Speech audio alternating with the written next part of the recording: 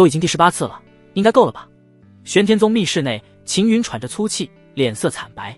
绝美无双的女子正坐在他身上，黑发如瀑，眼若星辰，肌如玉脂，皮肤表层闪耀着淡淡的光华，更是有着诱人的幽香传出。世间的绝色倾城与她相比，都会黯然失色。还差2次，只要再双修2次。绝色女子说道。还要2次？秦云的腿在颤抖。自从3个月前获得这座太古峰神殿，并意外开启后，就遇到了这里面的绝色女子。初次相见的时候，她以银月为冠，星辰为衣，乃是传说中的神灵装扮，然后就被强行双修了。开始还挺享受的，毕竟如此绝色的女神，谁能拥有？可是随着时间的推移，双修的次数越来越多，从1天1次到1天3次，再到1天9次，天天都如此。今天绝色女子说最后再双修1天，只是需要多双修几次。秦云以为可以解脱了，也信了绝色女子的话。结果不是多几次，而是多很多，整整18次。秦云感觉自己都要被榨干了。秦云喘着粗气，面色惨白地拒绝道：我不干了，还有2次就可以完成吞天神脉了，到时候你就可以拥有吞天神脉，你难道不想要？绝色女子皱眉：我不要。秦云言辞拒绝。绝色女子的话，秦云已经不再相信，以前也是说只有几次，结果双修了9次，整个人都瘫了。谁知道拥有吞天神脉后，会不会继续被绝色女子双修压榨？你既然拒绝，绝色女子有些恼怒道：我放下自身一切，与你双修3年，好不容易凝出吞天神脉，你既然说不要就不要，你可知道吞天神脉如果出事的话，会引起多少人争夺？别说是人了，就算是神也要争个你死我活。你既然不要，绝美女子轻轻挥手，散发着9色光泽的吞天神脉展现在秦云面前。它的脉络分布和人体经脉一模一样，不同的是它上面布满了古老的神纹，每一道神纹都蕴含着玄妙而强大的气息，一看就极为不凡。它还有很小一部分地方还没完全成型，就差一点点了。秦云咬了咬牙，别过头，不要。绝色女子含着脸说道：我等待了无尽岁月，遇到了不知多少获得太古峰神殿之人，唯有你能打开它，与我双修。你是唯一的一个，你如果放弃，太古峰神殿会重新关上，我不知还要等多少万年。我给你3天时间考虑，在此地等你。如果你不来，吞天神脉就会崩碎，太古峰神殿将会重新坠入虚空。秦云退出密室，在房间躺了2天才缓过来。咚咚震耳欲聋的鼓声传遍了整个玄天宗，玄天鼓8响，宗内出大事了。秦云皱了皱眉：少主。一名内宗弟子赶来，焦急地说道：大事不好了，万寿宗的御兽上人带着8大御兽使以及上万妖兽围住我们玄天宗。秦云的神情变得凝重起来。万寿宗乃是洛城第1宗门，玄天宗虽然也不弱，但在洛城只排第3而已，比起第1的万寿宗实力上差了一大截。玄天宗和万寿宗向来井水不犯河水，平日里很少往来，玄天宗弟子也从不招惹万寿宗。御兽上人今天怎么会带人围住玄天宗？少主，大长老他们已经赶过去了，他们让我来通知你，待在住处不要过去，他们会自行处理。内宗弟子对秦云说道：我也去看看。秦云掠了过去。少主。内宗弟子也不敢阻拦秦云，只好跟上去。玄天宗大门处，大长老等人站于最前方，后面的玄天宗弟子分布在4周，全部手持兵器，严阵以待。长达100丈的蛇蛟盘踞在大门口，森冷的眸子盯着大长老等人，红色的舌头不时吐动，黑色的鳞片闪烁着摄人的光芒。御兽上人就坐在蛇蛟头上，8名御兽使骑着各类妖兽首领，在他们身后则是漫山遍野的妖兽，足足有上万头。妖兽不断咆哮嘶吼，震得玄天宗的山门晃动不已。玄天宗大长老率先开口说道：御兽上人，我们玄天宗与你们御兽宗向来无恩怨，你在我玄天宗摆出这么大的阵仗，想要做什么？他是来接我的。玄天宗走出一名穿着紫色纱衣的美艳女子。玄天宗众人一惊，林怀月怎么会和御兽宗的御兽上人扯上关系？玄天宗2长老的脸当场就垮了下来，冷声问道：林怀月，你不但是我玄天宗弟子，而且还是少主的未婚妻，你私下与御兽宗接触，少主可知道此事？我和谁接触是我的自由，与你们玄天宗还有秦云又有什么关系？林怀月满不在乎地说道。林怀月，你可是少主未婚妻，代表了我玄天宗和少主的颜面，你既然说没有关系。玄天宗2长老气的就要出手教训林怀月，却被玄天宗大长老拦了下来。林怀月，你到底想做什么？玄天宗大长老沉声问道。刚刚我不是说了吗？我师尊是来接我去御兽宗的。林怀岳瞥了玄天宗大长老等人一眼。你师尊？玄天宗大长老等人皱紧眉头。我已经拜玉兽上人为师尊，正好你们都在，我就当场宣布一下吧。从这一刻开始，我林怀岳退出玄天宗。还有，我取消与秦云的婚约，从今天开始与玄天宗和秦云再无任何瓜葛。林怀岳取出玉兽宗核心弟子长袍套在身上，解下玄天宗腰牌丢在地上，然后一脚踩碎。玄天宗弟子的眼睛都红了。玄天宗一众长老脸色异常难看，要不是大长老见势不妙，立即拦住了几个脾气火爆的长老，他们可能带着弟子冲出去了。林怀岳，我们少主一向待你不薄，你竟然做出这等事来！2年前，要不是少主在外救了你，并将你带回玄天宗，你哪有资格成为我玄天宗弟子？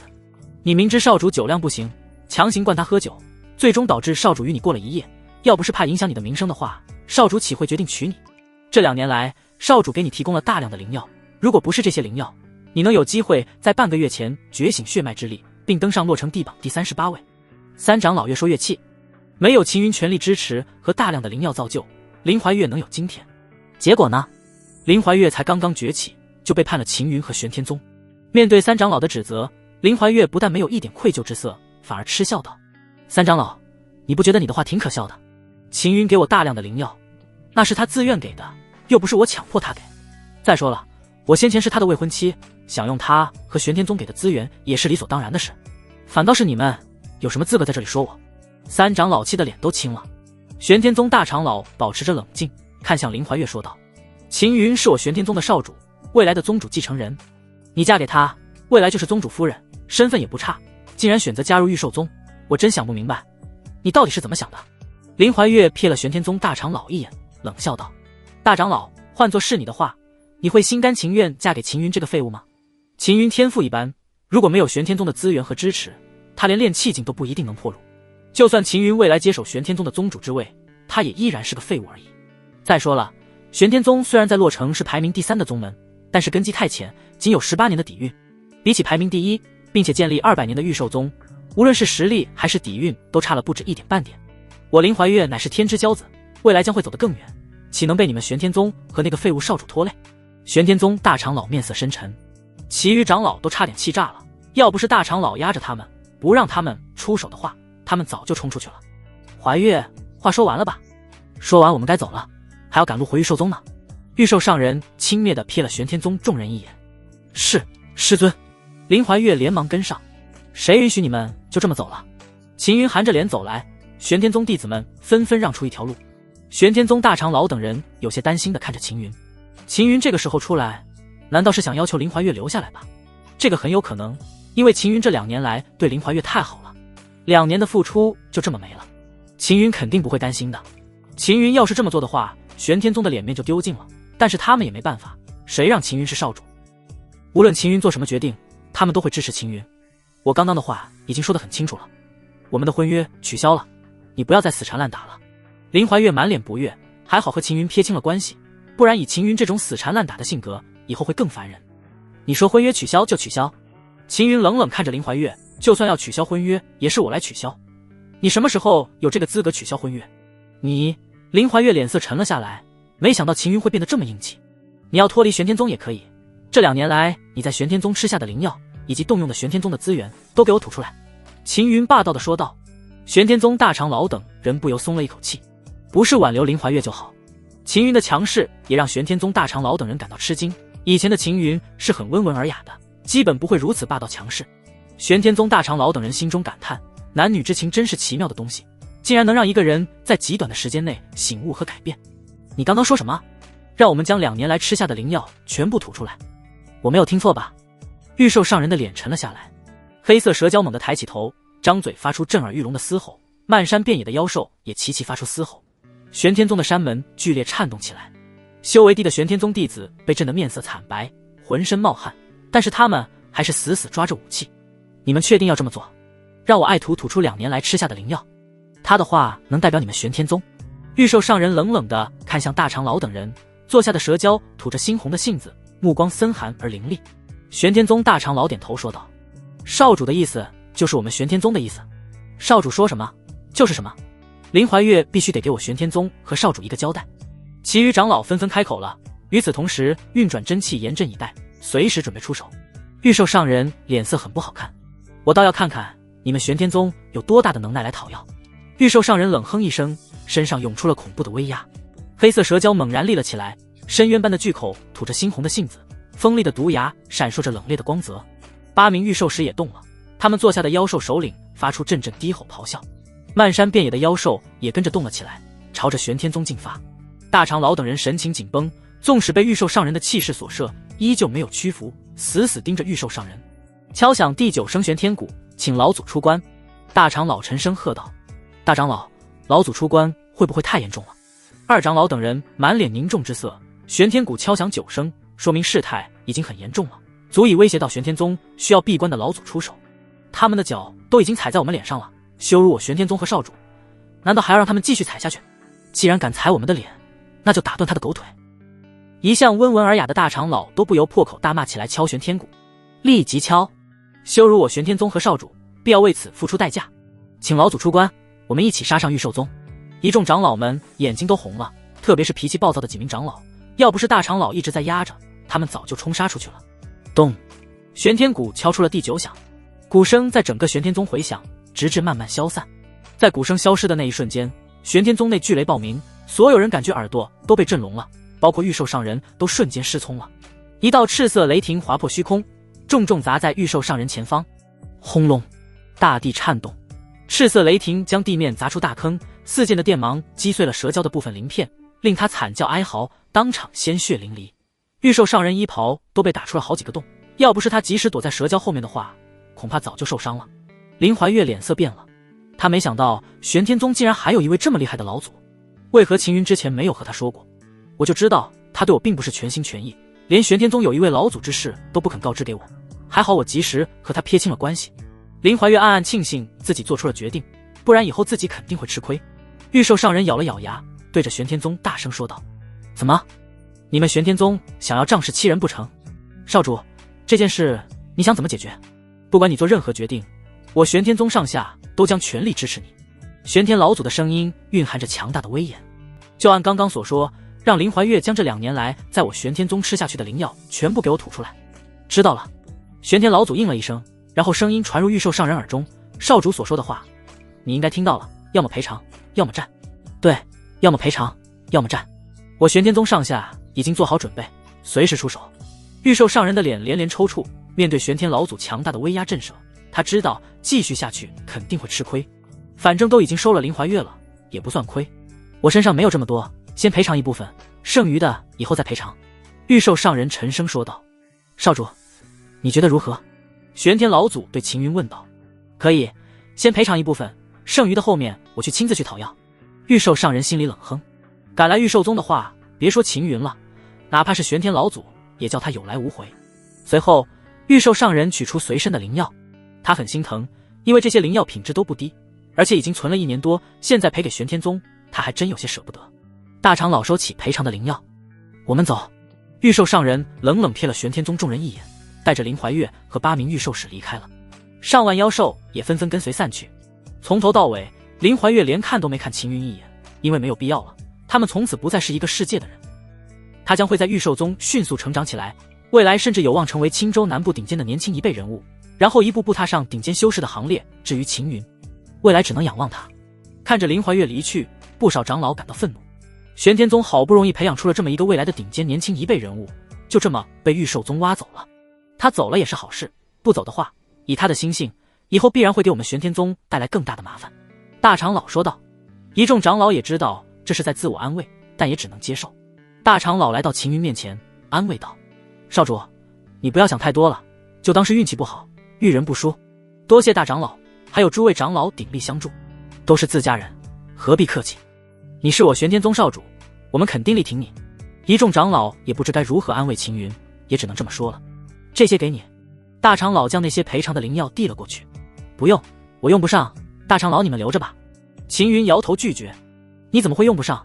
拿着好好修炼，我相信少主你总有一天会让世人刮目相看的。大长老直接将灵药塞入秦云手里。让世人刮目相看。秦云想起了林怀月的话，还有他离去的时候的目光，那种浓浓的不屑和鄙夷。他从未看得起自己，就是因为自己天赋平庸，未来没有前途。看着大长老等人，秦云识海中浮现出刚刚御兽上人逼宫的场景。如果不是玄天老祖出手的话，玄天宗可能已经血流成河了。玄天老祖能逼御兽上人低头并赔偿，不就靠的强大的力量吗？这是强者为尊的世界，没有力量就无法获得他人的尊重，就无法拥有尊严。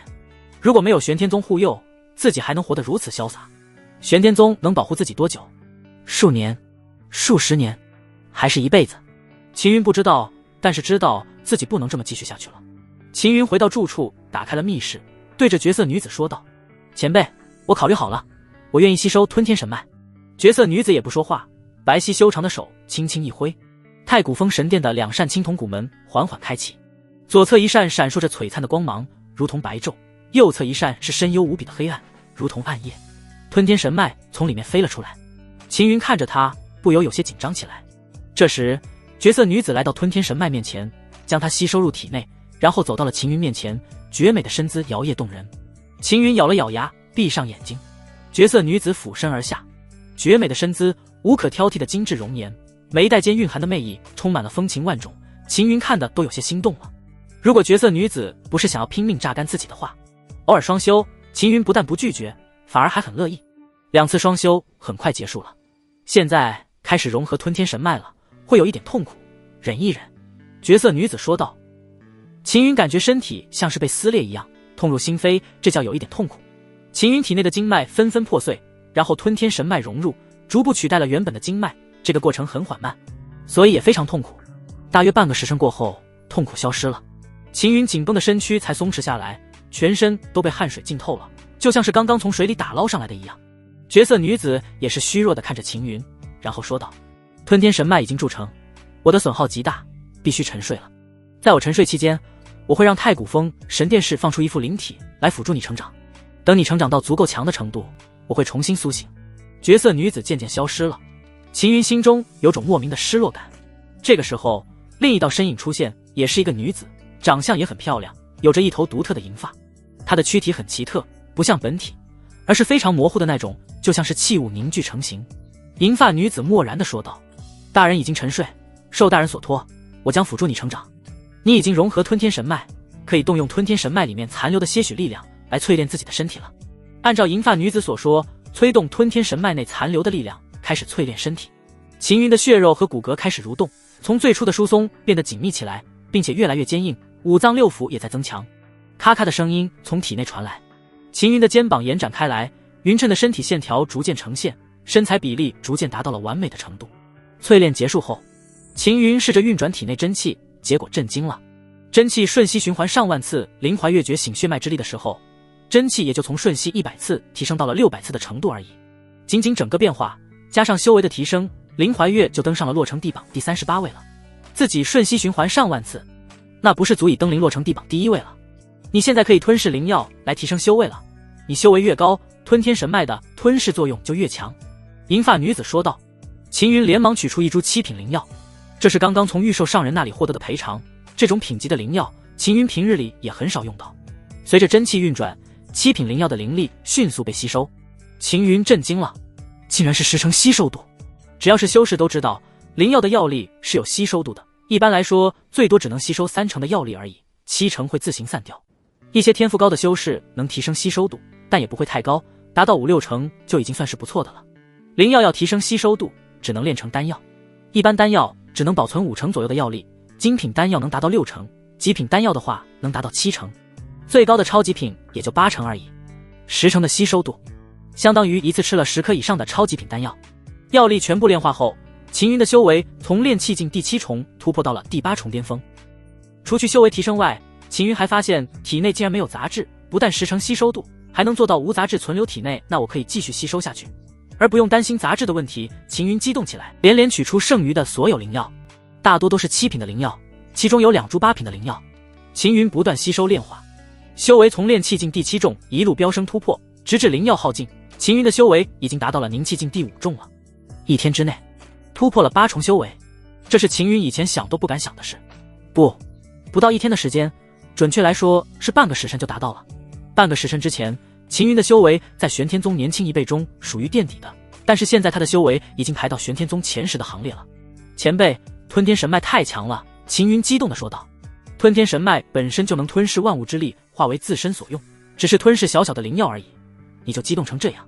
银发女子哼声道。等到以后，她还能吞噬天地大道。秦云心中狂震，原本以为吞天神脉能完美吞噬灵药就已经很强大了，却没想到它比起自己想象的还要逆天，连天地大道都能吞噬，那是何等惊世的场面。秦云忍不住问道，前辈，什么时候我才能达到吞噬天地大道的程度？等你修为足够高的时候，现在你的修为还很低，连吞天神脉1/1000的威能都发挥不出来。前辈，我吞噬灵药是否有限制？秦云追问道。没有限制，修为越高，品级就越高，甚至到了后面，你只能吞噬宝药、圣药或是神药。银发女子回道。秦云心中激动起来，品级这一块先不用担心，只要能无限制吸收就行了。我身上的灵药已经耗尽了，去宗内拿的话也不好。这些年来宗内为了让我提升，耗费了不少灵药，不好再拿了。而且这2年我所获的灵药大部分都被林怀月用了。秦云眼睛突然一亮，有了，林家。这2年来，林怀月借着秦云未婚妻的身份，明里暗里的将玄天宗的资源往林家送。林家在这2年来成长很快，现在都快成为洛城西区的一流家族了。林怀月如果不背叛，秦云不会计较。既然他已经背叛了，那么吃下去的就要让林家吐出来。洛城西区，林府四处张灯结彩，地面周边更是铺上了一层金丝毯，还有灯笼都是用金箔和玉制作成的。奴仆不但穿上了崭新的红色长袍，而且还穿金戴银，看起来非常奢华。过往之人无不羡慕地看着林府。当初的林家只是一个2流家族而已，短短2年时间都已经晋升到1流家族了。谁让林家的家主林庆之生了个好女儿，先是勾搭上了玄天宗少主秦云，然后借助玄天宗的声威和资源壮大了林家。一个婊子而已，就是会卖罢了。有人骂了一句，林怀月确实会卖，但也不得不承认他确实厉害。我听说他已经觉醒了血脉之力，荣登洛城地榜第38位了，还转头加入御兽宗，成为御兽上人的亲传弟子。我不明白，林怀月好好的玄天宗少主夫人不当，跑去御兽宗做什么？你懂个屁！玄天宗虽然在洛城排名第3位，但是实际上底蕴都比不上排名前10的宗门，更别说和御兽宗比了。这个时候，一名年轻男子准备走入林府。你是谁？敢闯林府？活腻了吗？护卫拦住了年轻男子，当看清对方的样貌，不由愣了一下。秦少主，你们家主在不在？秦云对护卫问道。护卫正要回答，一名穿着千年丝绒缝制的锦袍、头戴锦冠的年轻男子走了出来。见到秦云的时候，他先是一愣，然后嗤笑起来。我还以为是谁来了呢，原来是你这个废物跑来了。话说，你来我林家做什么？不会是来找堂妹怀月的吧？别想了，怀月已经回御兽宗了，就算他在也不会见你的。废物呢，该从哪里来就回哪里去，不要到处乱跑。以你那点修为，要是出点意外的话，哭都来不及。秦云认得这名男子，林怀月的堂兄。2年前林家还没发家的时候，见到秦云都是点头哈腰，满脸谄媚的模样，现在却是趾高气扬。怎么说你是废物还不服气？你以为你是玄天宗少主，我就怕你？我可不怕，我们林家现在有御兽宗护佑。男子扯了扯嘴角，他知道秦云只是炼气境第7重的修为而已，这样一个废物他还不至于会怕。你似乎忘了一件事，林怀月是御兽宗弟子，而你不是。就算你是，敢当着我的面说这种话，你以为我能饶得了你？秦云一脚踹出，砰的一声巨响，伴随着骨头碎裂的剩余，男子飞了出去，跌落在地上后昏死了过去。秦云走了过去，抓住男子的脚就往林家里面拖。林家主厅中，林家的家主林庆之坐在主座上，满面红光的听着众人的恭维话语，看着那些人脸上谄媚的笑容，他非常开心。谁让他生了个争气的女儿？自从林怀月崛起并加入御兽宗后，来8届的家族和势力都快踏破林家的门槛了。这段时间林庆之膨胀了不少，无论是和林家实力相当，还是强过林家一些的家族，林庆之都已经看不起了。再过不久，等到林怀月成长起来，林家就会跟着崛起。家主，大事不好了！一名老奴冲入主厅，一天天毛毛躁躁的，有什么事过来说。林庆之瞪了老奴一眼，没看到客人在这里。老奴迅速会意，赶紧上前耳语：家主，玄天宗少主秦云在前厅闹事，已经闯进来了。林庆之脸色顿时变了。诸位，今天有些急事我要处理，改日再请大家前来做客。来人，送客人从北门离开。老奴立即上前将客人送往了北门。最后主厅内只剩下林庆之和一名穿着青甲的年轻男子。此人是林庆之远房表亲，常年在外闯荡，最近才来投靠，林庆之见他年轻并且修为不差，才留在身边。姨父，发生了什么事？青甲男子问道。玄天宗少主秦云跑来我们林家闹事了。林庆之沉着脸说道。那个废物竟然来闹事了，我就知道他不会这么轻易就放手，毕竟怀月表妹可是今非昔比了，未来的顶尖修士更是得到御兽上人的看重。淡青五甲男子哼声道。林庆之点头说道，你说的没错，这秦云就是看到怀月即将一飞冲天，他不甘心才跑来我林家闹事。如果是以前，我们林家还忌惮他几分，现在根本不用怕他。林家已经脱离出玄天宗，改投了御兽宗，就算秦云是玄天宗少主又如何，还敢吃了林家不成？到时候林家只需要上报御兽宗，御兽宗就不会坐视不理。除去秦云之外，玄天宗还有谁跟着他一起来我们林家？林庆之皱眉对老奴问道。没有其他人了，只有秦云一个人而已。老奴连忙回道。就他一个？林庆之反倒一脸吃惊。以往秦云外出的时候，玄天宗都会有至少一名长老陪同，这一次却连长老都没带，就敢跑来林家闹事。这个秦云真以为他是玄天宗少主，就没人敢动他了。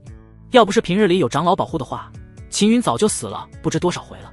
伯父，会不会玄天宗已经放弃秦云这个废物了？青甲男子眯着眼说道。放弃秦云？不太可能吧？林庆之皱紧眉头。怎么不可能？你看啊，以前秦云外出都会有长老随同，但是现在却没有长老跟随，这说明了什么？说明玄天宗已经不重视他了。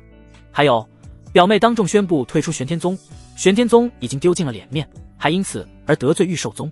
玄天宗高层正在怒火上，却偏偏发泄不出来，然后看秦云又是一个废物，肯定会将怒火发泄在他身上。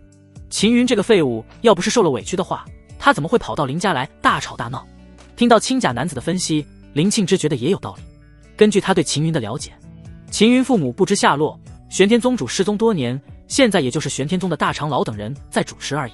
如果他是玄天宗的高层的话，也肯定会将秦云这个没有任何靠山的废物踢出玄天宗，以免留着浪费资源。家主，秦云过来了。老奴赶紧来禀报。还敢闯进来？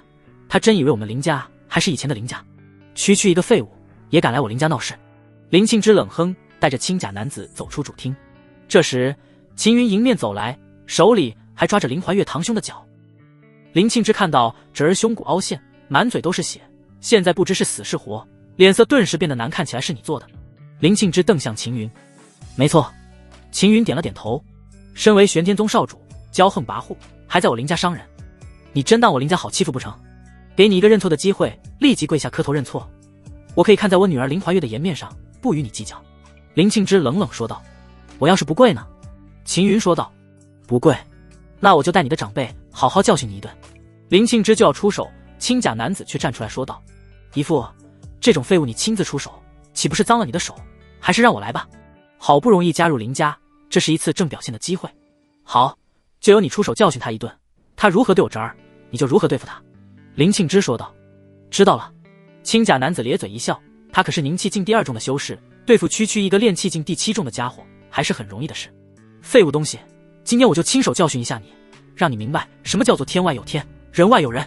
青甲男子一巴掌打向秦云的脸，他只用了3分的力道，他不打算这么快就打死秦云，先好好羞辱一顿再说。毕竟能有机会羞辱玄天宗少主也是一大乐事。林庆之眯着眼看着，很快秦云就会被一巴掌打得脸颊高高肿起。啪！重重的巴掌声传来，被打的却不是秦云，而是青甲男子。林庆之还没看清楚发生了什么事，青甲男子就已经被抽飞出去了，整张面额骨都被打裂了。青甲男子倒在地上，秦云突然上前，一脚踩在青甲男子脖子上，咔嚓一声，伴随着脊骨碎裂，青甲男子身躯僵直了一下，然后就断气了。怎么可能？林庆之震惊地看着秦云，要知道青甲男子可是宁气境第2重的修士，秦云只是炼气境第7重而已。不对，秦云不是炼气境。林庆之此刻才发现秦云已经达到宁气境了，而且气息之强至少是第5重左右。他不是废物吗？怎么会修为一下达到宁气境第5重？难道秦云一直在装弱？你好大的胆子，竟敢在我林家杀人！你真当我林家是可以随意践踏的鱼腩？林庆之勃然大怒，当即以手为爪，直接抓向秦云的脖子，准备先让秦云失去还手之力，再好好处置他。秦云直直一拳砸了过去，砰！林庆之滑退了1丈左右，整只右手骨头已经被秦云一拳砸碎了，剧痛令他表情扭曲而痛苦。林庆之咬牙切齿地看着秦云，眼中蕴含着震惊。秦云不只是修为达到了宁气境第5重而已，力量更是强大，连林庆之凝气境第6重修为都挡不住。原来呢，打算和你们好好说话的，但是你们一见到我就动手动脚的。既然不能站着好好说话，那就趴下来，我们再谈。秦云冲向林庆之，好快的速度，林庆之勃然色变，迅速后退。秦云很快就追了上来，抓向了林庆之的背部。林庆之咬牙转身，一脚全力踢了过去，试图踢开秦云，但是秦云却不躲不避，也一脚踢过去。砰！咔嚓一声，右腿断裂了。林庆之忍不住惨叫，然后倒在地上。现在能好好说话了吧？秦云低头看着倒在地上捂着断腿连招后退的林庆之，你到底想干什么？林庆之咬牙切齿道，自然是来讨债的。秦云说道，讨债？讨什么债？我们林家根本不欠你什么。不欠我什么？秦云冷哼一声，然后接着说道，林怀月在我玄天宗待了2年，这2年来他从我玄天宗取走了大量的灵药，那些灵药可是我玄天宗之物，而他们的下落我也早已查到，被送到你们林家来了。除去那些灵药外，这2年来你林家吃穿用度，哪一点不是从我玄天宗拿的？你们林家能达到现在的程度，是我玄天宗托举你，是我身为玄天宗少主给你们带来的便利。你们吃我的喝我的，还说不欠我的。听完这些话，林庆之心虚的不敢与秦云对视。林家能在这2年跻身落成大家族的行列，就是因为吸了2年玄天宗的血，准确来说是吸了秦云的血，不然林家哪有这么多资源来提升家族实力？怀月带回的灵药和钱财都是你们愿意给的，又不是我们强迫你。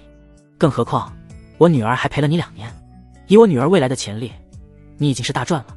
虽然秦云隐藏了实力，真正修为是凝气境第5重，但是林庆之还是看不起秦云。这样的修为放在玄天宗也只是中上的水准罢了，放在御兽宗的话，顶多也就是一个普通内宗弟子的水准而已。他的女儿可是御兽上人的亲传弟子，身份地位尊贵无比。我不想和你废话，要么将这2年吃下去的吐出来，要么我就立即带人灭掉你们林家。秦云冷冷说道，你敢？我林家已经是御兽宗的附庸家族，你们敢对我们林家动手，御兽宗绝对不会放过你们。林庆之怒瞪秦云，秦云却是笑道，如果我对外宣称你林家要杀我的话，你觉得御兽宗会冒着与我玄天宗大战来保你林家？林庆之，你真以为你女儿在御兽宗的地位非常高？她只是有潜力被看中而已，并不是已经站在那个高度上了。我玄天宗就算再差，也是洛城方圆3000里区域内排名第3的宗门。你觉得御兽宗会为了你林家与我玄天宗大战吗？林庆之的脸色异常难看，像御兽宗和玄天宗这种宗门，不到万不得已是不会进行宗门大战的，更不会为了他林家和玄天宗大打出手。要不这样吧，将你们林家的所有灵药上交，念在昔年一点旧情的份上，我就不再追究了，怎么样？秦云说道。林庆之绷着脸犹豫起来，我的耐心有限，不要逼我动手。秦云沉着脸说道，我给就是了。林庆之无奈松口，立即让人将林家留存的灵药，包括最珍贵的1株9品灵药都交给了秦云。交出9品灵药的时候，林庆之的心在滴血，这可是林家死了不少人才夺到的，原本是打算亲自送到御兽宗给林怀月修炼用的，结果还没捂热就被秦云搜刮走了。秦云看到9品灵药的时候十分意外，没想到林庆之还有这样的好东西，这东西在洛城是有价无市之物。收起灵药后，秦云离开了林家。玄天宗禁区，这里除去大长老等人外，其余人是不允许靠近此地，因为这里是老祖闭关的地方，但凡靠近者必要重罚。大长老走入禁区，在禁区深处，一名身着素袍的银须老者悬空而立，他的周身环绕着赤红色的雷霆。虽然银须老者年纪老迈，但是目光却锐利至极。老祖！大长老连忙拱手行礼，1年不见，你的修为提升有些慢了。玄天老祖淡淡瞥了大长老一眼，宗主留存于体内的神秘力量已经耗尽了。大长老苦笑地说道，都已经17年过去了，神秘力量耗尽是必然的，你算是我们玄天宗消耗最慢的一个了。玄天老祖轻叹了一口气，不知道宗主是否会回来。大长老目露期待。关于玄天宗主的来历，大长老并不知道，只知道这位神秘的宗主拥有着极其逆天的力量。17年前，玄天宗主抱着一个婴孩出现在洛城，收拢了他们这些闲散的修士，然后带着他们去了3000里之外的云城，然后一只手就压灭了一个远超御兽宗的宗门。仅仅一击，拥有800年底蕴的宗门就覆灭了。后来才知道，这个是一个邪恶的宗门，奸淫掳掠无所不作，所以被玄天宗主一手灭掉了。这个宗门的资源全部留给了他们，玄天宗主还将手中的婴孩交托给了他们。这个婴孩就是现在的秦云，让他们代养秦云。在离开的时候，玄天宗主还在他们所有人的体内留下了一种神秘力量，这种力量可以让他们提升天赋。靠着提升的天赋和留下来的资源，玄天宗才能在17年的时间内成为洛城区域的第3宗门。少主如今也长大了，还有1个月，少主就18岁了。等到他18岁的时候，就是我们与宗主的18年之约了。也不知道他能不能变得不凡。玄天老祖轻声叹气。这时，大长老身上传来一些声音，他迅速取出传讯经，并注入真气，然后放到耳边听了起来。大长老的脸色顿时变了。发生了什么事？玄天老祖看向大长老。二长老传来密音，说是服侍少主的随从上报，少主从早上离开住处后就不知所踪了，现在还没见到少主踪影。你说什么？玄天老祖身上涌动出恐怖的气势，大长老吓得脸都白了，身子索索发抖起来。我告诉过你们，让你们一定要负责好少主的安全，你们倒好，少主离开你们都不知道，要是出点差池，我看你们该如何向宗主交代。玄天老祖暴怒如雷，身上的赤红雷霆涌向四周。老祖息怒，前段10日有好几位长老们受伤了，人手上一直没安排过来。大长老赶紧说道，我不管你这些人手安排，现在少主不见了，你立即动员玄天宗所有人，全部给我出去找少主，如果找不到，你们也不要回来了。这时传讯经颤动了起来，大长老迅速注入真气，听到里面传来的消息后，原本紧绷的心情顿时松弛了下来。老祖，二长老传来消息，说少主已经回到玄天宗了。玄天老祖瞪了大长老一眼，冷哼道，少主回来就好，此事只有最后一次，绝对不允许再有下次。不会了，老祖您放心，这样的事绝对不会再发生了。大长老赶紧承诺道，还不快去看看少主是否有损伤？玄天老祖哼声道，我马上去。大长老赶紧告退，在离去的时候，他才发现身上凉飕飕的，原来衣服已经被冷汗浸透了。秦云刚回到玄天宗，大长老等人就迎了上来，小祖宗，你可算回来了。二长老都差点哭了。秦云外出一趟，整个玄天宗上下都急得不行，纷纷派出了人手去洛城各处搜查。秦云没露面之前，二长老等人都担心死了，就怕秦云出意外。快让我们看看有没有受伤。小祖宗，你出去怎么就不和我们说一声呢？你要出门的话和我们说一声啊，我们也好派人跟着你。所有长老们都围着秦云，左看看右看看，直至确定秦云没有受伤之后才放下心来。看着长老们焦急的模样，秦云既感动而又惭愧。这段时间玄天宗遭遇的事情太多了，几名长老重伤后，其他长老的事就更多了，也更忙了。因为长老们都在忙，秦云就没有打扰他们，独自前往林家。结果没想到会让长老们如此担心。对于长老们，秦云发自内心的感激和尊敬。从小到大，长老们对秦云非常好，纵使他天赋平庸，被人视为废物，长老们依旧安慰他，让他不要理会那些人。长老们始终将他当成少主来对待。每次玄天宗获得上好的灵药，都会先给他分最好的一部分，然后剩余的才会留给他们自己和弟子们。长老们再三确认秦云没事后，才纷纷离开，但是二长老却留了下来，因为这个月是他执勤。二长老，你不用跟着我了，我不会再跑出去了。秦云对跟在自己身后的二长老说道，少主，你身份尊贵无比，不能出半点差池。二长老说道，你这句话我听到耳朵都出老茧了。秦云掏了掏耳朵，从小到大，长老们总说他身份尊贵，不能受到半点伤害啥的。二长老嘿嘿一笑，依旧跟在秦云身后。秦云也懒得多说什么。进入宗内，秦云注意到一些核心弟子在修炼战技，才想起自己还没有修炼战技呢。玄天宗规定，弟子必须得达到周天境才能修炼战技，周天境以下不能修炼，是因为经脉太脆弱，无法支撑战技的力量，容易损伤经脉。秦云的修为原本只有炼气境而已，所以也没办法修炼。现在达到了凝气境，而且自身还有吞天神脉支撑，修炼战技应该没有多大问题。二长老，郭师兄他们怎么都回来了？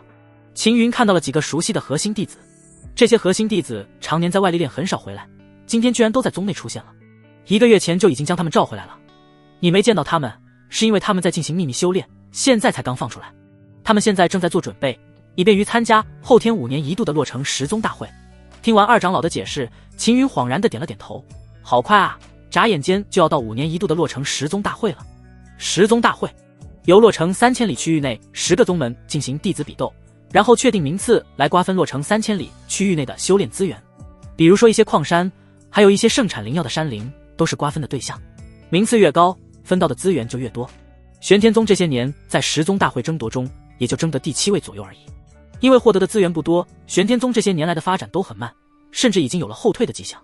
秦云看着核心弟子们都在努力，暗暗决定后天也参加十宗大会，为玄天宗出一份力。以前是没有实力参加，现在的话秦云有足够的把握。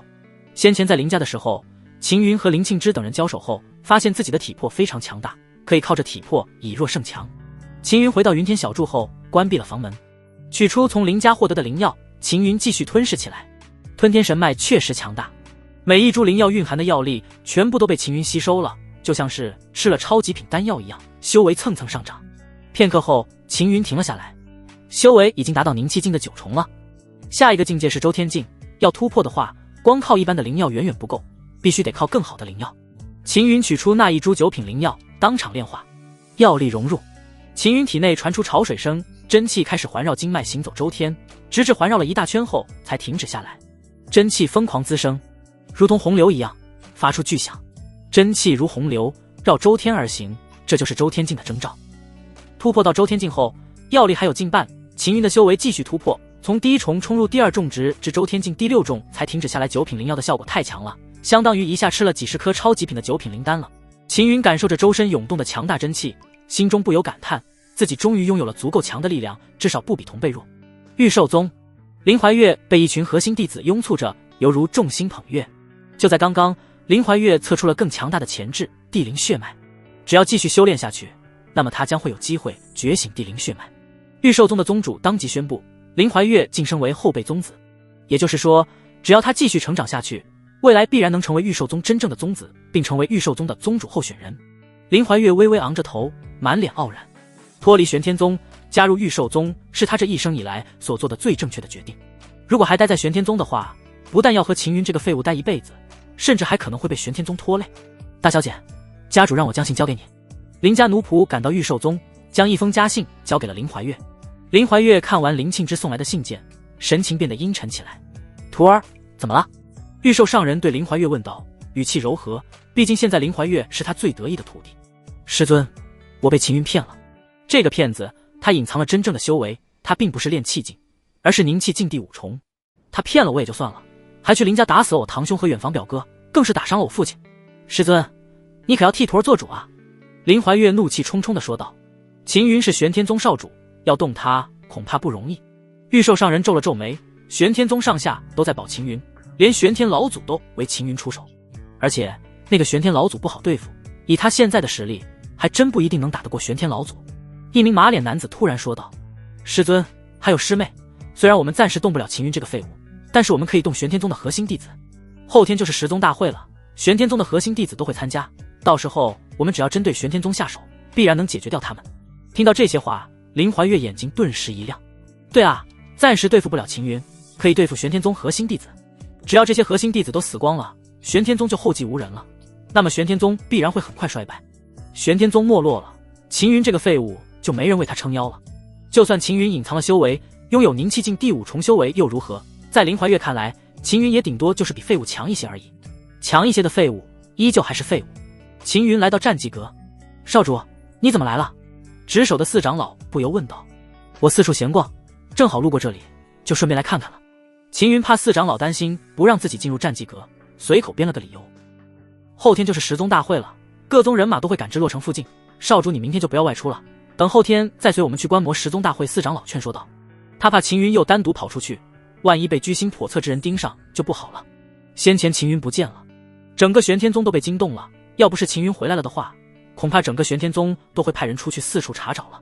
4长老现在只希望秦云老实待在玄天宗，等10宗大会结束后再出去。4长老放心，10宗大会举办之前我都不会外出的。秦云连忙说道。那就好，4长老放心了。4长老，我闲得无聊，我想去看看战绩。秦云说道。少主你想看就看吧，但是千万不要随意偷偷修炼，战绩威力太大，你的修为不能支撑，会伤到你的经脉。4长老劝说了一句，就让秦云进入了战绩阁。战绩阁有2层，第1层只允许弟子进入，第2层唯有长老才能进入。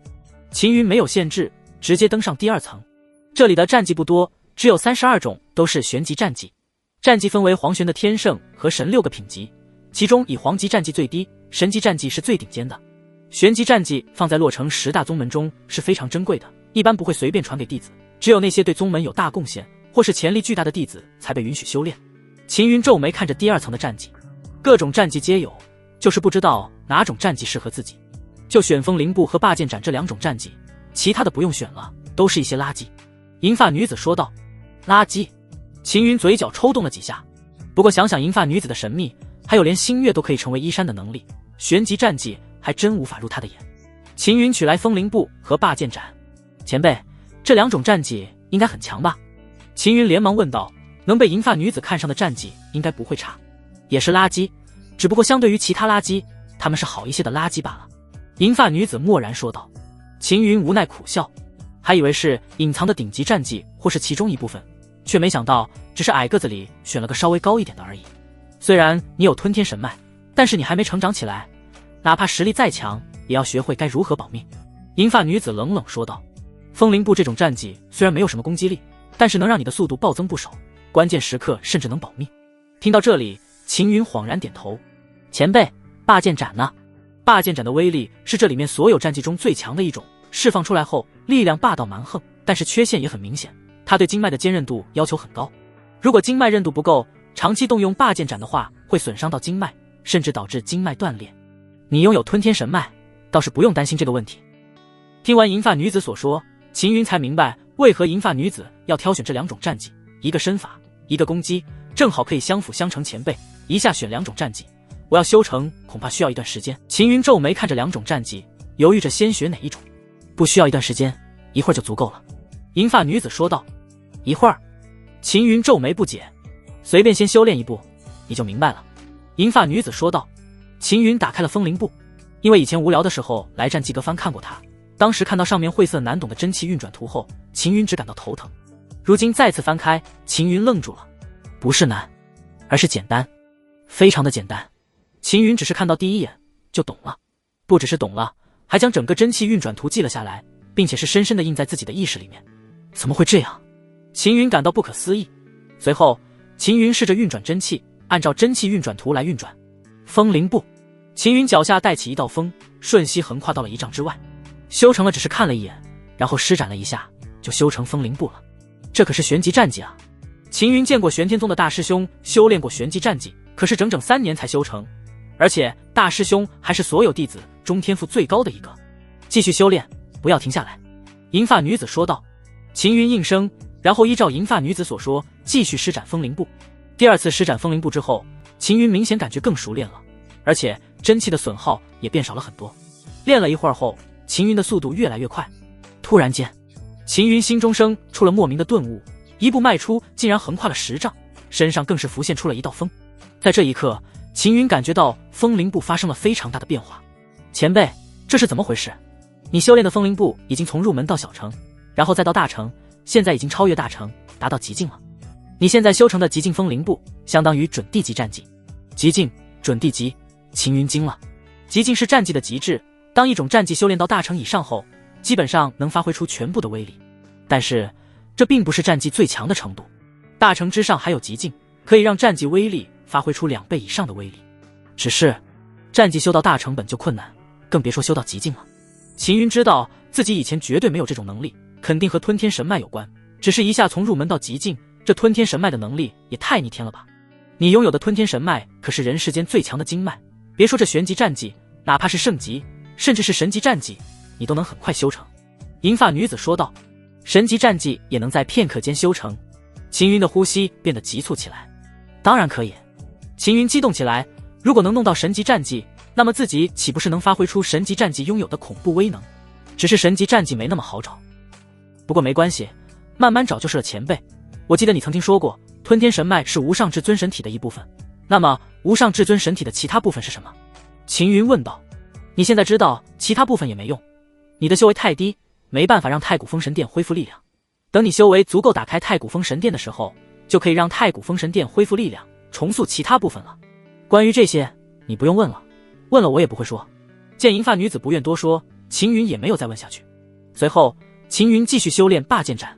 5年一度的十宗大会在洛城内举办，方圆3000里内的修士家族和宗门都赶来了，街道上人挤人，热闹非凡。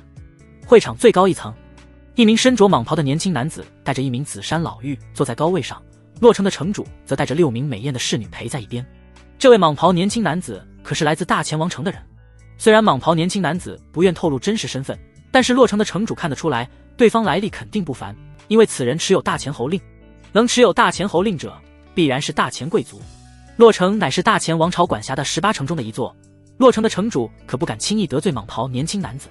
只是蟒袍年轻男子的心思都在6名美艳侍女身上，没空搭理洛城的城主。他时不时对美艳侍女调笑。许城主，后面可有侧殿？蟒袍年轻男子抱起一名侍女。后面有休息的侧殿。许城主立即会意道：那我先去休息一会，等休息够了再出来。不等洛城的城主开口，蟒袍年轻男子抱起侍女就进入侧殿了。紫山老妪漠然地看了蟒袍年轻男子一眼，眸中闪过一丝厌恶，但是他没有说什么。随后紫山老妪和城主说道：许城主，说起来我们17年前还曾有过一面之缘呢。哦，阁下与我见过。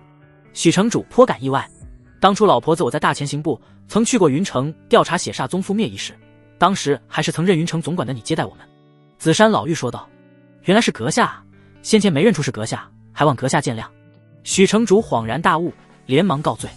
时过境迁，17年过去了，人都变了许多，城主认不出来也很正常。紫山老妪笑着说道：阁下当时在大前行部，如今怎么会变成这位少主的护道者？许城主不由问道。大前行部的人曾是并肩王挑选出来的部下，就算混得再差，混了17年，至少也能混个一官半职。护道者这个称呼听起来不错，但是实际上却是一份苦差事。曾经犯了一些错，被责罚了。紫山老妪叹气道：原来如此。许城主连忙转移话题：对了，当年云城血煞宗覆灭一事，可否查出结果？没有，成为了悬案，至今尚未有进展。紫山老妪摇了摇头：一点进展都没有。许城主看了他一眼：也不是没有进展，我们查到了一些线索，但是上头不相信我们的线索，直接将案宗封了，不允许我等再继续调查。紫山老妪叹气道：为何不相信？许城主诧异地看着紫山老妪：因为血煞宗很有可能被神秘强者一掌灭了。紫山老妪压低声音说到这里后，立即闭嘴了。一掌？许城主面露惊色。虽然他当时也去看过覆灭的血煞宗，但是当时的血煞宗已经是乱糟糟的一片，显然被人破坏了四周的环境。当时许城主猜测可能是一群神秘人出手，也可能是宗门厮杀，却没想过会是一个人出手，而且还是一巴掌灭了血煞宗。血煞宗有多大？100里区域皆是血煞宗的宗门，也就是说那一掌力量就覆盖了100里区域什么层次的修士，力量能覆盖100里区域。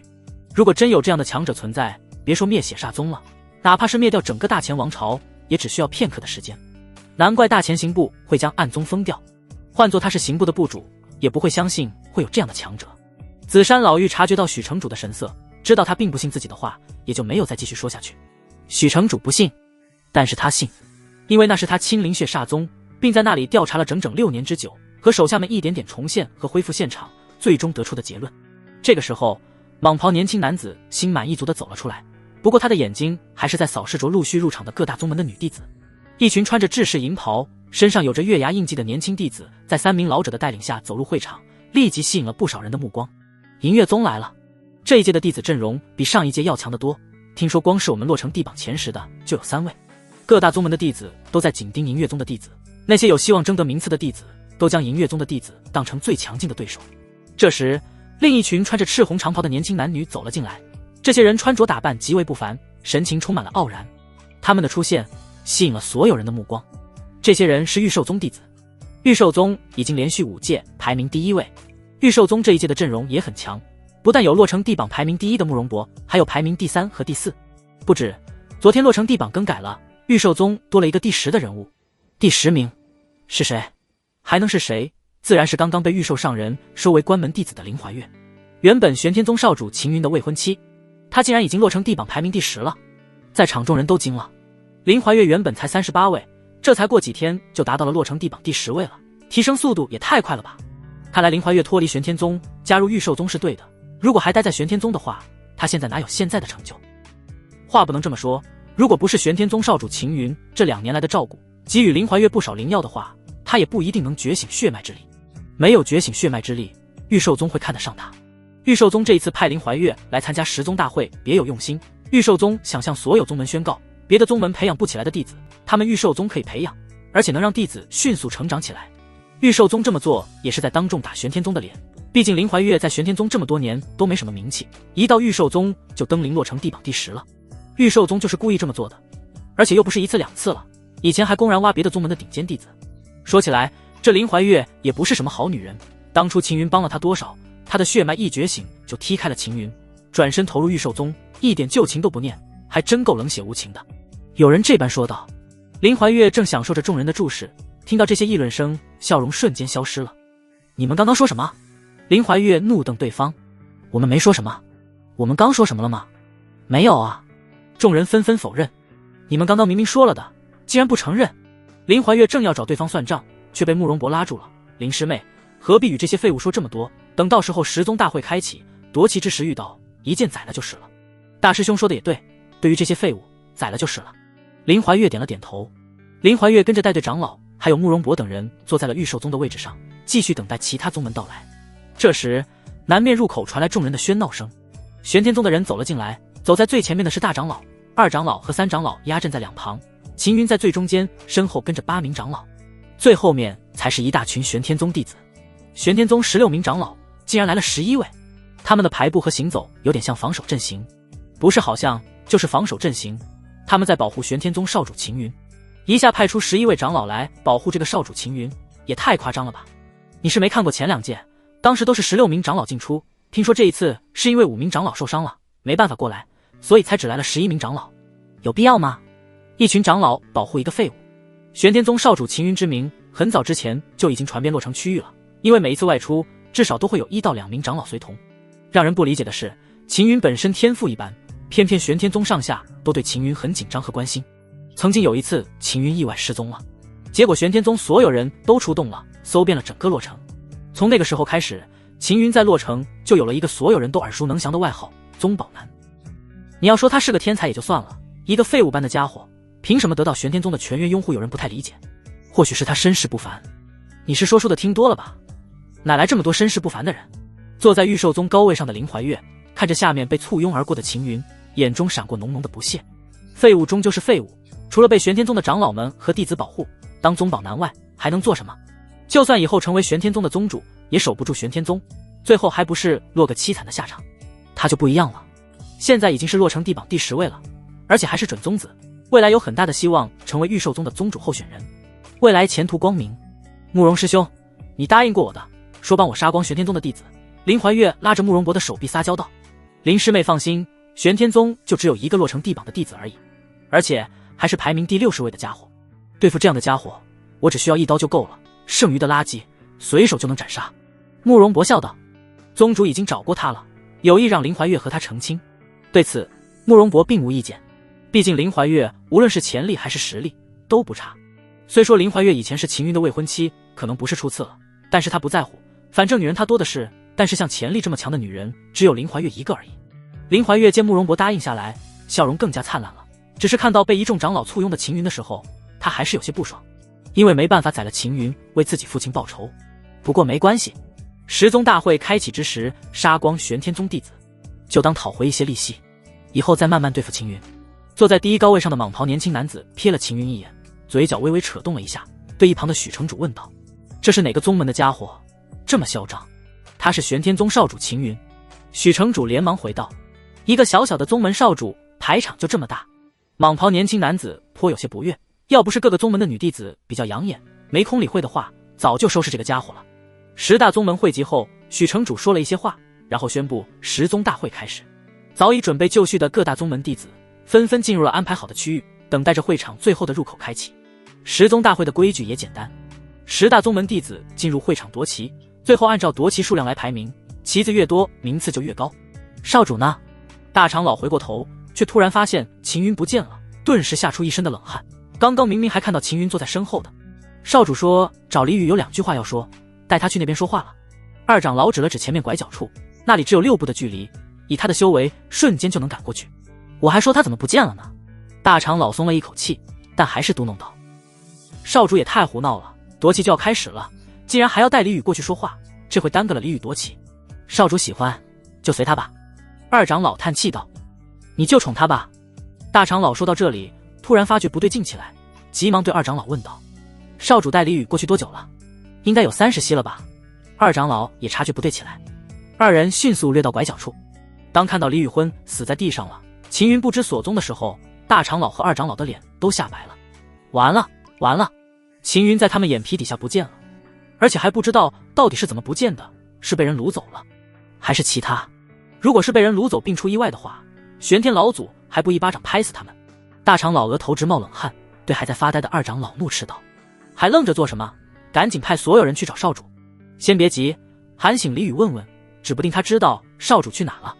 二长老回过神后说道：“也对。”大长老反应了过来，一脚踹在李宇腹部上。李宇痛醒了过来，看到大长老和二长老一副要吃人的模样，他立即意识到了什么，赶紧说道：“是少主打晕了我，他说他要参加夺旗，让我让出名额给他，然后就一拳将我打昏过去了。你觉得我们好糊弄是吧？李宇，你最好给我说实话，不然我就宰了你。”大长老和二长老二人眼睛通红。我说的是真的。李宇被吓得脸都白了。少主才练气境第7重，你已经是周天境第8重的修为了，他能打晕你？二长老眼睛都快喷火了。二长老，我说的是真的，少主的力量非常强，我的护体真气都被打爆了。李宇都快哭了，他说的是实话，二长老怎么就不信呢？我信你个鬼！二长老举起手就要一巴掌拍过去，但是却被大长老拦住了。你干嘛拦我？二长老恼怒道：“等下再说，你先回去吧。”大长老踢了李宇一脚。李宇哪里还敢逗留，赶紧连滚带爬跑回去，继续待在这里，指不定要被暴怒的二长老给撕了。你放他走了，我怎么问话？二长老瞪了大长老一眼。不用问了，少主可能已经觉醒了。大长老面露欣慰道：“觉醒什么？你都没说清楚。”二长老沉着脸：“你是不是越老越糊涂了？难道忘了17年前宗主和我们的约定，还有宗主的当初的交代？他说的那2句话，你该不会全都忘了吧？”哦，我记起来了。二长老反应了过来，连忙说道：“宗主当初曾说过，少主若是平凡，我等就守他一世，平庸度过一生；若是不凡，就让他走自己的路。”没错，就是这句话。大长老点了点头，说道：“少主应该是变得不凡了，所以才能打晕李宇，跨度会不会太大了？少主原本只是练气境第7重而已，现在竟然能堪比周天境第8重。”二长老震惊，别人或许做不到，但是他是少主。虽然我不知道少主和宗主具体是什么关系，但是你没发现吗？少主和宗主的容貌有几分相似，很可能是血亲。你不会忘了吧？17年前宗主一巴掌压落的那一幕。大长老的声音带着颤抖。二长老的心猛地一颤，眼中闪动着浓浓的敬畏。何止没忘，他会铭记一辈子。百里区域瞬间被一掌夷为平地。云城第一宗门血煞宗都还没反应过来，就被灭门了。那一幕让二长老至今都感到心颤。宗主都如此恐怖，少主不凡之后又岂能用常理来度量？大长老说道。二长老认同的点了点头。玄天宗的弟子们此刻很紧张，因为秦云竟然混入他们中间了。关键是长老们也没有说什么。难道说长老们决定让少主来参加夺旗？这不是胡闹吗？少主只有练气境第7重的修为而已，进去夺旗肯定会有危险。等下所有人保护好少主。年纪最大的师兄对一众弟子交代，至于夺旗只能放弃了，就当做陪秦云玩一玩就行了。等下你们该做什么就去做什么，不用管我。秦云对玄天宗的弟子笑着说道。玄天宗弟子们心中苦笑，不用管，秦云可是玄天宗少主，怎么可能不管？咔嚓一声，第5个入口开启了。秦云立即进入，玄天宗弟子也赶紧冲了上去，将秦云团团围了起来，而且一个个神情紧绷，显得非常紧张。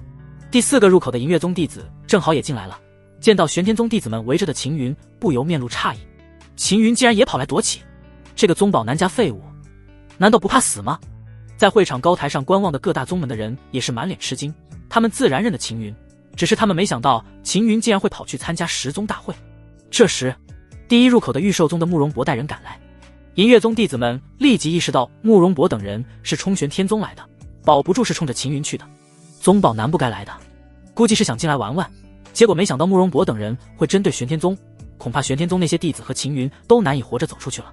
除去一小部分人同情秦云外，大部分人都戏谑地看着热闹。见到御兽宗的慕容博等人围拢过来，玄天宗弟子们面色紧绷，虽然数量都差不多，但是御兽宗的实力和气势都远在玄天宗之上。最关键的是，他们要保护秦云，不能离开，不然可以在慕容博等人围上来的时候立即分头走，这样至少能保住大部分弟子的性命。玄天宗弟子挤在一起，将秦云护在最中央的位置。跪下，留下一只手臂，我可以考虑放过你们。慕容博横手指向玄天宗弟子们，落成地榜第1位，给玄天宗弟子带来了更大的压力。林怀月站在慕容博身后，嘴角噙着冷笑。虽然这些玄天宗弟子他都认识，而且还打过多次招呼，但那又如何？如今各为其主，更何况玄天宗这些废物哪有资格与他攀交情？突然，林怀月的目光停在了玄天宗弟子中央，那里有一张熟悉的面孔。秦云。林怀月面露惊色，他仔细辨认了一遍，没错，是秦云。这个废物怎么会进来的？林怀月感到意外，同时心中涌起了狂喜之色。原本以为要等很长时间才能亲手对付秦云，结果没想到秦云会亲自跑来参加十宗大会，不应该说是来送死。秦云。林怀月激动地指向秦云，保护少主！年纪最大的师兄吼道。玄天宗弟子们立即收紧，将秦云死死护在最中央。慕容博等人面露嗤笑，远处观望的银月宗等弟子也在看着，不少人纷纷摇头。他们也听说过秦云这个人，只是没想到秦云会这么离谱。十宗大会是什么地方？夺其厮杀之地。秦云自身是个废物，那就该有废物的模样，在外面看热闹就好了，偏偏还要跑进来。这下好了，玄天宗弟子都被他拖累了。别说夺旗了，这一次能活着走出去，就该谢天谢地了。废物就是废物，就连进来夺旗也得靠一群人保护。我真不明白，你跑进来做什么？是打算来送死吗？林怀月冷笑道。玉寿宗弟子轰然大笑起来，其余宗门的弟子也露出了嗤笑的模样。不，我不是来夺旗的。秦云摇了摇头，看你的样子也不像是来夺旗的，应该是来找死的。我给你一个机会，你跪在地上爬过来，舔干净我鞋子上的泥巴，我可以考虑不折磨你，给你一个痛快。慕容博指向秦云说道。秦云懒得废话，掠向慕容博。撕裂风的声音传来，秦云瞬间出现在慕容博面前，接着速度一拳砸了过去，震耳欲聋的气爆炸开了，所有人耳朵轰地发出嗡鸣。然后他们看到慕容博飞了出去，接连撞倒3棵参天大树，然后倒在地上。慕容博胸膛凹陷了，骨头几乎碎裂，嘴里在不断往外吐血。四周一片死寂，各宗弟子呆若木鸡。落成地榜第一的慕容博被重伤了，而且是被宗宝男和废物之称的秦云一拳重伤。这怎么可能？林怀月面色惨白，嘴角微微颤抖，眼中尽是难以置信。不可能，绝不可能！慕容师兄可是落成地榜第一位，怎么会被秦云这个废物一拳重伤？一定是我在做梦。林怀月闭上眼睛，然后再睁开。秦云依旧立于原地，慕容博倒在地上，嘴里还在吐血。这是真的。林怀月的身子颤抖得更厉害了。秦云一个废物，怎么一下子就变成了如此强大的修士？他和秦云相处了2年，秦云是什么货色，没人比他更清楚了。秦云就是个废物而已。他肯定是个废物，一定借助了某种宝物。对的，一定是宝物，肯定不是他自己的实力。林怀月自我安慰了一遍，才缓缓恢复过来。此刻他看向秦云的目光充满了恨意和不屑。依靠外物的废物，再强也是废物。刚刚我说了，我不是来夺旗的，我是来宰人的。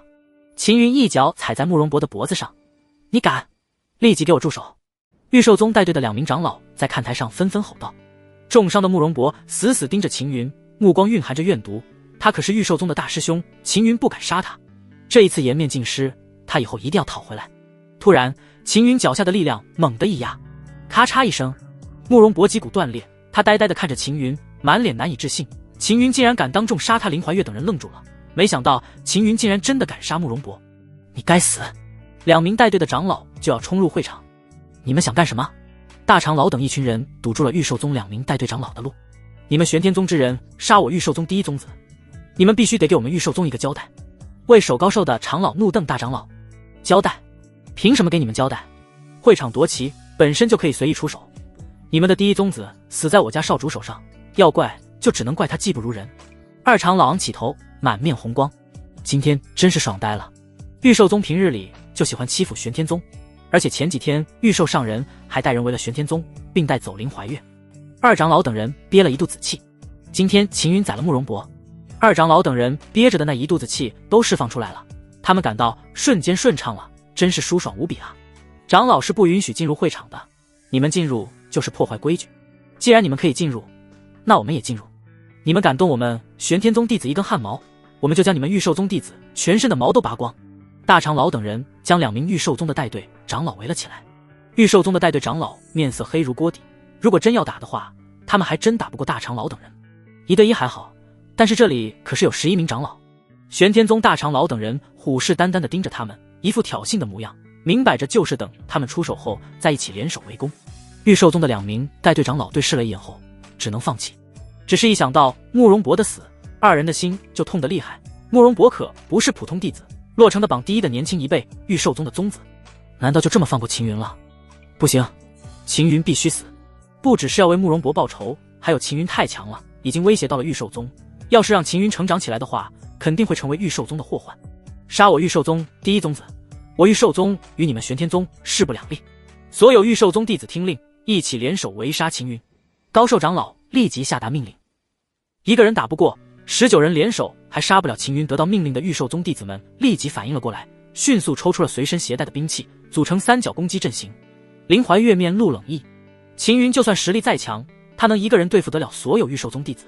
林怀月抽出随身携带的剑，这是当初秦云送给他的，虽然不是顶级兵器，但也是精品兵器了。今天就用它来杀秦云。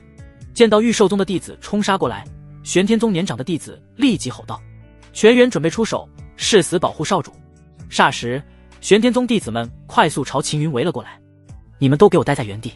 秦云取下背后的重剑，这是来的时候专门准备的一柄剑，重达100斤。因为太大了，剑只能折叠在一起。折叠的剑看起来不大，等秦云展开后，观望的人都惊了，这是剑吗？又宽又厚，比斩马刀还大。秦云单手握剑，在吞天神脉不断滋养下，秦云现在的体魄已经达到了非常强的程度，100斤重剑轻松挥动。杀！秦云脚踏风灵步，气流被撕裂，背后出现了一道道残影。观望的大长老等人顿时镇住了。极劲风灵步，秦云竟然修成了极劲风灵步。幻化出残影的秦云手中重剑横斩过去，重达100斤的剑竟然消失了，锋利的切割声传来。最前方的3名玉寿宗弟子还没反应过来，身躯已经一分为二，强大的力量将他们的半个身子震飞，撞在了后面来不及躲闪的玉寿宗弟子身上。一阵人仰马翻，秦云一跃而起，真气爆发，重剑重从高处斩落而下。轰！大地颤动，玉寿宗弟子被震飞了出去，惨叫声不绝于耳。这时，秦云持剑冲入玉寿宗弟子之中，手中的重剑横斩而过，三角进攻阵型被狠狠地撕开了。运气差的玉寿宗弟子当场被斩杀，运气好一些的虽然躲过了致命一击，但却是被斩断了身体一部分，当场倒在地上痛苦哀嚎。林怀月满脸呆滞，19名玉寿宗弟子联手，才刚和秦云接触，就已经死伤大半了。秦云单手持着重剑奔袭而来，一剑重斩落在地上，大的竟然被斩出了一条沟，看得银月宗等宗门弟子心颤。这家伙真的是修士吗？修士怎么可能有这么强的体魄之力？这种体魄之力只有体型巨大的妖兽才会有，又或是非常罕见的体修才能拥有体魄之力。难道秦云是体修？这时玉寿宗剩余的3名弟子逃了，他们不敢再拼下去了，他们全部人联手都解决不了秦云，还被解决了大半。林怀月转身就要跑，秦云已经先一步堵住了他的去路。我们的账还没算完，你就要跑了？看着浑身涌动着强大真气的秦云，林怀月惊恐地朝后退了2步。我现在可是玉寿宗的准宗子，还是玉寿上人的亲传弟子，你敢动我试一试？林怀月的话说到一半，突然从背后掏出劲炮剧毒的短剑扑向了秦云，狠狠扎了过去。他的速度很快，但是秦云的速度更快，还没等林怀月的匕首扎下来，已经一脚踹在林怀月的腹部上了。这个时候林怀月才明白了为何慕容博会被秦云一拳重伤了，这一脚力量太恐怖了，不但五脏六腑破碎，就连胸骨都被震碎了，整个人高高飞了起来，翻滚了几圈后重砸在地上。秦云走向林怀月，不要杀我，我错了，少主，我错了，我再也不敢了。林怀月吓得面色惨白，惊慌失措，挣扎着朝后退去。你倒是说说，你错在哪里？秦云冷冷看向林怀月，我不该背叛你，我不该背叛玄天宗，少主，你饶了我吧，我再也不敢了。要不奴家等一下好好服侍你，你想要奴家做什么都可以，奴家都答应你，如何？林怀月忍着剧痛，露出一副羞涩的模样。都已经这么痛苦了，你还能摆出这副迎合我的模样，还真是为难你了。看你的样子，你也不是很愿意。算了，我干脆送你一程吧。秦云准备解决林怀月，突然一道冷冽的声音从高台上传来，不要杀她，这个女人我看上了。林怀月顿时大喜，虽然不知道最高一层坐的人是谁，但是能与城主坐在一起之人绝对是贵人，这下有救了。等自己获救以后，林怀月眸中闪动着森冷怨毒，这一次的羞辱他以后会让秦云100倍奉还。突然重剑斩过，林怀月看到自己飞了起来，可是为什么自己的身体在下面？头呢？林怀月猛然意识到这是自己的头在飞，濒临死境的他眼中充满了懊悔和不甘，最后他的瞳孔慢慢扩散，气息也跟着消散了。蟒袍年轻男子满脸阴冷，他缓缓站起身，从高处俯视向下。我刚刚让你不要杀他，你是没听到吗？我听到了。秦云掏了掏耳朵，既然你听到了，为什么还要杀他？我刚刚已经说了，我看上他了，让你给我留下来。蟒袍年轻男子冷冷说道，你看上了，我就该留他一条性命，让他继续针对我，恶心我。你算什么东西，在这里命令我？秦云瞥了蟒袍年轻男子一眼。蟒袍年轻男子先是一愣，他没想到秦云竟敢用这种语气和他说话。许城主意外地看了秦云一眼，他也没想到秦云会这么傲。不过想想也是，秦云常年被玄天宗一众长老保护，自身还隐藏了实力，这一次出手横扫御兽宗一众同辈，自然会傲一些。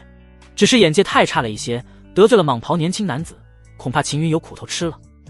小小洛城的蛮民不知天高地厚，真以为在这小地方有所谓的横扫同辈的实力，就没人能奈何得了你。蟒袍年轻男子跳入会场中，保护少主！大长老等人立即冲了上去。紫山老妪横于大长老等人面前，他悬空而立，一面气墙呈现而出，将大长老等人拦了下来。大长老等人脸色沉了下来，他们知道自己遇到更强的修士了，立即通知老祖。大长老对二长老等人示意，知道了。二长老迅速丢出一颗赤雷珠，此物在高空中炸开了，然后大长老等人迅速出手轰向气墙。轰隆，气墙轻轻颤动。紫山老妪眼中透着轻蔑之色，见到无法撼动气墙，大长老等人顿时有些急了。当看到蟒袍年轻男子落地的时候，脚下升腾出来的先天真气，大长老等人脸色顿时变了。这个蟒袍年轻男子竟然是先天境修士。虽然蟒袍年轻男子只是刚刚晋升先天境第1重的修士，但也不是周天境第6重的秦云能打得过的。少主，快逃！大长老急忙运转力量，发出巨大吼声。逃？往哪里逃？逃得掉吗？当着我的面杀我看上的女人，还对我出言不逊，我等下先抽烂你那张臭嘴巴，然后再慢慢折磨你。蟒袍年轻男子冷冷地看着秦云，他浑身环绕着强大的先天真气。观看的银月宗等宗门的弟子看着秦云，满脸的同情之色。原本秦云有崛起之势，结果却得罪了蟒袍年轻男子，恐怕今天就要陨落在这里了。玄天宗弟子们冲了过来，准备挡在秦云面前，都退到后面去。秦云阻止了弟子们，少主，这是命令。玄天宗弟子们，你看看我，我看看你。最后年长的弟子咬了咬牙，带着一众玄天宗弟子退到后面。不过他们都在运转真气，随时准备出手。立即给我爬过来，将头抬起来，做好被我抽的准备。或许我高兴之下可以留你一条烂命。蟒袍男子指向秦云，秦少主跪吧，活着总比死了好。是啊，先天境修士可不是你能敌的，要不先抽自己的脸，让这位少主高兴一下，或许还能有活路。一些其他宗门的弟子纷纷劝说，他们有的是纯粹心善，有的是想看秦云被虐。秦云没有理会这些人，而是对蟒袍年轻男子伸出食指，然后吐出2个字：一剑。一剑，什么意思？众人不解，蟒袍男子也不太明白秦云这句话的意思。斩你，只需1剑就够了。秦云开口了。狂妄，这是各个宗门弟子的第一反应。秦云持剑冲向蟒袍年轻男子，极劲风凌步之下，瞬间就来到了蟒袍年轻男子面前。秦云挥剑斩了出去，霸道的力量充斥了重剑，2重赤红色剑气浮现，力量太强了，就连重剑都承受不住这股力量，出现了密集的裂痕。极劲霸剑斩，大长老等人狂震，唯有达到极劲的霸剑斩，才能同时释放出2重威力。砰的一声，承受不住极劲霸剑斩威力的重剑爆碎了，但是他的力量还是贯穿了蟒袍年轻男子的先天护体真气，然后从蟒袍年轻男子的身体穿透过去，最后将地面斩出了一条长长的沟壑。蟒袍年轻男子呆呆地看着秦云，眼睛瞪得圆圆的，随后他的身躯裂开了，变成了整齐的2半。紫山老妪勃然色变，原本以为蟒袍年轻男子随手就能应付，却没想到会被秦云斩杀。先天境修士竟然死在一个周天境第6重的修士手上，你找死！紫山老妪勃然大怒，力量全部释放出来，震退了大长老等人，然后扑杀向秦云。大长老等人拼命追过去，但是他们的速度比起紫山老妪差了一大截。轰隆，雷暴声响传来，一道赤红雷霆从天而降，重重砸在紫山老妪的面前，将他震得朝后退了一段距离。身着素袍的长须老者凌空而立，浑身弥漫着赤红雷霆，虽然已经年迈，但是老者眸中却闪烁着金光。紫山老妪正要爆发，但是却察觉到长须老者身上环绕着赤红雷霆，脸色顿时变了，当即喝道：你从哪里学来的血雷战技？玄天老祖微微皱眉，这世间竟然还有人知道血雷战绩存在，这下可有些麻烦了。不过也无所谓了，少主已经不凡，没必要继续留在洛城了，可以离开此地，前往其他地方。玄天老祖没有理会紫山老妪，而是释放出力量护住秦云，然后带着他破空离开。少主已经不凡，按照当初和宗主的约定，你们不需要再继续护佑，可以进入那个地方了。玄天老祖传音给了大长老等人。是。大长老等人激动至极，等了17年了，他们终于等到了这个机会，可以进入宗主安排的那个地方了。随后大长老等人带着玄天宗所有弟子离开了会场，只留下银月宗等宗门傻傻看着。他们不明白为什么玄天宗会快速退场，更不明白为什么离开的时候，玄天宗大长老等人满面红光，像是遇到了天大的喜事一样。玉寿宗这边，带队长老已经全速赶回宗门禀报。玄天老者带着秦云一路飞行，察觉到紫山老妪在后面穷追不舍后，眉头皱得更深了。少主，你在这里稍等片刻，我去解决掉他，就回来找你，千万不要乱跑，不然我可找不到你。好的。秦云点了点头。玄天老祖往回飞去。紫山老妪见状，立即停了下来，悬空看着玄天老祖，我只想知道你和血煞宗是什么关系？你怎么知道血雷战技就是血煞宗的？玄天老祖反问道。血雷战技是血煞宗的正宗绝学，最强的地级战技之一。至于我是如何知道的，就不容你操心了。你只需要告诉我，你和血煞宗是什么关系就行了。紫山老妪沉声说道。你要是这种态度的话，我们就没必要谈下去了。今天的事就到此为止，你走你的阳关道，我走我的独木桥。如果再追过来，就别怪我对你不客气了。玄天老族冷冷说道。如果你不说的话，我会将此事禀报给大前刑部，到时候大前刑部肯定会将血煞宗的暗宗重审，你和那个年轻人也会被大前王朝刑部通缉。紫山老妪沉声说道。你拿大前刑部威胁我？玄天老祖神色古怪地看向紫山老妪。没错，我就是在威胁你，反正我今天肯定要弄清楚你的血雷战技是从哪里来的。紫山老妪咬牙说道。玄天老祖面色沉冷，正准备下杀手，突然察觉到紫山老妪左手腕上有一块独特的刺青。你是大前刑部的人？玄天老祖沉声问道。曾经是，现在已是戴罪之人，正在受罚之中。紫山老妪坦然回道。他也非常意外，玄天老祖竟然认得他手上的刑部刺青，这可是只有大前刑部和极少数人才能认出的刺青。难道玄天老祖是刑部的人？应该不是。紫山老妪连忙摇了摇头，大前刑部的人他基本都认识，没有玄天老祖这一号人物。不是大前刑部之人，那是谁？大前刑部之外的人能认得刺青者都是身居高位的人物。玄天老祖对紫山老妪说道。你认得血雷战技，又是大前刑部之人，那么说明你当年应该调查过血煞宗，而且起码调查了很久。我已经大概知道你是谁了，回去吧，有些事不是一定要查清楚才行。你到底是谁？紫山老妪皱眉看着玄天老祖，不知为什么，他感觉玄天老祖对大前刑部非常了解，甚至连他的身份都很清楚，偏偏他却不知道玄天老祖是谁。我是谁，你不需要管。玄天老祖摇了摇头，不愿提及自己的来历。我可不管你是谁，但是刚刚那个年轻人我必须带走，他杀了我们大前王朝封家的风伯后之子，我得带他回去交差。紫山老妪沉声说道。刚刚被他杀的是风伯后之子？玄天老祖面露意外。是的。风伯后之子是吃饱了没事做吗？跑到洛城来做什么？玄天老祖脸色沉了下来。风伯后之子一路历练，正好经过此地，听说有十宗大会，就来看热闹了。他已经死了，此事必须得给封家一个交代。紫山老妪说道。玄天老祖沉思了片刻，突然想到了关于秦云的未来。按照当初和宗主的约定，秦云不凡之后要辅佐他成长，既然要成长，那么肯定不能留在洛城。大前王城倒是一个不错的历练之地，既然你要交代，那我就给你一个交代好了。玄天老祖随手翻出一枚黑色令牌，出示在紫山老妪面前。大前王令。紫山老妪震惊地看着玄天老祖，今天是见鬼了吗？先是撞见修炼血雷战技之人，然后又在这个人身上看到了大前王令，此物可不是一般人能拥有的，唯有大前王族才能持有，而且不是每一个大前王族都能拥有大前王令，只有极个别身份尊贵的人物才有。紫山老妪认得出来，这是真的大前王令，不是仿造之物。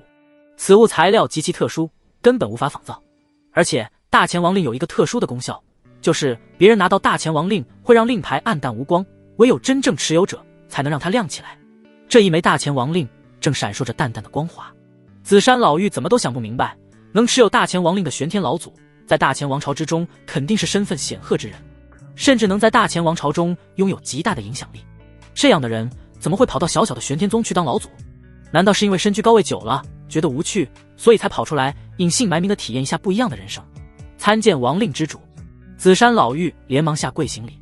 今日发生之事，包括血雷战绩，以及见到我和大前王令一事，不得向外泄露，不然我饶不了你。玄天老祖沉声说道。是。紫山老妪赶紧应声。至于风伯后之子一事，你就如实上报好了，就说玄天宗少主秦云杀的就行了。玄天老祖摸着下巴说道。如实上报。紫山老妪不解地看向玄天老祖。王令之主，今日死的虽然是风伯后之子，但却是庶出，您只要出面说一声，应该就可解决此事了。让你如实上报就如实上报，其他事你就别管了，以后有需要你的地方我会找你。玄天老祖默然说道。听到最后一句话，紫山老妪心中顿时欣喜若狂。原本他就是戴罪之身，没有什么机会的话，这辈子是别想重回大前刑部了。但是如果能替王令之主办事，并能获得对方赏识的话，别说重回刑部，说不定还有机会往上爬。这是属下的传讯经，只要王令之主需要，随时可呼唤属下前来。紫山老妪赶紧双手奉上传讯经。可以了，需要你的时候会喊你的。玄天老祖收下之后，有些不耐烦地挥了挥手。紫山老妪识趣退离。玄天老祖遥望向东边，轻抚长须喃喃自语。当初宗主说过，少主18岁之前还是如此平凡，就待在玄天宗安然度过一世。若是不凡，那就让他走自己的路，而我要做的就是辅佐他。少主虽然已经不凡，但是成长需要时间，也需要对手来磨练。适当来一些麻烦和对手，有利于少主的快速成长，也能让他在未来能得心应手的应付更多麻烦。大前王城是个好地方，汇集了大前最顶尖的年轻一辈，这些人正好可以做少主的踏脚石。离开大前王城已经有18年了，也不知道现在大前王城变成什么样子了。秦云取出一枚纳戒，这是从蟒袍年轻男子身上得到的，光是这枚纳戒的价值就不低了。打开纳戒后，秦云从中翻出4瓶8品灵丹和1瓶9品灵丹。难怪年纪轻轻就已经是先天境修为了，原来身家不差，随身携带着这么多灵丹，而且还是8品和9品的。灵丹价值不菲，一颗8品灵丹的价值相当于至少5株8品灵药，9品灵丹也是一样。对于秦云来说，吞天神脉都是10成吸收，无论是灵丹还是灵药，效果都是一样的。先不吸收这些灵丹，到时候拿来换同品级的灵药，可以获得5倍数量的灵药。秦云收起5瓶灵丹，纳戒里面还有不少杂七杂八的东西，都是一些换洗的衣物之类，都被秦云丢了。这时玄天老祖回来了。老祖！秦云迎了上去。少主，你在洛城待了18年，有没有想过去其他地方游历一下？比如说去大前王城？玄天老祖面带微笑道。我能去大前王城吗？秦云面露喜色。很早以前，秦云就想离开洛城去外面看看了，但是玄天老祖和大长老们不允许，说外面太危险了。当然可以，如果你想去的话，我们现在就出发。玄天老祖连忙说道。那好，我们现在就走。秦云的话说到一半，突然意识到不对劲起来，当即问道。老祖，我们这么急着离开洛城，是不是玄天宗出问题了？大长老他们呢？秦云不由担心起大长老等人。你不用担心，大长老等人不会有事的。玄天老祖摆了摆手说道。老祖，你的样子不太对劲，是不是御兽宗的威胁，让我们不得不逃离洛城？秦云面色凝重道。区御兽宗还威胁不到我们玄天宗。玄天老祖面露不屑。为什么你要让我赶紧去王城？秦云皱眉问道。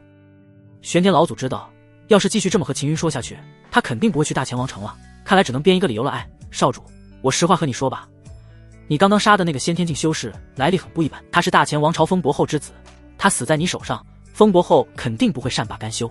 玄天老祖叹气道。洛城的御兽宗，我和大长老等人还能护你，但是你惹上了风伯后，我们也有心无力。既然惹到了风伯后，我们就应该去别的地方，跑去大前王城，不是自投罗网吗？秦云问道。去其他地方会更危险，风伯后势力很大，他可能已经派人来追杀我们了。现在我们去大前王城，反其道而行的话会更安全。最主要的是，你要去大前王城内参加大前学府的考核，只要你加入了大前学府，成为了大前学府的学员，那么风伯后就没办法派人追杀你了。玄天老祖说道。大前学府，秦云听说过。大前学府是大前王朝3大学府之一，由大前王族直接掌控。学府内不但有着海量的修炼资源，还有着强大的战绩，甚至还有前人留下的大量修炼痕迹，这些都是外面没有的珍贵之物。老祖，如果我离开了洛城，风伯后会不会找玄天宗的麻烦？秦云还是担心大长老等人。风伯后虽然霸道，但也不会对一个宗门下手，因为大前王朝不允许他这么做，所以他只会针对你。玄天老祖心中很是欣慰，都已经这个时候了，少主还在担心大长老等人的安危，可见少主的心地还是不错的。好吧，我们立即出发去大乾王城。秦云点头说道，继续留在这里的话，肯定会给玄天宗招来大祸。秦云也不想大长老等人出事，虽然心中诸般不舍，但是该走还是要走。这时各种嘶吼声从四面八方传来，12名御兽使驱使着大量妖兽从四面八方冲了出来，将玄天老祖和秦云团团围住。御兽上人坐着蛇蛟而出，现在的他身上的气劲比以前更去了，蛇蛟的身躯也大了1倍，额头生出了独角。杀完我御兽宗的宗子，还有我的爱徒和诸多弟子，就想这么跑了？御兽上人冷冷看着秦云和玄天老祖二人，你不该追来的。玄天老祖叹了一口气，什么意思啊？御兽上人皱眉不解。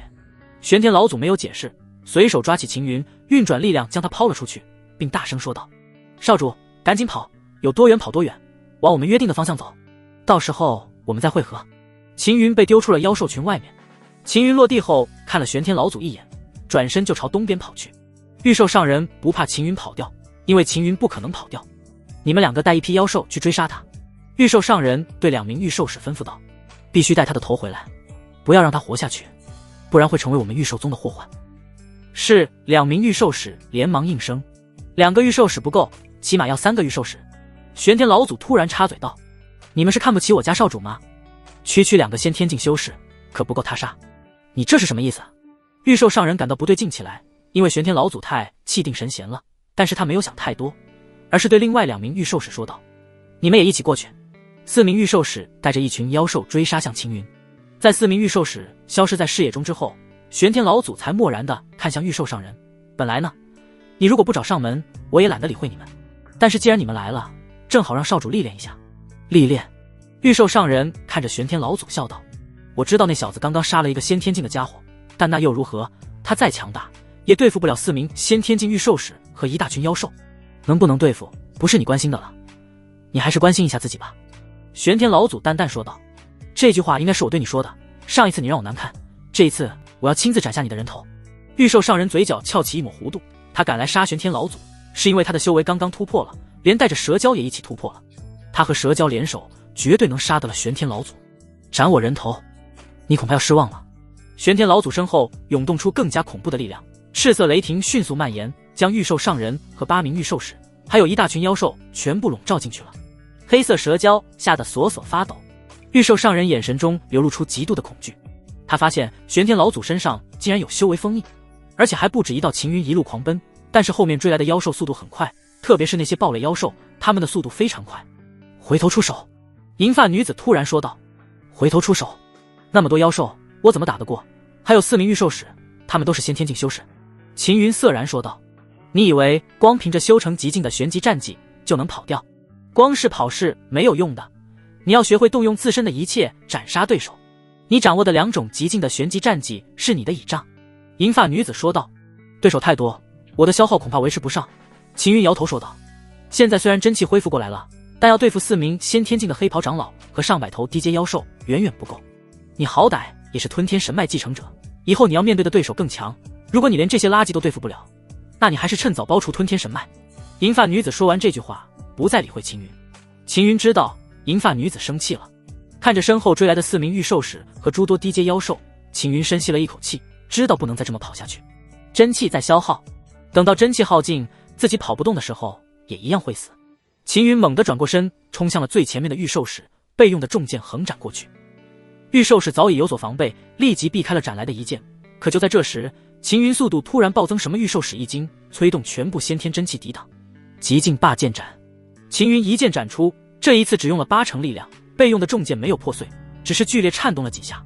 剑斩而落，第一位御兽使当场被斩成2半。成了！秦云面露喜色，先前全力出手震碎了重剑，反而还浪费了不少力量，现在动用80%的力量后，不但能斩杀敌人，还能减少力量消耗，并让自己进退有序。这一次的多个对手是好事，能让你学会分配力量，不至于浪费掉更多的力量。银发女子说道，力量留存一部分可以预防意外，而且擅长分配力量对持久战斗会有好处，留存的力量越多，持久战占据的优势就越大。多谢前辈指点。秦云连忙道谢，虽然修为没有提升，但是对于力量的掌控却让秦云的实力增长了一截。以后遇到同样的情况就可以从容应对了。御兽使们虽然都是先天境修士，但是他们擅长御兽，本身实力比起其他先天境修士要弱一些。低阶妖兽扑杀上来，秦云借助着自身的速度优势开始迂回对付。随着不断出手，秦云对力量的掌控越来越随心所欲，什么时候该用10分力量，什么时候该用5分，对付低阶妖兽该用多少力量等等，接连不断尝试下，秦云已经找到了一些窍门，出手的速度也越来越快，消耗的力量不断递减，低阶妖兽死得越来越多。凭借着身体优势，秦云硬生生斩杀了大半的低阶妖兽，而围杀上来的3名御兽使脸色也不太好看。虽然秦云只是周天境修为，但是体魄堪比低阶妖兽，精力像是用不完的一样，而且速度还快得很。纵使他们3人联手围杀，也堵不住秦云，反而被秦云的重剑连连逼退。毕竟刚刚才死了一个御兽使，在3名御兽使和诸多低阶妖兽围攻下，秦云也受了伤，不过都是皮外伤而已，他都尽量避开了。这时，一名御兽使露出了破绽，见到机会来了，秦云一剑斩下，极尽霸剑斩。伴随着头颅飞起，第2名御兽使倒下了。剩余2名御兽使顿时有些慌了，3人久攻不下，还被斩了一个，现在剩下他们2人，还有20余头低阶妖兽。再看秦云，没有丝毫力竭的迹象，继续打下去，能不能杀掉秦云都很难说。要是被秦云宰了，那就得不偿失了。退！一名御兽使喝道。另外一名御兽使咬了咬牙，带着剩余的低阶妖兽一起退离了。看着2名御兽使逃掉，秦云没有追，因为真气消耗太大了，万一追过去有陷阱了。秦云取下2名御兽使的纳戒，打开一看，2个纳戒竟然有灵药上百种，而且品质都是7品以上，里面还有1部御兽诀和6部皇级战技。那1部御兽诀你可以修炼，其他的就不用修炼了，威力弱，对你提升没多大帮助。银发女子说道。知道了。秦云将6部战技收入纳戒，留下御兽诀。因为吞天神脉的缘故，秦云很快修成了御兽诀，并且在极短的时间内就修到了极境。修到极境了？银发女子问道。秦云点了点头。这部御兽诀除去御兽之外，修到极境后，它会出现一个特殊的能力，可以炼化妖兽的血脉力量，并将之凝聚成妖血丹为你所用。银发女子说道。妖血丹？那不是妖兽吃的丹药吗？我也能吃。秦云一脸吃惊，谁都知道妖血丹是给妖兽吃的，修士根本不能吃，乱吃妖血丹可是会出事的，轻则经脉尽断，重则爆体而亡。你有吞天神脉，能吞噬万物，区区的妖血丹而已，炼化它只是瞬间的事。妖兽能靠妖血丹提升体魄，你也可以，这些妖血丹能让你的体魄变得更加强大。银发女子哼声道。体魄的优势，秦云深有体会，刚刚能与4名先天境的御兽使还有诸多低阶妖兽周旋，就是自身体魄比一般修士强。如果体魄更强的话，带来的好处自然更大。而且秦云也曾听说过炼体的修士另辟蹊径，以妖血丹淬体，只是这种方法异常危险。如果真如银发女子所说，吞天神脉能完全炼化的话，那么秦云肯定不会放过这个提升体魄的机会。随后秦云依照银发女子所说，来到了那些死去的妖兽面前，然后施展极境御兽诀。死去的妖兽体内精血迅速凝聚，然后化为了一颗妖血丹。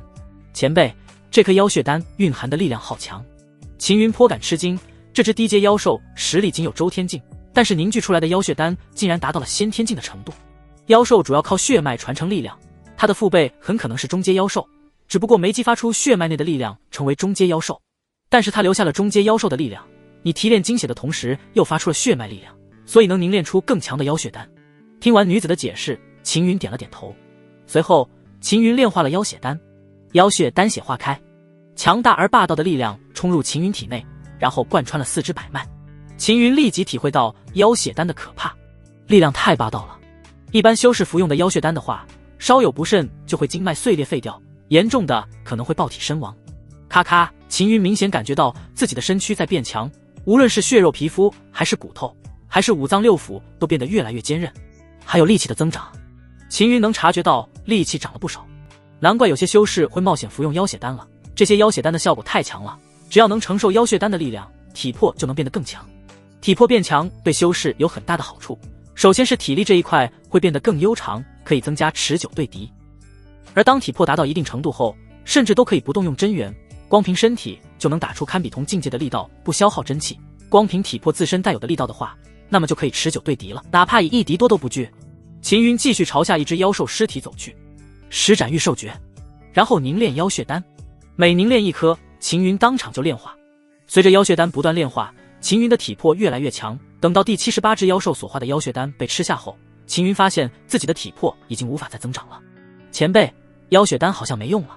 秦云不由说道：地阶妖兽的妖血丹效果对你没用了，要想提升就得找到中阶妖兽。刚刚那只黑色蛇蛟是中阶妖兽，它现在应该死了，你可以回去看看。银发女子对秦云说道：老祖已经杀死黑色蛇蛟了。秦云意外道。见银发女子没有回话，秦云也没有再问，而是立即沿着原路返回，很快看到了大量的妖兽尸体，大地上遍布焦黑痕迹，还有袅袅青烟升起。秦云发现了玉兽上人的尸体，他浑身如同焦炭，眼睛瞪得大大的，眼神中充满了惊骇之色。黑色蛇蛟的尸体就在旁边，也是浑身焦黑，已经没气了。秦云都惊了，这都是玄天老祖干的。应该是了，这地上的焦黑痕迹是玄天老祖当初释放出来的赤色雷霆，只是这范围也太大了。老祖呢？秦云四下找寻，没有看到玄天老祖的身影。难道老祖去找我了，还是去汇合地点了？秦云没有急着走，而是来到黑色蛇蛟面前。御兽诀，黑色蛇蛟的血脉被提取出来，化成一颗泛着淡淡银芒的妖血丹。前辈，这颗妖血丹和前面的怎么不太一样？秦云不由问道。它有妖王血脉，虽然很稀薄，但是被提炼出来了，所以这颗妖血丹的品质还算勉强。当然也是垃圾。银发女子淡淡回道。秦云直接炼化妖血丹的力量像绝地的洪水一样冲入秦云体内。要不是秦云的体魄经过诸多低阶妖血丹加强的话，就算身体不会被撑爆，血肉和五脏六腑都会碎裂。源源不绝的力量滋养着秦云的身体各处，体魄再次暴增。等到最后的妖血丹力量耗尽，秦云的皮肤泛起了淡淡的光泽，气息也变得更加浑厚。突然，一头潜伏在不远处的低阶黑豹妖兽从背后袭杀过来。秦云迅速转过身，一拳砸在黑豹妖兽鼻梁上，只听到骨头碎裂的声音传来，黑豹妖兽头骨碎裂，重达数百斤的身躯飞了出去。周天境第9重的妖兽竟然都挡不住我的一拳。秦云收回拳头，难怪那么多修士都想走体修的路，只要体魄足够强大，甚至可以横着走。刚刚秦云都没动用真气，光凭自己体魄蕴含的力道，就一拳砸死了周天境第9重的妖兽。前辈，除去体修之外，我现在的体魄岂不是先天境之下无人能挡了？秦云兴奋地问道。你现在的体魄已经达到堪比先天境的程度了，先天境3重以下的修士，你光靠体魄就能抗衡。银发女子淡淡说道。如果修为提升到先天境的话，那就可以碾压先天境修士了，我的修为必须得尽快跟上。银发女子意外地看了秦云一眼，原本以为秦云会骄傲自满，却没想到秦云没有，而是想到尽快提升自己的修为。高空中，隐匿于暗处的玄天老祖将所发生的一切都看在眼里，不由面带微笑道：少主不愧是少主，不凡之后成长速度惊人，假以时日必成大器。随后玄天老祖从另一个方向落了下去，然后出现在秦云面前。老祖，你去哪里了？秦云连忙问道。我刚刚去找你，终于找到你了，还好你没事。玄天老祖说道。我们现在往哪走？秦云问道。我们去云船停泊港口买点吃食，然后坐云船前往大前王城。玄天老祖说道。秦云点了点头。1个时辰后，二人来到云船停泊港口。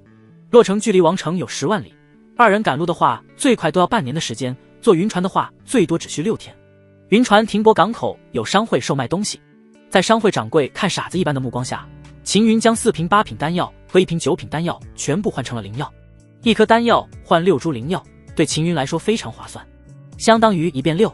对于商会掌柜来说，这也是天大的好事，因为别人都是用灵药换取丹药，只有傻子才会用丹药换取灵药，而且秦云拿出的丹药品质还不错。秦云和玄天老祖来到了港口集散位置。少主，先等等，我们坐下一艘。玄天老祖拦住了秦云。现在不是有一艘去大前王城的云船，为什么要等下一艘？秦云不解地看向玄天老祖。下一艘会更大，也奢华一些，坐起来也会舒服一些。玄天老祖连忙解释道。真的？秦云看向玄天老祖。当然是真的了。玄天老祖干笑了起来，有些心虚地移开了目光。秦云隐隐感觉玄天老祖有什么事瞒着自己。见玄天老祖不说，秦云也懒得问。玄天老祖见秦云移开目光，不由叹了一口气，要不是为了给你们这些小家伙创造机会，我何须冒着得罪少主的风险这么做？只希望你们识趣一点，抓住这一次机缘，如果能攀上少主的高枝，得到少主赏识，未来将会受用无穷。玄天老祖的目光投向远处即将入港的一艘奢华的云船，这是往返王城的高级云船，上面有不少外出游历归来的年轻子弟，其中就有大前王族的子弟在上面。高级云船靠岸后，秦云跟着玄天老祖登上了第一船舱。二人就要走进去的时候，里面传来森冷的声音：“哪里来的叫花子？谁让你们进来的？还不滚出去！”一名头戴金冠的年轻男子冷冷看着秦云二人，神情充满高傲。玄天老祖皱眉，他认出这个年轻男子的衣袍上的纹路是燕王府的嫡子。本来燕王府有一场机缘，既然不识抬举，那就没办法了，要怪只能怪燕王府嫡子太过傲慢。少主，我们换个船舱。玄天老祖对秦云说道。好。秦云点了点头。玄天老祖带着秦云来到第二船舱。第二船舱内有不少年轻男女，他们穿着打扮都很不凡。正在谈笑风生的年轻男女突然停了下来，纷纷看向秦云二人。当看到他们的穿着打扮的时候，有些年轻男女目光透出鄙夷之色。虽然秦云穿的也不算差，但是和王城的权贵后人比起来差太远了。为首的楚王世子钱凌霄眉头微皱，神情有些不悦。正要开口的时候，玄天老祖最先开口说道：“不知你爷爷现在可还好？”爷爷。钱凌霄皱紧眉头，他爷爷可是当今大前王城的楚王，对方难道认识自己的爷爷？钱凌霄的目光上下打量了一遍玄天老祖，见对方穿着很普通，而且也没有什么特殊之处，不过他却是没有驱赶，而是淡淡说道：“爷爷还好，不知你和我爷爷是什么关系？”闻言，玄天老祖心中叹了一口气，大前王族的后人一个个都是这种货色，眼高于顶，还如此高傲，并且以外表打扮来辨识他人，最主要的是灵智也不是很高。玄天老祖的话语都透露了和楚王同辈，并且认识，哪怕自己穿着打扮差，钱凌霄也应该能明白一二，结果他却是不懂，甚至都没有一点礼数。玄天老祖心中连连摇头，然后淡淡的回了一句：“我和你爷爷只是有过几面之缘而已。”哦。钱凌霄应了一声后就没再理会玄天老祖。至于秦云，钱凌霄更是懒得看，在他眼里，玄天老祖和秦云就是祖孙二人，过来找他就是想要和他这位楚王府世子攀关系而已。钱凌霄转过头，又和一众年轻男女聊了起来。玄天老祖叹了一口气，机会已经给了钱凌霄，奈何他自己把握不住，那就没办法了。这位爷爷，还有这位哥哥，你们要不嫌弃的话，就坐我这边吧。一名穿着素袍的俏丽少女站了起来，她轻轻咬着下唇，脸颊有些绯红，显得颇不好意思。少主，我们去那边坐吧。玄天老祖对秦云问道。老祖安排就是了。秦云点了点头。二人走了过去。素袍少女独自一人坐在角落边上，除去她之外没有其他人，连一个女伴都没有。玄天老祖一看素袍少女的穿着打扮，就已经猜到她的来历了。素袍少女的腰上有着一个楚王玉佩，说明她是楚王一脉的后人，穿着打扮差过其他王族，应该是庶出。小丫头，你叫什么名？玄天老祖微笑地问道。回爷爷的话，我叫钱素素。素袍少女低着头怯怯回道，她的声音很小，如果不仔细听的话很难听清楚她在说什么。素素名字挺好听的。玄天老祖笑着点了点头，然后继续问道，你怎么没和他们坐一起？钱素素偷偷看了一眼，立即收回目光，然后摇了摇头，眼神暗淡道，他们不喜欢我待在那边。没关系的，不是每个人都招人喜欢，做好自己就行了。既然相识是缘，那我们就坐在这里了。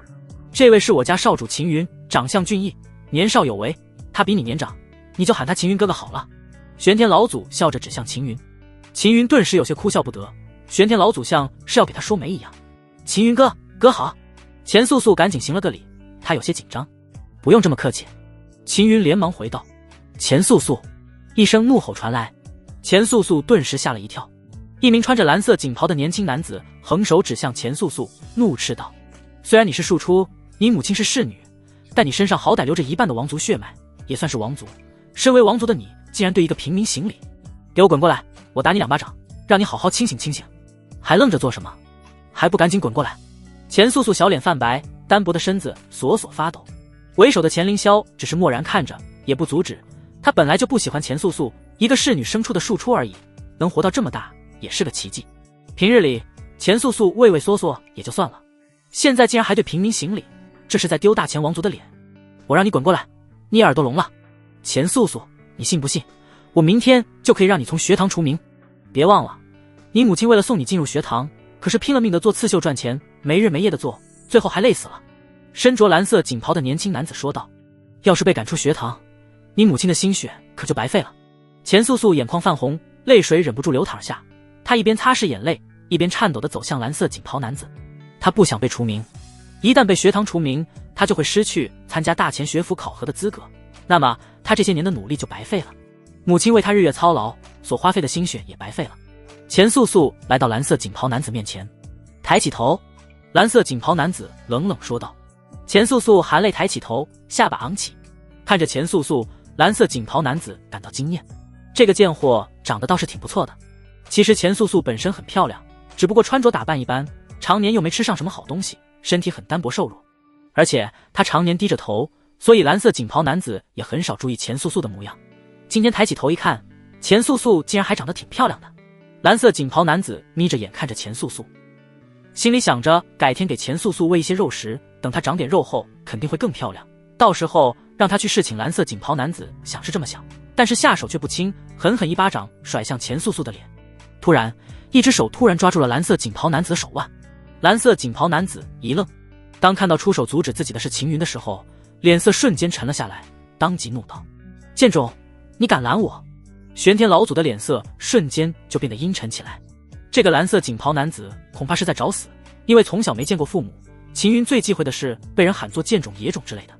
蓝色锦袍男子试图挣脱，但是却发现秦云的手如同金铁一般，无论用多大的力量都挣脱不出来。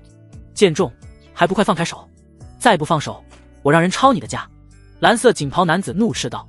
秦云沉着脸，手掌猛地扭转，咔嚓一声，蓝色锦袍男子右手被扭断了，痛得他发出凄厉的惨嚎。砰！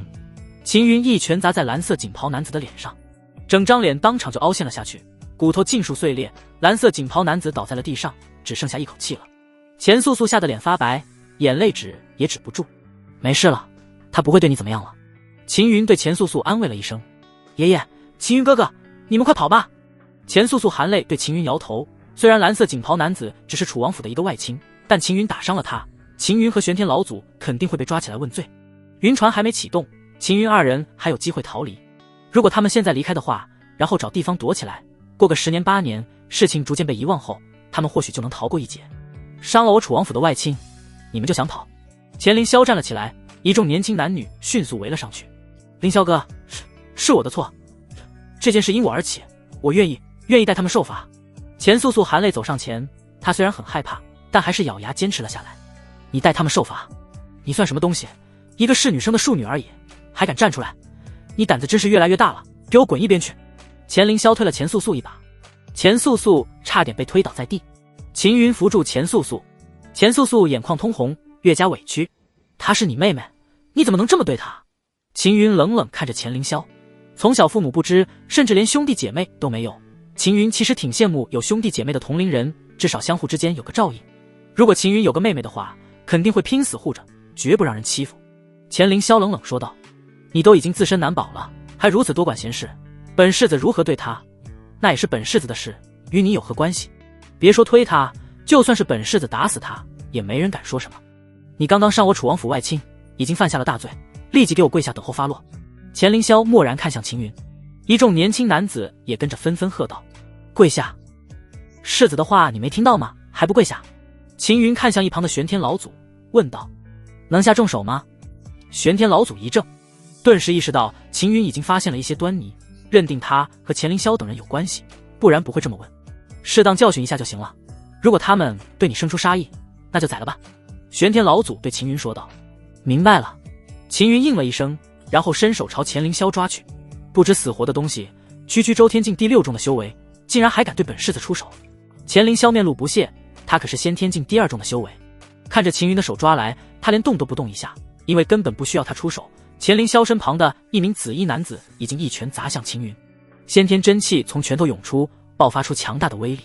秦云的手捏成拳，也是一拳砸了过去。砰！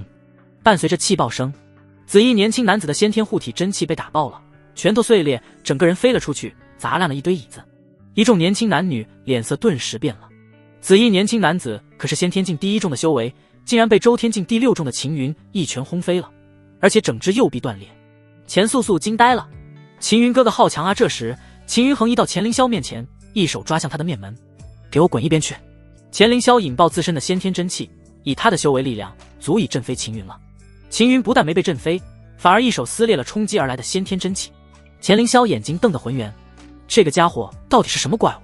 不等钱凌霄多想，秦云的手已经扣在了他的脸上，五指用力一抓，钱凌霄的面额骨咔嚓作响，随时都可能会被掐爆。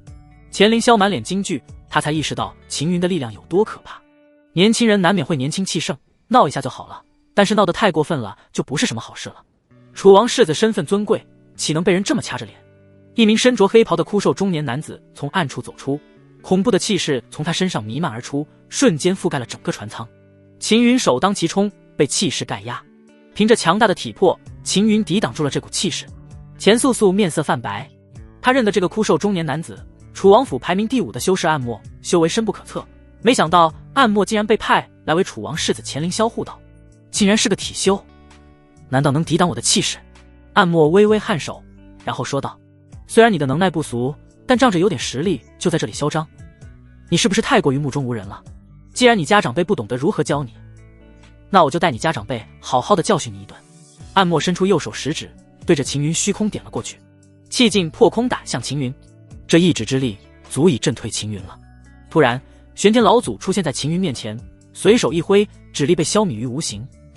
暗墨意外地看着玄天老祖，没想到玄天老祖看起来不怎么样，竟然也是一个隐藏的实力强大的修士。阁下是？暗墨开口问道。我是谁你不配知道？刚刚你说要带他长辈教训他，我倒是想看看你有什么资格带他长辈教训。玄天老祖突然出现在暗墨面前，一掌拍下，轰！暗墨被一掌拍飞，跌落在地上后撞碎了船舱墙壁，滑出一段距离后，暗墨才停下来，噗地吐出一大口血之后，他已经身负重伤了。你到底是谁？暗墨惊骇地看着玄天老祖，他知道玄天老祖刚刚留了手，不然刚刚那一巴掌下来，他恐怕早就被打死了。没想到玄天老祖的实力会如此可怕。我刚刚说了，你不配知道。玄天老祖冷冷说道。阁下，这位是楚王府世子，我乃楚王府客卿暗墨。暗墨连忙表明钱凌霄和自己的身份。我不管你们是谁，立即道歉。玄天老祖沉着脸说道。暗墨脸色变了变，连楚王府都不怕，这个老者来历肯定不一般，说不定他们可能踢到铁板了。暗墨深吸了一口气，对着一众年轻男女喝道：都给我退到第3船舱去，没有我的允许不许进来，不然就休怪我对你们不客气。一众年轻男女只好退入第3船舱。钱素素犹豫了一下后，也跟着走到了第3船舱里面。临走之前，他还有些担心秦云和玄天老祖，现在他只希望这件事能大事化小，小事化了。毕竟得罪楚王府对秦云和玄天老祖没有任何好处。暗墨关上了第2船舱的门，然后对玄天老祖恳求道：阁下，能否先将我家世子放下来？少主，放不放由你，想做什么就做。玄天老祖面色阴沉，刚刚暗墨的话已经触怒了他。秦云松开手，钱凌霄跌落在地上，脸色苍白。世子，道歉吧。暗墨叹气道：刚刚得罪了阁下，还请阁下原谅，我以后再也不敢了。钱凌霄低下了头。玄天老祖的脸色缓和了一些，钱凌霄虽然傲慢，但也没达到无可救药的程度，如果钱凌霄敢再冒犯，他绝对不会轻饶。少主，你觉得怎么样？玄天老祖看向秦云，如果每个人都跑来找我麻烦，然后就认个错就走了，我以后得有多少麻烦？既然招惹是非，那就要付出代价。秦云沉声说道。钱凌霄脸颊抽搐了几下，他都已经低头认错了，还想怎么样？他可是楚王世子啊，这该死的贱民就抓着他不放了。贱民，你最好祈祷别落入我手里。老祖，他的样子不服，估计想要事后报复。秦云指了指钱凌霄，不服那就好好教训。玄天老祖沉着脸说道。万万不可，他可是楚王世子。暗墨惊呼。楚王世子又如何，一样要给个教训。玄天老祖冷冷瞥了暗墨一眼，看得后者心惊肉跳，砰的一声。秦云已经一脚踹在钱凌霄腹部上，沉重的力量冲击着钱凌霄的5脏6腑，整个腹部都凹陷下去了，甚至骨头都断了好几根。钱凌霄重重砸在地上，整个人痛得脸都扭曲了，偏偏又喊不出声来。这时秦云的脚踩在钱凌霄的脖子上，钱凌霄感觉就像是被千斤重物压住了一样，都快要喘不过气来了，窒息感不断涌来。你是想死还是想活？秦云冷冷问道。我想活，想活。钱凌霄立即认怂。要活下去，那么就得拿出一些代价，身上可有什么好东西？秦云眯着眼说道。我有先天丹3颗，还有。钱凌霄立即闭嘴了，因为这件东西非常难得，他可是花费了不小的代价才弄到手的。秦云的脚稍稍用力，咔嚓，钱凌霄的脖子发出骨头碎裂的声响，他吓得脸都白了，赶紧喊道：还有万炼剑，都拿出来。秦云收回脚，钱凌霄无比肉痛的将那戒递了出去， 3枚先天丹就不用说了，那柄万炼剑可是他好不容易求来的。万炼剑还融入了一些陨铁在里面，价值不菲。秦云翻看了一下那剑，除去先天丹和万炼剑外，竟然还有6瓶9品灵丹，而且还是提升修为用的灵丹。秦云收回脚，钱凌霄紧绷的身子松弛了下来，他才发现衣服已经被汗水浸透了，暗默不由松了一口气。还好秦云没杀钱凌霄，楚王世子要是死在这里，他如何向楚王交代？老祖，我们去其他船舱。秦云不是怕钱凌霄等人，而是不想和这些王族子弟待在一个船舱内。少主，要不要将钱素素带上？玄天老祖对秦云说道。他是庶出，现在出了这件事，他们等下没地方泄愤的话，可能会拿他来泄愤。钱素素也是楚王子嗣，他们不至于这么狠吧？秦云微微皱眉。王族权贵和平民不一样，他们子嗣诸多，除去嫡传后人之外，一般子嗣都不会理会太多，除非修炼天赋很高的那种，他们才会看重。玄天老祖解释道，像钱素素这种母亲是侍女的庶出，在所有庶出中地位是最低的，而且她的母亲已经死了，无依无靠之下，能苟活到现在，已经算是运气非常好的了。还有死了的。秦云讶异地看向玄天老祖，有些刚出生就死了，能活下来的都是天赋不怎么样的庶出，如果是那些天赋高的庶出子弟，说不定才生出来几个月就会莫名其妙的出意外，有些人不想他们长大变强。玄天老祖摇头说道，大钱王族不管吗？秦云沉着脸问道。怎么管？大钱王族庶出子弟，如果按血脉来算，加上旁亲等，都有上百万的数量，谁有这个精力去管？玄天老祖连连摇头。王族权贵还真够肮脏的。秦云哼了一声。玄天老祖摇头苦笑，只要是王族，必然会有争权夺利的事发生。少主你要愿意带他就带，不愿意就算了，反正只是萍水相逢而已。玄天老祖连忙说道。我不带他，他可能会死对吧？秦云问道。没人护着，不死也会受尽折磨和白眼。玄天老祖含糊说道。侍女生出的庶出后人是最卑微的，有些庶出后人实际上地位连王府里面的下人都不如。秦云转身走向第3船舱，一众年轻男女正围着钱素素，他们虽然没有动手，但是钱素素缩在角落里面索索发抖。见到秦云进来，他们赶紧散开。他们有没有对你怎么样？秦云对钱素素问道。没有。钱素素连忙摇头，眼睛依旧通红，还有残留的泪水痕迹，明显是刚刚偷偷擦拭掉了。虽然刚刚那些人围着他指责辱骂他，但是他不敢告诉秦云，怕给秦云招来不必要的麻烦。你接下来有什么打算吗？秦云对钱素素问道。打算？钱素素眼神茫然，她不知道自己接下来有什么打算。对了，母亲说过让她参加大钱学府的考核。我想考大钱学府。钱素素低声说道。你愿意跟着我吗？秦云问道。跟着你？钱素素一怔。丫头，少主愿意带你，这是你上辈子修来的福分，还不快答应下来？玄天老祖连忙说道。钱素素看了玄天老祖一眼，迟疑了一下后点了点头。他虽然怯懦，但是不傻。刚刚发生了那些事，钱凌霄等人回到楚王府后，肯定不会饶了他。反正他在楚王府的住处是以前的老房子，早已年久失修，和下人居住的院落差不多。与其回去受欺负，还不如不回去。随后，秦云带着钱素素来到第6船舱。这里的环境虽然比不上前面的船舱，但是这里很安静，没有其他人打扰。钱素素独自坐了下来，取出一株4品灵药，然后再拿出一块素白的帕子，将4品灵药铺在帕子上，并用小刀慢慢切割下一部分。4品灵药落下的碎屑，他小心翼翼地用帕子包好。收起其他部分后，钱素素将切下来的一部分4品灵药含在嘴里，然后运转真气炼化。秦云吃惊地看着钱素素。秦云哥哥，你要吗？我还有一株。钱素素察觉到秦云的目光，连忙停止炼化，从身上的布包取出一个斑驳的玉盒，然后小心翼翼地打开，里面有一株5品灵药。秦云发现这株5品灵药很不一般，它很干净，每一条根须都仔细清理过了，不但没有断，而且还没有一点泥巴。很显然，5品灵药经过细心处理。这是你采的？秦云问道。我在外面采集到的，运气很好，遇到了5品灵药。钱素素点了点头。你给我了，那你怎么办？秦云看向钱素素以后再采就是了。被秦云直视着，钱素素有些不好意思低下头。这个单纯善良的丫头，甚至还有些傻。秦云叹气道，这一株5品灵药很显然是钱素素身上最珍贵的东西了，她竟然愿意将这株5品灵药分给自己。见秦云没有拿，钱素素有些紧张起来，她怕秦云嫌弃。秦云察觉到钱素素的神色，立即将这一株5品灵药收了起来。好吧，你的心意我收下了。钱素素轻咬着下唇，她有些开心，因为第一次有人接受他的好意，而且还不嫌弃他。既然你送了我一株灵药，那我也送你一些。秦云取出一堆6、7瓶灵药，这些都是路上收集的。8瓶以下的灵药对秦云用处不大了，正好钱素素的修为需要这些品级的灵药，秦云干脆全部塞入到钱素素的手里。这些你拿着，慢慢炼化。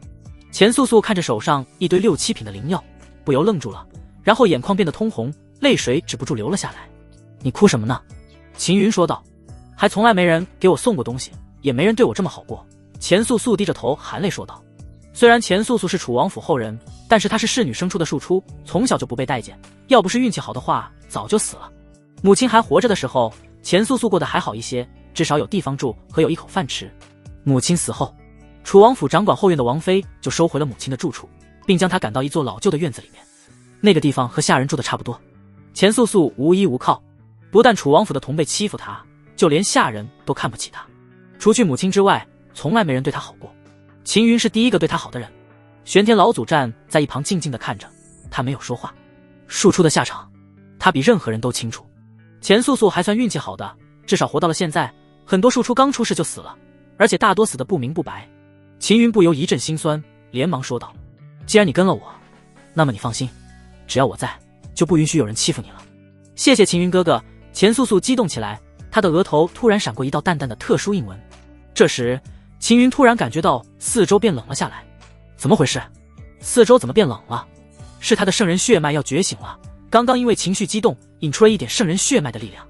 银发女子对秦云说道，他有圣人血脉，你可以培养他，引发出圣人血脉之力，加快太古封神殿的力量恢复。只要培养得当，他释放的圣人血脉之力越多，太古封神殿恢复的力量就越快，应该用不了太久就可以重塑无上至尊神体的第2部分了。吞噬神脉的强大，秦云深有体会。无上至尊神体的第2部分肯定不比吞噬神脉弱，秦云自然希望更快重塑。不过秦云还是有些担心，因为银发女子所说的培养，感觉就像是要将钱素素培养成鼎炉一样。钱素素已经够可怜了，如果再被当成鼎炉汲取圣人之血的话，秦云还真下不去手。银发女子看穿了秦云的想法，哼声道：太古封神殿不是你想象的那种东西，他根本不需要汲取他的圣人血脉之力，而是以圣人血脉之力为引，就像是火种一样，以火种点燃，然后再借助火种之力来恢复。你以为太古封神殿会看得上他那点圣人血脉？银发女子最后的语气充斥着不屑。银发女子这么说，秦云就放心了。激发圣人血脉之法，我现在就传给你，你等下传给他修炼，可以加快他的圣人血脉觉醒。银发女子说道。秦云点了点头。银发女子将激发圣人血脉之法传了过来。前辈，圣人血脉和我的吞天神脉，哪一个更强？秦云忍不住问道。圣人血脉哪有资格和吞天神脉比？别说他一个圣人后裔的血脉，就算是真正圣人在这里，也没资格和吞天神脉比。银发女子声音透着不屑。前辈，秦云继续问道。你的问题已经够多了，不用再问了。银发女子打断秦云的话。秦云清楚银发女子的脾气，没有再问下去。随后秦云走了过去，对钱素素问道：素素，你想不想变得更强？当然想。钱素素连忙点头。我有一种很特殊的功法，能让你变得更强，但是你必须得答应我一件事，不能告诉任何人是我将这种特殊功法传给你的。秦云告诫道。秦云哥哥放心，我不会告诉任何人，我发誓。钱素素说道。和秦云熟悉后，他没有那么紧张了，说话也不结巴了。秦云将激发圣人血脉之法告诉了钱素素。钱素素默默记了下来。你修炼一下看看。秦云说道。好的。钱素素点了点头，运转起了激发圣人血脉之法。顿时他感觉到体内涌出一股很强的神秘力量，随着神秘力量游走，修为开始提升。秦云哥哥，我的修为提升好快。钱素素惊喜交加地对秦云说道。看来确实有效果。秦云点了点头。激发圣人血脉之法并不是一下就引出圣人血脉，而是循序渐进的引发，毕竟钱素素的修为太低了，一下引发出圣人血脉的话，她的身体没办法承受。虽然只是激发出了一点点圣人血脉，但也让钱素素的修为提升速度比以前快了数倍。玄天老祖意外地看着钱素素，没想到秦云提供的特殊修炼之法竟然能让钱素素快速提升。不过他也没过问秦云从哪里弄来的。少主不凡，自然不能以常理来度量，弄出一些特殊的修炼之法也是很正常的事。看着钱素素，玄天老祖微微颔首。钱素素运气好，攀上了秦云这根高枝，这可是一场大机缘。只要他以后尽心尽力的服侍秦云，未来得到的回报会更大。在钱素素修炼的时候，秦云也开始吞噬所获得灵药。5天过去了，秦云吃完所有灵药后，修为达到了周天境第9重。玄天老祖一直都在看着秦云，对于秦云的提升，最初还感到震惊，现在他已经习惯了。这时，秦云取出了先天丹。少主，你才刚突破到周天境第9重，就要冲击先天境，你经脉恐怕会承受不住。玄天老祖担心地说道。老祖不用担心，我的经脉能承受。秦云不由分说，将一颗先天丹吞了下去。丹力冲击，秦云体内的真气迅速蜕变，它们不断凝聚，很快变得浓稠如液，这是真气液化的现象，也是步入先天境的迹象。等步入先天境后，真气将凝缩液化10倍以上，真气蕴含的力量更是远远超越以前。修为冲入先天境，秦云身上浮现出了先天气劲，并环绕周身形成气罩，这是先天境修士特有的先天气罩，拥有很强的防御功效。秦云哥哥，你步入先天了？钱素素连忙问道。刚刚突破。秦云点了点头。太好了！钱素素异常激动，看到秦云突破比他自己突破还要高兴。你以后也会步入先天境的。秦云揉了揉钱素素的脑袋，还不知道要等到什么时候呢。钱素素说道：3天前你只是凝气境第3重而已，现在都已经凝气境第6重了，用不了多久你就能达到周天境。周天境之上就是先天境了。秦云哥哥，我知道了，我会努力的。钱素素连忙点头。除去修为上的提升外，钱素素的变化也很大。圣人血脉激发出了一点，她原本单薄的身子变得丰润起来，皮肤也变得光滑白皙，容貌更加漂亮了。第6天，云船到达大钱王城，秦云3人走下云船，正好遇到从第2船舱走出来的钱凌霄等人。跟在旁侧的暗墨不敢与玄天老祖对视，一来是打不过，二来是先前已经吃过亏了，他不想再吃第2次亏。看到秦云，钱凌霄想起6天前被羞辱的一幕，心情顿时就不好了，但是他知道自己奈何不了秦云。当即钱凌霄目光移向了钱素素，冷冷说道：你是我楚王府的人，现在立即跟我回楚王府。钱素素吓得面色泛白。不用怕，有我在，他不敢对你怎么样。秦云将钱素素拉到身后，然后瞪了一眼钱凌霄，滚！你……钱凌霄气得肺都要炸了。老祖，可以宰了他吗？秦云对玄天老祖问道。他想死的话，少主你就成全他吧。玄天老祖默然看了钱凌霄一眼，这个没脑子的东西，先前都吃过亏了，到现在还不接受教训，还继续跑来招惹秦云，这不是自寻死路又是什么？阁下，还有这位少主，我们马上走，我们马上就走。暗墨赶紧跑出来打圆场。钱凌霄还想说什么，直接就被暗墨拽走了。暗墨心里也有火，这钱凌霄也太狂妄自大了。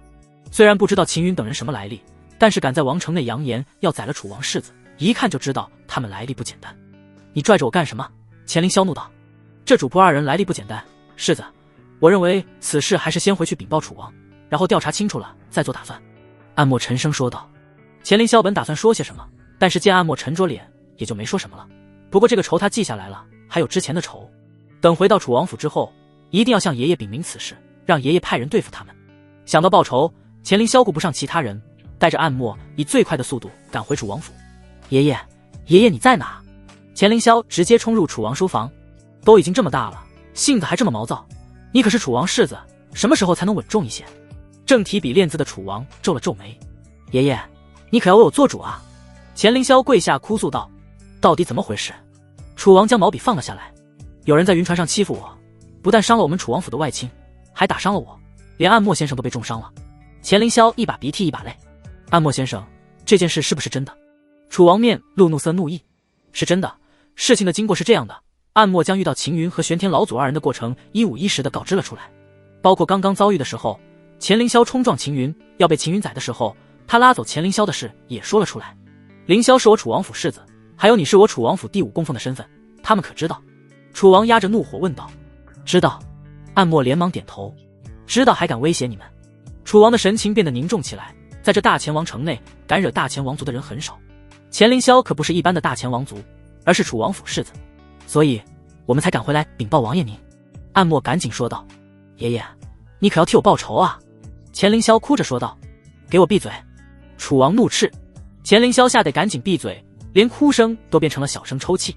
立即派人去查清楚那2人的来历，有任何消息立即通知我。楚王对暗墨下达命令。是。暗墨连忙应声离去。这时远处传来剧烈震颤，恐怖的力量波动袭来，一名身着黑色金边长袍的白发老妪出现在楚王书房外。引神教大护法，楚王面色沉冷。好久不见了，楚王，你应该知道我的来意。我只想知道，你们大前王族的第一高手并肩王到底在哪里？白发老妪说道。都已经18年了，你每年都来，我都已经告诉你了，他已经失踪多年，我从未见过他。楚王沉着脸说道。白发老妪没有说话，眼睛闪烁着某种奇特的光芒，仿佛能洞穿人心一样。楚王的神情变得恍惚起来，你果然没见到他。白发老妪无奈叹了一口气，然后消失了。目送白发老妪离去，楚王满脸无奈。你想找他，我们何尝不再找他？都已经18年过去了，还没有一点音讯。楚王叹了一口气，自从那个家伙离开后，大前王族就乱了好几年，现在才勉强维持住。18年过去了，他都没有出现过，或许可能早出意外了。玄天老祖中途有事，暂时离开了。在离开之前，玄天老祖给了2枚考核令，让秦云和钱素素2人先去大前学府的参加考核。秦云和钱素素2人只好单独前往大前学府。在2人离去后，玄天老祖从暗处显露出来。少主，你已经不凡，宗主交代了，你必须得好好历练增强自身。既然要历练，那我就不能明里跟着，只能暗中跟随了。玄天老祖喃喃说道。宗主交代了，只有在你遇到生命危险的时候，我才能出手。这些都是宗主18年前就已经交代的事，都是为了你好，以后你可不能怪我啊。随后，玄天老祖隐匿入暗处，悄然跟了上去。秦云和钱素素2人来到大前学府。大前学府的大门奢华大气，入口就有8根雕龙玉柱，顶部牌匾上的大前学府4个字以龙蛇笔法篆刻。门口处，一只体长2丈的狮类妖兽趴在地上，它浑身遍布红色鳞片，背上长满了赤色鬃毛。秦云便认出这是高阶妖兽赤甲狮。低阶妖兽基本都是后天3境的修为，最高也就是周天境。中阶妖兽基本都是先天境修为，高阶妖兽则是元和境修为。赤甲狮就是元和境的实力，而且它身体遍布鳞甲，防御很强，再加上速度也很快，在高阶妖兽之中也属于中上水准了。看着赤甲狮，秦云眼睛直泛光。如果能弄到高阶妖兽的血脉，自身的体魄应该能提升一大截。当然，秦云目前也只能想一想，高阶妖兽可不是秦云现在能对付的。突然，正在趴着的赤甲狮猛地抬起头，睁开眼睛后死死盯着秦云，碧绿色的眼睛泛着凶光。吼！赤甲狮发出低吼咆哮，震耳欲聋的声音传来，过往的人都吓了一跳。钱素素看到赤甲狮紧盯着秦云和他，顿时小脸苍白。秦云皱了皱眉，这赤甲狮发什么疯？秦云不知道赤甲狮到底怎么了，反正感觉到赤甲狮死死盯着自己，而且发出低吼威胁。难道是自己身上的妖血丹的气息？应该是了，不然赤甲狮不会突然盯着自己。当初秦云留了一些低阶妖兽炼制出来的妖血丹，随身带着，想着以后有用，却没想到会被赤甲狮盯上。赤甲狮咧嘴露出锋利的牙齿，他朝前迈出了一步。钱素素已经吓得不敢动了。秦云绷着脸，自己的修为根本打不过赤甲狮，动用战技的话只会死得更快。现在唯一能用的就是御兽诀了，只是能不能压制赤甲狮，秦云没有把握。不管了，先用再说。秦云运转御兽诀，眸子有光闪过，只见原本在低吼咆哮的赤甲狮瞬间僵住了，他不由收敛了凶厉的模样。这个时候，秦云发现自己和赤甲狮之间有了一种很奇妙的联系。这时，赤甲狮趴了下来，并将头压低在地上。御兽成功了。秦云眉毛微微一挑，没想到竟然能成功御兽，而且还是高阶妖兽赤甲狮。只是秦云和赤甲狮的联系很微弱，只能暂时驾驭而已，不能长时间的掌控驾驭，不然会被赤甲狮反噬。虽然只能暂时驾驭，但也足够了，至少现在不用担心被赤甲狮攻击了。刚刚是你们惊扰了守门妖兽。一道森冷的声音从里面传来，负责管理赤甲狮的中年管事沉着脸看着秦云。他看出秦云和钱素素2人穿着普通，明显就是个平民。这只守门妖兽是你管的？秦云指向赤甲狮问道。我问你话呢，你反倒来问我？你的长辈没教你规矩是吧？还是说你有爹娘生，没爹娘养？中年管事冷冷说道。我爹娘管不管我，与你有何关系？要说没规矩，你更是一点规矩都没有。你乃大前学府管事，我等过来就是客人，你连尊重客人都不懂，还和我说规矩？秦云毫不示弱地反驳道。哎呦，反了天，你还敢顶嘴？既然你的长辈不懂教你，那我就好好教一下你。中年管事横手指着秦云，立即给我爬过来，在地上跪好，我好好教训你一顿。你要带我长辈教训我？你有什么资格带我长辈？秦云瞬间横跨1丈，出现在中年管事面前，然后狠狠一巴掌抽了过去。啪的一声脆响，中年管事被抽得在半空翻滚了几圈，才摔在地上，半张脸都已经凹陷下去了，3颗牙齿混着血掉在地上。你敢对我动手，你死定了！中年管事捂着嘴，满眼怨毒，他艰难爬起来。啪啪，中年管事拍了几个巴掌。赤甲师突然站了起来，他准备驱使赤甲师吞吃秦云二人。待在后面的钱素素吓得索索发抖，赶紧提醒秦云：“秦云哥哥，妖兽站起来了。素素不用怕，他会分辨好人和坏人。你转过头去，不要看。”秦云对钱素素说道。钱素素虽然害怕，但还是听话的转过身。吼！赤甲师扑了上去，不过不是扑向秦云，而是扑向中年管事。中年管事发出凄厉的惨叫，他已经被赤甲师一口吞了下去。这时，一名穿着蓝色长袍的老者破空而来，正好看到这一幕，脸色变得阴沉起来。畜生，你敢在这杀人，还不快给我滚回去！蓝色长袍的老者丢出一条金色的绳索，将赤甲师束缚住。赤甲师挣扎了一会儿，见没办法挣脱后，老实了下来。蓝色长袍老者将绳索交给了其余管事，并让他们将赤甲师牵回去。你们是干什么的？蓝色长袍老者看向秦云二人。我们来参加考核。秦云取出考核令。王族考核令。蓝色长袍老者不由微微皱眉，这二人衣着非常普通，怎么会持有王族的考核令？不过他没有多想，而是对秦云二人说道：“你们随我来吧。”秦云带着钱素素跟着蓝色长袍老者进入了大钱学府。进入大钱学府后，钱素素很激动，她没想到自己能有进入大钱学府的一天。虽然考核还没开始，还不知道能不能通过，但能在有生之年能进入大钱学府已经值了。秦云二人跟着蓝色长袍老者来到了考核院。风玄直视，他们二人持有王族考核令，是来参加考核的。蓝色长袍老者对着一名穿着银色长袍的老者说道。风玄淡淡的瞥了秦云二人一眼，然后挥了挥手：“知道了，你先下去吧，他们的考核交给我就行了。”是。蓝色长袍老者退走了。王族考核令交上来吧。风玄语气漠然地说道。秦云递上2枚考核令，风玄确认无误后才点了点头说道：“考核令没有问题，你们现在可以开始进行考核了。”慢着！一群穿着青色铠甲的护卫冲了进来。薛护卫长，你带人过来，可有什么事？风玄意外道。这些人都是大钱学府的护卫，不过他们都是风家培养起来的护卫，由风家掌管。我刚刚得到消息，杀死风伯后之子的人就在这里，所以我立即带人赶过来了。薛护卫长连忙说道。风伯后之子死了，谁做的？风玄脸色沉了下来。是这个小子。薛护卫长指向秦云。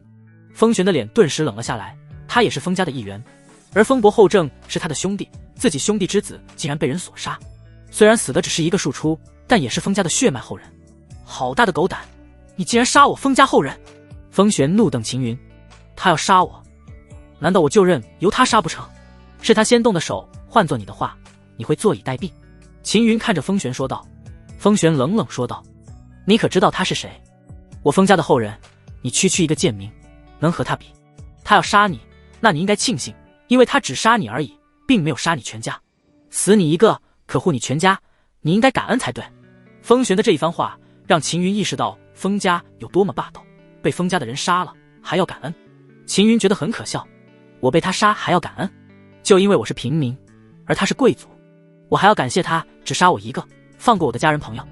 风玄点头说道：“没错，就因为你是贱民，你全家的命都比不上我风家庶子的一条性命。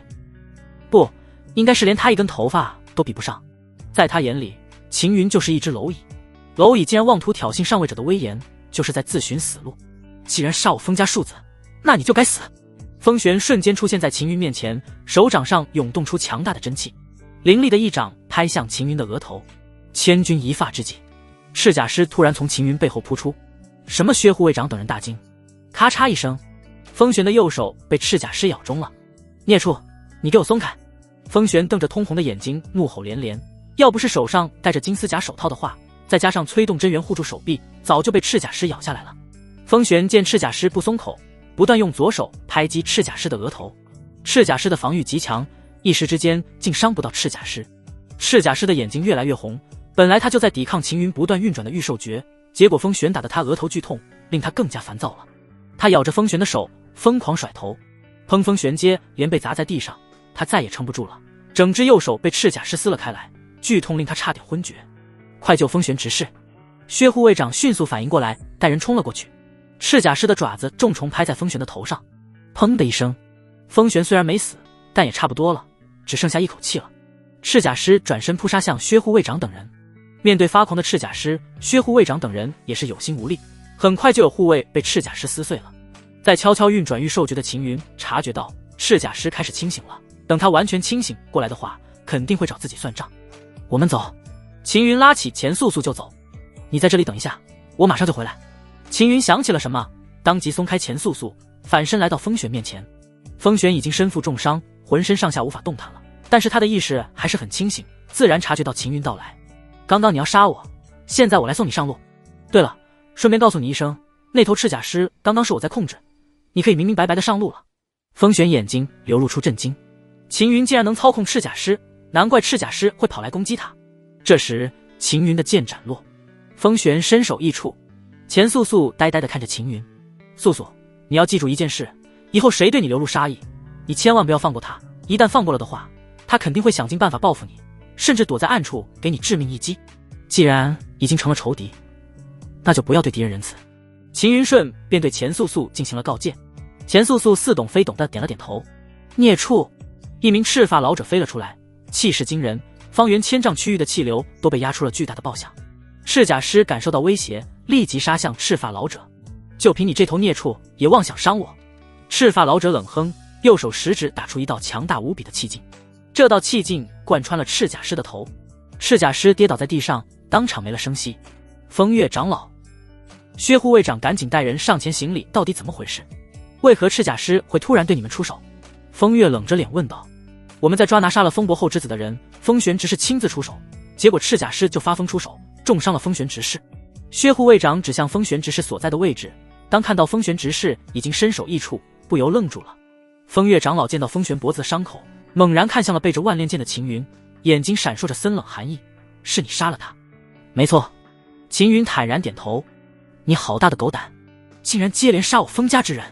风月长老强大的气势瞬间锁定了秦云二人，在气势压迫下，钱素素的身子索索发抖起来，但是他还能站着，因为体内的圣人血脉已经开始复苏了。身为圣人之后，钱素素自然不会受到气势所摄，他只是单纯害怕而已。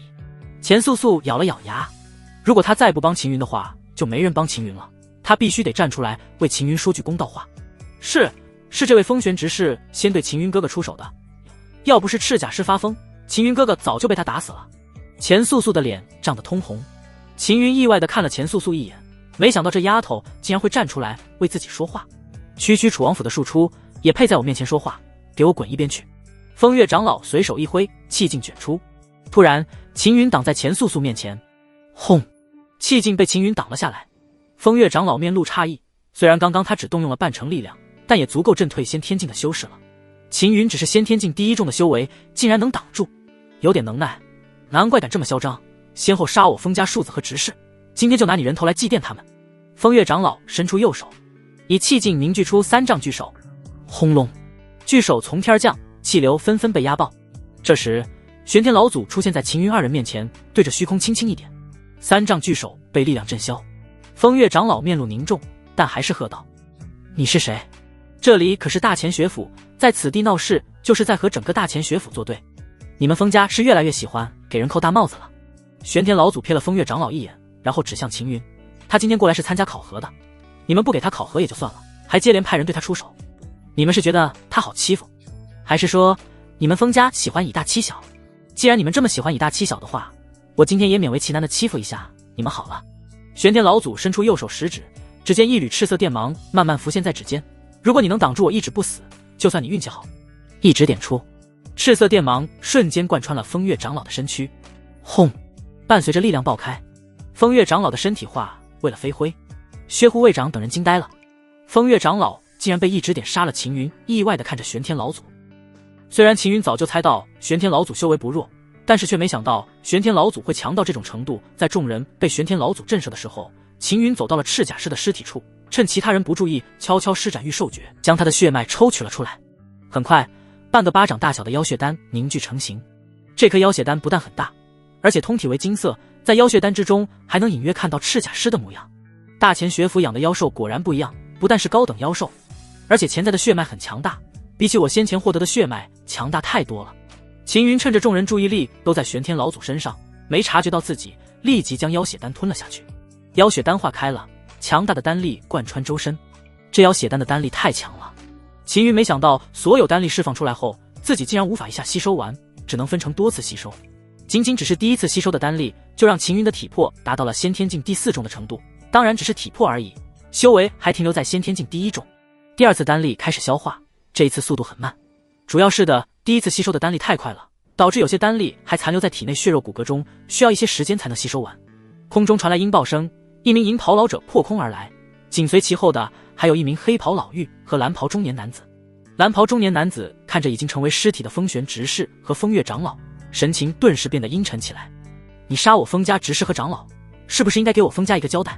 蓝袍中年男子冷冷看向玄天老祖，你想要什么交代？玄天老祖蓦然瞥了蓝袍中年男子一眼，先自断一臂再说。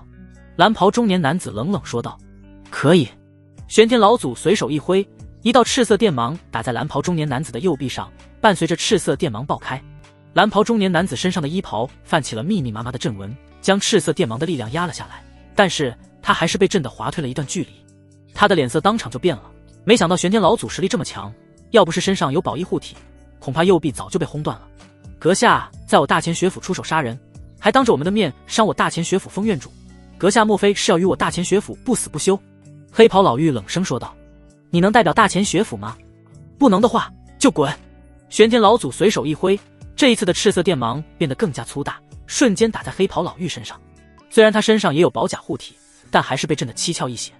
黑袍老妪脸色难看至极，原本嚣张的气焰也消散了，他没有再说话，因为玄天老祖实在太强了。阁下，这其中是不是有什么误会？为首的银袍老者赶紧站出来。玄天老祖指向秦云和钱素素二人，对银袍老者说道，他们持有王族考核令，并到大前学府来参加考核，结果你们大前学府封执事不但不给予考核，还想要杀他。我记得大前学府有一个规矩，那就是持有王族考核令者，无论犯下何等过错，在尚未完成考核之前不得干涉，若是有人干涉，将严惩不贷。这个规矩应该还在吧？还是说大前学府已经将这个规矩给改了？蓝袍中年男子等人面色深沉，他们当然知道这个规定，只是这个规定从存在至今极少出现过秦云这种事，是他先在外面杀了风伯后之子，我们才会来抓捕和杀他。薛护卫长指向秦云，你听到了吧？是他先杀了风伯后之子，他先犯下大罪，所以我封家执事和长老对他出手也是合情合理。此事你们必须得给我封家一个交代。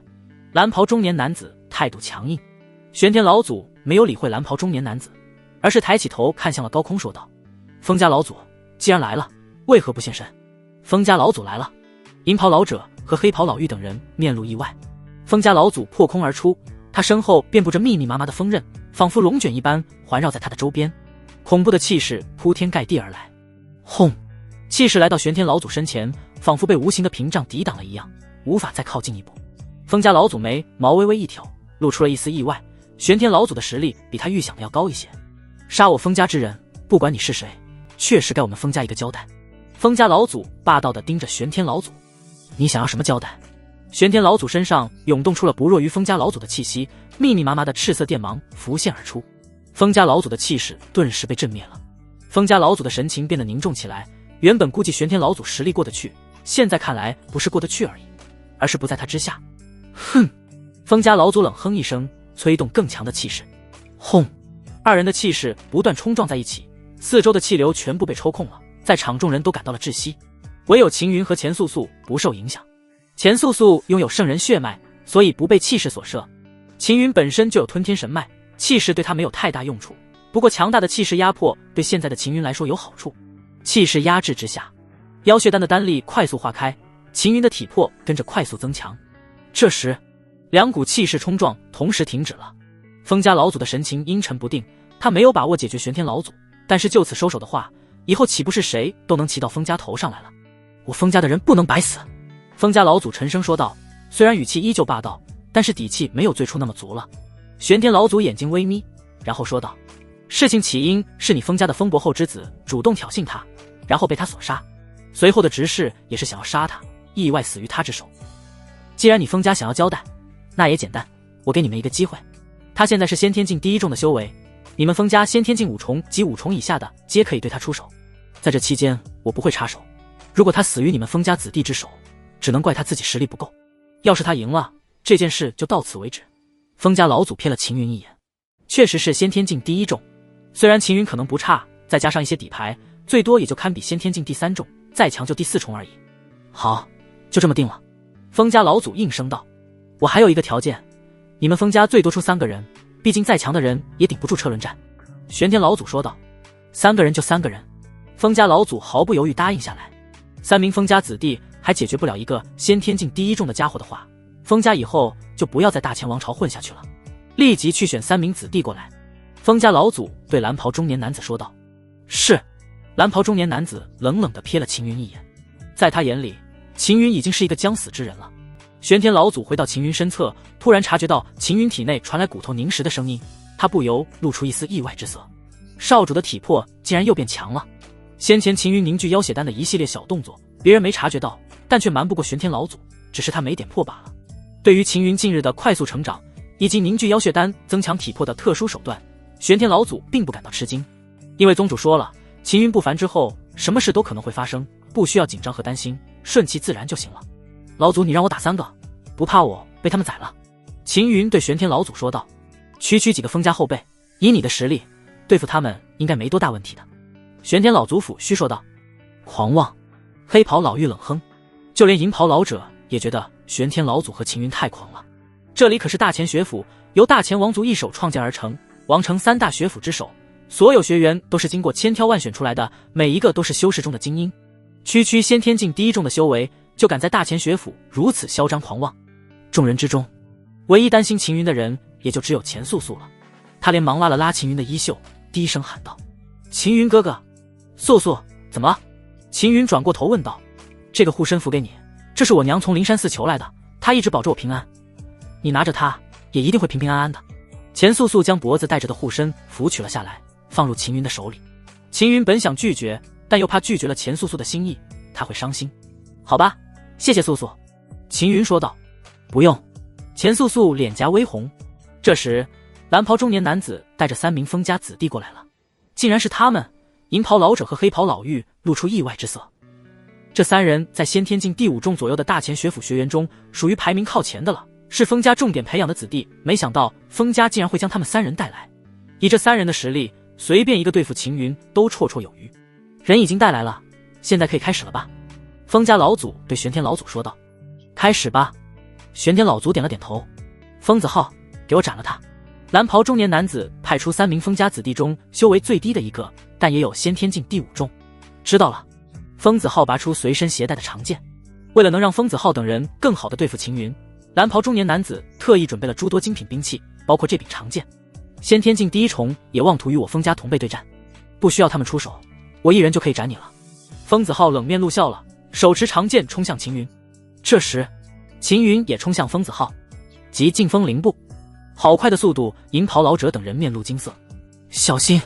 蓝袍中年男子脸色一变，赶紧提醒。秦云的拳头砸在疯子浩身上，砰的一声巨响，疯子浩像离弦的箭一样飞了出去，后面的柱子被撞得碎裂，疯子浩的身体就像是烂泥一样，骨头全部都断完了，五脏六腑更是变成了碎片。疯子浩气息全无，一击轰杀，所有人都震惊了，他竟然是体修。黑袍老妪面色紧绷。谁都知道体修的体魄强横霸道，但是要提升体魄非常困难，需要海量的资源来锻体，并不断熬打身躯。体修的过程费力而痛苦，并且还不一定能看到成效。走体修的修士不少，但是能达到先天境的却非常少，因为需要付出的代价太大了。体修也需要天赋的，没有足够强的天赋是无法走体修的路。蓝袍中年男子的面色阴沉至极。封家老祖沉着脸怒斥道：丢人现眼的东西，还不快脱下去！赶紧给我脱下去！蓝袍中年男子黑着脸命令薛护卫长等人，随后他走到第1位封家子弟面前，对他交代道：先斩他4肢，折磨他，不要让他死得太简单，要让他陷入绝望后再杀了他。放心吧，他如果只有这点蛮力的话，我会好好招呼他的。疯子清冷冷说道。蓝袍中年男子点了点头。疯子清可是封家真正重点培养的核心弟子，平日里他的表现是中上而已，这是封家让他故意藏拙的缘故。疯子清真正的实力已经快接近天才层次了。手持千断刀，疯子清一步踏出，身后突然画出了3道黑影，这这是一种特殊的玄级战技战影，寻常人只能修出2道，但是风子清天赋异禀，修出了3道战影。秦云再次冲撞过去，风子清眸光闪动，3道战影迅速合为一体，砰的一声巨响，风子清站于原地，没有移动分毫，冲撞力全被3道战影吸收了。你以为我是风子浩那个家伙？风子清冷笑，随手一刀斩了过去。秦云施展极劲风，0步避开了风子清，追了上去。3道战影迅速分开，从各个方向围杀向秦云。秦云继续出拳，轰轰，所有力量都被3道战影吸收了。没用的，你的蛮力是无法轰开我的战影，除非你的体魄能达到先天境第6重以上。风子清面露冷笑，第6重吗？正好丹力吸收完了，差不多到第6重了。秦云略微沉思了一下后说道，然后一脚迈出，狠狠踩踏在地上，轰隆，地面被秦云踩得凹陷了下去。风子清被震得一跃而起，不过他很快调整了过来，俯冲向秦云，一刀狠狠斩了过去。秦云避开后，顺势一拳砸出，再次砸在3道战影上。我都说了没用的。风子清右边嘴角翘起一抹弧度，还没等他笑出来，整个人笑容凝固了。3道战影竟然被秦云一拳砸爆。秦云的拳头长驱直入，一拳重重砸在风子清的脖子上，力量冲击之下，风子清当场身首异处了。看着倒下的风子清，银袍老者等人脸色都变了。风子清已经很强了，但还是被秦云轰杀了。他们看得出来，秦云的体魄已经达到先天境第6重以上了。蓝袍中年男子两眼发黑，差点气昏过去。风子清可是风家重点培养的核心子弟，竟然就这么被秦云一拳砸死了。风家老祖面色铁青，还有一个，要不要继续？玄天老祖问道。第3人先留着，等后面再来挑战。风家老祖沉声说道。也可以，我们随时恭候你们挑战。玄天老祖笑道。这副笑容看得风家老祖一阵火大，偏偏又没办法发火，没有再理会风家老祖等人。玄天老祖对秦云问道，接下来你打算怎么办？要入大钱学府吗？他想入我们大钱学府？别做梦了，我们绝对不会收他。黑袍老妪冷声说道。银袍老者犹豫了一下，最后还是没有开口。虽然秦云是体修，并且体魄达到先天境第6重了，潜力还算可以，但是秦云得罪了风家，迟早都会死在风家手上，没必要为了秦云得罪风家。大钱学府内又不是没有优秀的精英学员，潜力比秦云强的不少，更何况体修越往后提升就越艰难。别看秦云现在已经先天境第6重了，后面想要往上冲击会越来越难，说不定一辈子都会止步于先天境。体魄跟不上，修为也不占据优势的话，秦云就没有什么优势可言了。秦云扫了黑袍老妪等人一眼，然后才说道，在来大钱学府之前，我对大钱学府充满了向往，可是在看到大钱学府这些所谓的高层后，我很庆幸没有加入大钱学府。一个连原本定好的规矩都能随意打破的学府，未来注定不会有前途。再说了，大钱王城又不是只有一个学府。黑袍老妪等高层脸色发黑，如果是天才说这些话，他们还能忍受像秦云这种走体修道路，靠着体魄优势的家伙当着众人的面贬低大钱学府，他们可忍不了。你以为你是什么东西？要不是背后有人倚仗，你能站在这里？黑袍老妪冷声说道。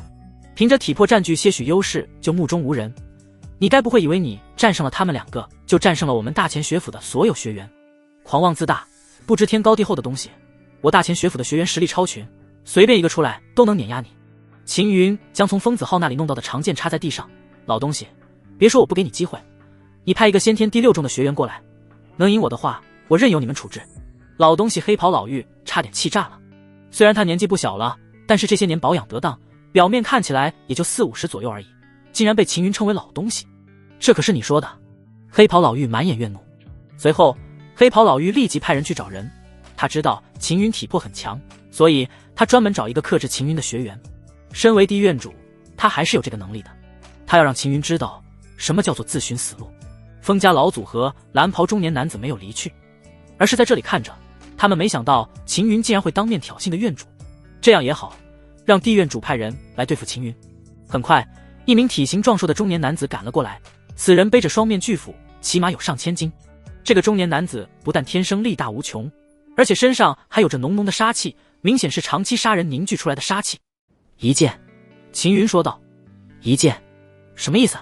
黑袍老妪等人皱眉不解。下一刻，秦云已经拔剑冲向了中年男子，极劲的风灵步再加上极劲的霸剑斩，万炼剑泛起了烈焰。银袍老者等人动容了，这不是烈焰，而是挥动万炼剑斩碎气流的时候，力量和速度达到了惊人的程度，导致气流变得炙热，所以看起来像是烈焰。霎时，剑斩而过，中年男子僵住了，呆呆地看着前方。至于秦云，已经出现在他的身后了。下一刻，中年男子脖子上出现了一道整齐的血痕，扑通，中年男子倒在地上，头颅和身体分开了。银袍老者等人才明白秦云刚刚说的一剑是什么意思了，原来是一剑斩了中年男子。没想到秦云先前对付风子清的时候并未出尽全力，以秦云现在的实力，放在地院先天境第6重左右的学员中，也足以排名前列的了。哪怕放在整个大前学员内，也能进入前10。黑袍老妪面容已经扭曲了，满脸狰狞，恨不得冲上去拍杀秦云。但是玄天老祖在，他知道杀不了秦云。这时秦云已经收剑离开了，钱素素赶紧跟了上去。玄天老祖一言不发地跟在后面。蓝袍中年男子注意到银袍老者惋惜的神情，不由冷声说道：怎么，天院主，你后悔了？他的潜力不错，他是有那么一点潜力，但也只能在这个层次嚣张而已。你看再过一段时间，同龄人成长到元和境的时候，你信不信他肯定还在先天境挣扎。黑袍老妪哼声道：修行意图慢一步就会步步慢，然后被同龄人远远抛在后面，最后陷入颓废，并变成一无是处的废物。地院院主说的没错，修为和体魄同修根本无法兼顾，最后也只能沦为平庸之辈。不，应该是废物。蓝袍中年男子冷声说道：更何况他杀了我封家4个人，这个仇我封家绝对要报。天院主轻声叹气，惋惜归惋惜，但他也不好为了秦云对抗封院主和地院主2人。这时一名封家探子掠了过来：院主，跟在他们身后的少女来历已经查清楚了，是楚王府的庶女，叫做钱素素。她母亲原本是楚王第3子的侍女，然后生下了她。1年前因为劳累过度，那个侍女死了。封家探子连忙说道：她的天赋怎么样？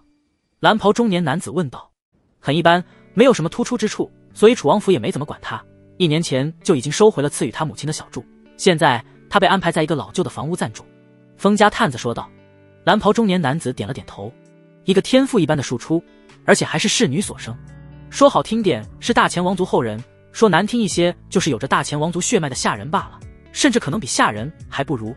物以类聚，人以群分，什么样的货色就和什么样的货色待在一起，废物自然也会和废物待在一起。地院主冷冷说道。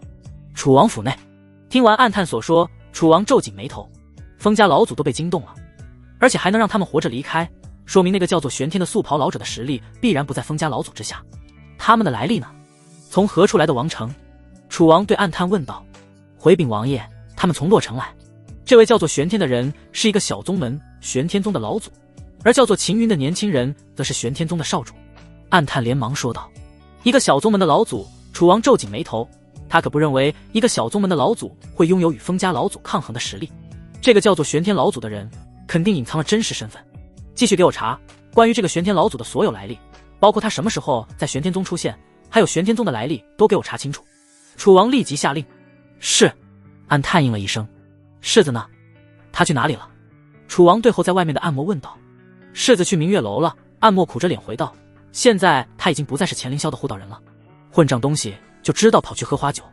楚王气得脸都白了，要不是撤去世子之位比较麻烦，再加上钱凌霄也没犯下大错，所以才能容忍他胡闹。让他赶紧给我滚回来，然后你带他去找玄天他们赔礼道歉。楚王冷声说道。暗默立即意识到楚王是想要拉拢和攀交玄天老祖，所以才会让钱凌霄先一步去赔礼道歉。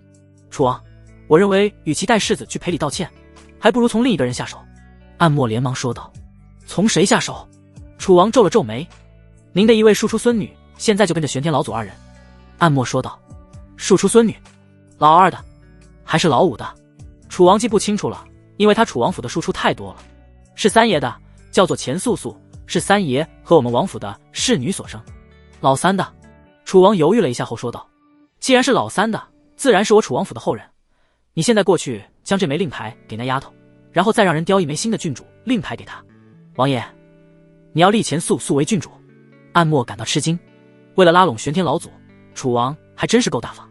要知道楚王手上只有2个郡主资格，楚王府一堆嫡女都在盯着呢，现在楚王竟然要将一个郡主资格给钱素素，拥有郡主身份，钱素素就等于一飞冲天了。对，立她为郡主。楚王点了点头，一个能和封家老祖抗衡的人物，绝对值得拉拢和攀交。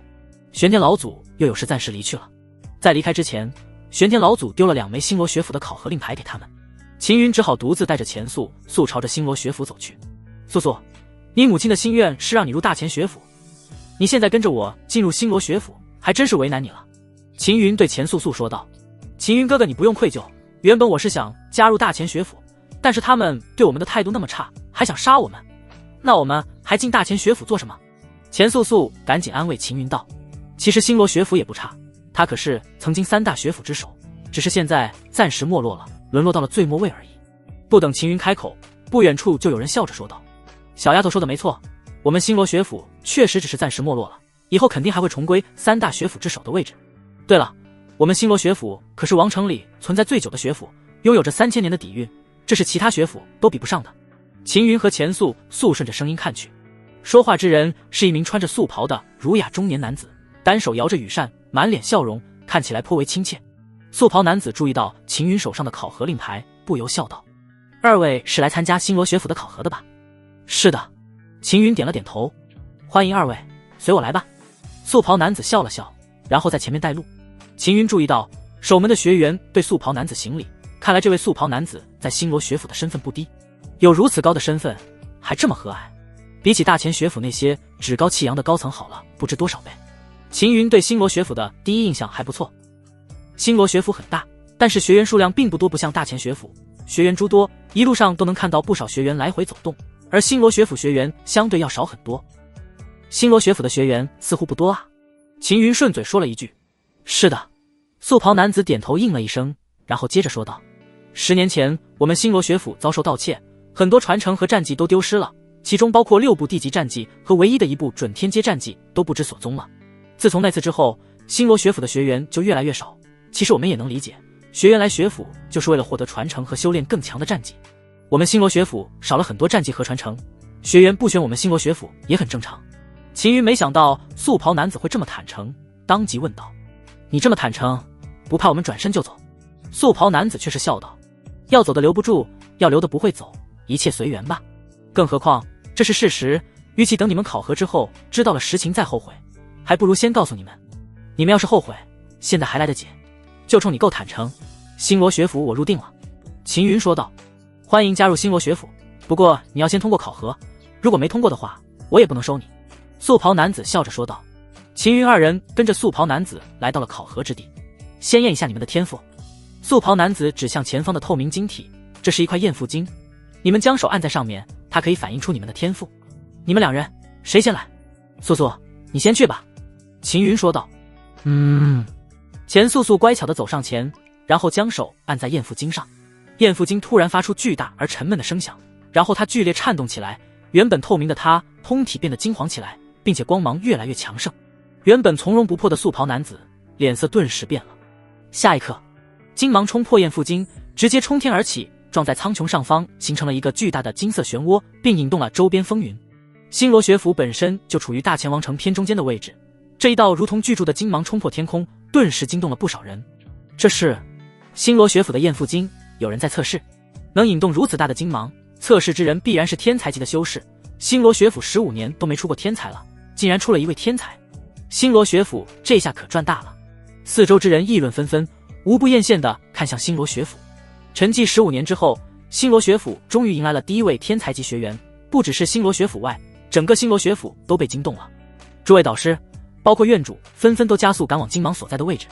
远在20里外的大钱学府也察觉到了，银袍老者等人纷纷破空而起，试图从高空看向星罗学府，想看清楚星罗学府收的天才级学员到底长什么样。星罗学府早就有准备了，早已释放出阵法，将整个星罗学府都覆盖住了，从外面根本看不到。星罗学府这些家伙真狡猾，竟然释放出天幕大阵，将学府内部都遮蔽了，让我们看不到。天才级学员，他们到底从哪里收来的？为何我们没有一点消息？银袍老者等人的脸色不太好看。大钱学府和星罗学府本身就是竞争关系，大钱学府能成为大钱王城第一学府，就是踩着星罗学府起来的，好不容易将星罗学府给踩下去，结果星罗学府在15年之后竟然收了一个天才学员。15年前我们就漏了一个司空月，被星罗学府捡了便宜，如今我们又漏掉一位。蓝袍中年男子冷声说道，不能再出一个司空月了。黑袍老妪面色沉冷，星罗学府虽然没落了，但是他们那些老东西可都没死绝，要动手的话恐怕没这么容易。蓝袍中年男子说道，先派人查清楚天才学员的来历，然后再做打算。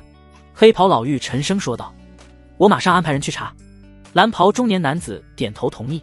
银袍老者想说话，但最后还是闭嘴了。现在的大前学府，封家掌控了画柄权，他说了也没用。黑袍老妪等人心情都不是很好。大前王城内的学府之争，老一辈人物不能轻易出手，所以争夺都放在年轻一辈这里，特别是资源的争夺，这一块全由年轻一辈来争。所以各大学府对于优秀学员的争夺和培养都很看重，一个优秀的学员会给学府带来不小的利益，而天才级学员甚至能让一个没落的学府重新振作起来。当年星罗学府已经彻底没落了，都快掉出第3位，结果幸运的收了一个叫做司空月的天才学员。当初司空月一人横扫大前王城各大学府年轻一辈，虽然星罗学府没有崛起，但也靠着司空月打下的资源延续了下来，并重新有了起色。现在星罗学府又冒出了一个天才级学员，这对大前学府来说可不是什么好事，特别是还有半个月就要开始进行3年一度的学府大比了。考核之地，钱素素的手按在艳妇经上，她感到害怕和紧张，因为周围的人越聚越多，而且所有人目光都集中在她身上。年轻人还好，眼神充满好奇，那些年长者的眼神好可怕啊，他们目光灼热，一个个身体都在微微颤抖，一副随时都可能会扑上来的模样。小丫头，我是内院3长老，你可愿意成为我徒儿？内院3长老赶紧站出来，我是执法院大执掌，只要你成为我的徒弟，我愿意倾囊相授。执法院大执掌站了出来，他适合走我的路，应该让我收为徒弟。你的路是歪路，哪里有我的路好走？小丫头跟着我，以后所有得到的资源都由你优先享受。星罗学府的高层们纷纷站出来争夺，还争得面红耳赤，差点就要大打出手了。都给我闭嘴！粗厚的噪音如雷暴般响起，一名身着黑甲的老者从天而降，重重砸在地上，将地面踩得剧烈颤动了几下。星罗学院的一众高层都闭嘴了。黑衣老者冷冷瞥了一众高层一眼，哼了一声，一群没出息的东西，不就是一个天才而已，还争得差点打起来。一众高层面露惭愧。黑衣老者突然转过头，板着的脸松弛开来，露出笑容。小丫头，我是玄象院主，只要你成为我徒儿，我保证给你抢来所有资源。因为许久没笑过了，他的笑容有些僵硬，但他还是尽量挤出了自认为最和蔼的微笑。钱素素却被吓到了。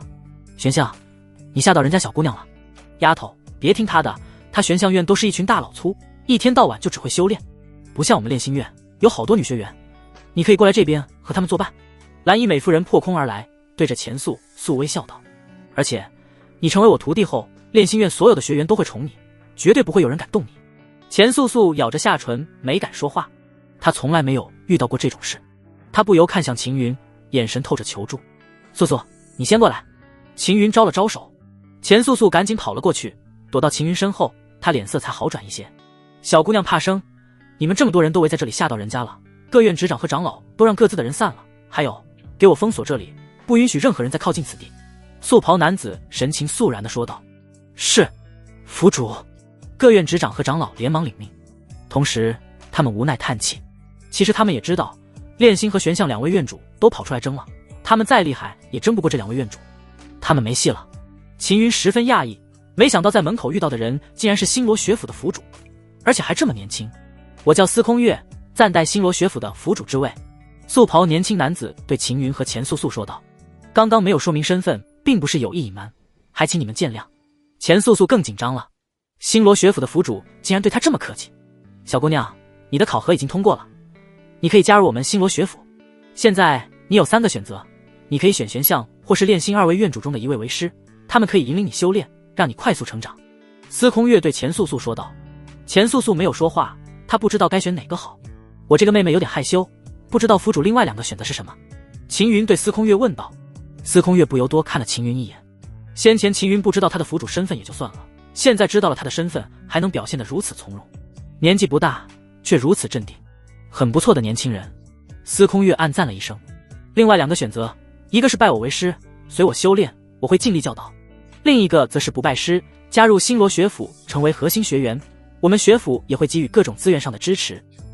司空月说道。秦云点了点头，然后对钱素素说道，素素，如果是我的话，我会选择拜府主为师。钱素素虽然怯懦，但是她并不傻，瞬间就明白了秦云的意思，连忙上前行了个大礼。徒儿钱素素见过师尊。乖徒儿，起来吧。司空月赶紧说道。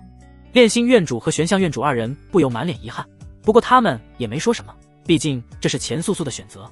素素，你姓钱，是大钱王族后人？司空月问道。回禀师尊，素素是楚王第3子所生的庶女。钱素素低着头回道，她还是有些紧张。司空月微微颔首，从钱素素的穿着打扮来看，就知道她是庶女了，而且还是地位最低的那种。只是楚王府怎么会这么愚蠢，竟然将钱素素这种天才丢在一边，任由她自生自灭？司空月猜测，可能是钱素素的天才天赋才刚觉醒，楚王府并不知道，所以才会让钱素素来星罗学府。如果知道的话，肯定会放入大钱学府，或是留在楚王府培养。不管你出身如何，你从今日开始就是我司空月第一大弟子。以后如果遇到任何麻烦，有谁欺负你，就来找为师，为师替你出头。司空月对钱素素说道。多谢师尊。钱素素眼眶红了，泪水在眼中打转。她感觉自己就像是在做梦一样，原本只有她一个人苟活在这个世上，没人过问，没人心疼。然后遇到了秦云，秦云不但对她好，还改变了她的未来。现在她还成为了星罗学府的府主徒弟，相当于一飞冲天了。钱素素知道自己拥有这一切都是秦云带来的，如果没有秦云的话，就没有现在的她。这位小兄弟还没有参加考核，先进行测试吧。司空月对秦云说道。虽然钱素素是天才，但他也没因此而冷落了秦云。秦云走了上去，将手按在测验经上。司空月等人都在看着，但是测验经半天却是没有任何反应，连一点光芒都没有出现。低天赋，炼心院主等人微微皱眉。突然砰的一声，测验经爆碎了，然后一道异彩冲天而起，星罗学府内布置的天幕大阵当场被冲碎了，异彩撞入苍穹，只见漫天出现了密密麻麻的古老纹路，这些纹路每一道都蕴含着神秘莫测的力量，它们仿佛蕴含着所有天地之理在里面。炼心院主和玄象院主二人只盯了一眼，噗！玄象院主当场吐血，炼心院主则是七窍一血，二人脸色惨白至极，身躯剧烈颤抖起来，他们像是遭受到了可怕的冲击一样，差点昏死过去。快收回目光，不要再看了，这是大道纹理，你们的境界无法观摩，再多看一眼，你们就会暴毙而亡。司空月连忙喝道。炼心院主和玄象院主迅速收回目光，司空月也抬头看了一会儿，很快他的脸色就发白起来。他坚持看了3个呼吸的时间，实在承受不住了，才收回目光。司空月心中狂震，大道纹理竟然被秦云引动了，如此天生异象，这小子不是天才，他是妖孽。这时秦云背后出现了一名银发女子的虚影，只见这个银发女子虚影随手一收，竟然将所有显化的大道纹理收走了，天地异象消失了。司空月等人并没有察觉到这一幕，就算他们抬着头，也不一定能看到银发女子虚影出手。虽然天地异象只出现了短短片刻的时间，但是却震动了整座大钱王城，诸多修为高深的修士破空而起。天生异象，妖孽出世，星罗学府这是要翻身了吗？先是天才，然后又出了一位100年难得一见的妖孽，星罗学府到底从哪里找来的妖孽？大钱学府内一片死寂，银袍老者等人面色铁青。刚刚的天地异象虽然只出现了片刻，他们却看到了，而且还很清晰，是天地异象没错。天生异象出，自然是妖孽出世。星罗学府竟然出了一位妖孽学员。风院主等人眼睛泛红，目光中涌动着浓浓的嫉妒。为何这样的妖孽不出在大钱学府，不出在风家？昔年星罗学府出了一个顶尖天才司空月，就横扫了我们大钱学府年轻一辈，如今不但出了一个顶尖天才，更是又出了一个天生异象的妖孽，我大钱学府年轻一辈恐怕要被碾压了。一名大侄长沉着脸说道。那个顶尖天才和妖孽是瞎了眼吗？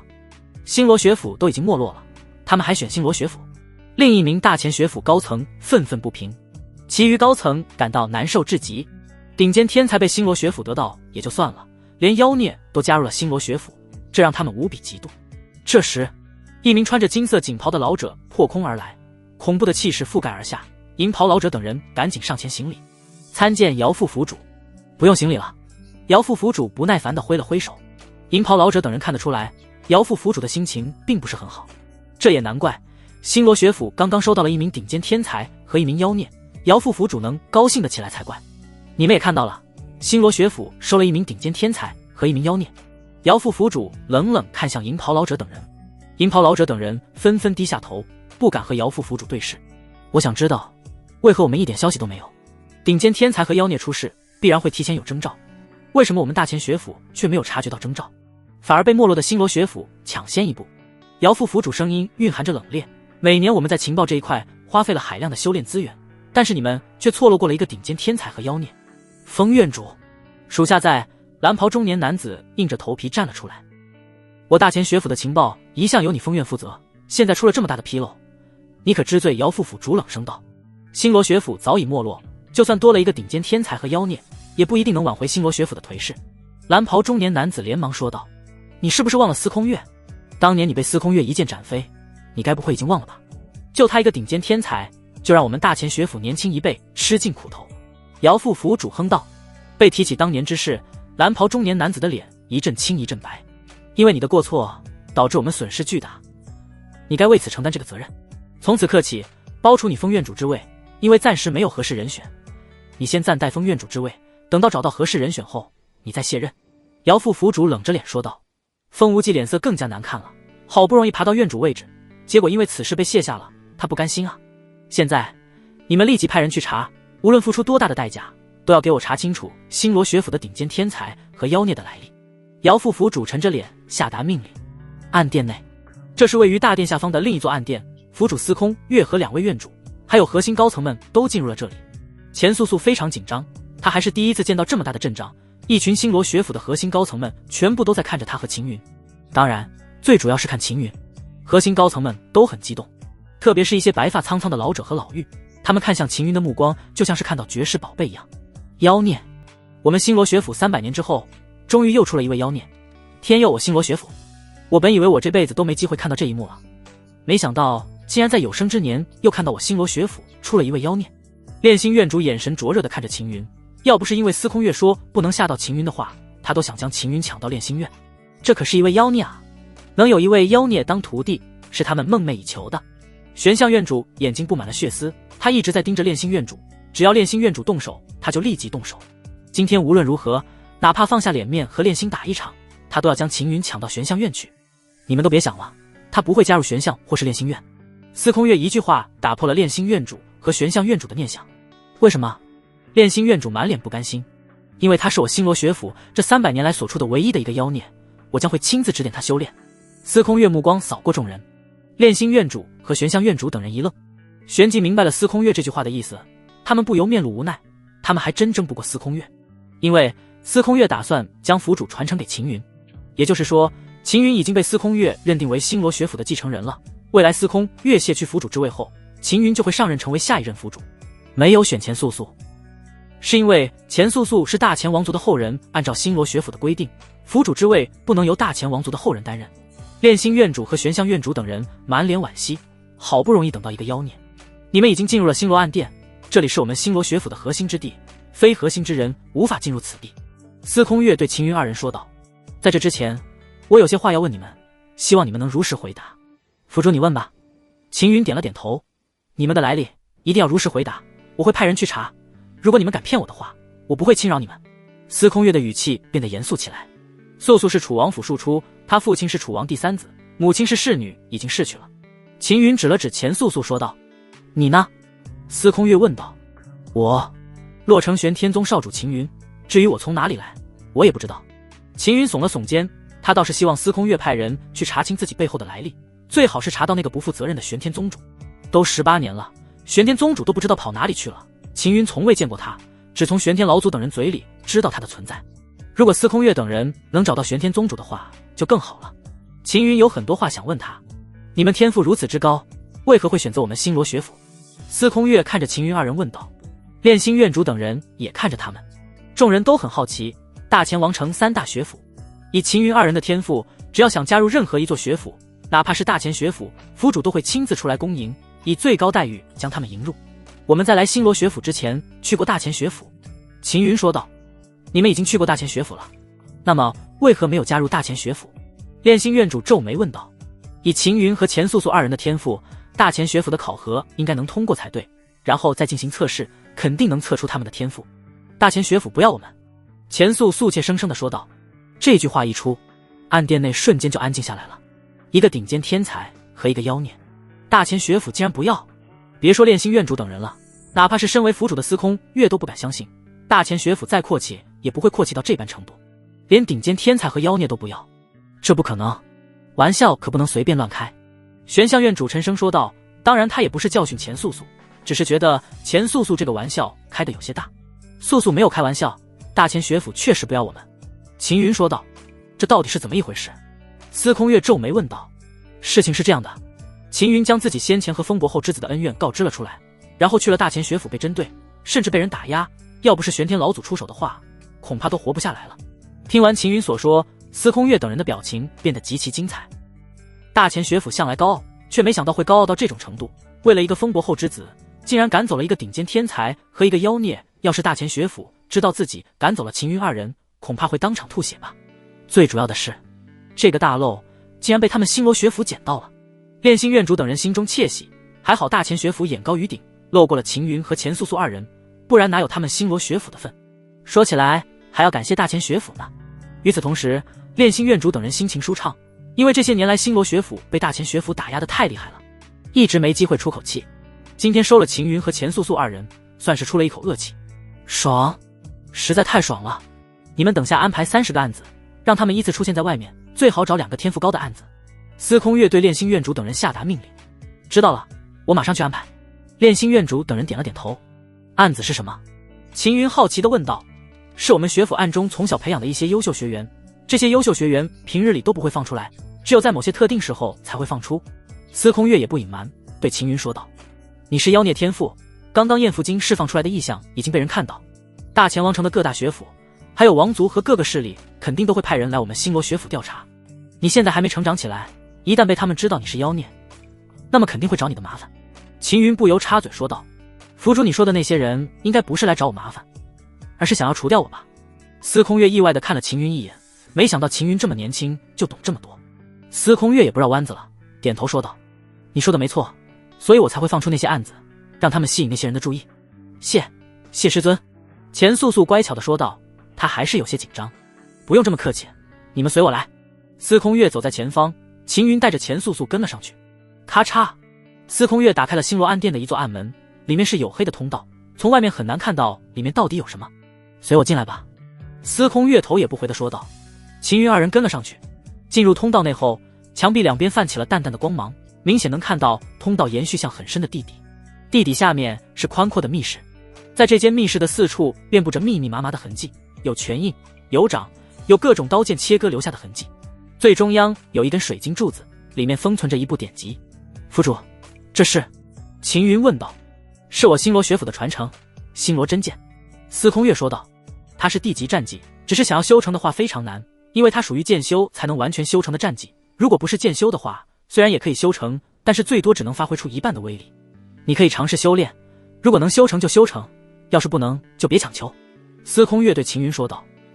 素素不能修炼吗？秦云指向素素。她的天赋不适合修这个，我到时候会给她安排其他战技。司空月说道。你先自己观摩一下，有不懂的话随时可以问我。我带素素去周边，让她感受一下历代府主留存的战绩痕迹。好的。秦云独自来到水晶柱面前，观摩起了星罗真剑。不得不说，地级战技比起玄级战技强太多了，光是修炼的繁杂度都要高很多，特别是真气运行路径这一块。玄级的霸剑斩也就只有35条运行路线而已，地级的星罗真剑就有278条，整整多了8倍以上。278条的运行路线对经脉的要求更高。秦云拥有吞天神脉，对秦云来说修炼起来并无难度。默默记下了星罗真剑的运行路径后，秦云开始修炼起来。这个时候，司空月带着钱素素在另一边，带着他感受着四周的战技真迹，看看他适合哪一种类型的战技。突然，司空月察觉到侧面有如同星辰一样的光芒浮现。秦云司空月迅速转过头，看到秦云浑身遍布璀璨星芒的时候，不由动容了。师尊，秦云哥哥他……钱素素满脸忧色。不用担心，他只是修成了星罗真剑而已。司空月神情有些不太自然，看向秦云的目光和先前完全不同了。虽然秦云是妖孽，但是这修成星罗真剑的速度也太快了。当年司空月修炼星罗真剑用了10天才修成，这样的速度已经算是很快的了。在星罗学府的历史上，他排名第3位。排名第1位的府主也是星罗学府创始人，耗费了1天的时间才修成星罗真剑。秦云用了多久？司空月心里快速估算了一遍，从走入密室到现在顶多半刻钟的时间，也就是说秦云只用了不到半刻钟的时间就修成了星罗真剑，并打破了星罗学府有史以来的记录，成为最快的第1人。而且秦云留下来的记录可能无人打破。司空月面色凝重，以秦云修炼星罗真剑的速度来看，他绝对不只是妖孽而已，很可能是顶尖妖孽。妖孽和顶尖妖孽，二者看似只差一些，但是二者之间还是有很大的距离。司空月突然想起秦云二人被大前学府驱逐一事，要是大前学府的高层们知道他们错过一个了顶尖妖孽，恐怕肠子都会悔青。星罗真剑入门容易，提升就有些难了。秦云估计还要修炼2-3天才能小成，所以也就不急于一时了。秦云和钱素素在司空月的要求下换上了普通学员的服饰，主要是为了避免太过于引人注目。随后二人离开了星罗暗殿，司空月没有跟着他们，而是任由他们自由行动，只是吩咐他们在修炼之中有什么不理解的，再去星罗暗殿找他。你是钱素素吧？一名会客店的执事迎面走来。我是。钱素素怯生生应声。楚王府客卿暗墨先生说，他说想要见你一面，现在他就在会客店中，你要不要见他？执事对钱素素问道。钱素素有些诧异，暗墨是楚王府第5客卿，而他只是一个庶出而已，暗墨竟然亲自来星罗学府见他，难道是楚王府出什么事了？钱素素有些紧张和害怕。秦云察觉到钱素素的神色，不由对他说道，我陪你一起去吧。谢谢秦云哥哥。钱素素感激道。随后秦云陪着钱素素跟着执事来到了会客店，暗墨正在一旁静坐等待，见到秦云和钱素素一起走来，他连忙站起身微笑道，小兄弟，素素郡主。郡主。钱素素一愣，秦云也有些意外地看向钱素素，钱素素却是慌了，她可不是什么郡主，连忙说道，秦云哥哥，我只是楚王府的庶女而已，并非是郡主。他怕秦云误会，所以才连忙解释，我相信你。秦云看向暗墨，暗墨连忙笑着解释道，素素郡主先前确实是庶出，但就在不久之前，王爷宣布素素郡主成为我楚王府第1郡主，楚王让素素成为郡主。秦云皱了皱眉，没错，这是王爷的意思，这是郡主令，还请素素郡主收好。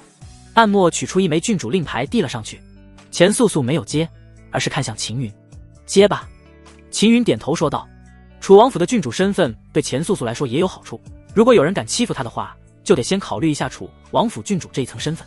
这里是一枚纳戒，里面有王爷赏赐下来的1瓶宝丹4瓶，2瓶宝丹2瓶，一共6瓶修炼用的宝丹。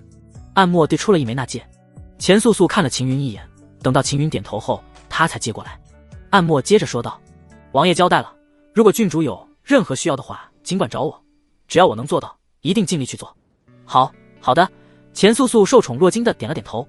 小兄弟，我刚刚过来的时候看到星罗学府有一项出事，看来星罗学府应该是出了一位妖孽，我有些好奇，这个妖孽是谁？暗墨有意无意问道。我只是一名普通学员而已，哪里有资格知道妖孽是谁？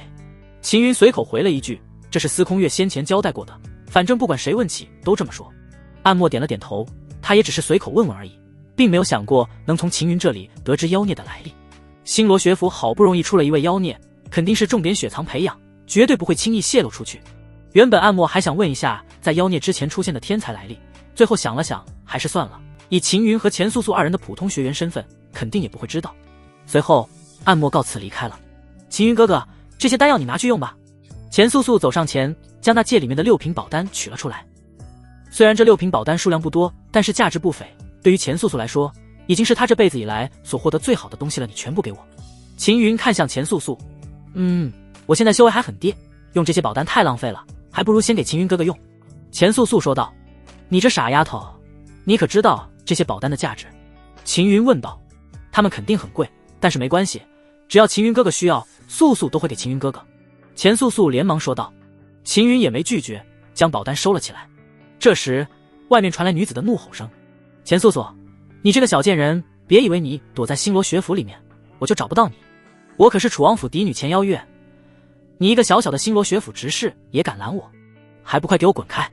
穿着银色锦袍的年轻女子推开了挡在大殿入口处的执事，带着一群人怒气冲冲地闯了进来。执事赶紧转身通知高层。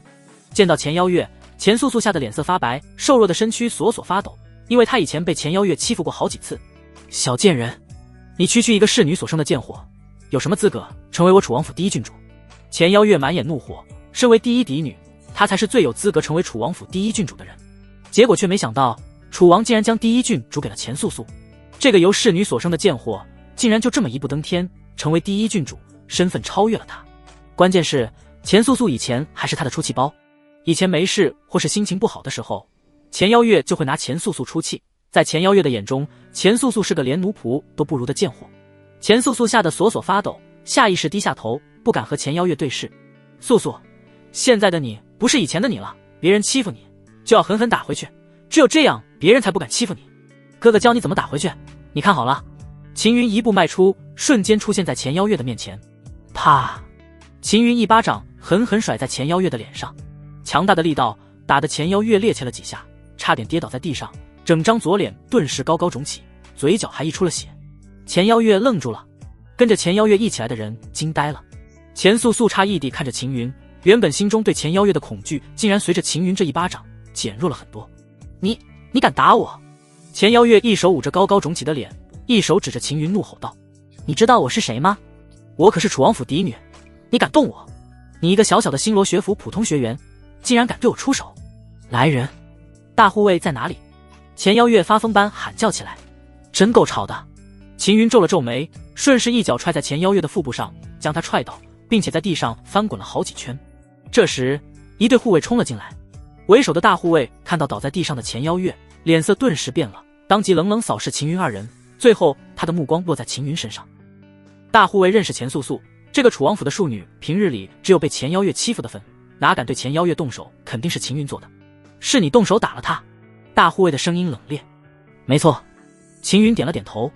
哪只手打的？先卸下那只手赔罪，等他起身后再对你进行处置。大护卫冷冷看着秦云。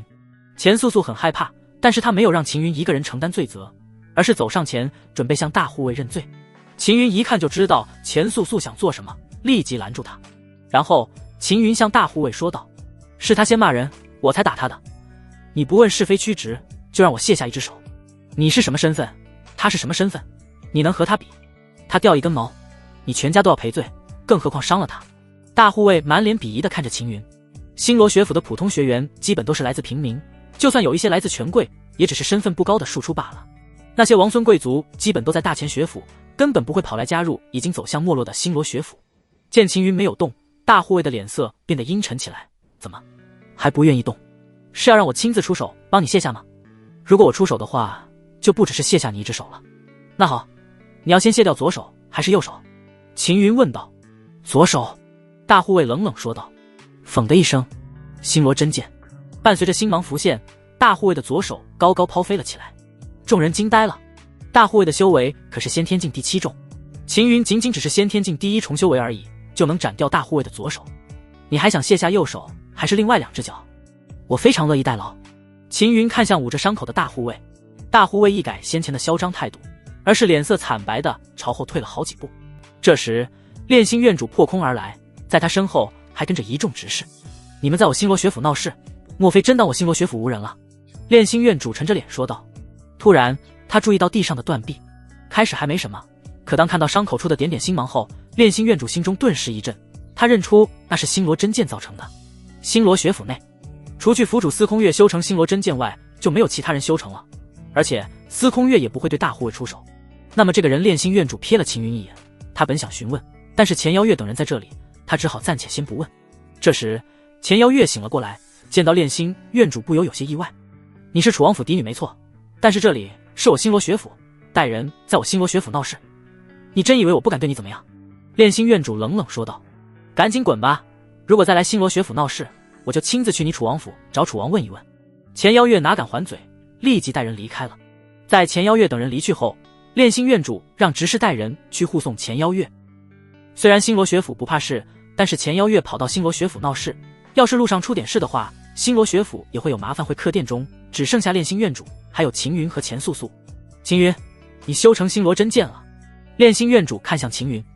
刚刚入门。秦云回道。果然，炼心院主就知道除去秦云外，不会有第2个人动用星罗真剑了，只是秦云修成星罗真剑的速度也太快了。秦云接触星罗真剑才多久？司空月才刚刚传授，秦云就入门了，这种速度实在骇人听闻。才过了多久？1刻钟的时间而已。秦云已经破了星罗学府的记录，成为了有史以来修成星罗真剑最快的一个，甚至可能后来者都无法超越。毕竟除去秦云之外，没有谁能1刻钟就修成星罗真剑。为了考校一下你修炼进度，你现在就施展一次星罗真剑我看一看。炼心院主说道。哦。秦云应声催动星罗真剑，随着真气运转周身，秦云露出意外之色，星罗真剑竟然突破了，原本预计几天时间，没想到突然来了一些感悟剧突破了。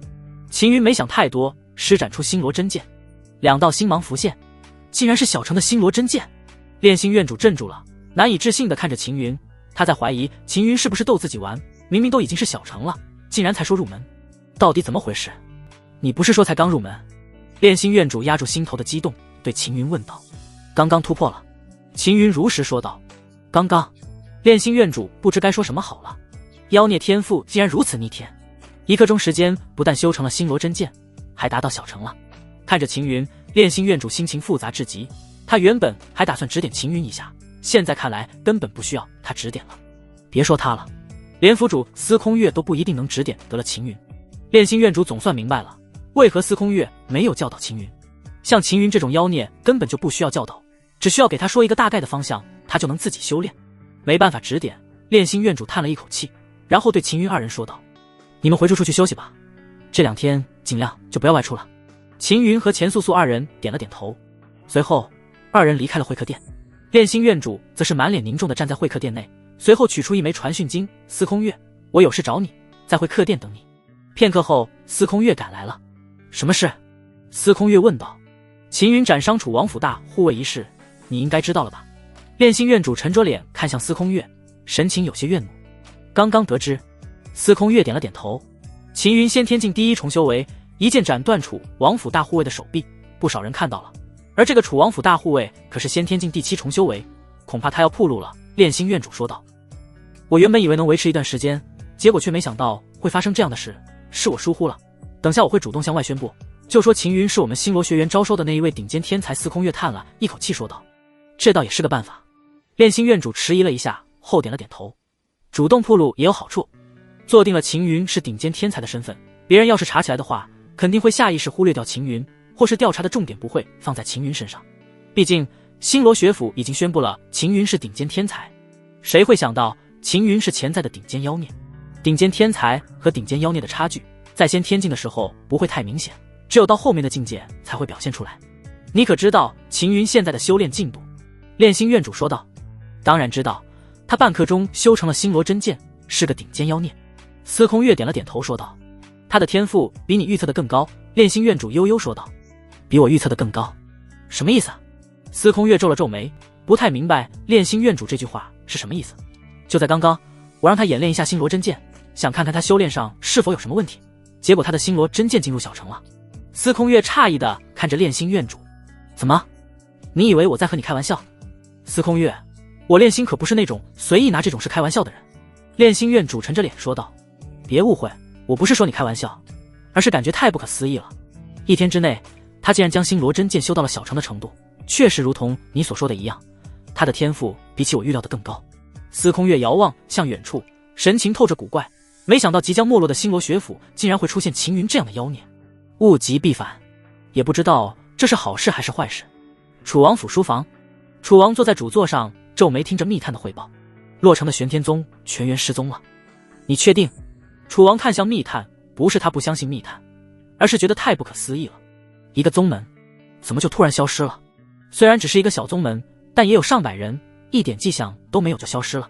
属下可以确定，在回来途中，属下还派人将4周都查了好几遍，玄天宗上至长老，下至弟子确实都失踪了。密探连忙回道，而且没有丝毫踪迹可寻。楚王的神情变得凝重起来。这个玄天宗也太诡异了，全员失踪，而且还是在秦云和玄天老祖离开洛城的时候。最主要的是没有踪迹可寻，就像是凭空消失了一样。王爷，我们查到玄天宗是在18年前建立的，所有长老和弟子，包括玄天老祖，都是突然间出现，除去玄天宗的身份外，我们并未查到他们之前的身份来历。密探说道。楚王神情紧绷起来。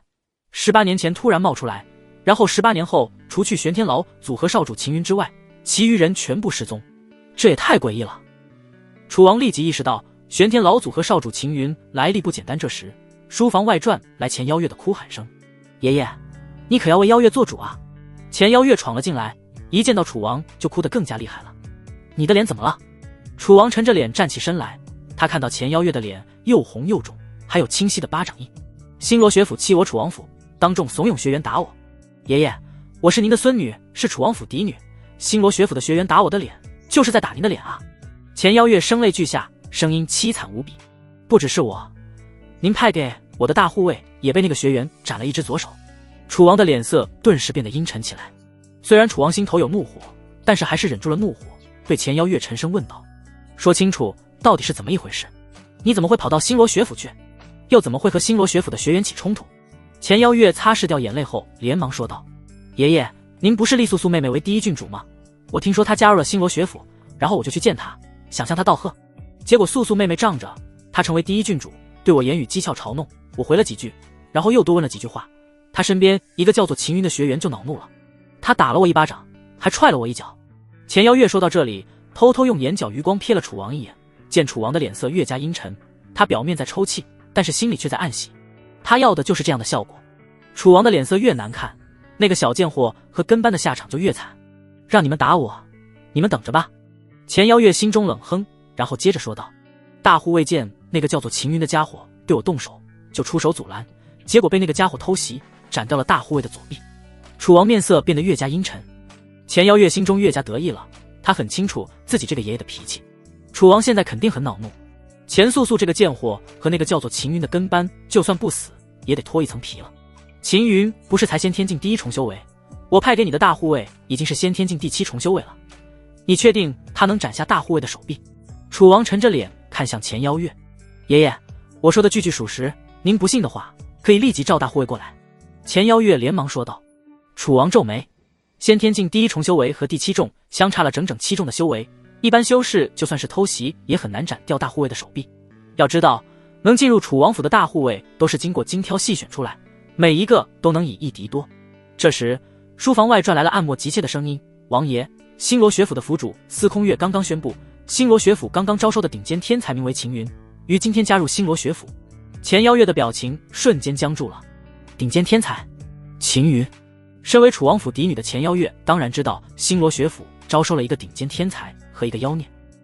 当时的金色光柱冲天而起的时候，就在附近的钱邀月亲眼见到，那是焰缚金释放出来的光芒，唯有天才修士才能引动。天才为银色，顶尖天才则为金色。那个打他的秦云竟然是星罗学府的顶尖天才，这怎么可能？不可能！钱邀月打死都不愿相信。如果秦云是星罗学府的顶尖天才的话，那么他就白白挨打了，因为楚王不会为了他得罪一位顶尖天才。爷爷，一定是假的，那个叫做秦云的家伙怎么可能是顶尖天才？钱邀月连忙说道。啪！楚王一巴掌打了下去，钱邀月被打的另一边脸都肿起来了，他顿时懵了。我从小在大钱王族长大，走过的桥比你走过的路都多，你真以为我这么容易蒙骗？你去星罗学府应该不是道贺，是认为我将第1郡主给了素素，所以你心生嫉恨去找他麻烦，对不对？楚王怒瞪钱邀月，钱邀月吓得脸都白了，索索发抖起来。他没想到楚王竟然能一眼就洞穿事情的真相。本来呢，我打算过一段时间立你为第2郡主，但是你的表现太让我失望了。楚王摇了摇头：爷爷，我错了，我再也不敢了。钱邀月慌忙求饶，第2郡主之位他不想错过。看到钱邀月这般模样，楚王顿时有些心软了，毕竟是他从小看着长大的嫡女啊。他心里在想着要不要给钱邀月一个机会。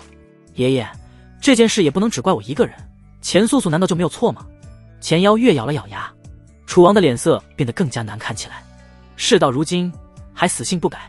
钱邀月，从此刻开始剥除你嫡女之位，贬为庶女，如果再敢去招惹钱素素，那就休怪我不客气。楚王怒道：爷爷，我错了，我错了，我再也不敢了。钱邀月顿时吓傻了，他不想成为庶女。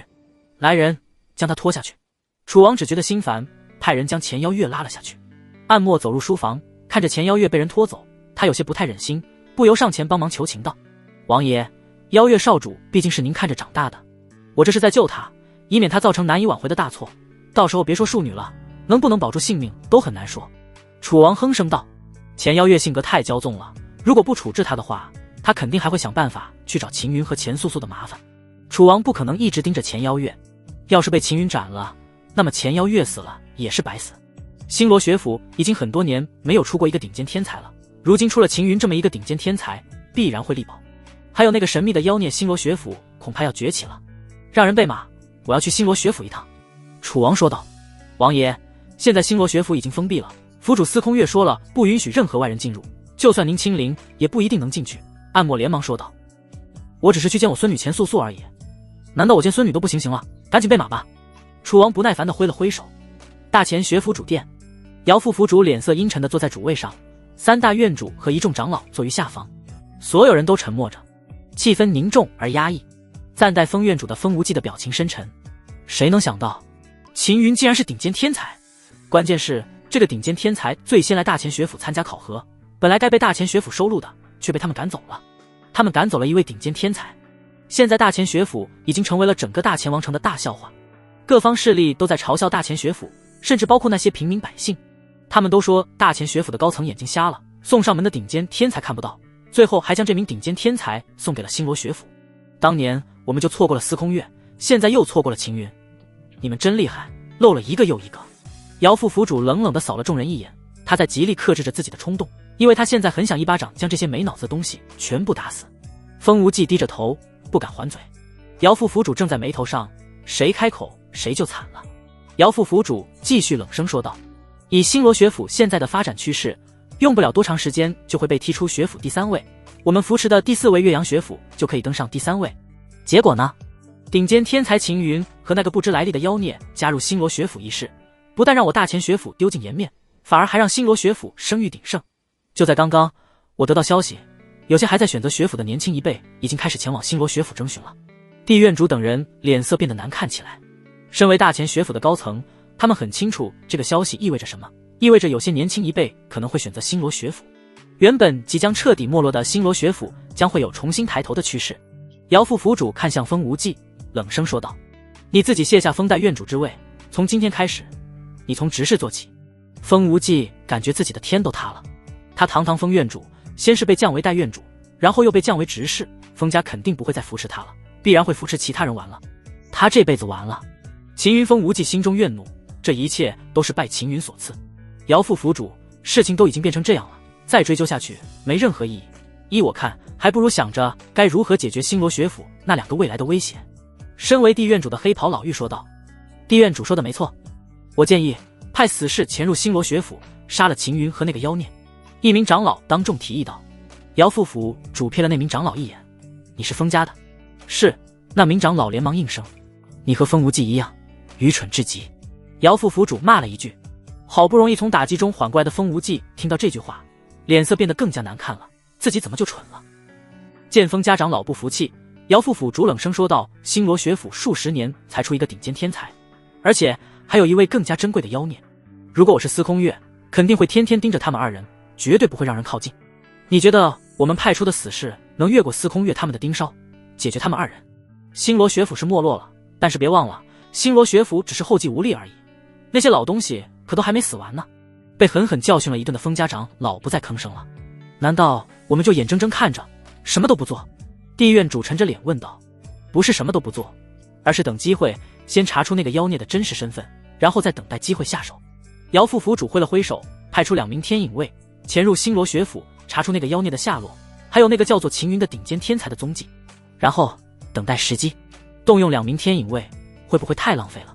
天院主皱了皱眉，大前学府的天影卫只有9名而已，每一个天影卫都是花费了巨大代价培养出来的，异常珍贵，大前学府轻易不会派出天影卫。姚副府主冷冷说道，浪费？如果等他们都成长到司空月那种程度，再想对付就晚了。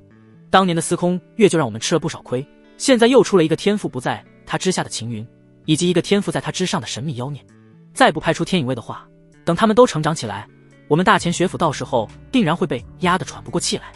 你们难道还想要再看到昔年司空月一人连胜我们大前学府11人的情景吗？地院主等人脸色一变，当年司空月一战成名，当然是踩着大前学府的头成名的，当时他们都眼睁睁看着那是大前学府的耻辱。我同意派出天影卫。我也同意。最终大前学府高层全部同意派出2名天影卫。星罗学府交易台，这里有不少学员在摆摊，主要是将自己不需要之物拿出来卖。秦云也找了个位置摆摊。虽然府主司空月宣布了秦云是顶尖天才，但是没有学员见过秦云，而且最近也来了不少新学员，所以其他学员也不认识秦云。星罗学府有3000余名学员，彼此不认识也很正常。秦云直接将那6瓶1瓶保单和2瓶保单摆了上去，正在四周摆摊的学员立即围了上来。兄弟，你要卖这些保单，是不是要卖？怎么卖？一大群学员围了上来，其余过路的学员见状也跟着围了过来，不少人看着6瓶宝丹，眼睛都亮了。丹药本身价值和需求都很高，要想买到丹药并不容易。对于学员来说，能用丹药肯定用丹药，灵药和宝药只是在没有丹药的情况下才会用来替代。这里面分别是1品和2品的宝丹，1颗宝丹换10株同品级的宝药。秦云说道：你确定？10株同品级的宝药换1颗宝丹，不是价格贵，而是没人会拿宝丹来换宝药，所以围过来的学员都不敢相信，就怕这些宝丹有假。但是这些宝丹上有着丹药光泽，而且上面还有丹印，基本上是不会有假。我要3颗。一名学员立即掏出30株1品的宝药，1颗宝丹的吸收率可比10株宝药的吸收率高了至少1成。最主要的是，吸收10株1品宝药需要至少1个月时间，吸收1颗1品宝丹只需要5天，省下的时间可以做很多事了。对于年轻修士来说，时间非常宝贵，如果能缩短修炼时间，他们自然愿意交换。我要4颗，我要5颗，你们别抢啊，给我留2颗啊！等我一下，我去借点宝药过来。学员们争先恐后，就怕迟了没有了，甚至有的还争了起来。秦云很快就卖掉了3瓶1品宝药。兄弟，我想买2瓶宝丹，我没有2瓶宝药，我拿其他东西换可不可以？一名身材高大的学员犹豫了一下后，走上前说道：先看看是什么东西。秦云说道。高个学员取出了一块石头，但是这块石头上却有着一道锐利至极的剑痕，看得人眼睛都被刺痛了。竟然是剑意流石，此物价值不低，但要不是剑修的话，是没办法领悟里面的剑意的，所以换来也没什么用。有学员开口说道。高个学员顿时有些不好意思起来，因为他也知道这东西价值虽然不低，但是要卖出去很难。剑修本来就少，而且就算遇到剑修，也不一定会愿意买。他本想收回，但是又舍不得2瓶宝丹，因为他需要2瓶宝丹来冲击境界。银发女子突然传音道：这个东西还算不错，可以收下来。还算不错。秦云还是第一次听到银发女子评价一件东西，要知道她的眼光极高，能被她看上的东西几乎没有，当然能被她看上的绝对是好东西。你想怎么换？秦云对高个学员问道。3颗。高个学员憋红了脸，他有些怕自己的价格开高了，准备减为2颗。行，就3颗吧。秦云取出3颗2品宝丹。谢谢兄弟。高个学员激动不已，因为3颗2品宝丹完全足够他冲击下一个境界的修为了。秦云接过剑意流石，一会儿后，秦云卖完了所有宝丹，收摊回到了住处。秦云这才取出剑意流石，对银发女子问道：前辈，您说的东西还算不错，可是这上面的剑意，这道剑意是垃圾。银发女子哼了一声，然后才说道：真正的好东西在里面，石头中可是封着一尊天罡剑道魔魂。关于天罡剑道，秦云听说过，剑修所走的一种剑道，走这种剑道的剑修必须得拥有刚正之心才能修炼，往往这种剑修刚正不阿，受到其余修士敬服。反倒是魔魂，秦云却是第一次听说，所谓魔魂就是走天罡剑道的修士在这一条剑道上达到极限后，本该以天罡剑道铸就神魂，却因为意外导致神魂入魔。银发女子说道：刚正之人成魔。秦云非常吃惊，没错，就是刚正之人成魔了。如果不成魔的话，只是天罡剑道神魂，那就没什么意思了，成魔了才有意思。银发女子解释道。秦云不解，世间有阴阳之分，自然就有正逆区别。天罡剑道为正，如果继续一路走下去，太过于刚正，会导致天罡剑道崩碎，神魂消亡。银发女子缓缓说道：走天罡剑道的剑修，要想踏上最强的至高剑道的路，就必须得在修成天罡剑道后入魔，唯有入魔，才能以逆转正，滋生阴阳，才能有机会走上最强的至高剑道之路。只是可惜，这个家伙没有撑住，入魔后遭遇9劫，意识已经溃散，只留下这一缕天罡剑道魔魂封在剑石内。他估计是想要借助剑石恢复，只是他魂体已经破碎，根本没有恢复的可能了。秦云似懂非懂地点了点头。前辈，这一缕天罡剑道魔魂有什么用？秦云问道。自然是将它炼化为自身所用。银发女子哼声道：我要入魔。秦云的脸色顿时就变了，他可不想成为魔头，那可是人人得以诛之的，而且魔头毫无人性，还嗜血喜欢杀戮。你有吞天神脉，能镇压魔念，根本不会入魔。你炼化天罡剑道魔魂后，你自身就拥有了它的能力。简单来说，你拥有天罡剑道魔魂，但是你却不会入魔，只能是你驾驭它，而不是它来驾驭你。更何况区天罡剑道魔魂，他还没资格驾驭你。银发女子声音冰冷，话语中对天罡剑道魔魂透着不屑。既然不用成为魔头，还能拥有天罡剑道魔魂强大的能力，秦云顿时放心了。前辈，我该如何炼化它？秦云对银发女子问道。运转你体内的吞天神脉，将之化为吞天神焰，就可以炼化天罡剑道魔魂了。银发女子说道：多谢前辈告知。秦云按照银发女子所说，运转体内吞天神脉，讽的一声，吞天神脉立即化为了一簇簇神秘的青焰。秦云发现这些神秘的青焰之中蕴含的诸多神秘纹路和太古封神殿通体遍布的神秘纹路很像。吞天神焰不能维持太久，尽快炼化，不然会伤到你自己。银发女子提醒了一句。知道了。秦云连忙收回心神，催动吞天神焰环绕剑意流石上。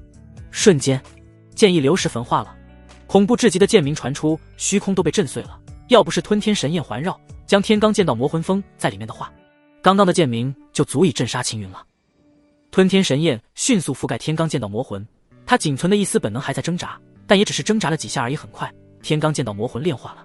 随着吞天神焰归入体内，秦云与天罡剑道魔魂缓缓融合，各种剑鸣声不断传出，有的悦耳，有的低沉，有的高亢，有的沙哑。换作以往，秦云对于这些剑鸣并无感觉，但是今天他却从中听到了喜怒哀乐，这种感觉相当奇妙。在天罡剑道魔魂完全融合的瞬间，秦云睁开了眼睛，锐利至极的目光如同锋利的剑一样。在这一瞬间，秦云仿佛成了一柄绝世神兵，举手投足之间皆可释放出强大的剑气。这时秦云背上的万炼剑颤动起来，秦云取下来后轻轻抚过万炼剑，只见它外皮纷纷脱落，原本的剑体变成更加锋利。这是兵器蜕变，品质好的兵器在动用一段时间后会因为一些意外而蜕变，就像修士修炼一样，达到一定境界就会突破，兵器也是一样。现在的万炼剑通过初次蜕变后已经滋生出一丝灵性了，只要继续蜕变下去，它就有机会变成更强的兵器。虽然我融合了天罡剑道魔魂，但修为还不够，有很多强大的能力无法施展出来，还是得提升修为才行。秦云取出先前换来的宝药，开始吞噬炼化。拥有吞天神脉的好处就是所有宝药都可以一次吸收，而不用担心会出现经脉尽断的风险。6瓶宝丹秦云都换成了宝药，相当于6瓶宝丹变成了60瓶。在吞天神脉的作用下，宝药接连被炼化，秦云的修为也在快速增长。会客殿内，钱素素有些紧张地跟在司空月后面，因为刚刚司空月和他说了楚王要见他一面。如果是别人，司空月会拒绝，但是楚王的话，司空月还真没办法拒绝，他可是钱素素的爷爷。不用怕，你等下自己进去见他，为师待在侧殿等候，有任何问题，为师定然第一时间赶来。司空月对钱素素说道。等下你爷爷查验你的真气，你就让他查，如果他问你在星罗学府的身份，你就如实说。钱素素轻轻点头。这个时候秦云不在，他只能靠自己了。母亲逝去之后，钱素素在这个世上唯一能依赖的人只有秦云了，因为只有秦云真正对她好。当然司空月也算半个。素素，你不要害怕，你现在不是以前的素素了，你现在有了秦云哥哥，而且还是星罗学府的府主徒弟，你还是顶尖天才。钱素素暗暗给自己打气，这是秦云前段时间教她的。果然和秦云说的一样，只要每次他说完这些话后，就没有最开始那么紧张了，而且也有了一些自信。钱素素走入会客殿，见到了一名须发全白、身着蛟龙袍的楚王。孙女素素见过爷爷。钱素素连忙行了礼。素素乖，快起来让爷爷看一看。楚王上前拉着钱素素的手走了过去，端详起她来像，真是太像老三了，不过比老三长得好看太多了。钱素素虽然有些紧张，但还是比先前好很多了。楚王突然皱紧眉头，感到不太对劲，因为钱素素的真气运转怎么会这么快呢？这段时日他让人查过钱素素的天赋和这些年来的记录，在楚王府的小辈中只能算是中等。素素，爷爷感觉你真气运转不对，爷爷仔细查一下，你可别抵抗。楚王连忙对钱素素说道。钱素素轻轻点头，师尊还真是厉害，竟然早就猜到爷爷要查验自己的真气情况。楚王的手搭在钱素素的手腕上，随着一缕真气注入，他感受到了钱素素的真气运行情况。顿时楚王心中一震，这哪里是中等水准，哪有哪个中等水准的修士会有这么快的真气运转速度？别说楚王府天赋最高的年轻一辈，就算是他和钱素素比起来，真气运转速度都差了一大截。难道楚王脸上浮现出了难以抑制的欣喜？天才，钱素素是个天才？不对，天才的真气运转速度绝对没这么快。楚王赶紧压住心中的欣喜，满怀期待的仔细感受了好几遍，反复比对，最后才确认没错。钱素素不是天才，而是顶尖天才。哈哈，我楚王府终于出了一位顶尖天才。楚王忍不住昂头狂笑起来。楚王很高兴，整个楚王府的后辈嫡出和庶出，还有旁支全部加在一起都有上千人了，却没有一个天才。现在不但出了一个天才，而且还是顶尖天才。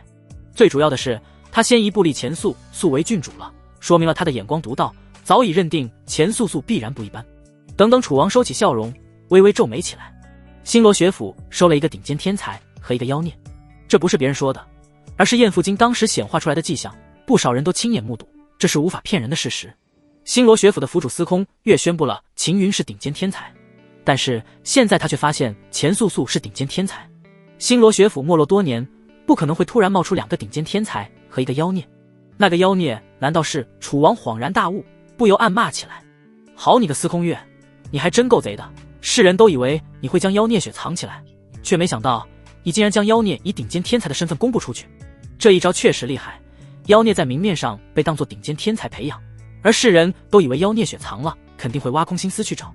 谁能知道妖孽就在他们眼皮底下行走。这时楚王察觉到侧殿有人走来，不由看了过去。来人正是司空月，他穿着一身素袍，一副风度翩翩的模样。虽然司空月是后辈，但是他却是星罗学府现任的府主，在大前王朝的身份地位可不比楚王低。对于司空月，楚王还是很欣赏和敬佩的。星罗学府早已没落，要不是司空月异军突起，并扛起星罗学府的重担的话，星罗学府恐怕早就调出第3位了。楚王，还请为我星罗学府保守秘密。司空月拱手说道：你在让素素见我的时候，就已经知道会露馅了，对吧？楚王瞥了司空月一眼，肯定瞒不住你的。司空月笑了笑：你这一招还真够损的，不过恐怕很难瞒太久，毕竟我大前王族很长时间没有出现过妖孽了。至于保守秘密这一块，我只能向其他人保守，但是前皇那里我会如实上报。楚王正色道。司空月连忙说道：我不会阻止你上报，只希望你和前皇说一下，尽量不要泄露，给秦云更多的成长时间。不管怎么说，秦云也是大前王朝的子民，我会和前皇说一声，至于会不会同意，我就没办法保证了。楚王只能这么说道。星罗学府可以隐瞒妖孽来历身份，是因为学府的特殊性，所以不需要向前皇通报什么，前皇也不能强制星罗学府告知。但是楚王自己知道了的话，肯定要上报的，毕竟他代表的是大前王族，必须得以大前王族为主。原本楚王是打算在这里逗留片刻，陪一下钱素素，但是妖孽身份来历非常重要，他只能先去大前皇宫一趟。素素，爷爷还有重要的事，改天再来看你。楚王对着钱素素微微一笑，现在钱素素可是他的宝贝孙女。正要转身离去，楚王想起了什么，从那戒里面取出了2瓶5品宝丹，有些肉痛的塞入钱素素手里。好好修炼，给我楚王府争口气。钱素素点了点头，楚王告辞离开了。看着楚王背影，司空月禁不住笑道：楚王这只铁公鸡也有拔毛的时候，2瓶5品的宝丹价值不菲啊，难得见他这么舍得。钱素素感到有些尴尬，他自然知道楚王的性子确实有些吝啬，能拿出2瓶5品的宝丹可是破天荒的大方了。楚王走出星罗学府，准备上马车的时候，突然见到有一个银发老者正站在不远处，他不由皱了皱眉，不知为何，这个银发老者给他的感觉非常熟悉，仿佛一位故人。好久不见了，楚王。玄天老祖看向楚王，听到这道声音，楚王愣住了。记忆之中，这个声音除去一个人外，没有其他人了。是他还活着18年了。这18年来，大前王族几乎搜遍了整个大前地界，都快要刮地3尺了，始终找不到他。原本以为他已经死了，没想到这家伙竟然还活着，而且还跑到自己眼皮底下了。楚王压制住心中的激动，打量起玄天老祖，然后才说道：你这些年跑哪里去了？还有你的样子怎么变了？当年的那个家伙可不是这般模样，而是俊逸不凡的人物，就算再怎么衰老，也不会比他还老。发生了一些事。玄天老祖回到楚王没有问，他知道可能玄天老祖隐藏18年肯定有原因，他连忙上前拉住玄天老祖的手：走，随我去皇宫，三哥这18年来一直都在念叨着你，见到你他肯定会非常高兴，我还有职责在身，不能离开这里。玄天老祖摇了摇头：你可是我大前王朝的并肩王，连三哥都使唤不动你，谁敢给你职责？楚王哼了一声，拉起玄天老祖就要走，结果无论楚王怎么拉，都拉不动玄天老祖。楚王不信邪，催动力量，玄天老祖依旧一动不动，无论楚王施展多大的力量，都没办法拉动玄天老祖分毫。楚王诧异地看着玄天老祖：我没必要骗你，确实有职责在身。玄天老祖说道：你的职责是什么？谁给你的？楚王皱眉问道：并肩王是什么身份？大前王朝第一高手，与前皇并坐于朝堂皇座上面，哪怕是前皇都无法命令并肩王。现在玄天老祖竟然说有职责在身，楚王自然不相信，认为这是玄天老祖的推脱之词而已。宗主命令我为少主护道，我只能说这么多，你不要再问了。玄天老祖说道。宗主楚王的神情变得凝重起来。关于玄天老祖的身份，他先前早就查过了，玄天宗的老祖。整个玄天宗除去长老和弟子之外，最神秘的无疑就是玄天宗主，而这位玄天宗主早已失踪18年了，从来没人见过。等等，刚刚玄天老祖说要为谁护道来着？为少主护道。少主除了奴仆之外，谁会称呼被护道之人为少主？玄天老祖，曾经的并肩王，大前王族第一高手，竟然成为了他人的奴仆。楚王猛然盯住玄天老祖，沉声问道：是不是有人用什么手段限制你了？你告诉我们，哪怕倾尽我大前王族之力，也要助你脱困。没有，是我自愿的，你不用再问了。你只要知道，这是我的一场机缘。玄天老祖挥了挥手。楚王一愣，他了解玄天老祖，从玄天老祖的神情来看，绝对不是胁迫，不是胁迫，却心甘情愿成奴，并为他人护道，还说是机缘。楚王深吸了一口气，能让并肩王成奴，这位玄天宗少主的背景，恐怕比他猜测的还要恐怖得多。楚王没有问下去，因为他知道玄天老祖不会说的。你家素素遇上了少主，他的命倒是挺不错的。玄天老祖对楚王说了这么一句。虽然玄天老祖说话含糊，但是楚王的心却是微微一颤。玄天老祖这句话等于是暗示他秦云来历和他猜测的一致。多谢了。楚王真诚道谢，一来是多谢玄天老祖告知，二来是钱素素被玄天老祖拉了一把，所以他才会因此道谢。玄天老祖微微颔首，要不是因为以往的交情，他才不会来提醒楚王。楚王不是傻子，他自然知道该怎么做，他比别人有更大的优势攀上秦云这条线。不只是楚王先知道秦云的来历不凡，最主要的是他有一个气运非常好的孙女钱素素。楚王府能不能跟着钱素素攀上秦云这棵巨树，就看楚王自己能不能把控这个机会了。突然，玄天老祖随身携带的一块古玄玉佩颤动起来，脸色顿时变了，因为秦云出事了。玄天老祖顾不上和楚王解释，直接冲入星罗学府中。虽然楚王不知道发生了什么事，见玄天老祖急匆匆闯入星罗学府，意识到可能出了什么事，赶紧跟上。房间内，正在修炼的秦云突然全身紧绷，窒息的压迫感狂涌而来。在这一瞬间，秦云嗅到了极度危险的气息，这种感觉就像是被致命的剧毒之物盯上一样。秦云停止冲击先天境第8重，迅速将万炼剑抓在手里。星罗真剑。秦云的身上爆发出2道璀璨至极的星芒。天罡剑道魔魂的加持下，秦云手中的万炼剑中释放出了一股刚正无双的剑气，天罡剑气。剑气纵横。阴暗处，一名隐匿的黑袍人还没反应过来，就已经被剑气斩过身躯，强大的剑气贯穿墙壁，延续了3丈后才消失。黑衣人呆呆地看着秦云，神情充满了难以置信之色。他才刚刚混进来，并且隐匿得非常好，他才刚准备动手，结果秦云抢先一步。关键是秦云是如何发现他？还有，秦云只是先天境第7重的修为，他可是元和境修士，他怎么都想不明白，秦云为何能一剑斩杀他。黑衣人倒在地上，额头出现一道裂痕，并从头顶延续到胯下，最后身躯裂成了2半。秦云没有因为宰了黑衣人就放松警惕，反而周身涌动出了强大至极的天罡剑气，四周的气流都变得锋利起来。剑修，还有剑气。正准备进行偷袭的另一个黑衣人勃然色变，没想到秦云竟然还是剑修，而且是领悟了剑气的剑修。察觉到另一个黑衣人，秦云再次出手。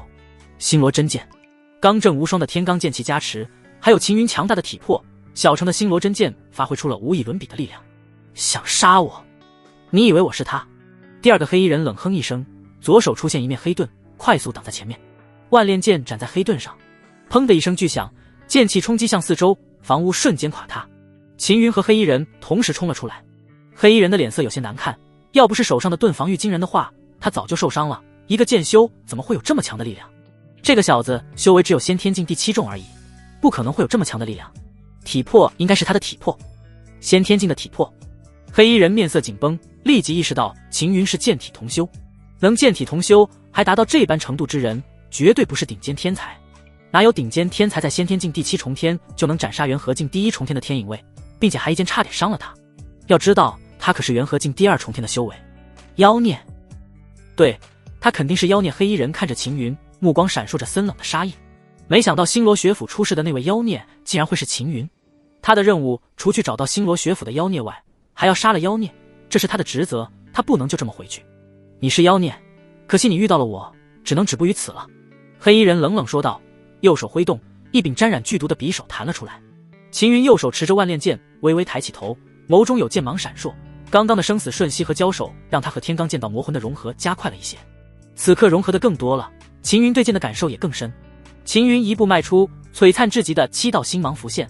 大成，星罗真剑，7道星芒彻底绽放，威力暴增了不知多少。什么黑衣人脸色变了，迅速举起黑盾抵挡，另一只手抓着带毒的匕首，准备趁机反击。轰！伴随着7道星芒斩落，黑盾爆开了，强大绝伦的力量贯穿了黑衣人身躯，7道星芒打入黑衣人体内。哗啦！黑衣人身躯彻底碎裂了，2道身影悬空而立，赫然正是玄天老祖和楚王2人。他们早就到了，原本楚王要出手，但却被玄天老祖阻止了。他们亲眼看到了第2个黑衣人被秦云斩杀的过程。玄天老祖还好，因为他知道秦云不凡之后将会有多么逆天，玄天宗主早就告知过他，只让他专心护道，以历练秦云为主。只要秦云没有生命危险，他就不用出手。相比起玄天老祖的镇定，楚王非常震惊。他活了一大把年纪了，什么样的修士没见过，但却是第一次见到像秦云这样的家伙。先天境的体魄，以秦云的年纪，能将体魄修炼到这种程度就已经很惊人了。更别说秦云还是剑修，并领悟了剑气，而且还是特殊的天罡剑气。更让楚王震惊的是，秦云刚刚施展出来的战技，那是星罗学府的镇府战技星罗真剑。整个星罗学府只有府主司空月修成了，并且花费了很多年才修炼到大成的程度。然而刚刚秦云施展出来的星罗真剑不但威力强大至极，而且还有7星相应的迹象，这是大成程度的星罗真剑。秦云才加入星罗学府多久？好像还没2天时间，竟然就已经修成星罗真剑了，并且还将星罗真剑修炼到了大成的程度。秦云妖孽吗？楚王虽然没见过妖孽，但是大前王朝的历史上也是出过妖孽的，但是那些妖孽和秦云比起来差了一截，唯有顶尖妖孽才有这样的能力。想到这里，楚王心中暗暗羡慕，星罗学府这一次是捡到宝了，竟然得到了一个顶尖妖孽。他到底是什么来历？楚王忍不住对一旁的玄天老祖问道。他的来历是你无法想象的，不要过问太多，知道太多对你没任何好处，等你能攀上这个机缘后才有资格得知。玄天老祖说道。楚王倒吸了一口冷气。很显然，秦云的背景深厚的难以想象，甚至连他都没有资格知道。玄天老祖淡淡说道，反正你只要知道，你楚王府已经有了一个机会，好好对待那个叫做素素的丫头，少主挺喜欢她的。听到这里，楚王立即会意，赶紧表态，放心吧，我知道该怎么做了。不知少主喜欢些什么，我那里还有一些小东西。不用，少主需要历练，所有一切所获皆由他自己所得，不用刻意去赠送，对他无益。玄天老祖摇了摇头，我知道了，多谢提醒。楚王点了点头，不过他的心思却是动了起来，自己不能直接送，还不能让孙女素素送。这时秦云搜起了2个黑衣人的身，这般举动让楚王不仅心中感慨，这位少主应该从小就没怎么接触好东西，不然也不会到处搜了。看来得送点好东西给这位少主了。真穷！秦云踹了2个黑衣人一脚，连那戒都没带一个，更别说其他东西了。没有搜到东西，秦云继续吞噬宝药修炼，一株接一株的宝药接连被炼化，看得楚王瞠目结舌。你家少主平日里就这么吃宝药的？楚王对玄天老祖问道。玄天老祖点了点头。秦云早已不凡，本身就不能以常理来揣度，别说吃宝药了，哪怕以后秦云吞下一头龙，他都不会觉得吃惊。宝药吃多了，会有大量杂质在体内堆积，对少主未来成长不利，你怎么不阻止？楚王急道。不用，少主和别人不一样。玄天老祖摆了摆手。和别人不一样？楚王皱了皱眉，正好这个时候秦云身上升起更强的先天气劲，秦云从先天境第7重突破到了第8重。楚王一愣，这就突破了？刚刚明明见到秦云往嘴里塞了15株宝药而已，仅仅15株宝药就能突破1重的修为。楚王摇了摇头，认为不可能，最大的可能就是秦云早就达到先天境第7重的临界点了，15株宝药只是起到临门一脚的作用而已。这时秦云又继续炼化宝药，才刚刚突破又要炼化宝药。楚王皱眉看着秦云，等到秦云炼化20株宝药的那一刻，先天气境再次突破，修为从第8重达到了第9重。楚王惊呆了，秦云竟然只吃了20株宝药就突破了，要知道这是在他眼皮底下，他亲眼见到的事。秦云随后又将剩余的上百株宝药全部炼化，他的修为已经达到了先天境第9重的临界点。楚王神情复杂至极，他已经不知该说什么好了。秦云何止是妖孽，简直就是怪物，有谁能不断吞噬宝药并且接连提升突破的？楚王活了大半辈子，从未听说过，如今却亲眼见到秦云这么做了，而且连续吞服宝药炼化，似乎对秦云并没有任何影响。楚王看向玄天老祖，这才发现玄天老祖一副从容自若的模样，显然早就已经习惯了秦云的快速提升。了楚王明白了，为什么玄天老祖会甘愿放弃并兼王之位，成为秦云的奴仆和护道者了。秦云不只是独特而已，而是逆天。这时秦云抬起头，对着虚空大声说道：老祖，能不能查出这2个黑衣人的来历？秦云知道老祖就在附近为自己护道，玄天老祖在入玄天宗之前的身份秦云并不清楚，但是能猜到应该不简单，不然也不会这么快就给他和钱素素弄来2大学府的考核令。少主放心，我会立即去查清楚。玄天老祖现身说道。就算秦云不说，玄天老祖也会亲自查清楚到底是谁派来的，竟然敢派人偷袭秦云。还好秦云实力足够强大，不然恐怕就有麻烦了。老祖，这2具尸体就劳烦你帮我处理了。秦云指了指黑衣人的尸体。少主放心，我会处理妥当的。玄天老祖的目光闪过赞许之色。经过这几次历练后，秦云成长了很多，不只是修为，还有一些事的处理上，比如处理掉黑衣人的尸体，这样可以抹除痕迹，避免被人察觉到秦云成长到什么程度，有利于隐藏实力。居住的房子已经毁掉了，秦云准备去找星罗学府的执事给自己换一间，就说修炼的时候不慎损坏。在秦云离开后，玄天老祖才让楚王出来。为什么不让我见一下少主？楚王满脸不悦。等以后时机成熟了会让你见，现在还是先以少主的历练为主。玄天老祖淡淡说道。楚王没有在这件事上纠结下去，而是看向玄天老祖问道：你真不打算去见3个？反正都已经18年不见了，早见和晚见又有什么区别？玄天老祖随口应了一句：隐神教大护法一直在找你，都已经找了18年了，每年他都会来找我确认是否见过你。楚王犹豫了一下后对玄天老祖说道：你要不要找个机会去见一见他？不用了，我和他再无瓜葛。玄天老祖摆了摆手。这是玄天老祖和隐神教大护法2人的事，楚王也不好再说什么。府主司空月已经宣布秦云是星罗学府的顶尖天才了，负责居住的执事立即让人安排了新的住所。秦云的修为突破到了先天境第9重，宝药也消耗完了。秦云哥哥，你在里面吗？钱素素怯怯的声音从外面传来。在，进来吧。秦云说道。房门被轻轻的推开了，一身素袍罗裙的钱素素走了进来。秦云眼睛不由一亮，以前的钱素素长期没有什么东西吃，有些瘦弱，自从圣人血脉滋生出来后，她的身体每天都在发生变化。时隔1天不见，钱素素更漂亮了。钱素素虽然还有些怯怯的，但是比以前好多了。秦云哥哥，你在看什么呢？钱素素见秦云看着自己这边，不由眨了眨灵动的眼睛，好奇问道：看你呢？秦云忍不住逗了钱素素一下。钱素素刷的脸红到了脖子根，她赶紧低下头，双手无措地抓着衣角，一时之间不知该如何是好。秦云没有再逗钱素素，连忙说道：你来找我是不是有什么事？我听说你修炼的时候毁掉了住所，所以就来看看你。还有这个给你。钱素素取出2瓶宝丹，她的脸还很红。5瓶宝丹？还是2瓶？你从哪里弄来的？秦云讶异地看着钱素素，第一次见到钱素素的时候，她也就只有5品灵药而已，现在竟然能弄到5瓶宝丹。秦云很清楚，以钱素素的能力是弄不来宝丹的，更别说这么珍贵的5品宝丹了。丹药品级越高就越珍贵，不是宝药的数量少，而是丹药品级越高，对丹师的要求非常高。大乾王城内流通的最高的丹药品级也就只有2品宝丹而已，3品以上的宝丹没有特殊的身份和渠道是很难弄到手的。刚刚我爷爷来看我了，给了我这2瓶宝丹。钱素素连忙回道：我暂时也用不上，所以就先给你拿来了。你这傻丫头，我用了的话，那你以后需要用了却没有怎么办？秦云问道，心中却很感动。钱素素先前就已经给了他6瓶宝丹，现在还给他2瓶宝丹。秦云哥哥，你的天赋比我高，你更适合用这些宝丹，以后的话爷爷应该还会给我的，你不用担心。钱素素轻声说道。秦云犹豫了一下，收了起来。一来是自己确实需要，二来是拒绝了的话，钱素素肯定会伤心。见到秦云收下，钱素素很开心。突然，钱素素的脸色变得惨白起来，极致的寒意从她体内涌出，四周迅速遍布冰晶。原本温暖的房间顿时如同冰窖一样，不断凝结出冰晶。秦云感受到了刺骨的寒意，四肢变得僵硬起来，就像是快要冻僵一样。秦云赶紧运转真气，寒意才稍稍减弱一些。秦云赶紧看向钱素素，只见她浑身环绕着冰晶，就连素袍罗裙都变成了冰晶的模样，头发更是犹如冰凌般晶莹通透。怎么回事？秦云不禁有些担心钱素素起来。这时，银发女子的声音传来，她的圣人血脉已经开始苏醒了。钱素素身上弥漫出来的寒意越来越强，秦云都快要冻僵了。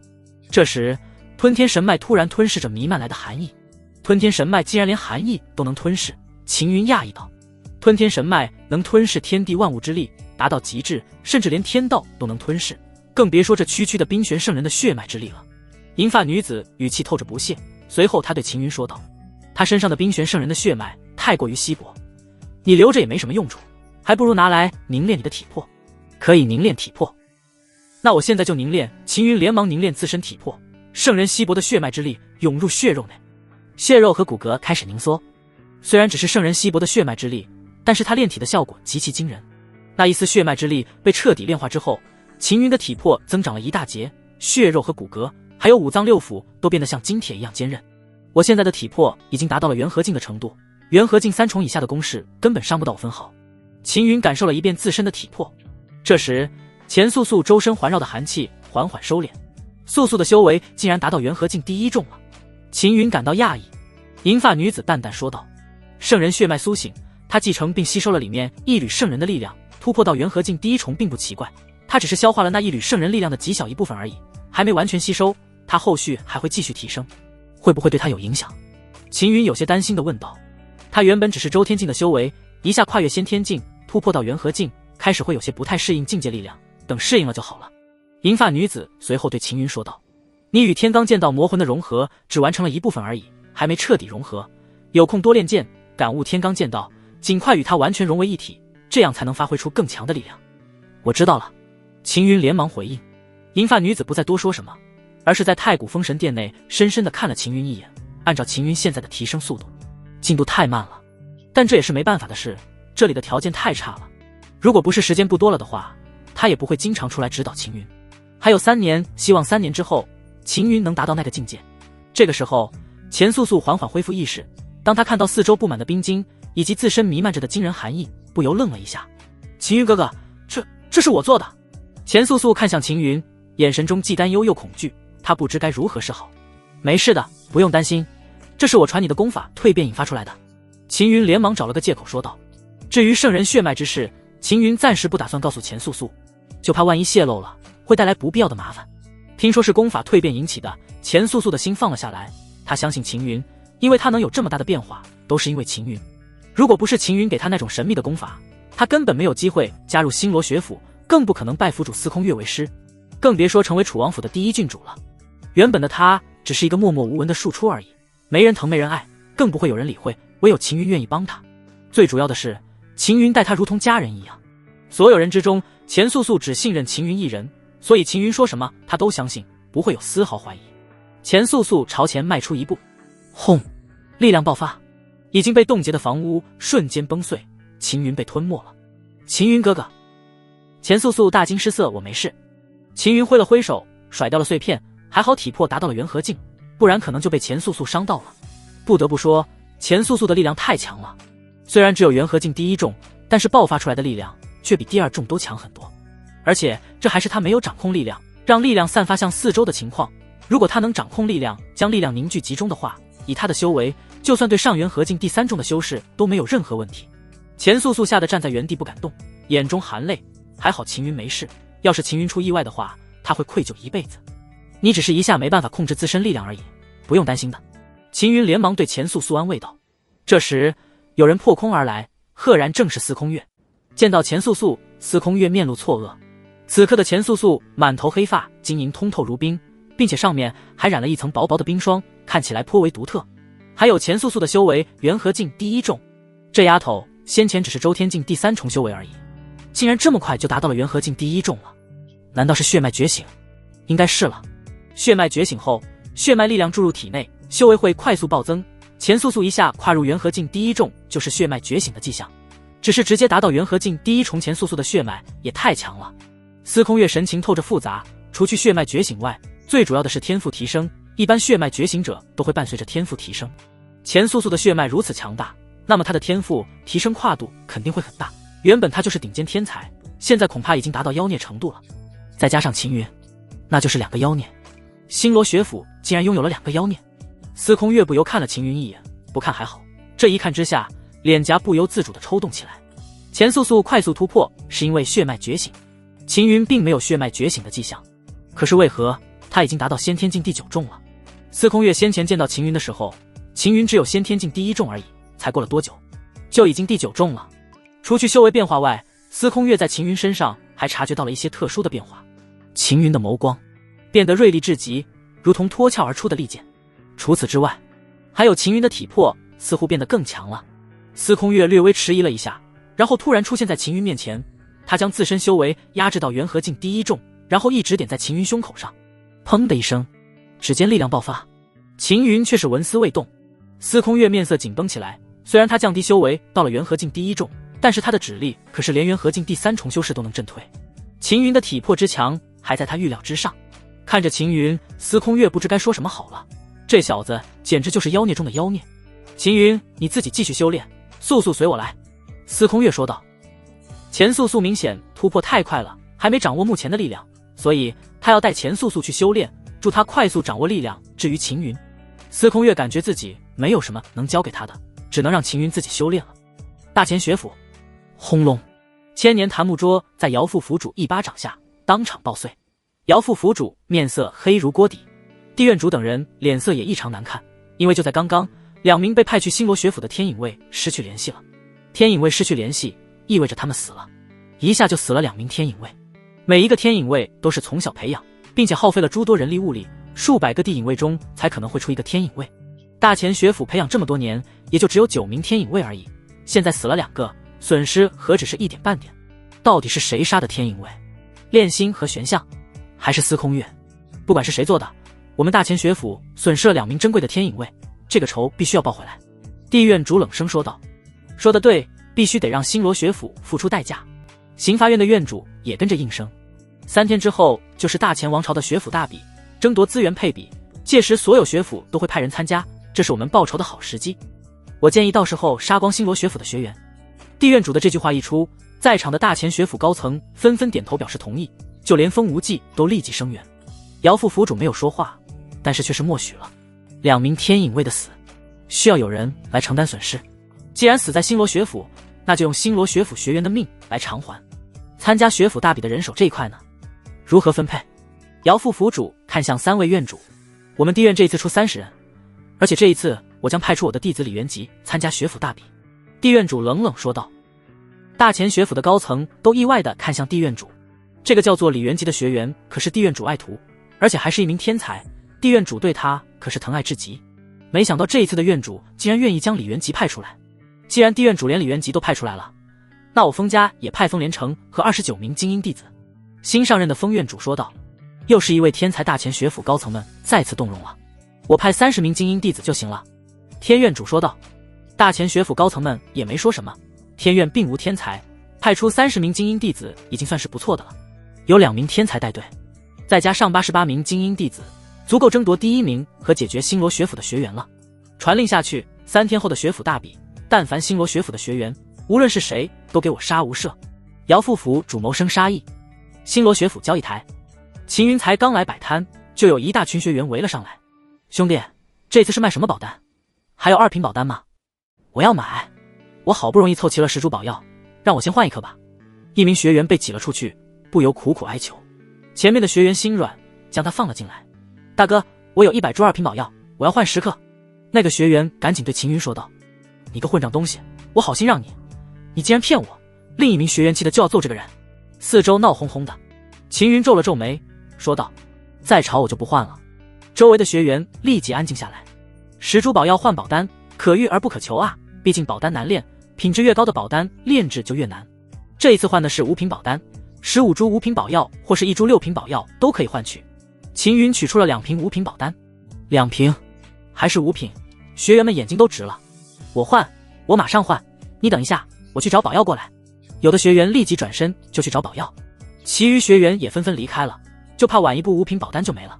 5品保单啊，恐怕他们这辈子也只能遇到这一次了，哪怕倾家荡产都要换1-2颗回去放着，等修为高一些的时候就可以冲击更高的境界了。星罗学府虽然没落了，但是有些学员的家世还不错，所以很快就有人来换5品保单了。5品保单根本不愁换，秦云才做了半个时辰，就已经有人带着大量的5品宝药来换了，还有的用3株6品宝药换了3颗5品宝丹。这一笔买卖，双方都赚了。对于修士而言，6品宝药的效果和5品宝丹差不多，但是宝丹的杂质少很多，相对来说还是5品宝丹价值要高一些。但是对于秦云来说，却是赚大了。5品宝丹和6品宝药，秦云都是10成吸收，1株6品宝药的药效相当于30株5品宝药，3株6品宝药就相当于90株5品宝药，等于是白赚了87株5品宝药。换完宝药，秦云回到新的住处，继续炼化宝药。5品宝药的效果确实很强。秦云炼化了6株后，就开始冲击元河境了，体内的真气迅速凝聚，很快元河滋生。元河就如同一条河流一样，只不过河流是由真气凝聚而成，从身体的头部蔓延向足部。秦云破入到了元河境第1重，从元河境开始，一重一条元河，每凝聚一条元河就突破1重，等10条元河凝聚完毕后，就可以冲击下一个境界元海境了。因为每一重都要凝聚一条元河，到了这个境界的修士的修行速度都会慢下来，因为凝聚元河所需的真气很多。对于秦云来说，这不是问题，有吞天神脉在，只要有足够多的宝药，就可以迅速凝聚新的元河。第3天一早，秦云吞噬完所有的宝药，刚好凝完第3条元河，也就是修为刚好达到元河境第3重。少主，已经查到前几天偷袭你的黑衣人的来历了。玄天老祖的声音在外面响起。他们是什么来历？秦云连忙问道。他们是大前学府培养的天影卫。玄天老祖说道。大前学府又是他们？秦云的脸色泛寒，上一次加入大前学府的时候就被针对，现在竟然还派人来暗杀自己。秦云眸中寒意闪烁，立即站起身对玄天老祖说道。老祖，我想去大前学府走一趟。玄天老祖连忙说道。少主，不用去大前学府，马上就是学府大比了。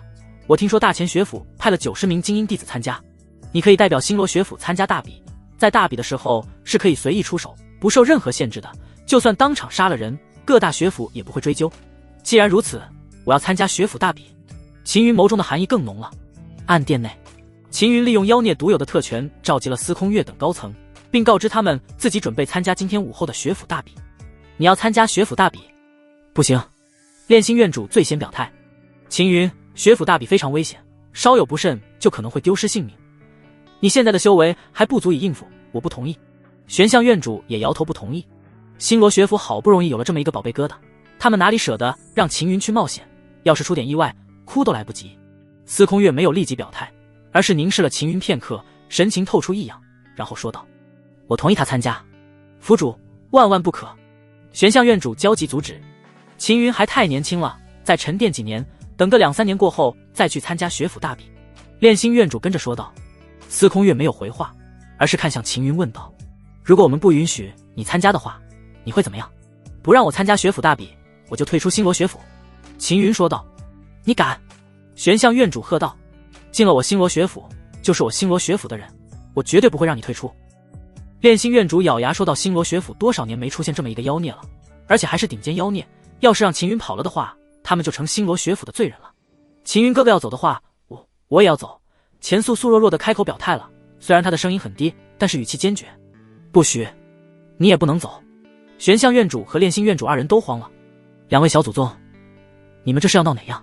秦云是顶尖妖孽，钱素素也是，因为司空月已经告知他们了，钱素素觉醒了强大的血脉，很可能踏入了妖孽的行列。秦云和钱素素在他们眼里已经是小祖宗一般的存在了，他们不想让秦云去参加学府大比，但又怕不答应秦云和钱素素2人会退出星罗学府。脾气暴躁的玄象院主烦躁得很，想抓个人来打一顿。他看了一眼秦云和钱素素，默默移开了目光，然后看了炼心院主，又摇了摇头，最后他的目光放在了司空月身上，也就只有司空月不敢还手。司空月以为玄象院主求助自己，无奈地摊了摊手。你看着我也没用，我也没办法。你们也看到了，如果不给秦云参加学府大比，他就要退出星罗学府。学府大比太危险了，玄象院主沉声说道。他迟早要历练的，我们不可能将他一直藏着，其实早一点历练对他也有好处。司空月补充道。到时候我会安排其他精英弟子，以确保他的安全。但是玄象院主还是担心，不答应他就要退出星罗学府，以他的天赋，去哪一个学府都会被抢破头。你是想让他退出星罗学府吗？司空月瞥了玄象院主一眼。好吧。玄象院主无奈点头，然后说道。这次的人选换一下，我派我那2个亲传弟子去。老玄，你竟然舍得让你亲传弟子参加学府大比？炼心院主讶异地看向玄象院主。那2名亲传弟子并非是星罗学府自主招收的，而是玄象院主在外面抢回来的，天赋也比较高，仅次于天才。玄象院主一直以来都宝贝得不行，平日里都是亲自指点教导。2名亲传弟子在星罗学府的实力也是拔尖的，竟然为了秦云要派出这2个亲传弟子。既然你都这么表示了，那我也要表示一番，就让我的徒儿红罗一起跟着参加。炼心院主说道。你舍得让红罗出手？玄象院逐一外地看向炼心院主。红罗是炼心院主暗中培养起来的，整个星罗学府知道红罗存在的没几个人，只有玄象院主等少数几人知道。而且红罗是天才，在星罗学府年轻同辈之中，如果按照实力排名的话，他应该是位列第1位，只不过为了雪藏他，没有列在排名上。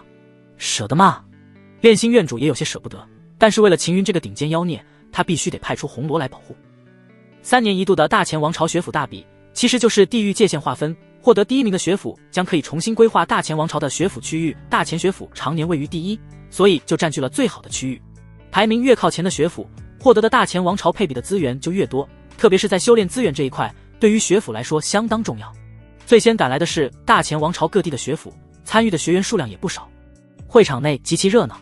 这时，一群穿着白色学府服饰的人走了进来，为首的是一名紫发老妪，身后跟着一大群人，其中有不少年轻男女。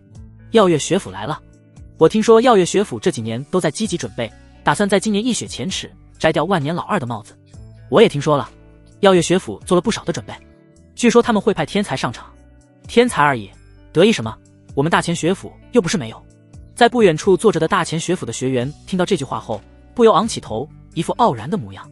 大前王朝学府第1位，而且已经连续6届了，哪怕是排名第2的耀月学府，他们都不放在眼里。那你们有妖孽吗？你们没有，我们星罗学府可是有一位妖孽呢。星罗学府的学员昂着头说道。大前学府的学员们脸色顿时沉了下来。你们有妖孽又如何？其他学员要多差就有多差。大前学府的学员冷笑起来。现在不如你们，但是未来肯定不比你们差。我们星罗学府的妖孽将会在下一届出手，你们等着吧。星罗学府的学员们也不甘示弱，他们一个个意气风发，终于扬眉吐气了。以前被大前学府压得连气都喘不过来，大前学府的学员就算当面骂他们，他们也得忍着。现在他们不用忍了，因为星罗学府有一位妖孽学员，哪怕这位妖孽学员没有参加这次学府大比，也足以让星罗学府的学员抬起头来了。2大学府的学员相互吵着，其余学府的学员听到吵闹声，也纷纷议论了起来。其中议论最多的是星罗学府的顶尖天才秦云，因为不知道妖孽是谁，但是秦云的话却是有着让人津津乐道的转折。因为秦云是先去的大前学府，然后大前学府的高层们竟然将秦云赶出来了，才有后来的秦云加入星罗学府之事。不只是秦云，还有现任星罗学府的府主司空月，当年的旧事也被翻出来了，说是司空月也是去大前学府参加考核，结果中途被有关系之人顶替了名额。司空月去找大前学府的高层理论，也是被赶了出来。然后司空月加入了星罗学府后，血脉觉醒，一举成为顶尖天才，并在当初靠着一己之力连胜星罗学府11名顶尖学员。地院主等大前学府的高层听着四周人议论纷纷，甚至还将当年的旧账都翻出来了，他们顿时面色发黑。不管是昔年的司空月，还是现在的秦云，都如同2根针狠狠扎在他们的身上，让他们痛到极致，却偏偏又拔不出来，除非司空月和秦云死了。星罗学府的人来了，为首的是不是府主司空月？有人指向会场的出入口方向，一群穿着星罗袍的男女走了进来。就是他，我听说当年星罗学府的府主司空月好像也是被大前学府赶出来了。有人忍不住又提起，你们都给我闭嘴，安静一点。风无忌怒吼，他眼睛都红了。原本在交谈的众人都纷纷闭嘴了，虽然他们都很不爽，但是知道风无忌不好招惹。司空月走在最前面，玄象和炼心2位院主一前一后护着，还有4名高层也护在左右。地院主和风无忌的目光紧紧盯着秦云，秦云就跟在司空月身侧，见到地院主和风无忌森冷地看着自己，当即不由离开了队伍，走向2人。他要做什么？众人都感到意外。风院主，不，都差点忘了，你已经不是风院的院主了。秦云笑着打了个招呼。被触及痛楚的风无忌的五官都快扭曲了，搭在金铁护栏上的手猛地施加力道，护栏都被捏扭曲了。秦云转头看向地院主说道，一段时间不见，你都老了许多，皱纹也多了，是不是最近过度忧虑了？这倒也是，送上门的顶尖天才不要，偏偏要送给星罗学府，换做我是你的话，也会辗转难眠，后悔莫及。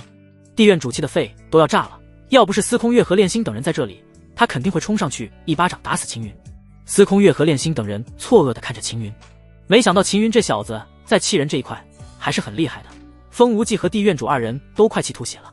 姚副府主冷声说道：“好一个牙尖嘴利的小子！司空月，你们星罗学府就是这么教学员的？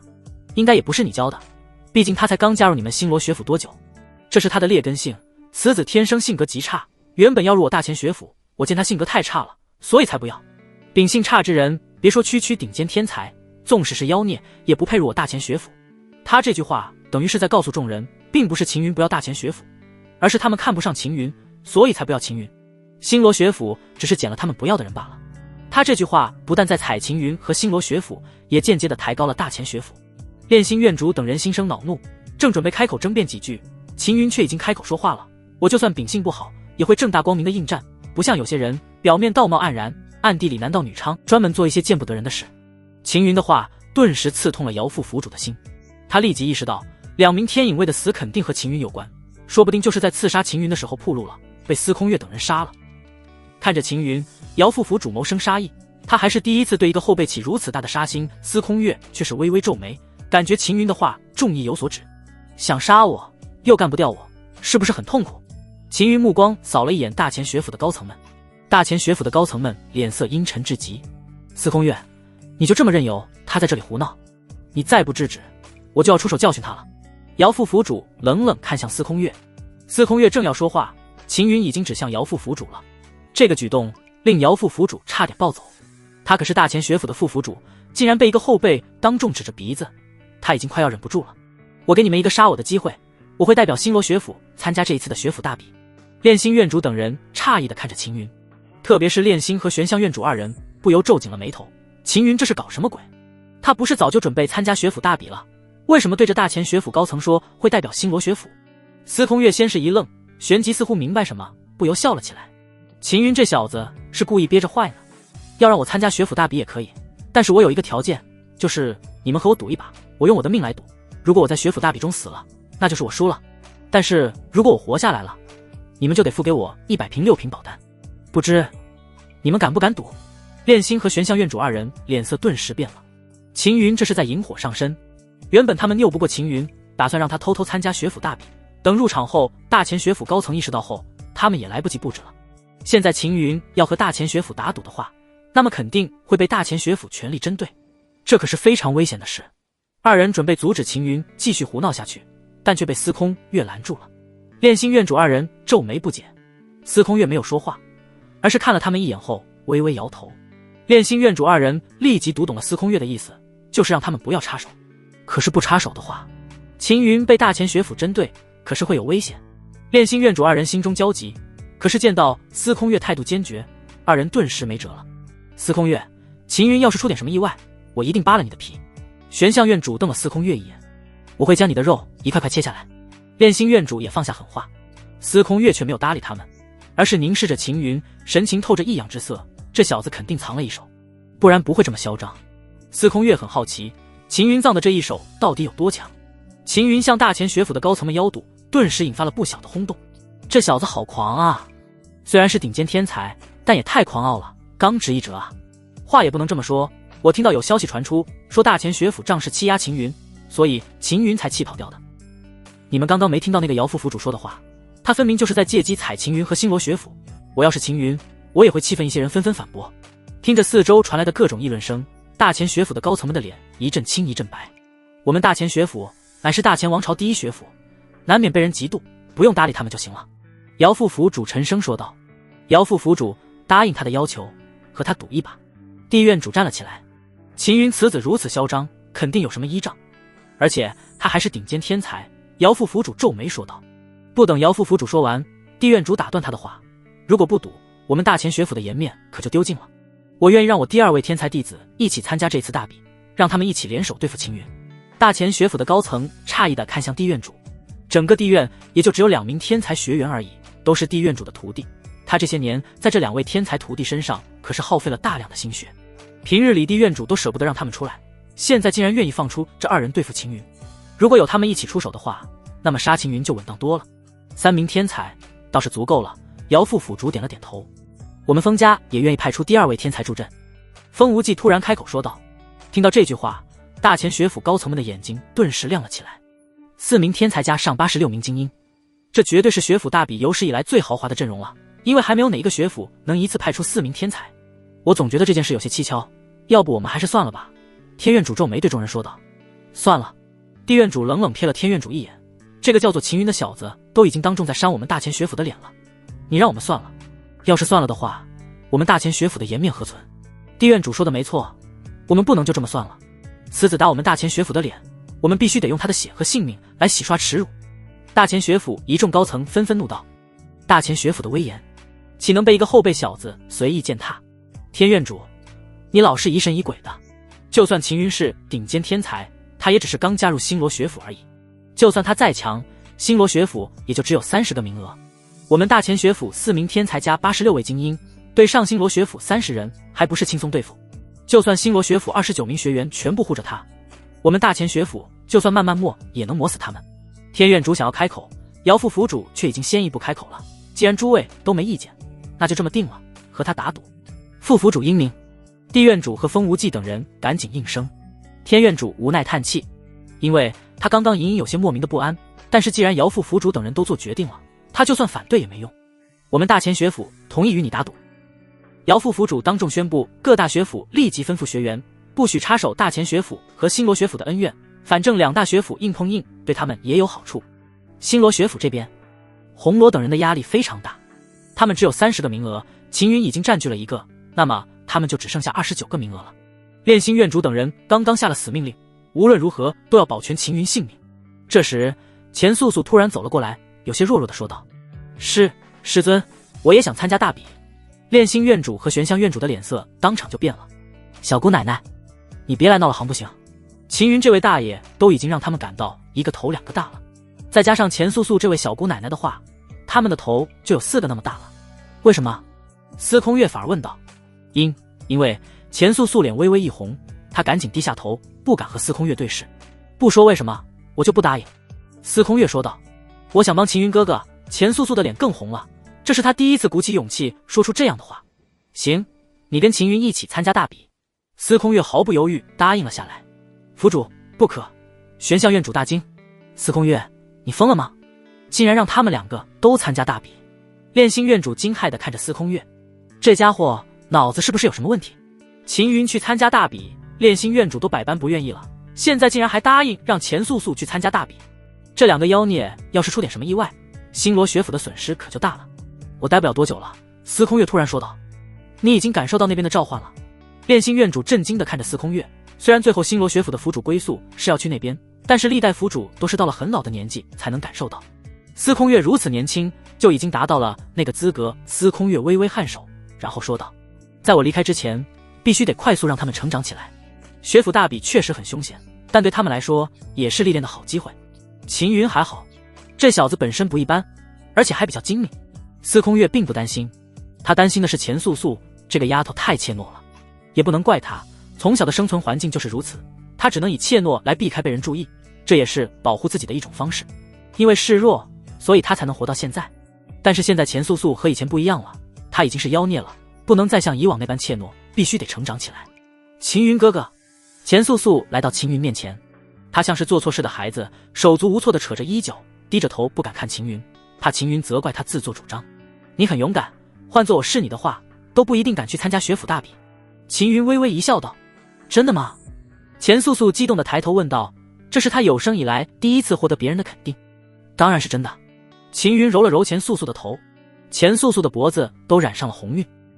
看着秦云和钱素素2人打情骂俏，红罗脸色不太好看。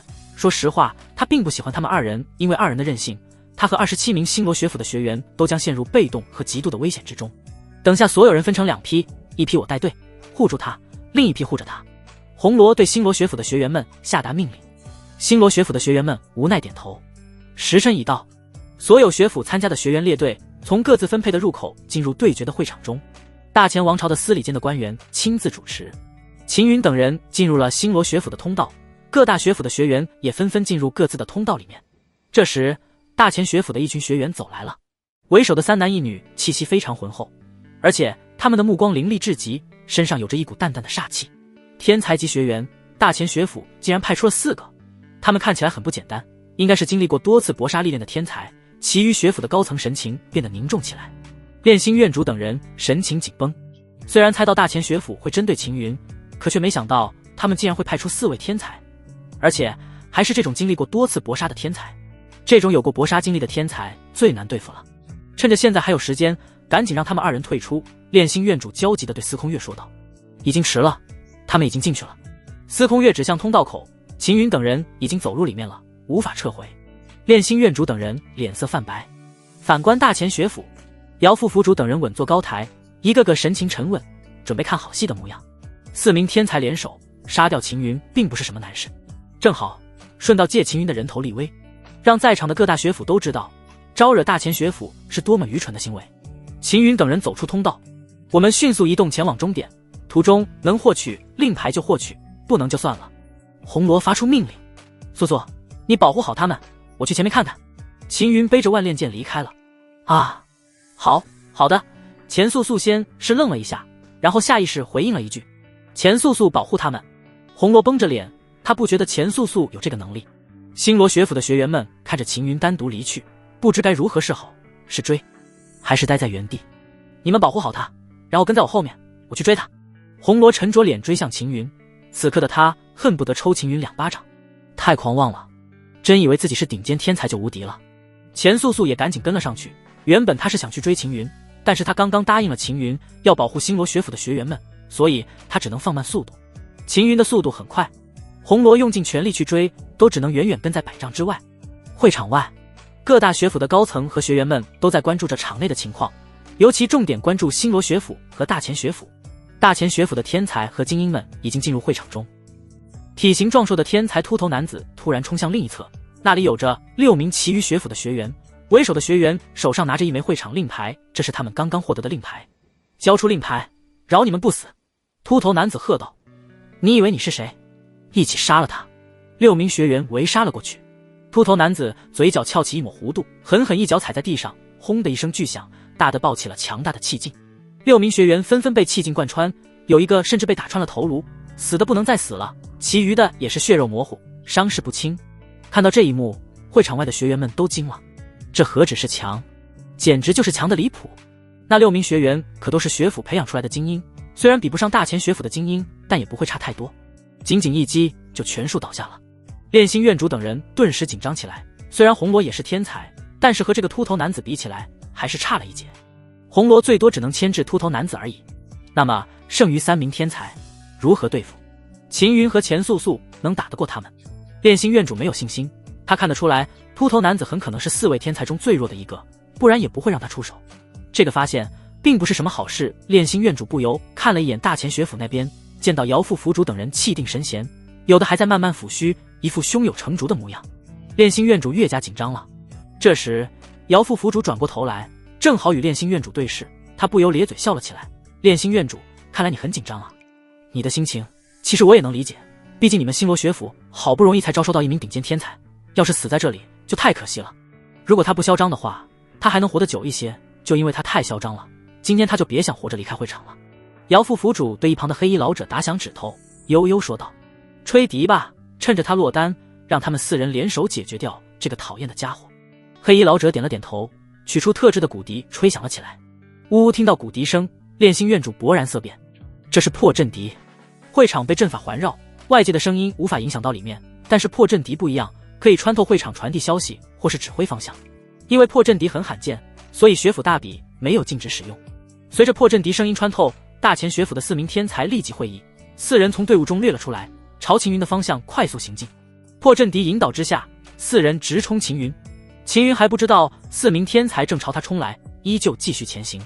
将你们的破阵笛给我收起来！炼心院主焦急之下冲向黑衣老者，一掌拍了过去。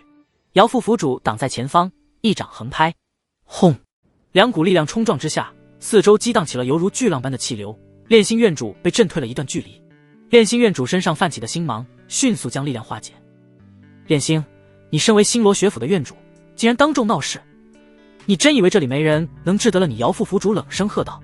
炼心院主想要说些什么，但是却被赶来的司空月拦住了。行了，别在这里闹事。司空月对炼心院主摇了摇头，他们动用透阵敌，炼心院主不甘心。动用透阵敌并不违反规定。司空月摆了摆手，你们星罗学府要是赌不起就别赌，才刚开始就闹成这样，还以为我们大钱学府欺负你呢。地院主冷冷一笑，刚刚是谁态度嚣张，竟然当众要和我们大钱学府赌一把？怎么，现在不嚣张了？风无忌满脸嗤笑，炼心院主气得脸都黑了，要不是司空月拦着的话，他肯定要冲上去和他们打一场。可是打了又有什么用？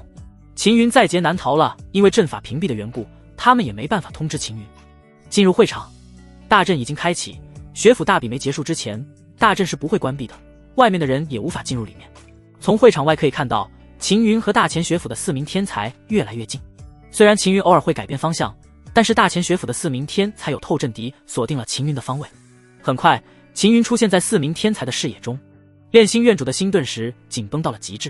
最担心的事还是来了，秦云要独对4名天才，红罗早就跟丢了，现在他正在四处找，就算找到秦云也需要一定的时间，恐怕来不及支援了。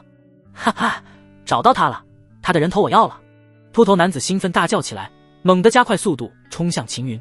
在靠近秦云的瞬间，秃头男子的右臂突然膨胀变大了2倍有余，整只臂膀变得赤红至极，就像是烧红的铁块一样。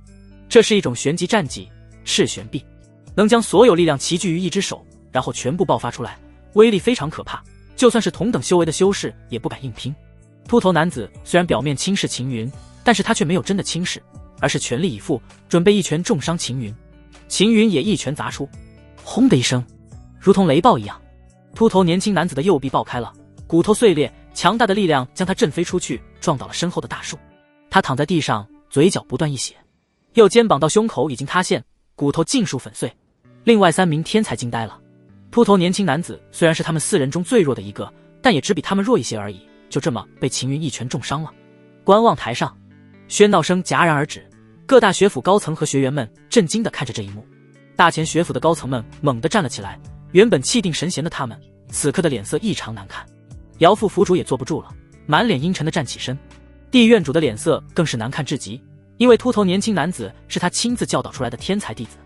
原本满心担忧的炼心院顿时惊呆了，他反应过来后，立即冲到司空月面前，怒气冲冲地嚷道：你是不是早就知道秦云的真正实力？你既然知道，为什么不早点告诉我和玄象院主？司空月，你太不要脸了，竟然对我和炼心院主都隐瞒，害我们白白担心这么久。玄象院主也过来抱怨，抱怨归抱怨，玄象院主却是满面红光，既激动而又兴奋。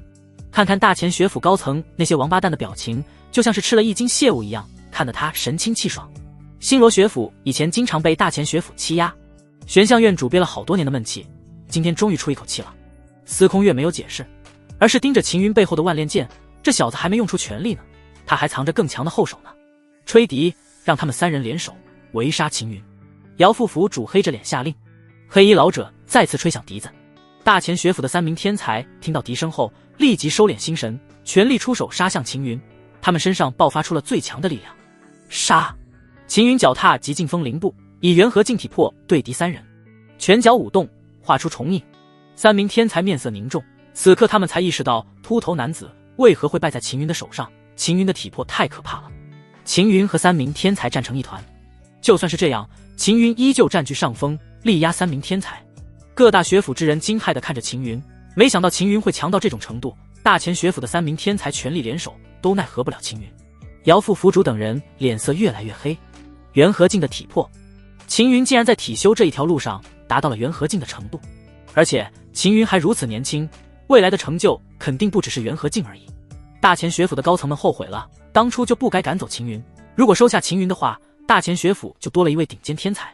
不，应该说秦云相当于4位顶尖天才了，他们错失了一个最顶尖的顶尖天才。看来你们也就这点能耐，我也玩够了。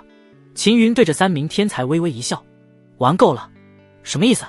很多人不解，但是有人注意到了一些细节。他刚刚好像只动用了体魄之力，并未动用真气，以体魄之力就抗衡3名天才，他的体魄竟然如此可怕。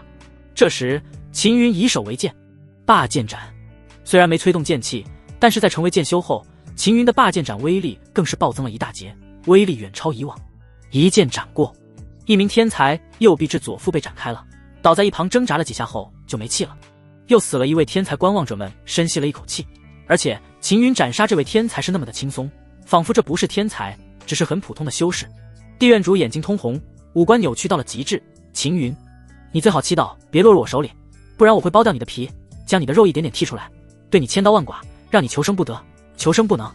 这个天才是地院主培养的第2位弟子，可是他耗费了10年心血培养起来的，不知投入了多少资源。接连2名天才弟子死在秦云手上，他如何不恨？另外2名天才意识到自己不是秦云的对手，他们转身就想要逃，但是秦云早就猜到他们要跑。秦云率先一步冲了过去，第3名天才勉强抵挡了几下，被秦云一剑斩废了头颅。至于第4名天才，也是唯一的女子，她已经逃出了一段距离，没见到秦云追来后，她不由松了一口气。劫后余生，女天才心中暗暗庆幸。至于秦云，等着吧，等我以后变得更强了，必要亲手取你人头。女天才在心中立下誓言。突然，前方出现了一个人，赫然正是秦云。看到秦云的瞬间，女天才脸色变了，她咬牙冲了上去，与秦云拼杀起来。她的实力很强，但是遇到犹如怪物一样的秦云，根本无法与之抗衡。很快，她的左腿被秦云踢断了，女天才倒在地上，拖着断腿，慌忙往后挪移。不要杀我，我错了，我不该来追杀你，求你饶了我一命。女天才苦苦哀求。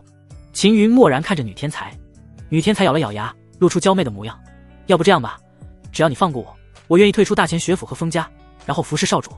听到女天才来自封家，秦云眉毛微微一挑。哦，你会如何服侍我？少主需要我怎么服侍，我就怎么服侍，只要少主喜欢，让我做什么都可以。女天才连忙说道。你们封家的人都这么贱的吗？秦云问道。是的，我很贱。女天才咬着牙，为了活命，她连忙说道。要是少主喜欢的话，现在也可以临幸我。噗！风无忌气的一口老血当场喷了出来，风院主等人气的浑身都在颤抖。秦云准备出手，远处一群人靠近，赫然正是钱素素和一众星罗学府的成员，他们正赶过来。这时，女天才突然暴起，冲向了钱素素。在外面的时候，她见到秦云和钱素素很亲密，认定钱素素很有可能是秦云的女人，只要抓住钱素素，就可以要挟秦云了。女天才以力量震开了挡在前面的星罗学府的学员，迅速掐住了钱素素的脖子，然后对秦云冷冷说道：不要动，不然我就宰了他。秦云停了下来，星罗学府的学员们顿时紧张起来，纷纷围住女天才，但是他们不敢动手，怕误伤了钱素素。你刚刚让我受尽屈辱，现在我也要让你尝尝受辱的滋味，立即给我跪下来，不然我就宰了这个贱货。女天才怒视秦云，秦云眉毛一挑，不由说道：你自己犯贱就自己犯贱，还说我让你受尽耻辱，我刚刚让你求我了吗？你……女天才气得脸都白了，她忍住即将爆发的怒火，对着秦云冷声说道：你难道不怕我杀了他？就凭你这种货色，也能杀得了他？秦云面露不屑。这时，钱素素周身弥漫出了恐怖的寒意。女天才瞬间被冻结了，先是皮肤，然后是血肉，最后是骨骼都被冻结了。她呆呆地看着前方，满脸难以置信，喧闹的坐席瞬间变得寂静下来，所有人都震惊地看着这一幕。这是什么战绩？这不是战绩，是血脉能力。这个女子觉醒了血脉能力，能觉醒血脉能力者必然是妖孽。难道她就是星罗学府的那个妖孽？她不是钱素素吗？我们楚王府的庶出，她竟然是妖孽！天啊！姚副府主的脸色黑得吓人，双手死死拽着，根根青筋暴露而出。此刻他只想杀人。大钱学府的一众高层就像是吃了死虫子一样难受。当时钱素素跟着秦云一起前往了大钱学府，本来2人是要一起加入大钱学府的，结果都被他们赶走了。也就是说，他们不但错失了秦云这么一个顶尖天才，也错失了钱素素这么一个妖孽。知晓内情的其余学府之人纷纷看向大钱学府的高层，有的毫不掩饰嘲笑，有的则是满脸戏谑。所有人都在看着大钱学府的笑话，大钱学府高层们脸上火辣辣的疼，都是因为秦云。要不是他的话，我们大钱学府怎么会遭受到如此羞辱？他必须死，不然难以洗掉我大钱学府的耻辱。地院主怒道。地院主说的没错，秦云必须死。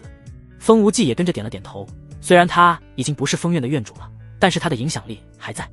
等回去再议。姚副府主沉声说道。天院主无奈叹气，他看了秦云一眼，不知为何他有种感觉，如果大钱学府继续和秦云斗下去的话，最终会死伤惨重。他想劝说，但是看到姚副府主等人一副怒火冲天的模样，他知道自己的劝说没用，姚副府主等人根本不会听他的。秦云带着钱素素还有星罗学府的学员一路横推过去，没人能挡得住他们的出手。特别是钱素素，在出手解决了女天才之后，就像是变了一个人似的，不再像最初那般畏畏缩缩了。虽然还没达到干净利落的程度，但是钱素素也敢于出手了。在这期间，秦云还宰了一些大钱学府的学员，至于其他学府的学员，秦云都放过了。半天时间过去了，秦云等人带着夺取的令牌来到了终点。最后令牌算下来，星罗学府以37枚位居第一位。这个消息一传出，来观看的星罗学府学员发出兴奋的欢呼声，就连一些长者都泪流满面。自从星罗学府没落后，就与第一无缘了，现在终于重新登上了第一位。大钱学府以32枚位居第二。原本打算争夺第一的耀月学府以31枚位居第三位，比起大钱学府只差了1枚。秦云等人从通道中走出，这时地院主破空冲向秦云，早已有所防备的炼心院主和玄象院主立即挡在了秦云面前。地院主知道没机会出手了，所以他在3丈之外停了下来。此刻的他眼睛通红，眸中蕴含着森冷杀意。你别得意，给我等着，今日杀我2位徒儿之仇，他日我必然要让你百倍奉还。地院主满脸狰狞地说道。你别以为有星罗学府护你，你就可以高枕无忧了。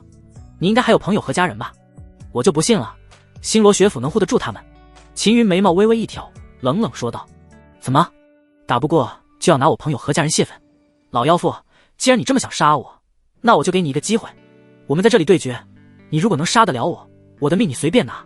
不过要打的话是有代价的，500瓶6品宝丹，先拿出来当赌注，我赢了就取走，输了命就给你。这句话一出，再次引发轰动，各大学府的人都震惊地看着秦云，这小子是不是嚣张过头了？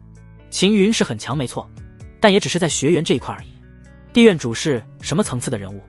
元和境第9重，秦云修为也不过是元和境第3重而已，就算体魄也是元和境，顶多对付元和境第7重就算不错了。与元和境第9重的地院主抗衡，简直开玩笑。昔年的地院主也是天才级的学员，如今年纪虽然大了，但是积累却是十分浑厚，同等修为的一般修士都不一定是他的对手。秦云，休得胡闹！炼心院主赶紧阻止。秦云，不要和这老妖妇一般见识。玄象院主也赶紧劝说。你的要求，我们大钱学府答应了。姚副府主的声音传来，他带着一众大钱学府的高层掠了过来。姚副府主，这件事我们星罗学府不答应。炼心院主沉声说道。你们星罗学府不答应也没用，这是他和我们的赌约，与你们星罗学府并无关系。姚副府主丢出一枚纳戒，虽然他非常的肉痛，但是为了杀秦云也只能出这一次大血了。这里面是100瓶6品宝丹，是你赢的，还有200瓶6品宝丹，我们这里已经没有6品宝丹了，暂时用7品宝药100株和10株8品宝药代替，它们的价值正好和剩余的300瓶6品宝丹差不多。秦云的眼睛顿时亮了，原本只是随口要个价而已，打算再讨价还价，却没想到姚副府主等人会这么爽快，而且还送了7品和8品的宝药。相比起6品宝丹，秦云更倾向于7品和8品的宝药，因为这些东西可以让自己提升更快。秦云立即收起纳戒，炼心院主顿时急得不行，这小子真是膨胀了，4名天才怎么能和地院主相比？就算是他都不一定有把握能赢地院主。炼心院主找上司空月，让他阻止秦云。司空月却只说了一句话，让他去吧。星罗学府顶尖天才秦云与大钱学府地院主一战的消息很快就传遍了整个会场，听闻者无不震惊。大钱学府为了杀秦云，还特意借来了一座禁锢阵法，在布置禁锢阵法的间隙，天院主犹豫了一下后，还是忍不住提醒道：秦云此子虽然只有元和境第3重修为，但是他实力肯定不止于此，说不定真能和元和境第9重的修士抗衡，不然他也不敢扬言挑战地院主。天院主，你是不是觉得我很蠢？我看不出秦云可能拥有的底牌。姚副府主含着脸瞥了天院主一眼。不是，我只是想提醒地院主一声，千万不能大意。天院主连忙改口，大意？你不用担心，我会全力以赴，绝对不会让他轻易活着。地院主冷冷说道，2名爱徒之死，他必不会轻易饶过秦云。他要打断秦云4肢，废掉他的经脉，然后慢慢折磨秦云，将他的肉一块块切下来，最后再砍掉他的人头。很快，禁锢阵法布置好了，地院主立即掠入禁锢阵法区域，横手指向星罗学府方向。秦云，立即给我滚进来受死！老妖妇，你就这么急着去投胎？既然如此，我马上就成全你。秦云不甘示弱还嘴。与此同时，秦云掠入禁锢阵法内。就在秦云踏入的瞬间，姚副府主立即让人开启阵法，将秦云和地院主2人禁锢在里面。炼心院主看到这一幕，心不由一紧。虽然他相信司空月，但是秦云和地院主可是相差了6重的修为。纵使秦云体魄强横，能碾压元和境第6重的天才，但和地院主这样的老一辈天才人物抗衡，能打得过吗？炼心院主心中没有底，他很担心。混账东西，今天我就要让你尝尽万般痛苦而死！地院主满脸狰狞地吼道，然后扑向秦云。气流阵阵爆响，地院主的右手瞬间化为赤红巨爪，迎风便掌，很快就达到了3倍以上，整只巨爪散发着赤色的气焰。炼心院主等星罗学府的高层面色变得凝重起来。这是大前学府的玄级战技赤焰爪，地院主已经达到了释放气焰的程度，明显已经修到了大成。混账狗东西，你该死了！地院主身上爆发出了浑厚至极的力量，赤焰爪拍向秦云，气流被撕裂了。赤焰爪的威力极其强大，小心！炼心院主紧张地惊呼道。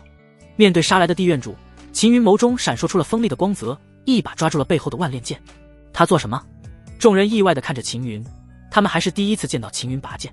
先前秦云都是动用拳脚，以强大的体魄轰击对手，现在秦云竟然拔出了剑，难道他以为动用剑这种兵器就能增加攻势？一般修士动用兵器倒是可以发挥一些优势，但是到了元和境以上，除非是宝物，不然一般兵器很难发挥出更强的力量。在秦云拔出剑的瞬间，风，强大无比的剑气从秦云身上绽放了出来，一剑斩下，剑气纵横，力量爆发。地院主被斩退了一段距离，赤焰爪上更是多了一条深深的痕迹。要不是他的修为还在秦云之上，刚刚那一剑可能已经斩伤他了。在场之人都震惊了，剑修，秦云竟然是一个剑修，而且还领悟了特殊的天罡剑气。原本坐着的各大学府的高层乃至学员们都纷纷站了起来，惊骇地看着浑身被剑气环绕的秦云。浓烈的剑气蔓延了1丈左右，秦云的气息强大而刚正，分明是特殊的天罡正气。被击退的地院主骇然地看着秦云，此时此刻的他内心深处充满了震撼和难以置信。秦云怎么可能是剑修？要知道剑修数量极少，而能领悟天罡剑气的剑修更是凤毛麟角。炼心院主深深地吸了一口气，神情复杂地看着秦云，他才意识到自己的担忧是多余的。大前学府的姚副府主等人面色黑如锅底，他们万万没想到秦云竟然会是领悟了天罡剑气的剑修体魄强绝，还是如此强大的剑修，这是顶尖天才吗？姚副府主等大前学府的高层立即意识到自己等人被司空月耍了，秦云根本就不是顶尖天才，而是妖孽。司空月故意用顶尖天才来瞒报，让他们误以为妖孽另有其人，却没想到过妖孽竟然是秦云。钱素素是妖孽，秦云也是妖孽，2个妖孽，他们大前学府竟然错过了2个妖孽。不，准确来说是他们亲手赶走了2个妖孽，并让他们投入了星罗学府，最后反而跑来对付他们。噗！姚副府主气血攻心，禁不住喷出了一大口血。姚副府主，一众高层惊呼。姚副府主冷冷看向他们，眼睛泛红，眸中有着杀意浮现。一众高层的脸色立即就变了，赶紧闭嘴。他们知道姚副府主现在想做什么，就是想宰了他们，所以他们立即低下头。就算你是剑修又如何，我要杀你易如反掌。地院主双手变得赤红起来，2只手掌更是巨大。老妖妇，我现在就送你上路。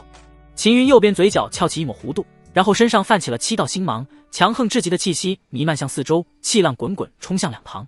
大成的星罗真剑姚副府主一屁股跌坐在地上，他的目光透着难以抑制的绝望。此时此刻，他才意识到秦云的潜力有多么的恐怖。星罗真剑，纵使是当年的司空月，也是耗费了多年时间才修成，而秦云才加入星罗学府多久？短短一段时间，不但修成了星罗真剑，更是将之修炼到了大成的程度。7道星芒加持，化为7道强大至极的剑气，蕴含着贯穿苍穹之势，斩向了地院主。地院主拼尽全力抵挡，然而星罗真剑的威力却是强大无比，7道星剑接连斩落，地院主被斩飞了出去，2只赤焰爪已经血肉模糊了，他的背部重重撞在了阵法上，强大的冲击力震得他吐出了一大口血，其中还夹杂着脏腑碎片。地院主滑落了下来，双腿一软，跪在了地上，他的身躯颤抖着，已经身负重伤，全场寂静至极。地院主拜了秦云瞥了地院主一眼，随手一挥，一道剑气贯穿了地院主的喉咙，头颅高高抛飞起来，落在地上后滚向了大前学府的高层所在的位置。最后地院主的头停了下来，他死不瞑目地看着姚副府主等人。大前学府高层们脸色难看至极，他们从地院主的眼神中看到了懊悔和不甘。天院主无奈叹气，对决结束了，可以解开禁锢阵法了。司空月对姚副府主说道。姚副府主脸颊抽搐了几下，深深地看了司空月一眼，挥手让人打开了禁锢阵法。秦云走出禁锢阵法，杀我封家之人，你该死！雷霆爆响传来，封家老祖突然出现在了禁锢阵法处，他一掌拍向秦云，恐怖的掌力压爆了气流，这一掌蕴含的力量足以摧毁整座会场。突如其来的变故令在场之人都愣住了，谁都没想到封家老祖会突然出现，并亲自来杀秦云。炼心院主和玄象院主大惊失色，迅速出手，但是他们距离秦云有一段距离，明显已经来不及了。这时，伴随着刺耳的剑鸣，司空月已经挡在了秦云面前，以手为剑，爆发出万千星芒，斩向封家老祖。两股力量冲击在一起，掀起了惊人的气浪，滚滚气浪冲向四周，一些没来得及避开的修士被冲飞了出去。封家老祖被震退了3尺，司空月则是身躯晃动了几下，最后稳稳站在原地。姚副府主等人震惊地看着司空月，没想到司空月如今的实力竟然不在封家老祖之下。封家老祖满脸阴沉，怒瞪着司空月：“司空月，你竟敢拦我！秦云是我星罗学府的学员，我身为星罗学府的现任府主，自然有责任护佑他安全。”司空月沉着脸说道：“我不管你有责任还是没责任，反正此子接连杀我封家之人，必须得给我封家一个交代。”封家老祖冷冷说道。霎时，大前学府所有高层都动了，包括姚副府主在内，纷纷破空而来，悬立于封家老祖身后，他们身上涌动着惊人的气势。在场各大学府都镇住了，大前学府竟然全力支持封家老祖。我听闻封家底蕴非凡，如今连大前学府都全力支持封家老祖，看来传闻应该是真的，封家背景深厚。这时，炼心院主和玄象院主也带着一部分星罗学府的高层掠了过来，站在司空月身后。两大学府高层对峙，气氛变得越来越凝重，原本议论纷纷的各大学府都收起了声音，并召回学员，让他们迅速退出会场，就怕两大学府大打出手会殃及那些学员。星罗学府和大前学府的学员也在高层的示意下退走了。会场之中只留下各大学府的高层。司空月，你们当真要与我们封家作对？封家老祖的声音森冷至极，身后的姚副府主等人眯着眼，随时等候封家老祖的命令。会场角落内，换了装束的楚王焦急地站起身，准备掠入场内。玄天老祖却拦住了楚王：“不要急，先看看情况再说。”还不急，万一他们打起来，恐怕就没办法收场了。而且封家的来历，你又不是不知道，他们太祖去了那个地方，并且开宗立派200余年了。封家老祖这一脉虽然只是他们留在大前王城的分支，但也不好招惹，要不就由我出面缓和一下关系吧。楚王无奈叹气道：“不用。”玄天老祖坚决摇头：“封家可不好招惹。”楚王为难地看向玄天老祖：“封家算个屁！”玄天老族满脸不屑，别说在东域上层天立族才200余年的风族，就算是那些千年世家的嫡子来了，连给秦云提鞋都不配。楚王一愣，呆呆地看着玄天老祖：“封家算个屁！”如果是别人说这句话，楚王肯定会劈头盖脸大骂一顿。要知道，就算是大前王族也不敢轻易招惹封家。玄天老祖可是并肩王，自然深知封家底细，以前他都不愿和封家正面对抗，现在竟然说出这般话来。楚王瞬间意识到，秦云的背景恐怕比他预想的还要深厚很多，不然玄天老祖也不会这么自信。那么看来，秦云应该不会有事。楚王放心了，他也不管了，反正一切听从玄天老祖的安排。看着下方的秦云，楚王越看越喜欢，再看跟在秦云后面的钱素素，不由拂须笑了起来。钱素素不但是妖孽，而且还攀上了秦云这根高枝，他这一脉就要飞黄腾达了。大前学府毕竟是第一学府，不但高层数量是星罗学府的2倍，就连实力都比星罗学府高很多。司空月，我最后再问你一句，你教是不教人？封家老祖冷声喝道。不教。司空月坚决回道。那就休怪我们不客气了。封家老祖脸色阴沉。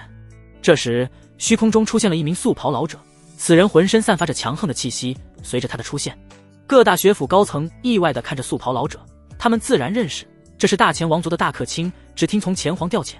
没想到大前王族的大客卿竟然都来了。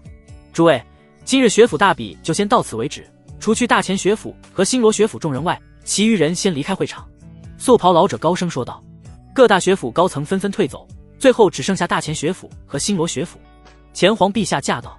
随着声音传来，一群锦衣护卫鱼贯而入，将两旁的道路都封锁了起来。头戴龙冠，身着赤红龙袍的前皇坐在金玉辇车上，在他身后跟着大前的文武百官等人。参见前皇陛下。各大学府高层纷纷行礼，封家老祖只是淡淡的瞥了一眼，懒得行礼。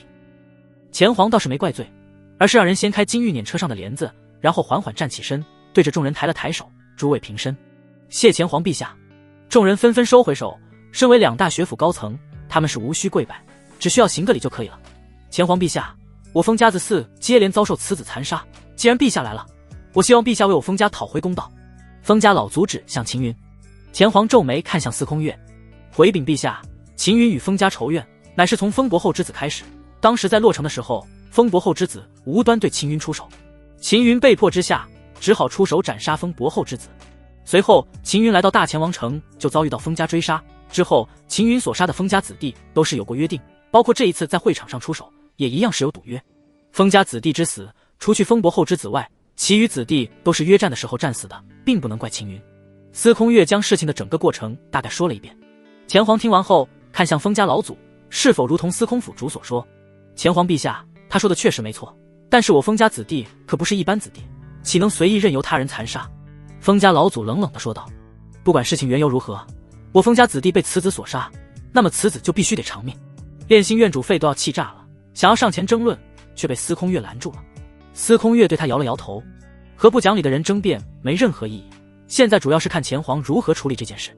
以司空月对前皇的了解，前皇基本会秉公处理，秦云本身并无大错，所以可能最多也就小小惩罚一下而已。前皇看了司空月一眼，也看了封家老祖一眼，再看了看秦云等人，他没有立即表态，而是沉默了起来。众人也没说话，他们都知道前皇在做决定，而前皇的决定将会直接影响到两大学府的未来。在观望台上的楚王双手附在背后，他相信前皇会公正地处理此事。星罗学府学员秦云脾气暴虐，招惹是非不说，还残杀风伯后之子，以及封家和大前学府4位天才，还有地院主。前皇深深吸了一口气，眸中闪烁着寒意。来人，将秦云抓起来，先押入天牢。司空月眉头一皱，炼心院主等人脸色当场就变了。他们谁都没想到前皇竟然会偏向封家。封家老祖不由哈哈大笑起来，嚣张地嚷道：司空月啊司空月，你们凭什么与我封家斗？就凭你们这几个人，真是可笑。你们在我封家眼中根本不算什么，我封家要抹杀你们和星罗学府是轻而易举的事。我们让你们星罗学府留下来，是为了助我封家子弟历练而已，不然你们星罗学府早就已经被灭了。炼心院主等人顿时被大前王族的护卫围了起来，一众王族修士破空而来，纷纷将整个会场围堵住了。再加上大前学府的高层们皆虎视眈眈，星罗学府高层们的面色不由紧绷起来。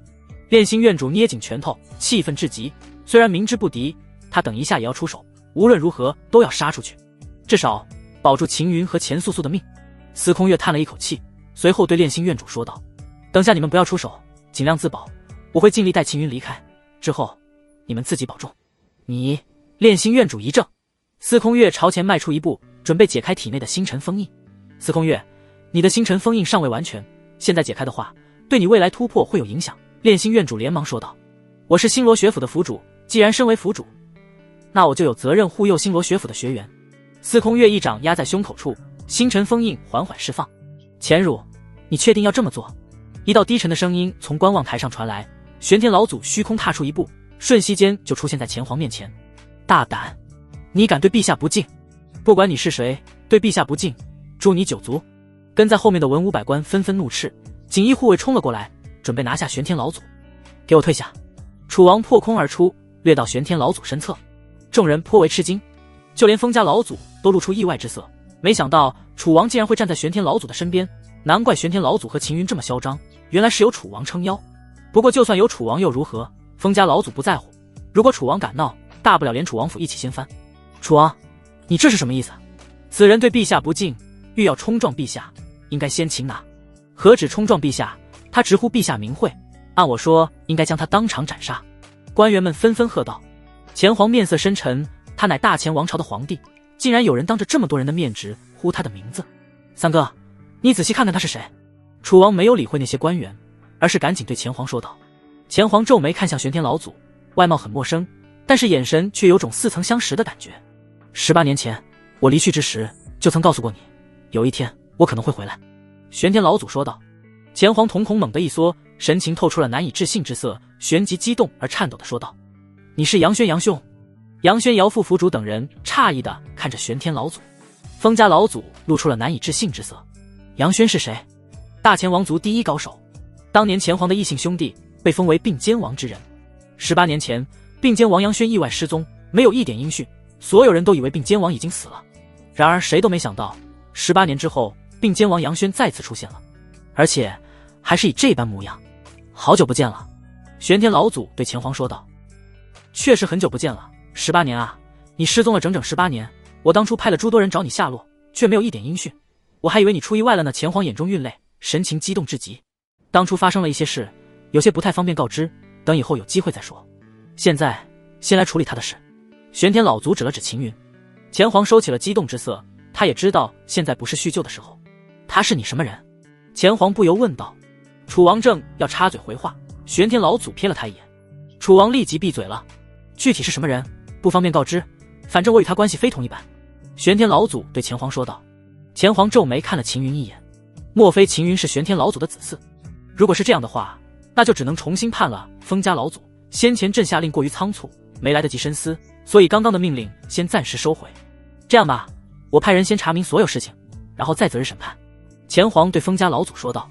陛下，我封家子嗣被此子残杀一事有目共睹，早已是既定事实，岂能因为并监王回归就重新审理？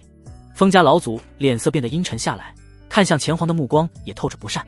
封家老祖说的没错，倘若今日陛下不判，我大钱学府绝不轻易罢休。姚副府主沉着脸站了出来，大钱学府的高层也纷纷跟着站出，气氛顿时变得凝重起来。钱黄的脸瞬间沉了下来，他很清楚今天的事如果不能处理好的话，会有诸多麻烦。玄天老祖没有说话，而是静静地看着，他想要看看这位昔日的异姓兄弟会如何选择。毕竟二人已经18年不见了，钱如已经成为皇帝多年，是否保持着当年的心性都很难说。星罗学府的高层都颇为紧张，包括炼心院主在内，钱黄的选择将会给星罗学府带来巨大的影响。楚王暗暗焦急，原本他想提醒钱黄，但是玄天老祖不允许。杨兄，你可还记得昔年掌月坡上你我联手对战叛军的时候，你我发过的誓言？钱黄突然对玄天老祖说道。玄天老祖略微暗淡的目光顿时亮了起来，露出了难以抑制的喜色。当然记得，当初你我发誓，若是不死，今世就是生死兄弟，将不离不弃。既是生死兄弟，不离不弃，自该全力袒护。钱黄转过头对封家老祖说道。秦云与你封家子弟之事，朕已经查明了。封伯后之子率先出手对付秦云，秦云杀死封伯后之子，只是为了自保而已。至于秦云杀你封家其他人，也是事先约斗，双方早已默认，你封家子弟不敌，才被秦云所杀。同样，秦云无罪，所以刚刚朕所下的抓拿秦云的命令撤回。封家老祖脸色变得铁青起来，目光死死盯着钱黄。钱黄陛下，你当真要为了此子毁掉你一世英名？封家老祖的语气透着浓浓的威胁。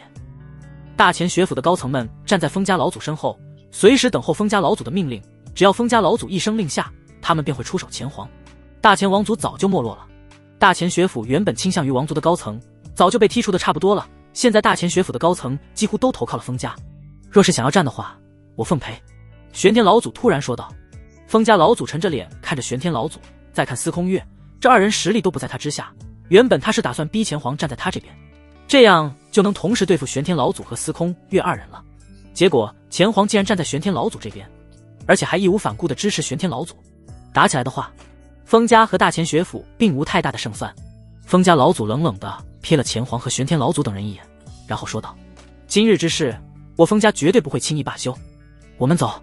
封家老祖破空离去，姚副府主和大钱学府的高层也跟着相继离去。炼心院主等人不由松了一口气。杨兄，封家恐怕不会轻易罢休。钱黄露出忧虑之色。如果封家派小辈出手的话，我不会干涉，他们要是敢派老一辈出手袭杀，那就别怪我不客气了。玄天老祖默然说道。钱黄意外地看了玄天老祖一眼，虽然他不知道玄天老祖的具体实力有多强，但是敢说这些话，说明玄天老祖有一定把握能抗衡封家。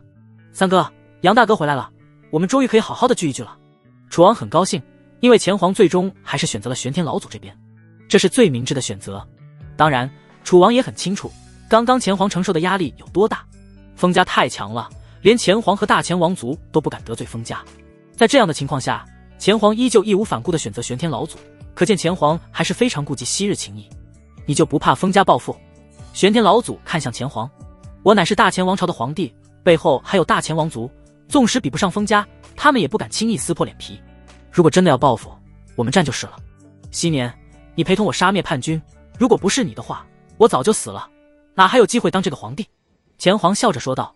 你我乃是生死之交，而且还是异姓兄弟，一世为兄弟，我自然要站你这边。玄天老祖看着钱黄，心中微微触动。原本他测试钱黄是想看看这18年过去了，钱黄是否变了。现在看来，钱皇没有变，还是当初的钱皇。放心吧，如果封家敢动手，我必不会让他们好过。玄天老祖不由笑着说道。话说，秦云此子与你到底是何关系？钱皇瞥了秦云一眼后，对玄天老祖问道。他是我家少主。玄天老祖如实说道。你家少主？钱皇一震，难以置信地看着玄天老祖。他与玄天老祖乃是过命的交情，自然知道玄天老祖的性格。昔年的并肩王天不怕地不怕，纵使是9名高手围攻之下，玄天老祖依旧拼死相斗，最后宰了4人，杀伤3人，并以残破之躯杀出重围。玄天老祖很傲，他从不跪拜任何人，甚至包括钱皇在内。钱皇却没想到玄天老祖会认秦云为少主，昔日的并肩王竟然愿意当奴仆，这秦云到底是什么来历？见钱皇震惊地看着自己，眼中还有诸多疑问，玄天老祖不由压低声音说道：关于少主来历，暂时不能随意告知，你只要知道他来历超乎你想象。还有关于少主来历这件事，不要外传。超乎想象，钱皇深吸了一口气，能让玄天老祖说出这番话，足以说明秦云的背景绝对深厚。还好当时念及当初的情谊，站在了玄天老祖这边。钱皇暗暗庆幸，但是钱皇依旧有些好奇，还是忍不住对玄天老祖问道：莫非他来自东域上层天的千年世家？东域分为上层天和下层天，东域下层天有9州，青州为9州之一。在整个青州地界内，共有王朝上百个，大前王朝的国力在诸多王朝中排第79位。下层天的王朝再强，也无法与上层天的势力相提并论。哪怕是青州排名第1的王朝，上层天随便一个千年世家都能轻松覆灭，更别说像大前王朝这种排在后面的王朝了。钱皇猜测秦云很有可能是上层天千年世家的嫡子，所以玄天老祖才会心甘情愿为奴。算是吧。玄天老祖含糊地回了一句：千年世家的嫡子，给秦云提鞋都不配。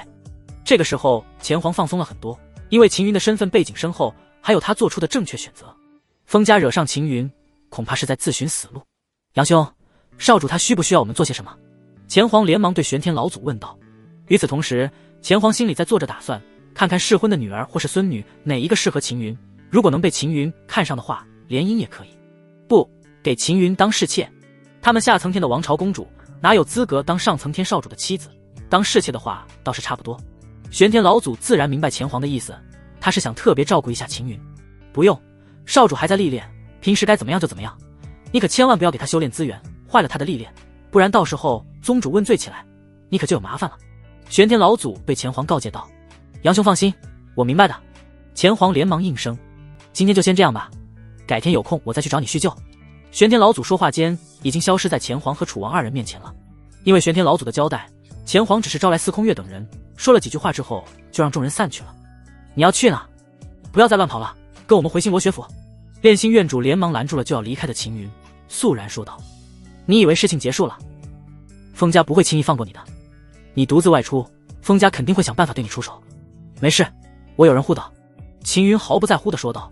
让他去吧。司空月对炼心院主说道。不行。炼心院主坚决反对。放心吧，不会有事的。司空月说道。你就惯着他吧。炼心院主气得恨不得捶司空月一拳。秦云咧嘴一笑，立即离开了会场。秦云哥哥，等等我。钱素素连忙跟了上去。司空月也没阻拦。他们2个一起外出，要是出事的话，我看你怎么办。炼心院主瞪了司空月一眼。放心吧，不会有事的，并肩王跟着呢。司空月说道。真是奇怪，昔年大前王族第1高手并肩王杨轩，为何会为秦云护道，而且还成为了一个小小的玄天宗老祖？炼心院主皱紧眉头。不知道，反正有并肩王为他护道，应该没太大问题。我们先回去吧，我准备闭关了。司空月肃然说道。你在这个时候闭关？炼心院主有些意外。封家不会轻易放过秦云的，现在不出手，并不意味着以后不会出手。为了防范于未然，我打算闭关参悟星辰化月。司空月说道。你要走化月之路？炼心院主一怔。如果能化月成功，就算封家出手，我也有护佑秦云他们的实力了。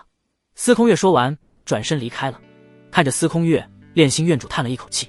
星辰化月哪有这么容易的事？从星罗学府建立以来，也就只有第1位府主成功而已，其余府主都失败了。大前王城路上，秦云走在前面，钱素素跟在后面。他看着秦云的背影，小脸上洋溢着幸福。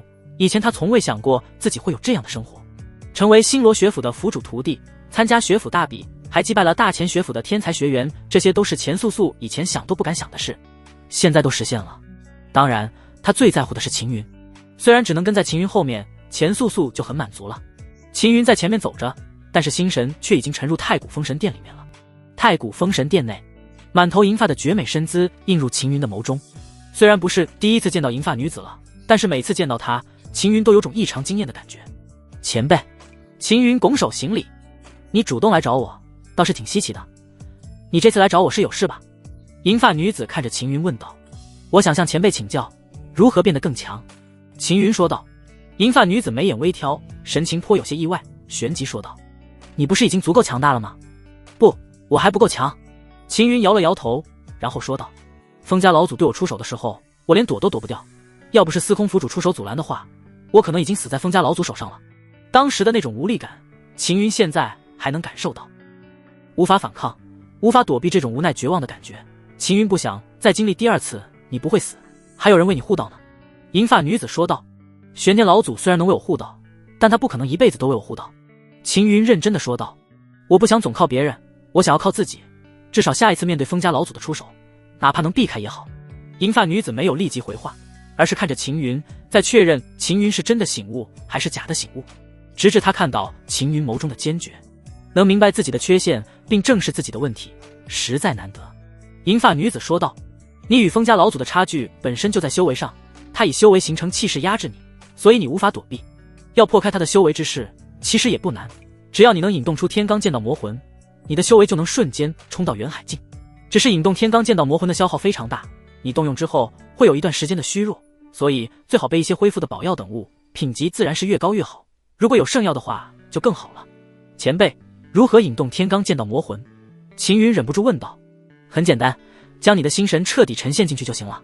银发女子说话间，伸出白皙的右手，食指对着秦云的额头轻轻点了一下。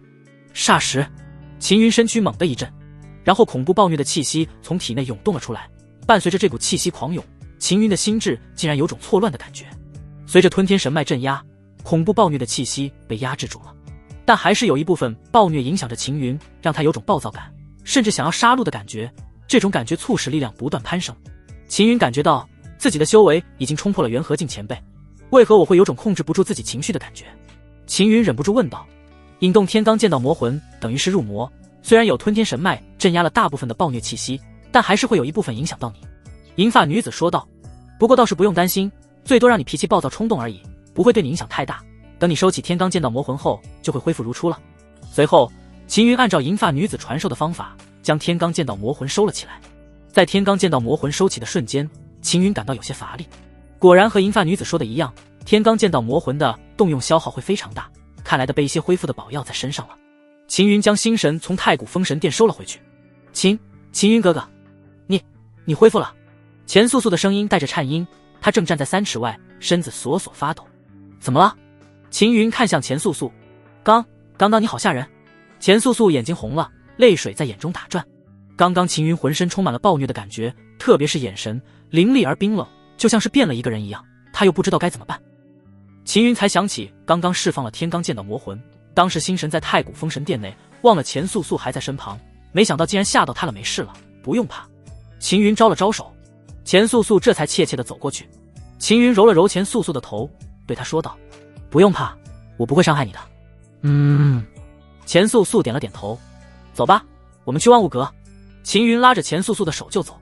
钱素素的脖子跟瞬间红了，但是他却没有挣脱秦云的手，而是任由秦云拉着来到了万物阁。万物阁是大钱王朝最大的商行，除去大钱王朝外，在青州各大王朝都有分行，就算是大钱王族也不敢得罪万物阁。二位想要买些什么？还是打算出售一些不用之物？万物阁的一名侍女迎了上去。我想换一些6品宝药。秦云取出了一瓶6品宝丹，放在桌子上，对侍女说道：这种丹药我有300瓶。少主稍等，我去找管事过来。侍女赶紧说道，这笔买卖的数额太大了，已经超出她的权限了。秦云坐了下来，钱素素有些拘谨地站在一旁。很快，一名管事迎来。这位少主，听说你有300瓶6品宝丹要出售。管事满脸微笑地问道，虽然也见过不少卖宝丹的，但一次性拿出300瓶6品宝丹出售，在这大钱王朝内还是很少见的。丹药是稀缺之物，寻常人不会随意拿来出售。300瓶6品宝丹，我要换成同品级的宝药或是7品以上的宝药，就按市场价来。秦云取出300瓶6品宝丹。看着桌子上摆满的丹药，管事不由一惊。他不是吃惊这些丹药的数量，而是吃惊秦云要换成宝药。这位少主，你确定要将这些丹药都换成宝药？管事再次问道。怎么，换不了？要是换不了，我就去其他商行。秦云收起丹药，准备就要走。能换，当然能换。管事赶紧拦下秦云，还是让秦云这个大主顾跑了。被万物阁知道的话，他可是吃不了兜着走。管事立即让人取来宝药，按照现在的市场价，1颗6品丹药换9株6品的宝药，5颗6品丹药可以换1株7品宝药。秦云换了一半的6品宝药，剩余另一半全部换成了7品宝药。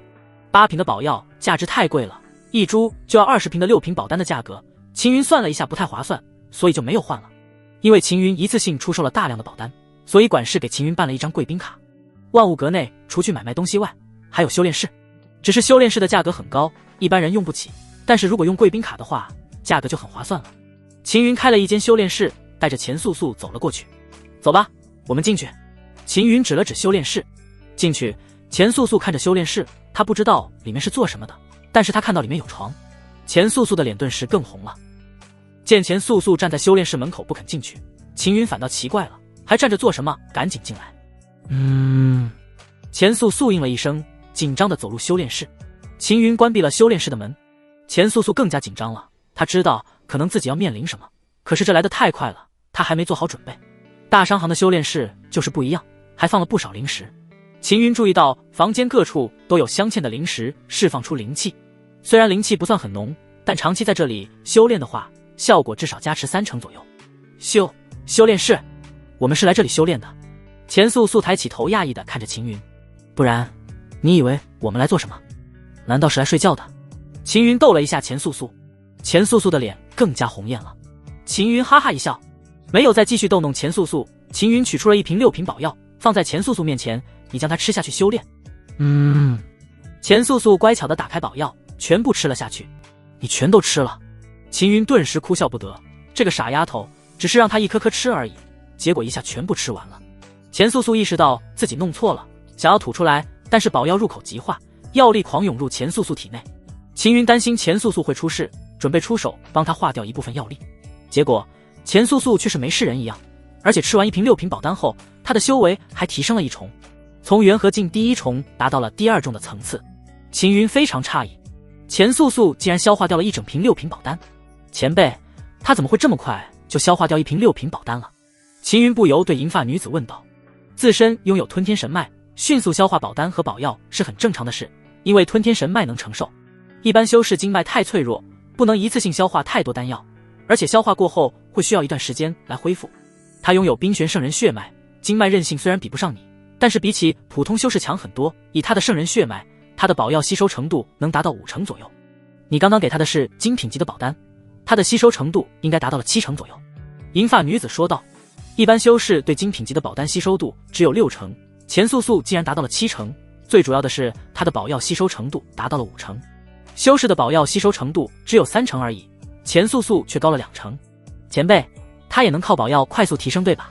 秦云对银发女子问道。当然可以，只不过效率会低一些，需要大量的宝药才行。银发女子点了点头，她的修为提升对你也有好处，修为越高，她的冰玄圣人血脉凝聚就越多，而回馈的圣人之力就越多。从他觉醒圣人血脉至今，圣人之力已经让太古封神殿恢复了一些力量，再过一段时间就能重塑最初阶段的无上神石了。无上神石，秦云第一次听说。无上神石比起吞天神脉更加重要，所以会重点重塑它，因为力量不足，所以分成2个阶段来重塑。现在太古封神殿内的力量还不足以完成最初阶段的无上神石的重塑，还要再等一段时日。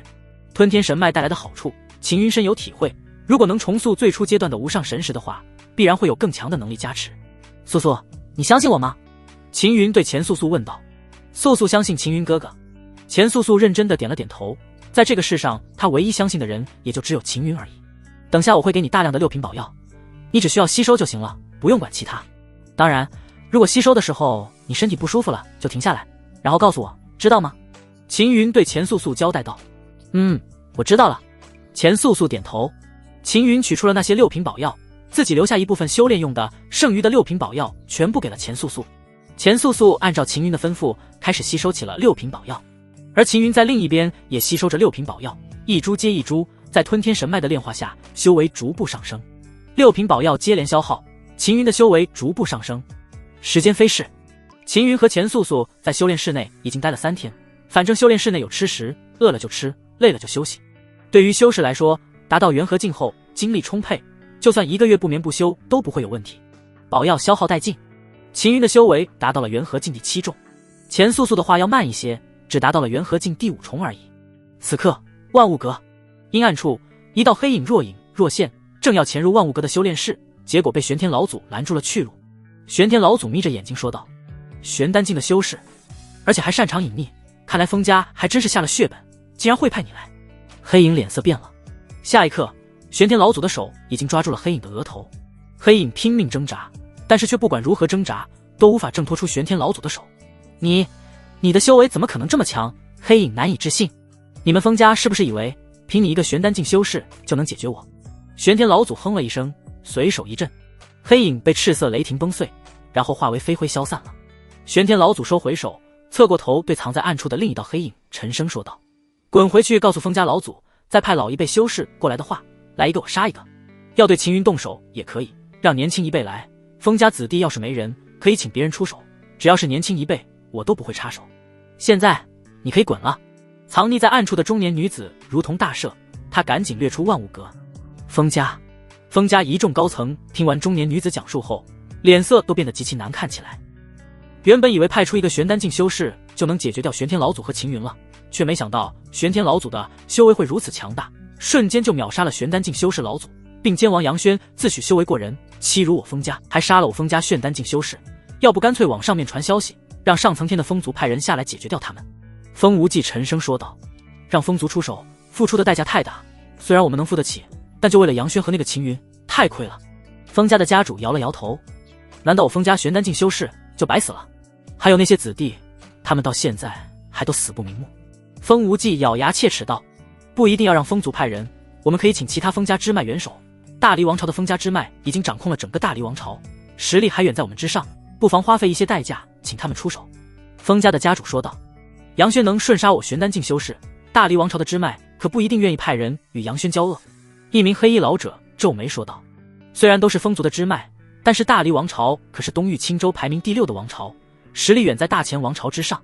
平日里两大支脉虽然也有一些往来，但是彼此之间关系只能算是一般，除非是他们这一脉有灭族之威，不然大黎王朝的封家支脉是不会愿意来趟这一趟浑水的。”风无忌突然眯着眼睛说道：“我倒是有个一举两得的办法。”“什么办法？”“这个办法就是，我们只需要付出一些代价，请大黎王朝的支脉派优秀的年轻一辈出手，对付秦云那个狗崽子。如果秦云死在大黎王朝支脉的年轻一辈手上，以并肩王杨轩的火爆脾气，肯定会和大黎王朝支脉交恶。到时候根本不需要我们出手，大黎王朝支脉就会帮我们解决杨轩。如果是大黎王朝支脉的年轻一辈死了，那么大黎王朝支脉也不会罢休，必然会尽力对付并肩王杨轩和秦云那个狗崽子。”听完风无忌的提议，在场的封家高层们眼睛顿时亮了。这个方法好，我同意这么做。我也同意。封家一众高层纷纷开口了，几乎所有人都同意此法。既然都同意了，那就按此法做，立即派人去大黎王朝支脉的封家，邀请他们的年轻一辈出手。封家老祖也表态了。宝药耗尽，秦云带着钱素素准备离开万物阁。万物阁内人来人往，不乏一些身份尊贵的权贵人物。一名穿着蛟龙服饰的年轻男子带着一众年轻男女走入万物阁。“三皇子，今天是要来聚会吗？”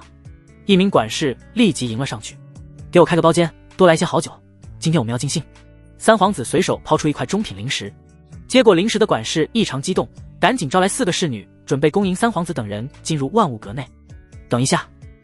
三皇子停了下来，眼睛直勾勾盯着迎面走出的钱素素。自从修为提升之后，钱素素的圣人血脉逐渐浓厚，形体也改变了很多，不但变得更加漂亮，身段也变得丰腴匀称起来。纵使见惯了美女的三皇子，也不由眼前一亮。“你是星罗学府的学员，对吧？”三皇子拦住了秦云和钱素素，因为2人穿着星罗学府的学员服饰。“有事吗？”秦云皱眉问道。“你滚一边去，本皇子没问你话。”三皇子不耐烦地挥了挥手，然后对钱素素笑道：“姑娘，你我一见如故，不如随本皇子去喝2杯如何？”说话间，他就要去拉钱素素的手。啪！秦云一巴掌拍开了三皇子的手。三皇子被拍的整只手臂都麻了，他的脸色瞬间沉了下来，怒瞪秦云：“你可知道我是谁？”我管你是谁，滚一边去，再动手动脚，我斩了你的手。秦云懒得理会三皇子，牵起钱素素就要走。本皇子看上的女人还没有一个能跑掉的。你刚刚说要斩我的手，我倒要看看你敢不敢斩。三皇子伸手就要去拦秦云。风，清楚的剑鸣传来，没人看清秦云是怎么拔剑的，万炼剑已经入鞘了。三皇子的右手落在地上，切口整齐至极，没有血流出来，是因为剑气将血封住了。三皇子捂住断臂惨叫。秦云牵着钱素素就要离开。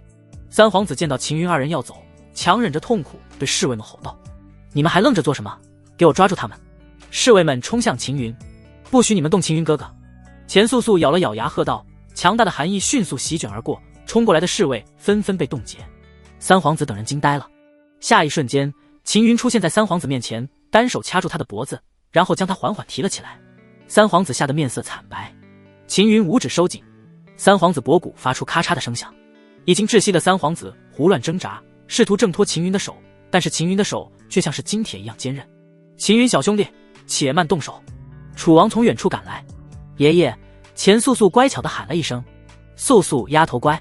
楚王和蔼地回了一句，然后连忙对秦云说道：秦云小兄弟，能否看在我这张老脸上放了他？他刚刚要对我动手，看在楚王的面子上，我可以放了他，但是他要付出代价才行。秦云淡淡说道：付出代价，应该的。楚王连连点头，就按他的身份，用他的命来换8瓶宝药1000株。秦云说道：1000株8瓶宝药可不好找。楚王皱了皱眉，略微犹豫了一下后对秦云说道：要不1000颗极品灵石如何？它的价值和8瓶宝药差不多，而且也可以吸收。可以。秦云点了点头。1000颗极品灵石，过几天后我会送过来。楚王对秦云说道。秦云这才将三皇子丢在地上。三皇子跌坐在地上后，横手指向秦云：四叔，我乃是大前王族三皇子，他如此对我，你为何不出手？啪！楚王一巴掌抽了过去，三皇子被抽得翻滚了几圈，撞在一旁的台阶后才停下来。成事不足败事有余的东西，一天到晚惹是生非，你要是再敢招惹秦云小兄弟，看我怎么收拾你！楚王哼声道。被打的三皇子立即闭嘴了，他不敢再吭声。虽然他是皇子，但是楚王可是前皇的弟弟，而且当年跟着前皇一起打天下，别说打他了，将他关起来，前皇都不会说什么。还有，你给我看清楚了，素素是我孙女，我楚王府的郡主，也是你侄女。你找女人找到自己侄女身上，你脑子装的是什么？每天除了找女人还能做什么？楚王对三皇子怒骂了起来。三皇子低着头不敢说话。楚王骂了一会儿后没再搭理三皇子，而是对秦云微笑道：秦云小兄弟，陛下想要见你一面，随我去皇宫一趟吧。前皇召见，秦云自然不好拒绝，跟着楚王一起前往皇宫。楚王在前面引路，表面笑眯眯，心里却非常震惊。以他的修为，自然不难看出秦云修为已经达到元和境第7重。这才过了多久？3天前秦云才只是元和境第1重而已，现在已经是第7重了。还有钱素素，这丫头当初也一样是元和境第1重，现在却达到了元和境第5重的修为，虽然比秦云低了2重，但也很惊人了。楚王知道钱素素能成长这么快，肯定和秦云有关。至于秦云是用什么方法做到的，楚王虽然好奇，但也不会去问，毕竟这种快速提升的秘密，谁会告诉别人？反正钱素素跟紧秦云就好了。对于钱素素，楚王很满意这个孙女的做法，他专门派人查过，钱素素竟然将自己给的宝丹都送给了秦云。没想到这个孙女看起来有些傻傻的样子，却是傻人有傻福，这么做秦云会更心疼她。楚王决定到时候再给钱素素送一些东西。宝丹的话他这里没多少了，极品灵石的话倒是可以给钱素素一些。楚王决定出一次血，多弄一些极品灵石过来，除去给秦云那1000颗极品灵石外，剩余的都给钱素素。这个傻丫头一定会送给秦云。杨哥，我这不算是给秦云送，我只是给我孙女送，她要送给谁那是她的事，与我无关。楚王心里默默说道。在楚王引领下，秦云和钱素素来到了大前皇宫。虽然钱素素是楚王府的后人，但因为是庶出，从未进过大前皇宫，这是他第一次到大前皇宫来，不免感到紧张。宣殿内，前皇站在大殿中央。三哥，秦云小兄弟来了。楚王笑着指了指秦云。秦云小兄弟，你终于来了。还有杨兄，你不出来坐一坐？前皇看向虚空。玄天老祖叹了一口气，从虚空中走出。秦云小兄弟，我与杨兄乃是结拜兄弟，因为他职责所在，不方便与我相聚，所以才不得不用此法将你带来，只有这样我们才能相聚一次。前皇对秦云露出歉意，旋即对着侧殿说道。萱儿，还不快出来见一见你杨伯伯，还有秦云小兄弟和素素妹妹。一名穿着银白长袍的清丽少女走了出来，她的神情冷傲，只是淡淡的瞥了秦云和钱素素一眼，就收回了目光。见过杨伯伯。钱轩有些心不甘情不愿的喊了一声，却是没有行礼。萱儿，你怎么能这样？钱皇皱了皱眉，神情透着不悦，旋即连忙对玄天老祖等人说道：我这女儿被我惯坏了，还望杨兄和秦云兄弟见谅。无妨。玄天老祖摆了摆手，旋即笑着问道：看钱轩公主的衣着，应该是寒玉宫的内宗弟子服饰吧？萱儿运气好，被寒玉宫的三长老看上了，收为关门弟子。钱皇满脸笑容，神情颇为自豪。寒玉宫可是东域青州东部排名第一势力，各大王朝的王族都以能加入寒玉宫为荣。钱轩不但加入了寒玉宫，而且还是长老弟子，身份更是尊贵。钱汝兄弟太谦虚了，仅仅只是运气好的话，可是没办法成为寒玉宫三长老的关门弟子。钱轩公主至少本身得有妖孽级别的天赋才行。玄天老祖说道：萱儿确实是妖孽，不过和秦云小兄弟还有素素侄孙女比起来，终究还是差了一截。钱皇连连摆手。钱轩皱了皱眉，表情颇有些不悦。什么叫做比不上他们？这两个家伙算什么东西？不过是大钱王朝下面的学府学员而已，就算是妖孽，也只是被学府衬托出来的名号而已，顶多算是顶尖天才罢了。碍于钱皇在场，他也不好说什么。杨兄，我让人摆了宴席，一起喝几杯。至于秦云小兄弟和素素侄孙女，萱儿你陪他们去御花园走一走。钱皇拉着玄天老祖就往偏殿走。玄天老祖犹豫了一下后点了点头，反正就在皇宫里面，只要秦云有危险或是走远，他都能立即感知到，可以及时出手。萱儿，照顾好秦云小兄弟和素素侄女。钱皇临走前再三交代。是，父皇。钱轩淡淡应了一句。在钱皇等人离开后，轩殿只剩下秦云和钱素素还有钱轩三人而已。三人无言，轩殿异常的安静。你就是那个星罗学府的妖孽秦云对吧？还有你，钱素素。钱轩最先开口打破了平静，他看了秦云二人一眼，眸中透着轻蔑。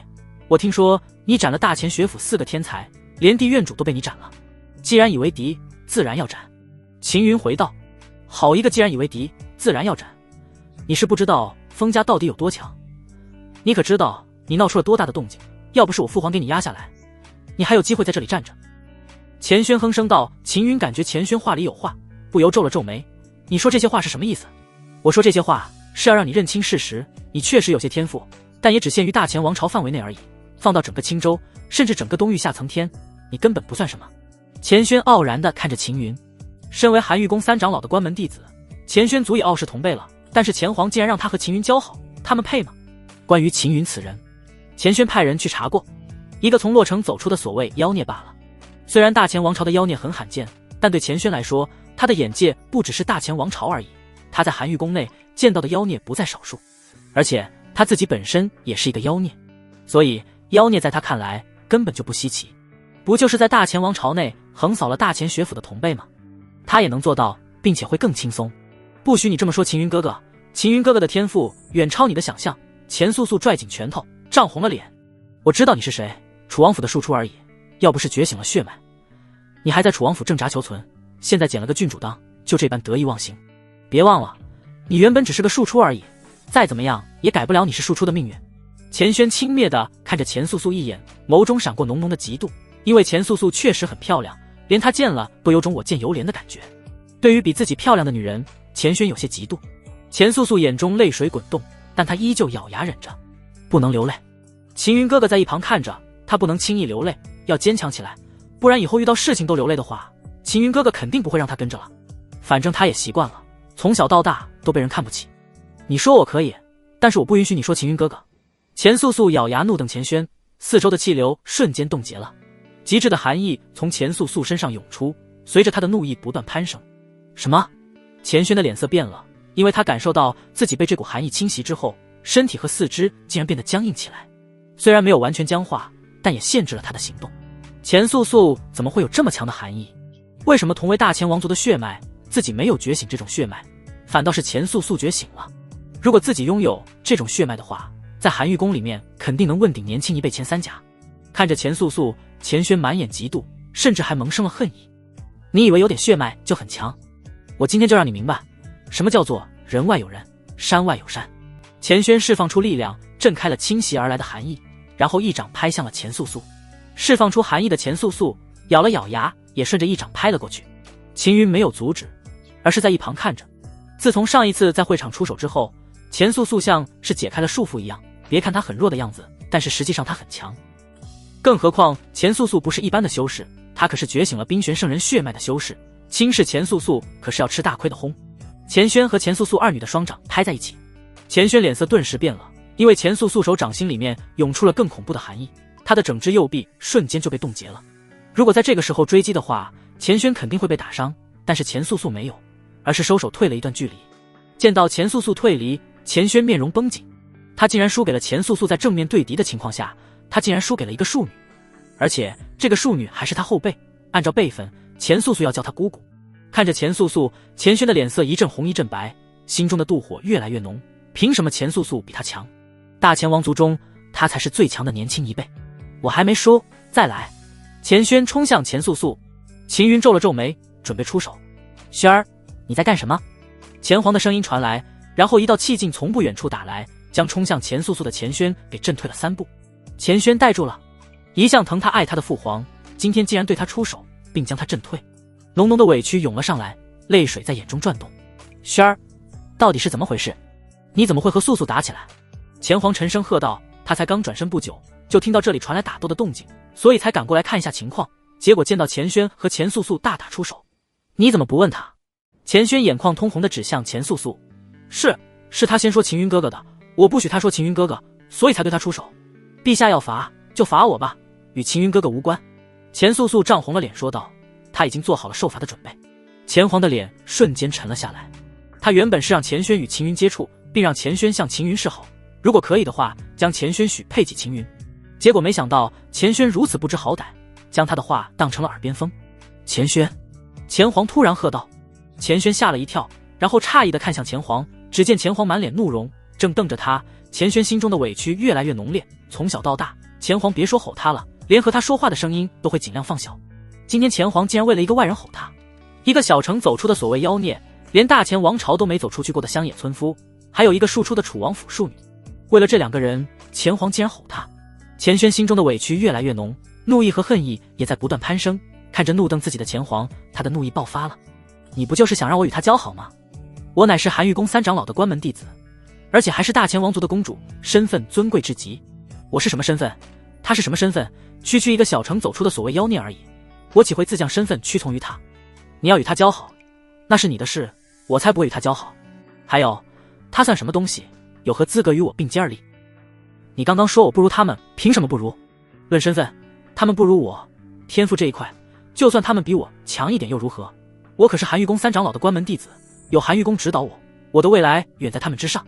钱皇愣住了，看着钱轩满眼不敢相信，这就是自己那个女儿，一直引以为傲的女儿。看着钱轩眼中的不屑和鄙夷，钱皇的心在发颤。此时此刻，他才意识到自己的教导出了问题。自从钱轩加入寒玉宫，成为3长老的关门弟子后，钱轩就变了许多。原本以为是眼界变宽了，现在钱皇才意识到不是眼界改变，而是他变傲了，不将任何人放在眼里的傲。钱皇深吸了一口气后，指向钱轩说道：轩儿，过来向秦云小兄弟还有素素侄女道歉。我不道歉，绝不会道歉。钱轩泪水横流，他感到委屈至极，甚至还感到绝望，因为原本疼爱他的父皇竟然站在秦云和钱素素2人那边。既然不道歉，那就关禁闭，从现在开始，你将被关禁闭1个月，不许离开万轩殿，好好在里面给我反思一下，看看你自己错在哪里。钱皇怒道。钱轩本想反驳，但是看到钱皇真的发怒后，他只好忍住，因为在这个时候和钱皇硬碰硬对他没任何好处。钱轩暗暗咬牙切齿，秦云还有钱素素，都是你们，如果不是这2个人的话，他怎么会挨罚？这个仇他记住了。钱轩转身就走，这个时候3皇子跌跌撞撞冲了进来，他的右臂被捆绑着，虽然接上了，要恢复过来还需要一段时间。父皇，你要替我做主啊，就是他刚刚斩了我1只手臂。轩儿，你怎么也在这里？3皇子指向秦云。钱轩停了下来，看着3皇子的右臂，脸色更加阴沉了。刚刚你四叔已经告诉过我了，是你自己去挑衅秦云小兄弟，这是你自食的恶果。钱皇哼了一声，三哥就算挑衅了他，三哥也是我大钱王族的3皇子，代表着我大钱王族的颜面，岂能任由外人随意斩断手臂？我大钱王族的颜面何存？钱轩含着脸对钱皇问道。我不是让你回去关禁闭了？钱皇的脸黑了下来。我等一下会回去关禁闭，但是在这之前，三哥的事必须得处理。父皇，如果你不愿处理，或是不方便处理的话，我立即联系我的师尊，让他从寒玉宫派人过来处理此事。钱轩沉着脸说道。放肆！钱皇怒喝道，这是我大钱王族之事，我乃大钱王族的皇帝，自然由我自行处理，岂能让寒玉宫插手我大钱王族之事？父皇处事不公，我自然要找师尊他老人家来处理。钱轩丝毫不惧地看着钱皇，钱皇的脸色变得难看起来。钱轩搬出寒玉宫三长老，纵使他是大钱王族的皇帝，也不得不重视，因为他知道钱轩有这个能力找来寒玉宫三长老，一旦寒玉宫三长老插手此事，那就更麻烦了。轩儿，父皇处事不公，三哥的事就交给你了。三皇子立即站到了钱轩的身侧，钱皇气的脸都白了，一个是这样，两个也是这样，早知道他们这般模样，当初生下来的时候就掐死算了。报！封家老祖带人闯入皇宫，正朝轩殿来。内务总管冲入殿内，赶紧对钱皇躬身行礼。钱皇的脸色沉了下来。这个时候，楚王和玄天老祖从侧殿走了出来。刚刚是钱皇的家事，他们也不好插手。封家老祖带人闯我大钱皇宫，恐怕来者不善。楚王沉着脸说道：“先看看封家老祖打算做什么再说。”钱皇深吸了一口气，稍稍平复刚刚的怒火，然后反身坐在地座上。楚王站在大殿右侧，玄天老祖将秦云拉到了右侧，钱素素也跟了过去。钱轩和三皇子则是站在左边，他们颇为好奇，这个时候封家老祖带人闯入皇宫，打算做什么？殿外出现了一大群人，为首的赫然正是封家老祖，他的脸色深沉，目光锐利，带着一群人走入了轩殿内。封家老祖肆无忌惮闯入大钱皇宫，钱皇和楚王看在眼中，表面镇定，心中却恼怒至极。封家老祖根本就不将大钱王族放在眼里。封家老祖，你带人来皇宫所为何事？钱皇沉声问道。为他而来。封家老祖横手指向秦云，钱皇的脸当场就沉了下来。秦云小兄弟之事，先前不是已经处理完了？你们封家子弟与他都是在公平的条件下对决的，你们封家子弟技不如人，输了难道不认账？封家这边，一名留着山羊胡的中年男子冷哼道：好一个技不如人，输了就输了，区区一个排名靠后的王朝皇帝，竟然都敢不给我封家面子。中年男子瞥了封家老祖一眼，嗤笑道：风月，你们在大钱王朝混得还真够差的，难怪让我们来助力。要不干脆我禀明家主，让家主100万铁骑过来，踏平这所谓的大钱王朝，然后你们再重新扶持其他人上位就是了。不知你是何人，竟敢在我大钱皇宫内扬言要派100万铁骑过来踏平我大钱王朝？楚王冷冷中年男子：我是何人？你听好了，我叫风哲，来自大黎王朝的封家。中年男子轻蔑地瞥了楚王一眼。钱皇和楚王的神情变得凝重起来。大黎王朝在青州上百王朝之中排名第6位，而大钱王朝则是排名靠后，二者的国力相差不是一点半点。如果大黎王朝真派兵杀来的话，大钱王朝不一定能挡得住。最主要的是，大黎王朝由封家掌控，封家发话了，大黎王朝肯定会派人出手。一旁的钱轩感到意外的同时，嘴角噙着冷笑。先前都说了，秦云招惹了封家会有麻烦，现在果然麻烦来了。不但是封家找上门了，大黎王朝的封家之脉都牵扯进来了。大钱皇帝，你已经知道我的来历了，我也不想和你多说废话。我这一趟过来是受到风月他们的邀请。风哲指向秦云对钱皇说道：将此子交给我，让我带走，我们封家就不和你们大钱计较。要是我们不交呢？钱皇沉着脸问道。不交。风哲笑了起来，目光凝视着钱皇。大钱皇帝，如果不交的话，那就是得罪我封家。你既然是大钱皇帝，应该知道我封家的底蕴和手段。据我所知，你才坐稳皇帝之位18年而已，为了区区一个后辈小子，葬送你大钱王族的未来，不知是否值得？我不想浪费太多时间，我给你30息时间考虑，是选择此子与我封家还有大黎王朝作对，还是放弃此子？你最好考虑清楚了。钱皇面色阴沉，楚王也是脸色森寒，唯有玄天老祖站在一旁安静地看着。父皇，我大钱王朝与他并无任何关系，你不会打算为他出头吧？钱轩见钱皇在考虑，立即站了出来。钱皇没有理会钱轩，而是看向风哲说道：秦云乃是我大钱王朝的子民，我身为大钱王朝的皇帝，岂能任由大钱子民被你们带走？父皇！钱轩慌忙喊道：给我闭嘴！钱皇瞪了钱轩一眼，钱轩的脸色布满了阴霾，他对秦云越加不满了。也不知道杨轩给父皇灌了什么药，父皇竟然宁愿舍弃江山社稷，也要保全秦云。钱轩决定稍后就将大钱王朝发生之事禀明师尊，让师尊为自己和大钱王族做主。大钱皇帝，你真不考虑一下？你还有实习时间，最好考虑清楚，这对你、对大前王朝都有好处。风哲的言语中透着浓浓的威胁。我已经考虑得很清楚了，你们可以离开了。前皇大手一挥，下了逐客令。你会为今日决定后悔的。风哲哼了一声，不过他没有离开，而是大声说道：先前你们的那个所谓的什么并肩王说过，不允许老一辈出手，年轻一辈随便都可以来挑战秦云此子，对吧？没错，是我说的。玄天老族点了点头。既然如此，那我风家子弟今天就来次挑战他。风无欲。风折头也不回地喊道：在。一名穿着青碧皮甲的年轻男子走了出来，他的背后有着2柄刀，一柄长一些，一柄短一些，造型独特。竟然是他！钱轩面露意外。皇妹，你认识他？三皇子不由问道。在青州虚境见过他挑战青州地榜。钱轩沉声说道。挑战青州地榜？这么强？三皇子诧异地看着年轻男子，这可是青州地榜，整个青州的总榜。青州30岁以下的年轻修士皆可以挑战，只要能挑战成功就可以登榜，并将名扬东域青州。他不但挑战了，而且还成功登上了青州地榜第99位。钱轩看向风无欲的目光透着羡慕，他现在还没有登榜的实力，不过再过几年应该就可以冲击青州地榜了。还登榜了，他也太强了。三皇子震惊了，没想到看起来长相平凡无奇的风无欲竟然如此强大。那等一下他和那个秦云打起来的话，秦云岂不是死定了？三皇子连忙对钱轩问道，他有些期待和兴奋。秦云斩了他一只手臂，虽然接好了，但是断臂还不时传来剧痛，他恨不得秦云去死。如果秦云死在风无欲手上的话，也算是替他报仇了。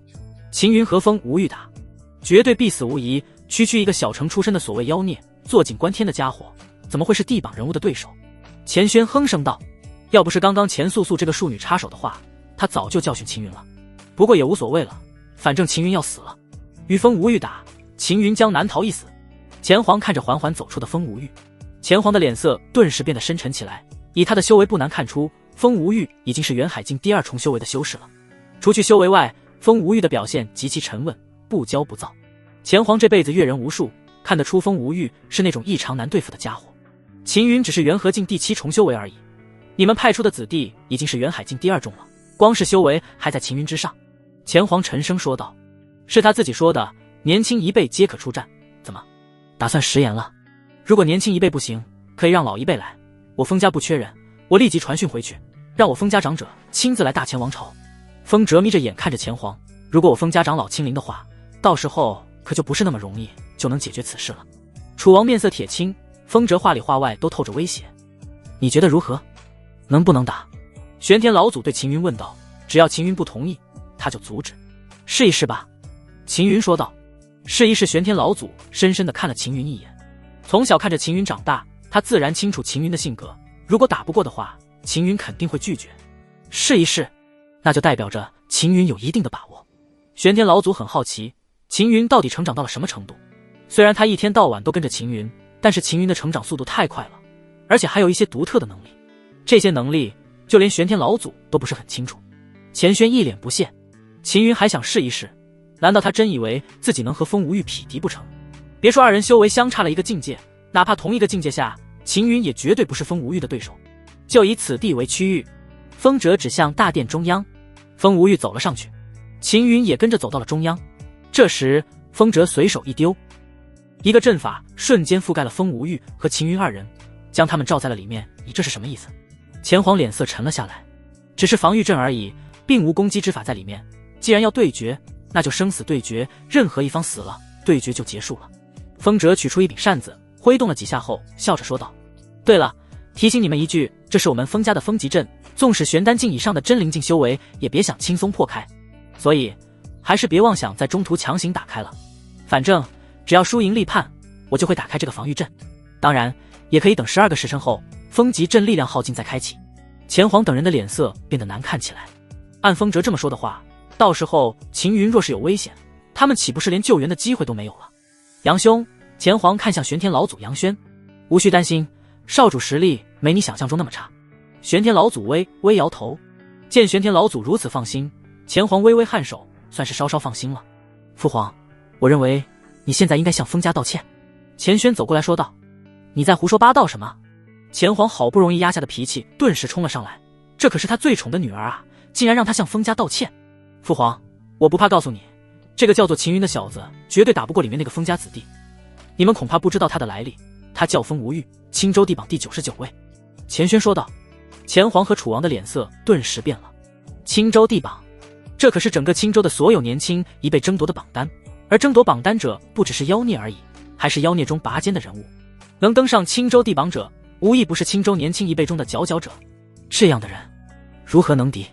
秦云虽然不弱，但在钱黄等人看来，和登临青州地榜者差了一大截。父皇，你现在还有机会，不然等到他们打起来，这个叫做秦云的家伙被风无欲宰掉后，你再道歉就显得很没诚意了。钱轩对钱黄说道。钱黄脸颊抽动了几下，看了一眼玄天老祖，见到玄天老祖依旧气定神闲地站在一旁，想起当时玄天老祖提及过的关于秦云的背景，钱黄深深地吸了一口气，然后挥了挥手说道：朕绝对不会向风家道歉。父皇，钱轩想要再劝说，却被钱黄打断了。你不用再说了，朕刚刚说的已经很清楚了。你有这个时间关心这些，还不如想想自己错在哪里。钱黄瞪了钱轩一眼，钱轩气得脸都白了。原本他是好心劝说，结果钱黄却不领情。好吧，不领情就算了，等下你就看秦云怎么死吧。风极阵内，风无欲漠然地瞥了秦云一眼，然后说道：原本对付你这种无名之辈不需要我出手，奈何大前锋家之脉出价太高了，我十分心动，所以只好答应了。你能死在我手上应该自豪了，因为你的名字会记录在我的成长史中，未来会有人铭刻下你那微不足道的姓名。好了，你可以死了。风无欲直接消失了。好快的速度，钱黄等人动容了，就连风家老祖等人都露出了诧异之色。虽然知道风无欲很强，但却没想到风无欲会强到这种程度，就算是钱黄等人也只能看到风无欲背后出现的残影。秦云拔剑出手，剑气爆发而出，斩向了风无欲，两股力量轰在一起，秦云和风无欲同时被震退了一段距离，二人爆发出来的力量波动，看得在场之人皆感到心惊。风家老祖等人满脸凝重地看着秦云，因为此刻秦云的修为是元和境第7重，他们记得当时学府大比的时候，秦云只是元和境第1重而已。这才多长时间，秦云就已经达到这般程度了。难怪你们会出大价钱请我们来，这个小子确实有点实力。风哲收起了轻蔑之色，他自然看得出来秦云很强，体魄强横不说，还是领悟了特殊剑气的剑修，不然秦云也不可能以元和境第7重的修为与高一个境界的风无欲势均力敌。如果秦云达到元海境的话，风无欲还不一定能赢秦云。你确实比我预料的强，不过就算再强，你今天也要死在这里。风无欲右边嘴角高高翘起，霎时，风无欲身后幻化出了2道影子，这是大离风家的地级战技随影，释放出1道影子，爆发出5成力量，而他释放出2道影子，相当于2倍力量加持。风无欲带着2道随影杀向秦云，力量爆发了出来。与此同时，他的拳头泛起了白色的强大气劲，这是凝聚的拳劲，以2倍力量爆发出来。风无欲曾经就靠着这一招击败了原本排名第99位的青州地榜人物，然后才取代对方的位置。感受到风无欲的力量，钱黄和楚王神情变得凝重起来，四周的气流被压缩了。风无欲这一拳力量强得可怕，相差了一个境界的差距，可不是那么容易弥补的。秦云手持万炼剑，一步迈出，7道星芒浮现而出，强大至极的剑气在刹那间释放，7道星芒剑气斩了过去。轰！剑气爆开了，风无欲置身于剑气之中，任由剑气冲击着他，而他的身躯环绕着强大的护体真气，剑气根本无法穿透护体真气。钱轩面露嗤笑，就算秦云体魄再强，剑气再厉害，境界上的差距终究还是难以弥补的，相差了整整一个境界不说，风无欲还是青州地榜第99位，连我护体真气都破不了，你如何与我抗衡？如果你只有这点能力的话，那你还是跪下受死吧。风无欲漠然看着秦云，浑身涌动的真气越来越强，竟然形成了一道龙卷。看到这一幕，钱黄等人面色紧绷。青州地榜第99位的风无欲实在太强了，换做他们与风无欲同一个境界都不一定能赢得了，更别说秦云低一个境界。真气龙卷越来越大，风无欲蓄积的力量也越来越强。你确实不错，比大前学府那些天才强多了。秦云点了点头，一副肯定风无欲实力的模样。风无欲目露怒意，他的实力何须一个乡野出身的所谓妖孽来承认？你可以死了。风无欲一拳轰出，2道随影融入了龙卷里面，力量爆发到了更强的程度，巨大的真气龙卷覆盖了大半个风极阵。钱黄等人都动容了，没想到风无欲能释放出如此强大的攻势，不好。秦云、钱黄等人脸色一变。这时秦云已经被真气龙卷吞噬了，足以撕碎一切的真气龙卷绞杀着周边，地面都被刮出了一个大坑，风无玉冷冷一笑，这是他最强的一击，别说秦云了，哪怕是同等修为的修士都难以抵挡这一击。钱轩笑看着这一切，他早就料到了秦云败亡的结局。突然，真气龙卷中出现了一道身影，强横暴虐的气息从这一道身影弥漫而出。只见秦云站于真气龙卷中，整个瞳孔黝黑至极，足以撕碎一切的真气龙卷竟然无法撼动秦云一点。什么？风无玉脸上的冷笑凝固了，不只是真气龙卷，还有秦云的真气力量竟然已经超越了元和境。秦云瞬间出现在风无玉面前，他的速度怎么这么快？风无玉一愣，不过他很快反应了过来，全力催动真气，并释放出了一面黑盾挡在身前。这是万炼铁炼制的黑盾，星罗真剑。秦云的剑斩下来，7道更加巨大的星剑接连斩落，势大力沉，威力惊人，连气流都被斩出了气焰。轰伴随着7道震天巨响，黑盾凹陷了。风无玉高举黑盾的双臂已经扭曲并血肉模糊，肩膀更是凹了下去，就像是被万钧重物砸中一样，骨头已经碎裂了大半，半个身子已经嵌入地下了，就像是被狠狠砸下去一样，腿部的骨头也全部碎完了。风无玉一动不动，他已经断气了。全场寂静无声，钱轩呆呆地看着秦云，眼睛不由瞪大起来。乡野来的所谓妖孽竟然赢了风无玉。风家老祖等人绷着脸，他们眼神透着惊骇。秦云竟然能杀风无玉，此子的威胁更大了。前皇和楚王纷纷松了一口气，吊在嗓子眼的心才缓缓落了下来。这时秦云一剑斩过，风无玉的头飞了出去。收起魔化，秦云眼中的暴虐才缓缓消散。魔化之后虽然力量大增，但是会更加冲动嗜血。轰！风哲身上突然爆发出了滚滚气浪，他的眼睛通红至极，血丝早已布满其中，额头青筋暴露。你竟然当着我的面杀我大黎王朝风家嫡子！风哲的声音低沉而沙哑，眼神是人。秦云瞥了风哲一眼，然后说道：你们刚刚不是说了生死对决吗？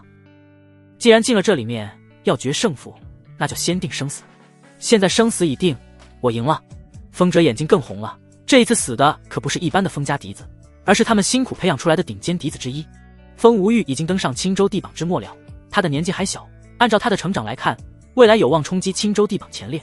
如今风无玉却死在秦云手上，这对大黎王朝风家来说可是非常大的损失。这些年来他们为了培养风无玉花费了不知多少代价，现在好了，那些付出都付诸于流水了。你算什么东西，不过贱命一条而已。我风家嫡子是何等尊贵，你杀我风家嫡子，那就拿命来偿还。不只是你的命，你的所有亲戚朋友的命都要给我风家嫡子陪葬。风哲咆哮怒吼道。楚王都快气炸了，见过不讲理的，却没见过这么不讲理的家伙。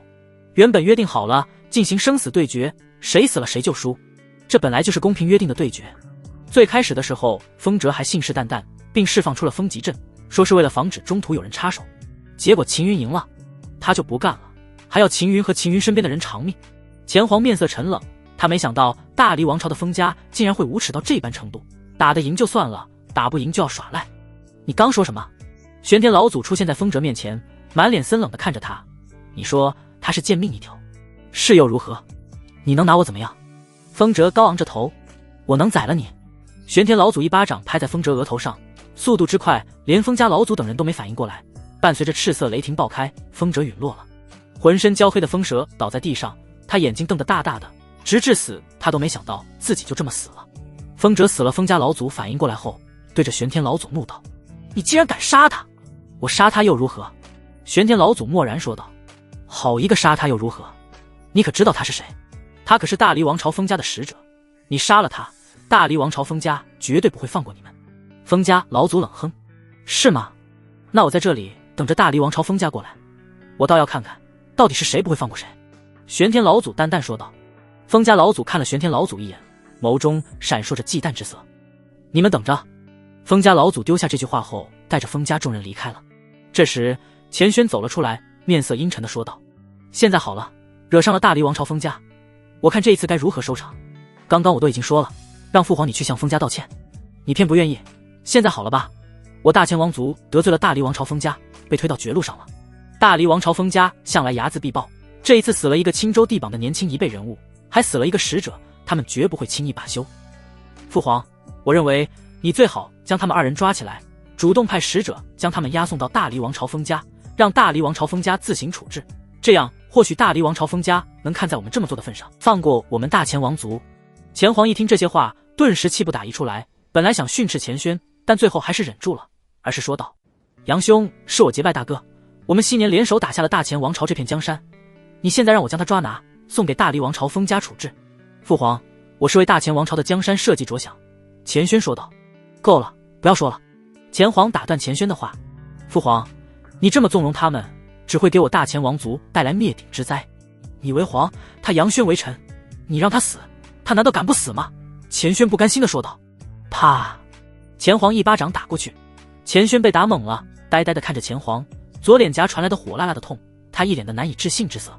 从小到大，钱皇从未打过他，今天不但骂了他，还当着众人的面打了他。钱轩眼眶红了，泪水在里面打转，眸中闪烁着怨恨。既然父皇觉得我说的话不好听，那我就不说了。但是我要提醒父皇一句，如果父皇执意继续这么做下去，大前王朝最终只会覆灭在你手上。钱皇气得抬起左手，钱轩不但没有躲，反而将脸凑了过去，然后冷冷说道：“钱汝，你别忘了，我除去是你的女儿外，我还是寒玉宫三长老的关门弟子。我的脸代表着寒玉宫的颜面，你打我一次可以，如果再打我第二次，我会将此事禀告给寒玉宫。”钱皇气的肺都要炸了，最后举起的手还是没有打下去。见到钱皇不敢打自己，钱轩心中冷笑，旋即说道：“今天之事是你们自己招惹的，与我没任何关系。反正你们给我记住了，我不会替你们善后，你们也不要来求我。”说完，钱轩离开了轩殿。目送钱轩离去，钱皇既感到恼怒，而又懊悔自己怎么生了这么一个女儿，不但没教育好她，反而还让她变成了这般模样。三哥，轩儿这边以后再慢慢教导就是，现在最主要的是该如何应对接下来的事。楚王说道：“要不这样吧，我亲自派人去找寒玉宫三长老，好歹我也是轩儿父亲，还是大前王朝的皇帝，他多少会给我面子，让他帮忙出面，将此事大事化小，小事化了吧。”钱皇叹气道：“没必要这么做。”玄天老祖开口了：“不这么做，那我们该怎么做？”钱皇无奈地看向玄天老祖，他已经不知道该如何是好了。灭了大前王朝的封家。玄天老祖说道。钱皇和楚王同时一震，钱皇恢复过来后赶紧说道：“杨兄，这可不是开玩笑的，封家底蕴深厚至极，我们大前王族虽然也有些力量，但和封家比差太多了。”玄天老祖摆了摆手：“大前王朝的封家并不难灭，我来处理就行了，只是我需要有人帮我堵住封家的人，避免他们逃掉。”钱皇沉默了，他没有立即回答，而是在考虑着利弊。这件事事关重大，如果处置不当的话，很可能会给大前王族带来灭族之祸，但是同样这也是个铲除封家的机会。大前封家支脉把控着整个大前学府，现在势力越来越大了，就连大前王族都被压下去了。继续这样下去，大前王族迟早会成为大前封家支脉的傀儡。钱皇深深地吸了一口气，然后咬牙说道：“就按杨兄所说的做，我会带着人与你一起出手。”“我也带人一起。”楚王赶紧说道。“不用，我与少主就行了，你们只需要拦截住封家的人，不要让他们逃掉就行了。”玄天老祖说道。“只有你和秦云小兄弟，会不会人数太少了？”楚王皱眉问道。“就我们二人足够了。”玄天老祖说道。可是楚王依旧不放心：“杨兄自有分寸，就按杨兄说的，我们只要负责拦截封家的人就行了。”钱皇打断了楚王的话，楚王只好点了点头。“少主，你的意思呢？”玄天老祖对风极阵的秦云问道。“封家三番两次找我麻烦，这次还带了大黎王朝的封家人过来，我早就想灭了他们了。”秦云回道。“既然你没意见，我们现在就出发去大前学府灭了封家。”玄天老祖说完，一指点在风极阵上，风极阵破开了。钱皇和楚王二人惊讶地看着玄天老祖，刚刚风者可是说过，哪怕是真灵境的修士都不一定能破开，玄天老祖竟然随手就破开了。风瑶殿，三皇子进去后，对躺在贵妃御椅上的钱轩说道：“皇妹，刚刚父皇和楚王还有并肩王那个老东西离开皇宫了，而且还从客卿阁带走了3名大客卿。他带3名大客卿出去做什么？”钱轩皱眉坐了起来。“你说父皇会不会打算和并肩王那个老东西一起去对付封家？”三皇子压低声音问道。“你还真是异想天开，带着并肩王还有3名大客卿，再加上楚王就妄想对付封家。”钱轩嗤笑道。“三皇兄，你怕是不知道封家的真正实力，不说在幕后执掌大黎王朝的封家支脉，光是我们大前王朝封家的支脉都不好对付，就凭他们这点人过去找封家的麻烦，恐怕是有进无出。我们大前王族的实力，你难道不清楚吗？如果真和封家抗衡，根本就没有任何胜算。要不是因为我加入了寒玉宫，成为师尊的关门弟子，并且深受师尊喜爱的话，我们大前王朝早就被封家掌控了。”三皇子赶紧附和道。确实，我们大前王朝就是靠皇妹支撑起来的，要是没有皇妹你的话，光凭父皇他们早就被封家吃干喝尽了。钱轩哼了一声，不过三皇子拍的马屁倒是让他很受用，至少现在他的心情好了很多。皇妹，你说父皇他们带人离开皇宫是要做什么？三皇子问道。还能做什么？自然是去封家请罪了。钱轩一脸不屑地说道。先前逞匹夫之勇，痛快杀了人，事后才意识到问题的严重，没办法之下，只能硬着头皮去封家负荆请罪了。你说的倒是有理，父皇是个要脸面的人，刚刚在人前他故作威严，现在事后怕了才这么做。三皇子连连点头附和，旋即对钱轩说道：皇妹，不管怎么说，父皇毕竟是我们父亲，我们不能看着他被封家的人欺辱。钱轩冷哼道：我原本不想管他，既然你这么说了，那我就勉为其难的原谅他一次。不过我不会主动去帮他的，除非他亲自来求我，求到我高兴了，我再和师尊联系，让他老人家出面解决。大前学府，秦云背着万炼剑来到了大门口处，顿时吸引了不少目光，大前学府的学员都面露诧异之色。是他，星罗学府的秦云，他来我们大前学府做什么？看他的样子，该不会是来找麻烦的吧？赶紧去通知导师他们。一些机灵的学员已经转身跑入大前学府里面。这时，一名穿着绿色皮甲的年轻学员带着一群精英迅速围了上来。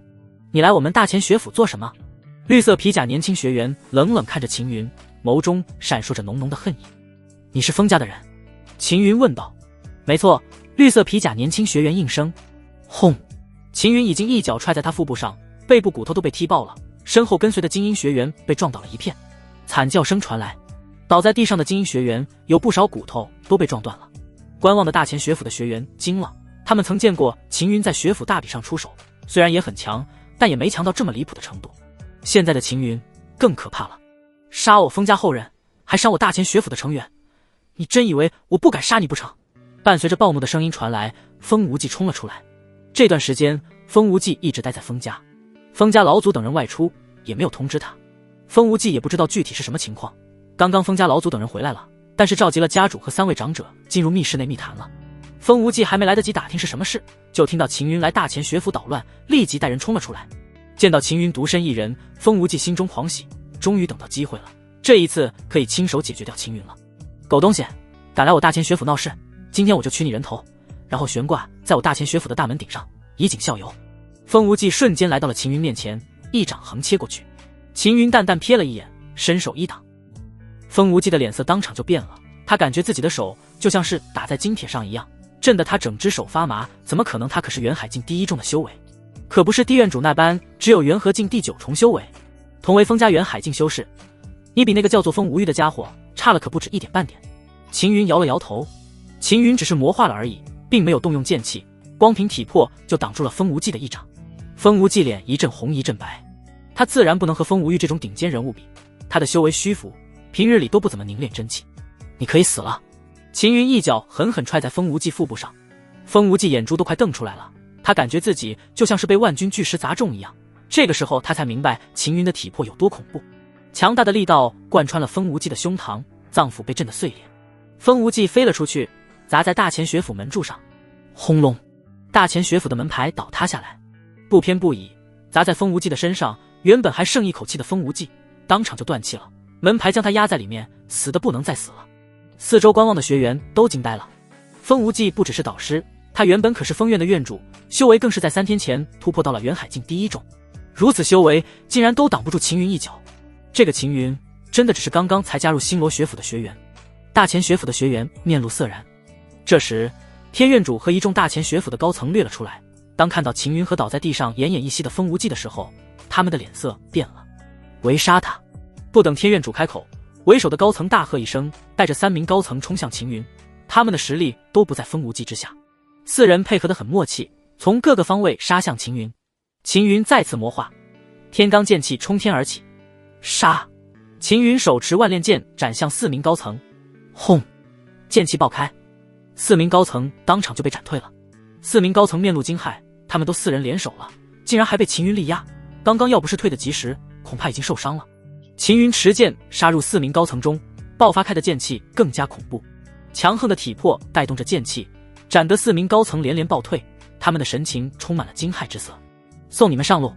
秦云的剑爆发出了7道星芒，赫然正是大成的地级剑技，星罗真剑，以天罡剑气释放出来，威力更是恐怖。不好，4名高层勃然色变，想要逃，但是已经来不及了。7道剑气接连斩过，前面4道就展开了他们的护体真气，剩余3道正好展开他们的身躯。4名高层当场断成了好几截，一剑斩杀4名高层。大前学府的众人瞪大了眼睛，难以置信地看着秦云，这哪里只是妖孽，简直就是妖孽中的妖孽。我这一次来只杀封家的人，谁敢阻止，谁就死。秦云手中的万炼剑慢慢垂落，血顺着剑尖滴落在地上。其余大前学府的高层面色紧绷，准备全部一起联手斩杀秦云，都给我住手！天院主拦住了他们，主要是不想这些人白白送死，他知道已经阻止不了秦云了。看着秦云，天院主心中懊悔至极，当初如果将秦云招入大前学府的话，就不会有这样的事发生了。不仅如此，大前学府还会拥有2名妖孽，而秦云则是妖孽中的妖孽。就算秦云以后不会留在大前学府，但是他曾经加入过大前学府，未来大前学府肯定会因为他的照拂变得更加强大。可惜他们错过了秦云，不但错过了，还一错再错，与秦云成为死敌。封家不就是3番2次对秦云出手，最终成为了死敌。秦云现在杀上门，就是封家先前种下的苦果，现在封家只能将这棵生长起来的苦果咽下。全部大前学府的学员，除去封家之外，都给我站到一边，不允许任何人出手，违者休怪，我不客气。天院主露出了威严之色，不仅如此，他身上散发出来的修为气息更是强大，竟然达到了玄丹境。大前学府的高层非常吃惊，没想到天院主一直隐藏着实力。他们听从了天院主的话，带着一众学员退到了两旁。秦云提着滴血的剑走入大前学府，没人敢阻拦。曾经的封院主封无忌还有4位高层，他们的尸体就躺在地上，继续出手的话，他们也会成为尸体之一。这时密集整齐的脚步声从4面8方传来，地面剧烈在颤动，5万护卫军从各条大道涌来，将大前学府的所有出入口全部围住了。身着金色铠甲的前皇坐在赤焰马上，楚王和3名大客卿还有一众客卿紧随其后。看到这一幕，天院主神情紧绷，他知道大前封家支脉完了。前皇亲自出征，并带来了3名大客卿还有5万护卫军，分明就是打算铲除大前封家支脉。天院主，你是要继续反抗，还是重新归入我大前王族？前皇对天院主喝道。天院主犹豫了一下后，躬身行礼，参见陛下。天院主既然归降了大前学府的高层们，动摇了。最终除去个别不愿意归降外，其余的都跪了下来。不愿归降者，杀无赦。前皇大手一挥，3名大供奉带人出手，杀向那些不愿意俯首的高层。一时之间，激烈的厮杀声不绝于耳。很快，不愿归降的高层全部被斩杀。既然你们选择了我这边，那么就要听从朕的命令。前皇对天院主等人说道，带人封锁整个大前学府，遇到的封家之人不许放过，全部给我杀了。天院主深深地吸了一口气，猜测是真的，前皇今天要将大前封家支脉连根拔起了。虽然不知道前皇为何要这么做，但是他隐隐感觉到可能和秦云有关。秦云成长太快了。天院主猛然想到一些事。从第一次见到秦云的时候，他的修为只有多少先天境第1重而已。刚刚秦云修为多少？元和境第7重了，还能越一个境界斩杀元海境修士，并且是以1敌4的情况下还能斩杀4人。这才过了多久？不到1个月的时间，秦云就成长到了这种程度。他的成长速度实在太恐怖了，下层天的修士能有这样的成长速度，绝不可能。天院主抬起头看向天空，那个地方唯有上层天才会有如此妖孽的人物。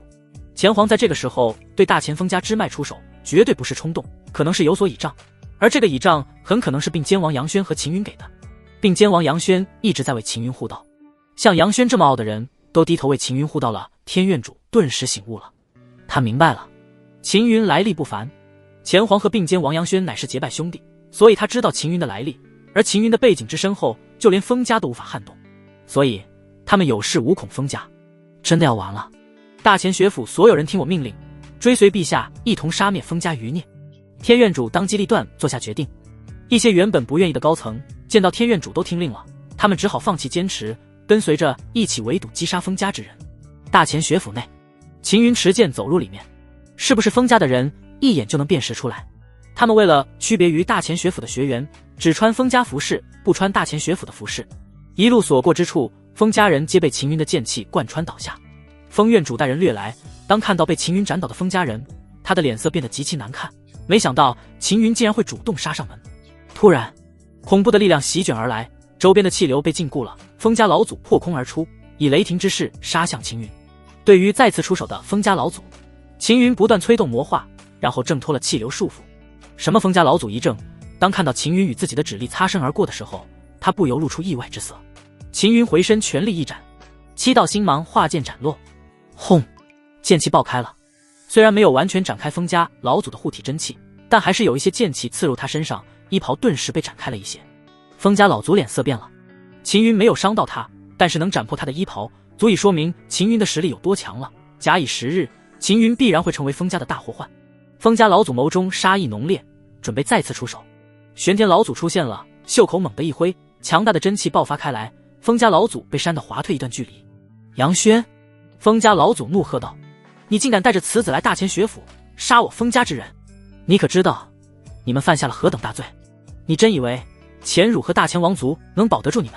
我们不需要钱汝和大钱王族保。”玄天老祖默然看着风家老祖，风家老祖面色紧绷，心中有着莫名的记忆，因为玄天老祖看他的样子就像是在看死人一样。杨轩，我知道你修为不低，但是你别忘了，就算你能对付得了我大钱风家之脉，我风家还有大黎之脉，他们更加强大，他们肯定会为我们报仇。还有上面那些存在。风家老祖指向苍穹上空，言语中充斥着浓浓的威胁，触怒他们的后果可不是你和大钱王族能承受得起的。上面那些存在，你是说上层天的风族吗？玄天老祖露出玩味的神情，区区风族而已，也就200年的势力罢了，就敢妄自称族。上层天的千年世家都不敢自称一族，你们风家就敢称族？你们风家难道比千年世家还强？风家老祖骇然地看着玄天老祖，支支吾吾地说道：“你怎么知道这些事的？寻常人根本不会知道上层天之事，哪怕是真灵境修士，没有去上层天之前，也只能知晓个大概而已，不会像玄天老祖知道的这么多。风家老祖知道，是因为他和上层天联系的比较多，所以旁敲侧击之下知道了不少事，但是他所知的也只是大概而已，并没有玄天老祖这么详细。你以为你们风家很强，在上层天只是不起眼的小势力罢了，也就只有你们这种小势力才会在下层天内建立分支来维持生存而已，真正强大的势力是不屑于在下层天建立分支的。”玄天老祖淡淡说道。风家老祖的脸色更加难看了，玄天老祖对上层天的了解实在太多了，他真的是并肩王杨轩。你到底是谁？风家老祖颤声问道。我只是少主身边侍奉的奴仆而已。玄天老祖回了一句。少主奴仆？风家老祖愣住了，以玄天老祖的身份，竟然甘愿当秦云的奴仆。那么秦云是什么身份？他到底从哪里来？难道是从上层天？不用想了，想再多也没用。原本打算留你给少主历练，但是你的修为太高了一些，少主暂时打不过，只能由我出手了。玄天老祖的手印在了风家老祖的额头上，风家老祖拼命反抗，释放出力量，试图震开玄天老祖的手，无论他释放出多少力量，都无法震开玄天老祖的手。真灵境玄天老祖竟然是真灵境的修为，这怎么可能？真灵境可是下层天最强的修为层次了，达到这个修为之人是可以通过那些入口进入上层天的。就算是上层天的风族，真灵境修为的修士也会被奉为座上宾，如果加入风族的话，至少能担任长老一位。玄天老祖这样的修为，竟然甘愿当秦云的奴仆，那么秦云的背景深厚到什么程度？风家老祖顿时意识到，他们踢到铁板了。不是铁板，而是无法撼动的神铁。风家完了！玄天老祖的手一震，风家老祖的面额骨迅速破碎，生机迅速消散。最强的3名风家长者全部被玄天老祖一一震杀。风家老祖和3名玄丹境长者一死，大钱王朝的风家当场就崩了，所有风家之人纷纷外逃，结果还没逃出大钱学府，就被钱皇带着5万护卫军还有天院主等人联手围剿了。逃不出去，被困死在大钱学府内的风家人彻底绝望了。3名大客卿带人杀入大钱学府，还有天院主等人一起出手之下，风家之人无一幸免。在最后一个风家人被擒杀后，众人开始打扫战场。秦云最早一个打扫，收获满满，不只是风家老祖的那界，就连3名风家长者的那界都收入手里了。反正玄天老祖也不要。老祖，我是不是来自上层天？秦云对玄天老祖问道。刚刚玄天老祖和风家老祖的对话，秦云都听到了，终于得到自己身世的一点下落了。玄天老祖是知道的，但是他就是不肯说。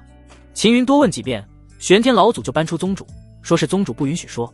玄天老祖犹豫了一下后才说道：“算是吧。”什么叫做算是吧？是就是，不是就不是。少主说是就是。玄天老祖连忙回道：“老祖，你这么说话，我都不知道该怎么接了。秦云满脸无奈，旋即又问道：“老祖，你既然知道我的来历，为何一直不愿意告诉我？”少主，不是我不想告诉你，而是宗主交代了，你的修为没达到真灵境之前，不能告诉你任何事。玄天老族苦笑着摇了摇头，又是宗主，不过这一次秦云却是看到了希望。修为达到真灵境，秦云心里盘算了一遍，现在自己已经是元和境了，再往上就是元海境，然后则是玄丹境，最后才是真灵境。自己拥有吞天神脉，应该用不了太久就能达到了。等到了真灵境后，一定要让玄天老祖说清楚。前皇派人在大前学府里面继续清理，不再需要秦云出手，所以秦云找了个没人的密室。坐在密室内，秦云将收获的纳戒全部摆在地上，看着满满一地的纳戒，秦云不由感慨，还是灭门收获最大，可以弄到不少好东西。秦云先打开风无忌的纳戒，除去一些7品的宝丹外，就只有300多颗灵石，其中高品灵石10颗，剩余的都是中品和低品灵石，还是大前学府的封院主呢，太穷了。秦云随后依次打开了3位封家长者的纳戒，结果一个比一个穷，甚至连宝丹都没几颗。几乎搜完全部纳戒后，秦云颇为失望，原本还期待能大赚一笔，结果都是穷鬼。现在只剩下封家老祖等几个纳戒没打开了。秦云决定先开了封家老祖的纳戒，本来不抱太大希望，结果在开启纳戒后，秦云眼睛瞬间就亮了，一堆极品灵石在纳戒内，粗略一算，起码有8000颗这样。除此之外，还有3颗灵晶。所谓的灵晶，就是以极品灵石熔炼而成，经过提纯和凝练后形成灵晶，它们拥有着比极品灵石更加纯正和浑厚的灵气。一颗灵晶由1万颗极品灵石凝聚而成，因为失败率高达50%以上，所以灵晶的价值也非常的高。封家老祖竟然随身带着这么多极品灵石和3颗灵晶，秦云忍不住怀疑，大前封家支脉的资产不会都在封家老祖身上吧？其实这些东西都是封家老祖自己积攒下来的。封家本来就没有积蓄，人太多了，要养这么多人，每年花费了不知多少资源，封家哪有什么积蓄？封家老祖只能自己积攒了，攒了50年的时间，才攒了这些灵晶和极品灵石，还没来得及用就死了，最后反而还便宜了秦云。要是封家老祖泉下有知，肯定还会爬起来吐血再气死一次。秦云继续往下翻，露出了放在最底层的战绩，一共有2部，一部是地级战绩嗜血刀，这是封家支脉的家族绝学，因为修炼起来太难了，封家支脉中能学会的弟子很少，就算能学成，基本都是止步于入门水平。可惜这是一部刀道战技，并不适合秦云修炼，不过因为是地级，秦云留了下来。另外一部战技很奇怪，没有任何名字，也看不到战技里面的内容，但是秦云却有种似曾相识的感觉，好像自己在魔化的时候会有一种非常类似的感觉。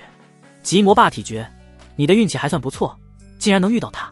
银发女子突然说道，还请前辈详细告知这部战技。秦云连忙说道，以秦云对银发女子的了解，一般东西根本入不了她的眼，而能让她主动开口说话，并且还说自己运气不错，说明这部战技非同一般。这部战技5品级，但是她却能达到神级。银发女子说道，5品级却能达到神级，什么意思啊？秦云皱眉问道。极魔霸体诀本身是没有品级的，只有经过不断修炼，并让它蜕变，它就能从5品级一步步提升到神级，明白了吗？银发女子说道。战技还能蜕变的？秦云诧异道。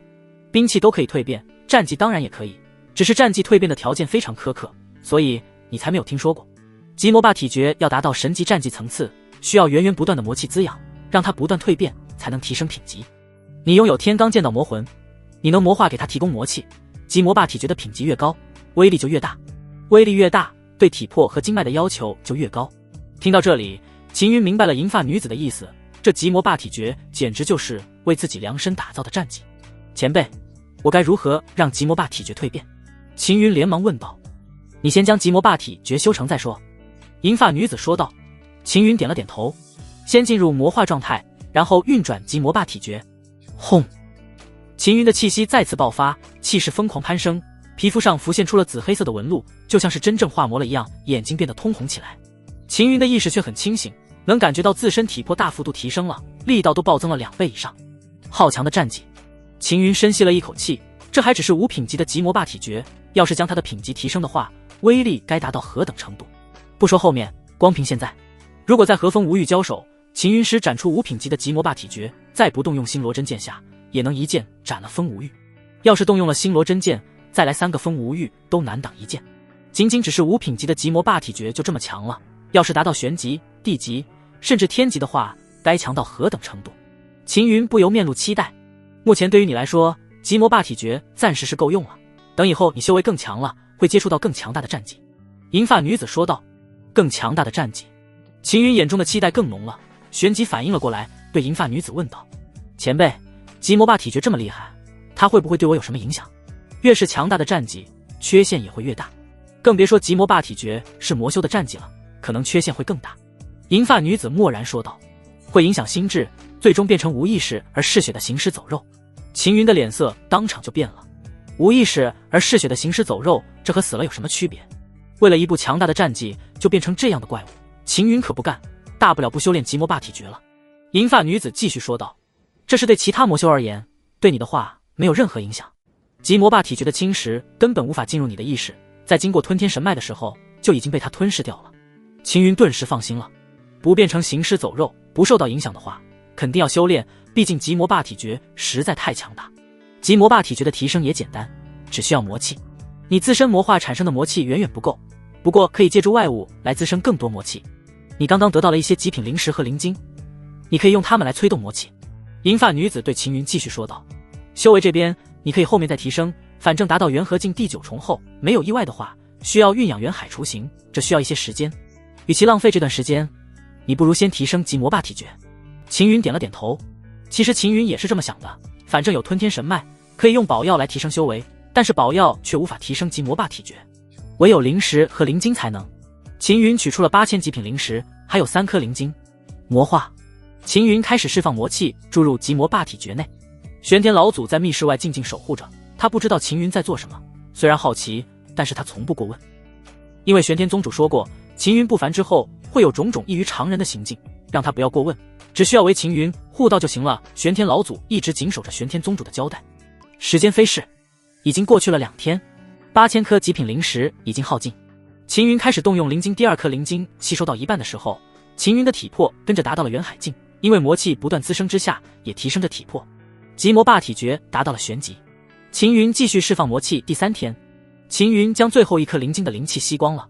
砰！灵晶碎裂。秦云深深地吸了一口气，然后吐出。噗！这一口气竟然像是洪流奔袭般发出巨大的声响，并且引动密室内的气流快速旋转起来，最终形成一道旋风。一口气就吹出一道旋风，这是地级的极魔霸体诀造就出来的。秦云很满意这个效果。随后秦云打开了密室大门，守在外面的玄天老祖见到走出的秦云，瞳孔猛地凝缩成一点，以他的修为和眼界，自然能看出秦云的变化，就像是变了一个人一样，应该说是整体蜕变了似的。少主的不凡也太恐怖了，玄天老祖心中惊骇不已。从洛城带着秦云来到大前王城才多久？也不过才3个月的时间，秦云就已经成长到了这种程度。再这样下去的话，用不了多久，秦云就会超越他了。少主，要不要去青州虚境走一走？玄天老祖对秦云问道。青州虚境不是修为达到元海境才能有资格进入。玄天老祖连忙说道。一般修士是有修为限制的，但是你不一样，你先前击杀了青州地榜第99位的风无欲，身为地榜第99位，他有青州虚境专属令牌，你可以持着那个令牌进入虚境。秦云毫不犹豫地说道。如果现在能进的话，我想去青州虚境看看。青州虚境是一个非常奇特的空间区域，据说可以将修士的意识融入其中，然后在里面凝聚出另一副特殊的虚体，这副虚体和自身的身体一样，能有冷热等各种感知，受伤了也会疼痛，但是从虚境出来后就会恢复。简而言之，就是在虚境里面不会死。虚境的存在可以让五湖四海的人汇集于一地，而且可以在里面进行交流或是交易。一些相隔万里以上的修士通常会通过虚境来进行联系。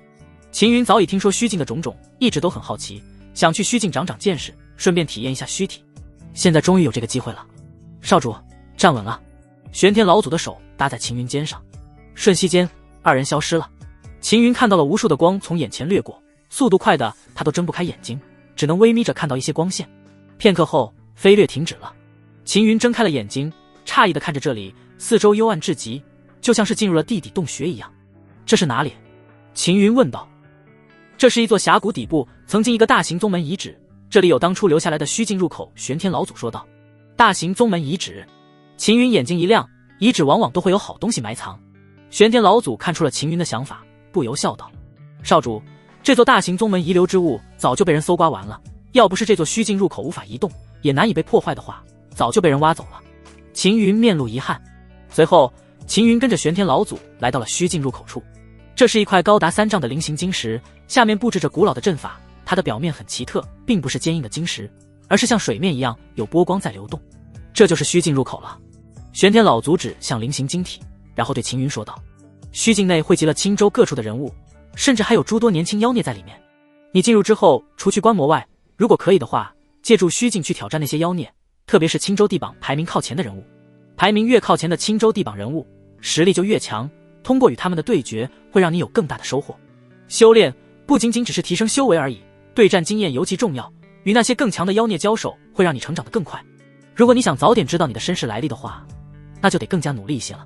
秦云的神情变得肃然起来。身世来历真灵境。秦云点头说道：老祖放心，我知道该怎么做的，少主知道就好。玄天老祖抚须点头，眼中充满欣慰。虽然只过了短短3个月的时间，但是秦云的变化非常大。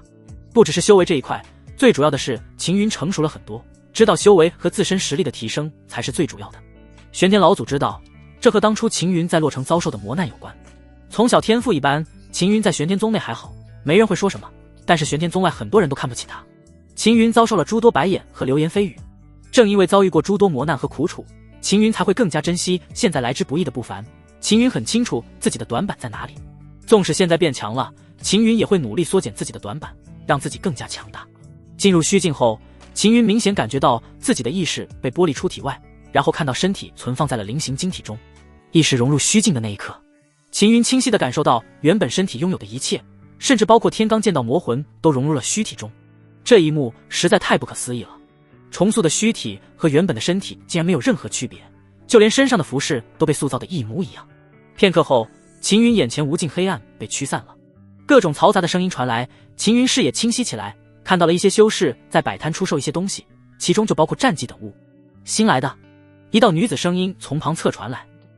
秦云转过头，映入眼中的是一名穿着赤红修士服的年轻女子，长得还挺漂亮的，身材很好，特别是一双腿非常修长。我第一次进入虚境。秦云点了点头。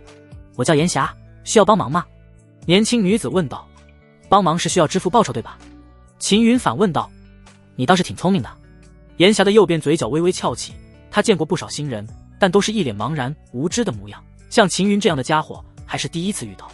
我初次进入，并没有带零食等物，恐怕没办法支付报酬给你。秦云对炎霞说道。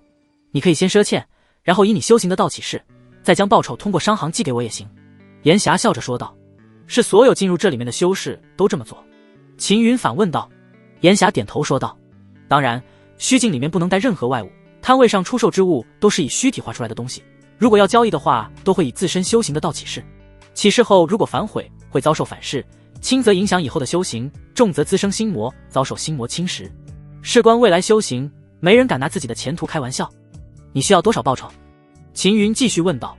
这得看你需要帮忙的难度，难度越高，报酬越高。秦云说道。我要找青州地榜前10的人物。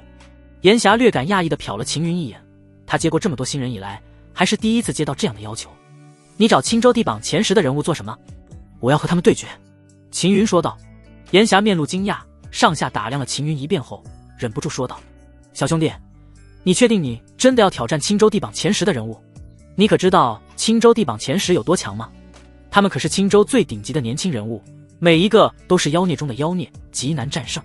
我劝你还是算了吧，虽然再虚境不会死，但是虚体破损恢复也需要一段时间，还会很痛苦。炎霞感觉秦云为人还算不错，说话还是比较客气，比那些才刚进入虚境就显得狂傲的新人好多了，所以才会对秦云劝说几句。换做别人，他才懒得理会。这些你不用管，你只需要带我去找人就行了，报酬这一块我自然会给你。秦云微微皱眉。炎霞心里哼了一声，自己都劝说了，秦云偏偏不听，真是不识好人心。既然秦云想要受虐，那就成全他好了。跟我走吧，我带你去找。炎霞在前面领路，秦云跟了上去。一会儿后，秦云跟着炎霞来到了一群修士齐聚的地方，这些人穿着打扮各异，他们都和炎霞一样，都是在虚境做贩卖消息和引导之事。炎霞，这么快就找到活干了？一名微胖的修士笑着打了个招呼。我需要青州地榜排名前10的人物下落。炎霞说道。他找青州地榜排名前10做什么？微胖修士瞥了秦云一眼，明显秦云是炎霞的主顾，他想要挑战青州地榜排名前10的人物。炎霞随口说道：“挑战青州地榜排名前10。”微胖修士诧异地看着秦云，上下打量了一遍后，不由笑着摇了摇头。他看出秦云是个新来的，像这种狂妄的新人，微胖修士见得多了，往往都是一些大言不惭的家伙，并无多少实力，最后下场都很惨。相比起那些人，秦云更狂。别人好歹都是挑战排名后面90位的人物，秦云反倒好，一来就要挑战排名前10的。今天不太凑巧，地榜前10的人物并没有来，不过倒是有一个虽然没入地榜前10，但是潜力却有望冲入前10的人物，就在虚境内。谁？炎霞问道。轩辕武。微胖修士回道。竟然是他。炎霞一脸诧异。轩辕武今天正好来虚境，他原本是打算来挑战青州地榜第3位的，结果那个人物不在。微胖修士说道。他都已经要挑战青州地榜第3位了。炎霞吃惊地问道。以轩辕武一向的作风，他既然敢挑战，就说明他本身可能达到了差不多的实力。别忘了，前面3场挑战，从青州地榜第90名，然后50名到第15名，他都完胜了。炎霞自然知道，因为当时他看过轩辕武出手，不只是强而已，而是强的可怕。3名对手都挡不住轩辕武的攻势，哪怕是青州地榜第15的人物，都在100招之后被一剑斩飞。轩辕武太强了，要不你还是算了。炎霞对秦云说道，要不是秦云给他第一印象不错的话，他才懒得理会。就他吧。秦云说道。微胖修士轻哼一声，炎霞都已经提醒过他了，竟然还要挑战轩辕武，还真够狂妄的。炎霞也有点恼怒，自己好心劝说，秦云始终不领情。算了，既然秦云要找死，他也懒得多说了。带路吧。炎霞对微胖修士示意道。好脸。微胖修士在前方引路，秦云和炎霞跟在后面。青州虚境内只有一座城，叫做青州虚城，整座城区域极大，据说延绵万里，虚体可以通过城内传送阵到达虚城的各处地方。没人引路的话，是很难找到准确的位置。前面就是天楼了。微胖修士指向最前方的大门，这里是地榜人物汇集之地，轩辕武应该就在里面。地方已经带到了，能不能见到轩辕武就看你自己了。炎霞对秦云说道。多谢了。秦云道谢后走向天楼，看着秦云就这么走过去，微胖修士无奈摇头，他可不认为秦云能见到轩辕武，光是2名天楼的守卫就不好应付了。炎霞和微胖修士都没有离开，而是远远看着，他们都想看秦云吃瘪。秦云来到天楼面前。站住，这里是天楼，非青州地榜人物不可入内。其中一名守卫拦住了秦云说道。我想问一下，轩辕武在里面吗？秦云问道。你找轩辕姑娘，你和她是什么关系？2名守卫神情变得凝重起来，语气缓和了一些。看秦云毫无畏惧的模样，可能和轩辕武有关系。我是他哥哥。秦云随口胡诌道。兄长。2名守卫皱了皱眉，一般来天楼的都不敢谎报，就算敢谎报，也只是说是朋友啥的，而且看起来颇为紧张，一眼就能识破。像秦云这种自称哥哥的，他们还是第一次遇到，所以他们不敢下定论。万一秦云就是轩辕武的哥哥呢？你在这里稍等一下，我去向轩辕姑娘通报一声。其中一名守卫对秦云说道。行，快一点，我没时间等太久。秦云催促道。知道了。守卫立即进入里面。远处的微胖修士和炎霞看到这一幕，倒还挺吃惊的。秦云竟然能说动守卫进去，看来还是有点能耐的。只是秦云和守卫说了什么，距离太远了，他们听不到。要不过去看看，反正暂时也没事做。微胖修士说道。也可以。炎霞点了点头。2人来到了秦云附近。秦云静静地站在原地等待着。天楼内，一袭白衣白裙的轩辕武站在最高的亭台上，朱唇轻启，悠扬的笛声传出，节奏时而高亢，时而低沉，音波带起的阵阵气流，衣裙随风而舞。站在下方的年轻男女们看得如痴如醉，有的甚至露出了倾慕之色。轩辕姑娘不但长相绝美，而且还懂得音律之道，再加上成长速度惊人，恐怕以后冲击青州地榜第1位也有很大的希望。一名留着山羊胡的男子啧啧称赞，然后对旁边身着黑鳞甲的年轻男子说道。破海兄，论天赋，你已经是青州地榜第11位，论家世，你是万物阁的嫡传后人，你绝对配得上轩辕姑娘。原本有些吃醉的黑鳞甲年轻男子猛然醒了过来，脸色瞬间变得阴沉，然后一巴掌重重拍了过去。啪！山羊胡男子的脸当场被打爆了，虚体直接消散。周边的年轻男女震惊地看着万破海，一脸不可思议之色，显然没想到万破海会突然下杀手。虽然虚体能恢复，但是死亡重塑的痛苦却非常折磨人。没有必要的话，谁都不想自己的躯体消散。以后谁敢在我面前胡说八道，对轩辕姑娘不敬的话，我万某人肯定不会放过他。万破海冷着脸，目光缓和扫过，在场的年轻男女都不敢再说话了。万兄，刚刚他只是开个玩笑而已。有人忍不住说道。你懂个屁！再乱说话，我将你舌头拔下来。万破海瞪了对方一样，那个人吓得立即闭嘴了。万破海收回目光，继续看向亭台上的轩辕武。看着那绝色容颜和身姿，万破海却不敢有丝毫想法，因为这个女人来历可不一般。别说碰了，哪怕是在轩辕武面前说错话，都有可能招来杀身之祸。就算他是万物阁的少主，背后有万物阁撑腰也没用，说不定连万物阁都要跟着遭殃。这时守卫掠了进来。破海少主，外面有人声称是轩辕姑娘的哥哥。守卫对万破海说道。轩辕姑娘的哥哥？万破海一惊，来了一个轩辕武，竟然又来一个轩辕武的哥哥，是有人捅了青州的天了？怎么接连有背景恐怖的人物到来？这时笛声戛然而止。我尚未听闻我家中兄长到青州来，若是我家兄长赶来，我必然能感应到。轩辕武的声音飘来，笛声又继续吹奏。不是，那就是冒充的了。万破海的脸色变得阴沉起来。轩辕姑娘，我带你去教训那个冒充者。一名青衣男子站了出来，万破海认出这个人正是刚刚登上青州地榜第85位的家伙。最近这个家伙风头正盛。万破海撇了撇嘴，就这种货色也想要在轩辕武面前出头。既然青衣男子打算出手，万破海就不管了。轩辕武不说话，青衣男子立即面露喜色。很显然轩辕武默认了，这一下他可要好好表现了。青衣男子立即掠了出去。走，去看看热闹。万破海带人跟了上去。天楼大门口处，严霞和微胖修士二人在等着，突然听到天楼里面传来动静，顿时来了精神。可当看到一大群人出来的时候，他们都惊了。8名青州地榜上的修士，为首的万破海更是排名第11位。还有其他人，虽然没有位列青州地榜，但很多都是有资格争夺青州地榜的候选者。严霞和微胖修士面面相觑，满眼疑惑。秦云刚刚和守卫说了什么？怎么会一下子冒出这么一大群？就是你冒充轩辕姑娘的哥哥。青衣男子横眼看向秦云。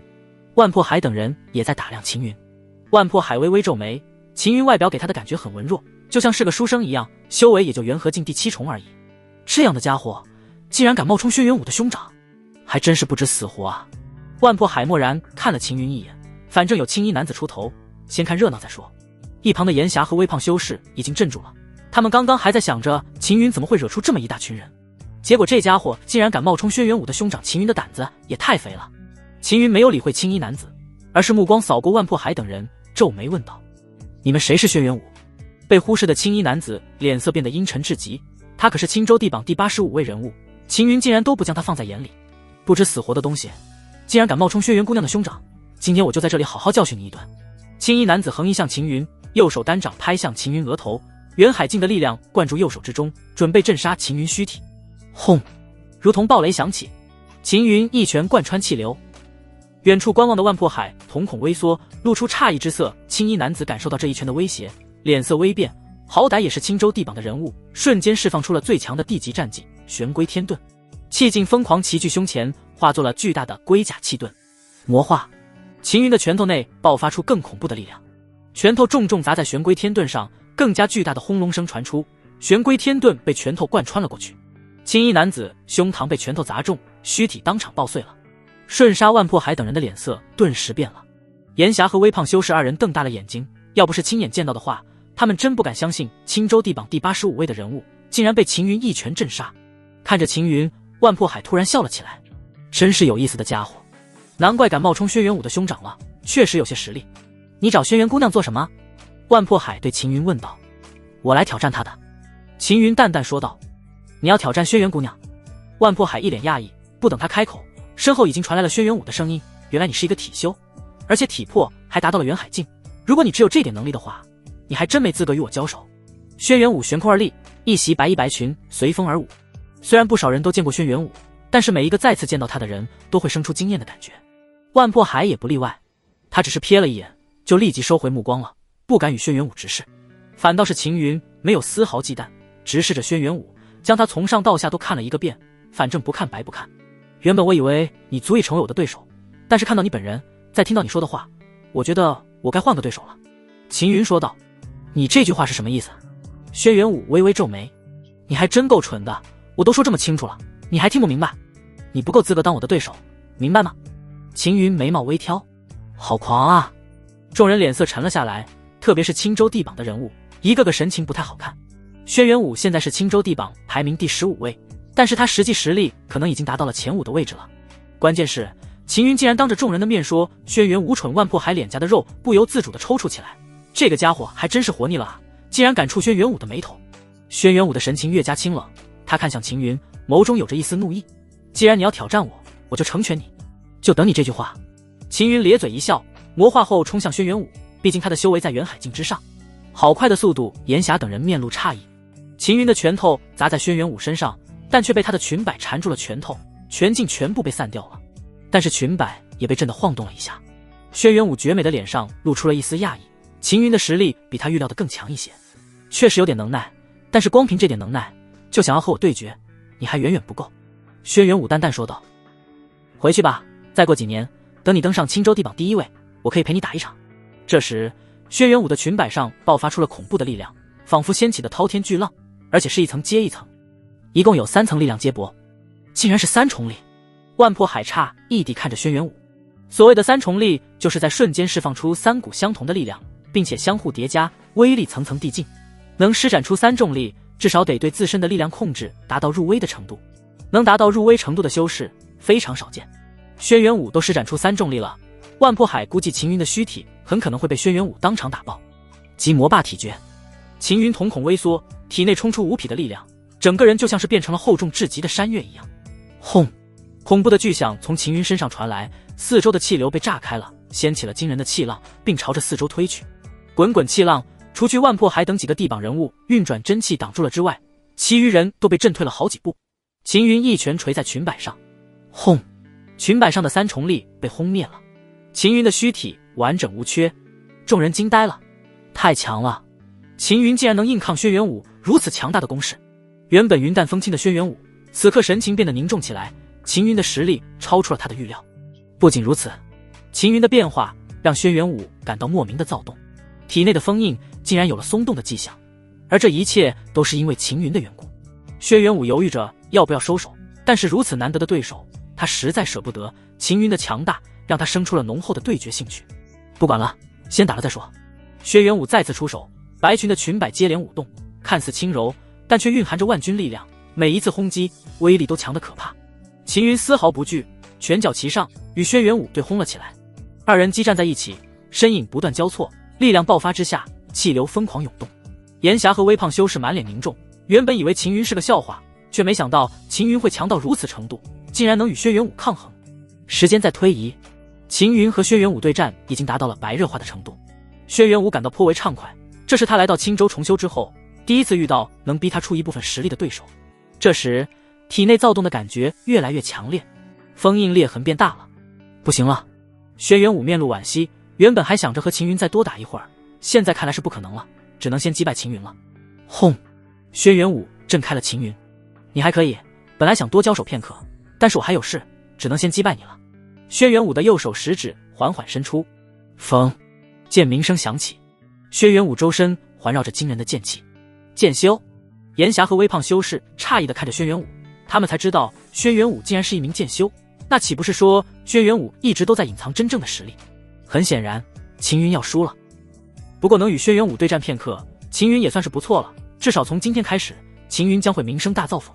秦云身上突然也响起了清脆的剑鸣，然后周身也环绕出了强大的剑气，并且这些剑气蕴含着刚正之意。正在喝水的万破海当场喷了出来，可今天是见鬼了吗？竟然亲眼见到2个剑修！万破海被呛得连连咳嗽，嘴里骂骂咧咧，但是他眼神却透着震惊。炎霞等人也瞪大了眼睛，今天遇到剑修也就算了，而且还遇到2个。轩辕武感受到秦云身上的剑气，清冷的绝色容颜上露出了难以抑制的兴奋之色，因为他遇到对手了，真正的对手。体内的封印正在解封，轩辕武咬了咬牙，转身朝里面掠去。我们进入陡殿对决，其他人不许跟来，不然休怪我不客气。秦云立即跟了上去。对手难遇，剑修对手更加难以遇到。在轩辕武士放出剑气后，秦云和天罡剑道魔魂的融合更加紧密了，对天罡剑道的理解也提升了不少。秦云自然不想错过这次机会。天楼里面有陡殿，专门给人对决用的。有些人物不喜欢别人观看，所以会在陡殿里面约战。薛元武和秦云先后掠入斗殿。薛元武随手将斗殿的各个阵法开启，封锁了一切，包括声音在内。跟来的万破海等人被拦在了斗殿外，他们根本看不到里面的情况，甚至连声音都听不到。万破海等人满脸遗憾，看不到精彩的对决。不过他们没有离去。严霞和微胖修士也是，他们很好奇，秦云和薛元武一战，谁会赢？刚开始的时候，他们不认为秦云有资格和薛元武一战，现在却不一样了，秦云有了战胜薛元武的机会。虽然概率不大，但是能与薛元武抗衡到这种程度，也已经很强了。斗殿内，秦云和薛元武站在一起，二人的剑气不断斩向对方，强大的力量接连爆发而出。薛元武接连出手，他的脸上洋溢着罕见的欢喜，因为他已经很久没有这么畅快淋漓的对决了。与薛元武对决，秦云也有好处。在薛元武这个剑修的刺激下，以及接连出手之下，秦云对天罡剑道的理解逐渐加深。原来剑气是这样释放的，原来剑气可以源源不绝，并不需要断掉。原来剑气还可以逆转。在与薛元武的对决中，秦云不断学习，对剑气的掌握和把控越来越强。薛元武自然能感知到秦云的变化，因为从最初的时候他就发现秦云对剑气的运用很笨拙。结果没想到才交手片刻，秦云对剑气的运用越来越顺畅，而且把握也越来越强。难道他是天生的剑修？薛元武感受到秦云的变化，他越加兴奋，因为秦云越强就越激起他的战斗欲望。同样，和秦云交手的过程，他也在一点点变强，虽然没有秦云这么离谱，但进步也很大。突然，薛元武的脸色变得难看起来不好，体内的封印破开了一道裂缝，霎时恐怖而独特的力量冲了上来。薛元武的意识变得迷糊起来，他知道要出事了，一旦意识彻底模糊，那么自己就会变得异常疯狂，并会毁掉四周的一切，特别是活物。今天就到此为止，你走吧。薛元武咬牙对秦云说道。还没分出胜负呢。秦云不想就这么离开，因为正处于白热化的程度，对剑气的理解和运用也在提升，怎么可能在这个时候离开？算我输了。薛元武咬了咬牙。不行。秦云坚决不同意，输赢到了这个时候已经不重要了，秦云需要的是对手来打磨自己的剑气。快出去，我快控制不住了。薛元武眼睛变得通红起来，气息也变得紊乱起来。看着薛元武，秦云面露意外，因为秦云感受到薛元武身上有股自己非常熟悉的气息。魔气。没错，就是魔气。薛元武体内怎么会有魔气？秦云感觉到薛元武体内的魔气异常浑厚，并且他体内堆积的魔气越来越多，整个人已经开始魔化了。危险的气息扑面而来，快跑！薛元武眼睛变得黝黑起来，他已经快要控制不住自己了。秦云转身就跑。真跑了？薛元武愣了一下，没想到秦云说跑就跑，而且还跑得这么快。一会儿后，秦云又跑回来了。你又回来做什么？薛元武用仅存的理智问道。他心底有些莫名的感动，秦云或许是回来帮他的。我不想回来的，你倒是开启阵法啊。秦云无奈道。薛元武心中的感动戛然而止，也不知道是被秦云气到了还是怎么了，一下没能控制住魔气。霎时魔气冲顶，薛元武魔化了，眸中已经无灵智，只有嗜血和杀戮。杀！薛元武扑向秦云。生死时刻，秦云已经忘了自己在虚境里面，以为自己会被薛元武所杀，直接释放出了全部力量。轰！犹如巨柱般的剑气冲天而起，薛元武穿透了剑气，魔化后的他变得更加强大，纵使是秦云全力释放出来的剑气都无法穿透他的护体真气。他的手掐住了秦云的脖子，秦云眼睛黝黑至极，极魔霸体诀疯狂催动，力量越来越强，体内的魔气也疯狂涌动。霎时，二人的魔气冲撞在一起。薛元武愣了一下，他的意识清醒了一些，但是却没有办法控制身体，因为身体还在处于魔化状态。只是现在的他呼吸变得有些急促起来，刚刚的魔气冲撞竟然让他有些意乱情迷。两股魔气不断冲撞纠缠，他们不但没有削弱，反而越来越强盛，犹如互相滋生增长。薛元武突然抱住了秦云，贴了上去。你要干什么？秦云感觉到不对劲起来。薛元武的呼吸越加急促了，魔气不断催动之下，让他有种异常强烈的冲动，特别是在面对秦云的时候，这种冲动更加强烈了。薛元武的魔气越来越强，力量早就远远超过他了。在压制下，秦云连动一下手指都困难。看着薛元武动作越来越大胆，无法反抗的秦云放弃了，反正都无法反抗了，干脆就任由他吧。随着薛元武报警，秦云不只是哭还是笑好，还是第一次被强迫，而且还是像薛元武这样的绝色女子。秦云没想到看起来有些清冷的薛元武会如此疯狂。突然，薛元武的魔气突然灌入秦云虚体中，然后透过虚体涌入到了本体内，虚体就像是成为了魔气灌输的通道。秦云十分意外。磅礴浩大的魔气入体，秦云体内的吞天神脉不断炼化，修为和极魔霸体诀都开始在提升。1个时辰后，轩辕武已经瘫倒在一旁，他体内溢出的魔气已经全部灌入秦云体内了，封印重新合上。秦云体内传来巨大的洪流声，一共有10股，10条元河齐聚于小腹处，随着他们冲撞在一起，元海滋生而出。秦云的修为突破到了元海境，原本还以为要一段时间才突破，结果现在就突破了。秦云感受到体内还有不少魔气留存，等到这些魔气炼化完毕，修为又可以提升一些了。至于极魔霸体诀已经达到了接近天级的程度，秦云估计等魔气吸收完了，应该差不多就可以破入天级了。秦云没想到这一次挑战轩辕武会有这么大的收获。看着躺在一旁的轩辕武，看着他曼妙动人的身段，秦云不由想起刚刚的疯狂情景，顿时又生出旖旎的念头。最后秦云赶紧压住这些念头，还是先离开吧，不然等他醒了就很尴尬了。秦云站起身，释放虚体，变出新的衣袍。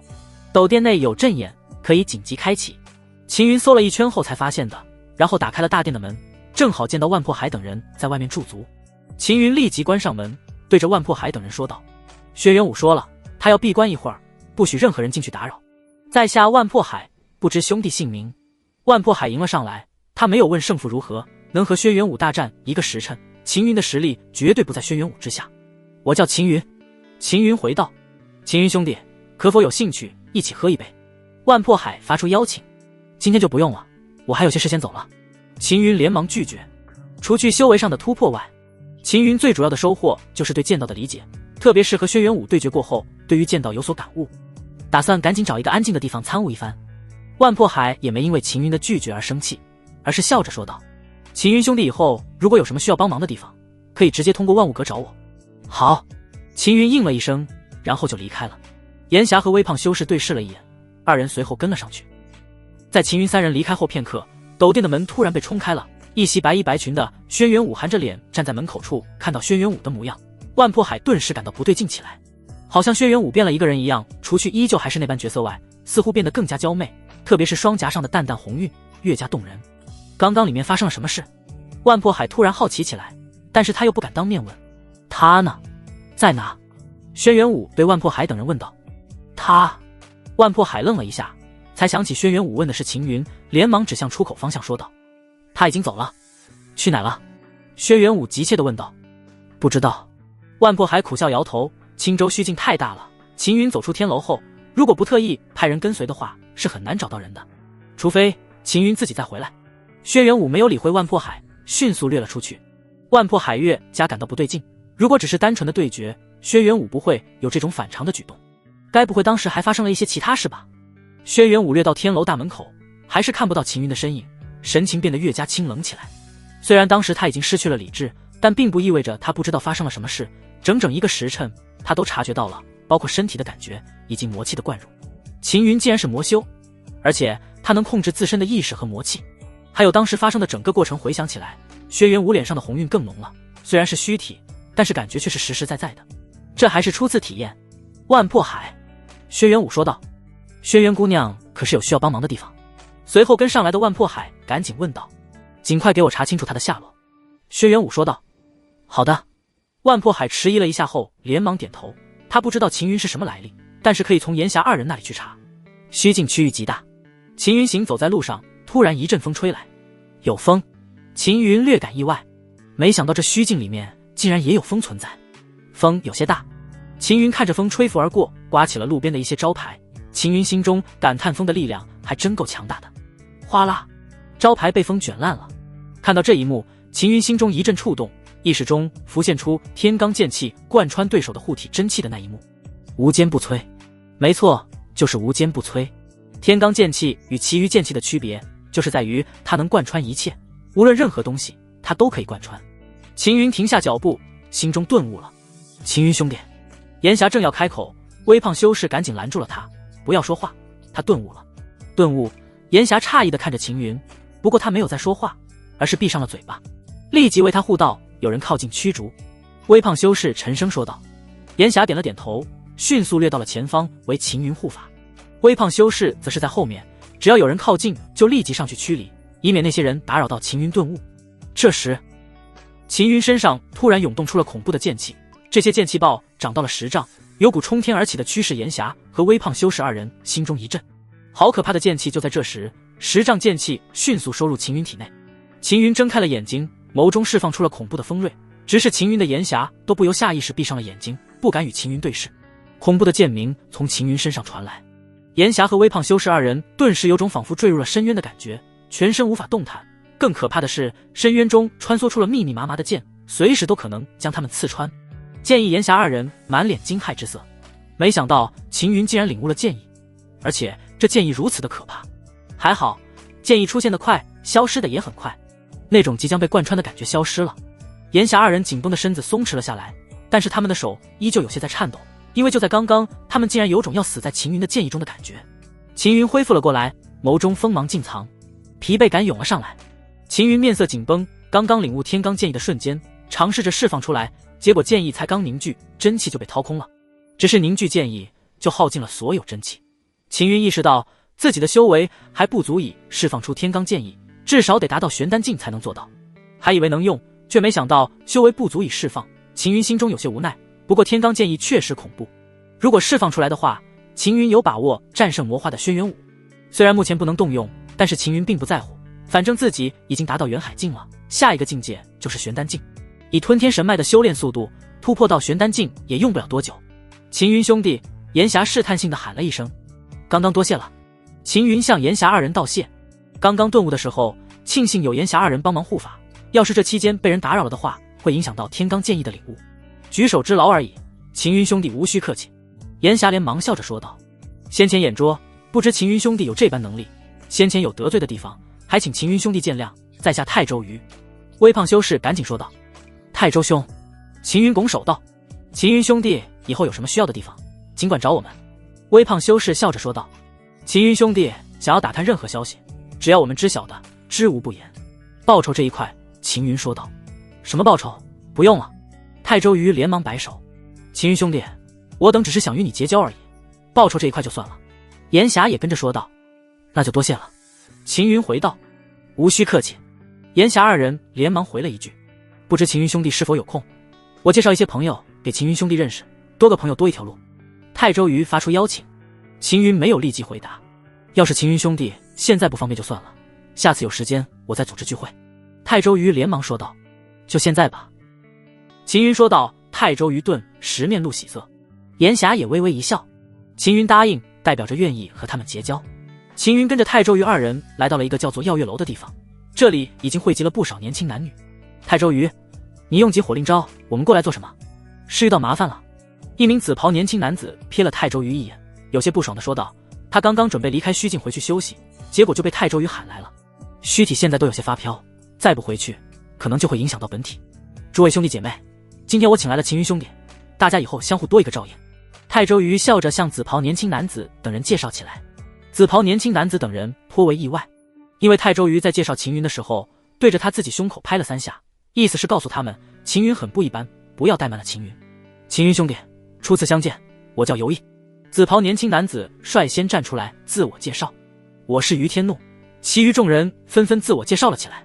秦云接连点头打招呼，毕竟都是泰周瑜的朋友，多少给些面子。随后众人闲聊了一会儿，因为秦云和这些人开始还不太熟，在吃喝了一会儿后就熟络起来了。毕竟都是年轻人，所以秦云很快就融入了。半天后，秦云离开了耀月楼。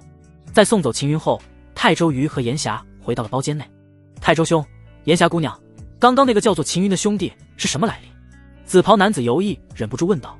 其余人都看向泰周瑜和严霞二人。是个刚刚进来的新人。泰周瑜说道。一个新人？没这么简单吧？如果是个新人，你会大费周章的将他带来给我们认识？于天怒问道。他就是新人，但是却不是普通的新人，你们猜的也没错。我用集火令召集你们过来，一来是让你们尽量不要招惹他，二来是尽量和他结交。泰周瑜点头说道。泰周兄，你就别卖关子了，赶紧说说这秦云兄弟是什么来历。众人都急了。秦云确实是个新人，刚刚进入虚境，但是他刚刚一拳就打爆了青州地榜排名第85位的人物。严霞说道。一拳打爆了青州地榜排名第85的人物。游毅等人顿时动容了。不仅如此，他还和轩辕武对决了，应该是不分胜负。泰周瑜补充了一句。游毅等人当场就镇住了。轩辕武最近在青州虚境内非常出名，但凡是青州的年轻一辈人物都知道轩辕武有多强，能和轩辕武不分胜负，秦云兄弟应该能排到青州地榜15左右了吧？尤毅说道。不，应该是前5。泰周瑜说道。前5？不可能吧？轩辕武才青州地榜第15位而已，就算打赢他，顶多也就代替他成为青州地榜第15位。你们的消息落后了，轩辕武早已突破，刚刚我们见到他出手了，实力非常强，至少能达到前5。泰周瑜说道。尤毅等人神情变得凝重起来，能达到青州地榜前5，已经是青州年轻一辈中最顶尖的一批人物。现在秦云兄弟应该能冲击青州地榜前3了。泰周瑜继续说道。你刚刚不是说前5，怎么又变成前3？尤毅等人皱眉看着泰周瑜。在和轩辕武对决的时候，他确实有冲击前5的实力，但是在对决过后，他顿悟了，领悟了建议，他的实力肯定暴增一大截。我想秦云兄弟冲击青州地榜前3应该没问题。泰周瑜眉毛一挑，尤毅等人顿时感到无语。你倒是一口气将话说完啊，还分次来说，故意吊人胃口是吧？不过泰周瑜说秦云有望冲击青州地榜前3，尤毅等人并无意见，领悟了建议，确实有资格冲击前3。像秦云兄弟这样的人，身后必然会有显赫的家世，你让我们和他结交，他未必能看得上我们。尤毅摇头说道。这位秦云兄弟应该不是家世显赫之人，如果是的话，他早就自报家门了。而且如果在青州稍有点家世的人都会知道虚境的大概情况，他却是完完全全不知，纯粹的新人。泰周瑜笑着说道。像秦云兄弟这种无家世出身却有着超绝天赋的年轻修士可是非常少见的，大家都是朋友，所以今天将他带过来，能与秦云结交，以后他成长起来对诸位也有好处。尤毅等人连连点头。泰周瑜说的没错，与秦云这种人物结交只有好处没有坏处。秦云要是夭折了，那就没办法，如果成长起来了的话，绝对会非常的强大。未来就算不能借秦云的势而起，至少曾经有过交情，也会给他们带来不小的好处。光是一面之缘还不足以让秦云兄弟对我等印象深刻。这样吧，下一次秦云兄弟来虚境，大家想办法弄清楚他在青州何处，我去给他送一些修炼资源。尤毅说道。别在我面前显摆了，我知道你家世渊博，家里有用不完的资源。泰周瑜哼了一声。资源是用不完，但我天赋受限，没办法多用啊。就好比诸多角色在你面前却有心无力一样。尤毅叹气道。别在我面前打这个恶心的比方，给我滚一边去。严霞一脚踹了过去，尤毅没来得及避开，被踢了一脚屁股，痛得他龇牙咧嘴。众人见状不由哈哈大笑起来。大前皇宫，钱轩面色阴沉，他带着三皇子等人以及一众大前王族长者朝着轩殿快步走去。过往的太监宫女吓得纷纷避让。钱轩此刻心中异常恼怒，身为大前王族第一公主，未来的皇位继承人，他竟然刚刚才得到消息。3天前，钱皇居然带着楚王等人，还有一众供奉以及5万护卫军，跟着玄天老祖围剿了大前学府的封家轩殿内。钱皇正在和楚王交谈，钱轩带人闯入轩殿，将冲上来的护卫震退。钱轩，你太放肆了！钱皇怒斥道。父皇，我想知道围剿大前学府封家一事，为何不告知我？钱轩沉着脸怒视钱皇。陛下乃是大前王朝的皇帝，做什么还需要告知你？楚王气的脸都绿了，这个侄女越来越胡闹了。是啊，凭什么告知我？我只是一个公主而已。钱轩冷笑，目光横了钱皇和楚王2人一眼，继续说道。杨轩让你们做什么，你们就做什么。大前王朝的封家支脉灭了，你们以为是好事？封家有多强，你们难道不知道？光是青州封家支脉就有6支，分别位于6大王朝，除去我们大前王朝外，其余5大王朝皆被封家支脉掌控在手里。大黎王朝的封家支脉最强，100万铁骑足以横扫我们大前王朝。你们以为灭了大前封家支脉就可以高枕无忧了？我告诉你们，用不了多久，其余5大王朝的封家支脉就会出手。不说5大王朝的封家支脉，大黎王朝的封家支脉肯定会借此出手。毕竟他们可是在我们这里死了一个青州地榜的人物和一位使者。原本呢，只要奉上杨轩和那个叫做秦云的家伙，我再动用一些韩玉宫的关系就能解决这件事了。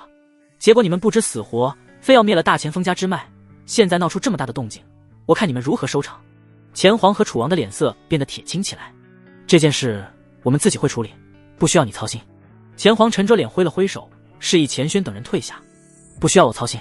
钱轩冷哼了一声，我是不想操心了，但是你们所做之事将我大前王朝推到了绝境，我不能眼睁睁看着大前王朝毁在你们手上。你到底想怎么样？钱皇脸色越加深沉。很简单，将杨轩和秦云交出去，给大黎王朝那边赔罪，或许还能化解掉一场干戈。钱轩说道。不可能，我们绝对不会将并肩王他们交出去的。楚王当即打断钱轩的话。钱皇深深吸了一口气，竭力压制住心中的怒火，努力缓和地说道：轩儿，父皇有些话暂时不能告知你，但是你要相信我们，我们所做的一切都是为了大钱王族的未来。父皇，你老糊涂了，你已经被杨轩迷惑。钱轩摇了摇头。钱轩，你够了！楚王怒喝道。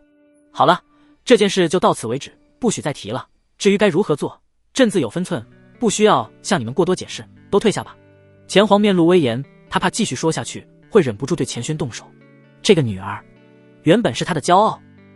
钱皇本来还想着再过2年就培养钱轩成为大钱王朝的下一任皇帝，现在看来钱轩并不适合当大钱皇帝，昏庸无能。钱轩骂了一句，钱皇的脸色变得难看至极，一旁的楚王面色发黑。这钱轩也太放肆了，原本以为他只是骄纵了一些，现在看来不只是骄纵而已，是过于狂妄了。钱轩，你太放肆了，朕今天必须要教训你一顿。来人，将钱轩公主给我抓起来！钱皇喝道。你们谁敢动她试试？一道森冷的声音从外面传来，伴随着惨叫传来，2名驻守在大门口的护卫飞了进来，重重撞在大殿柱子上，他们的盔甲爆碎，浑身血肉模糊，已经不知死活。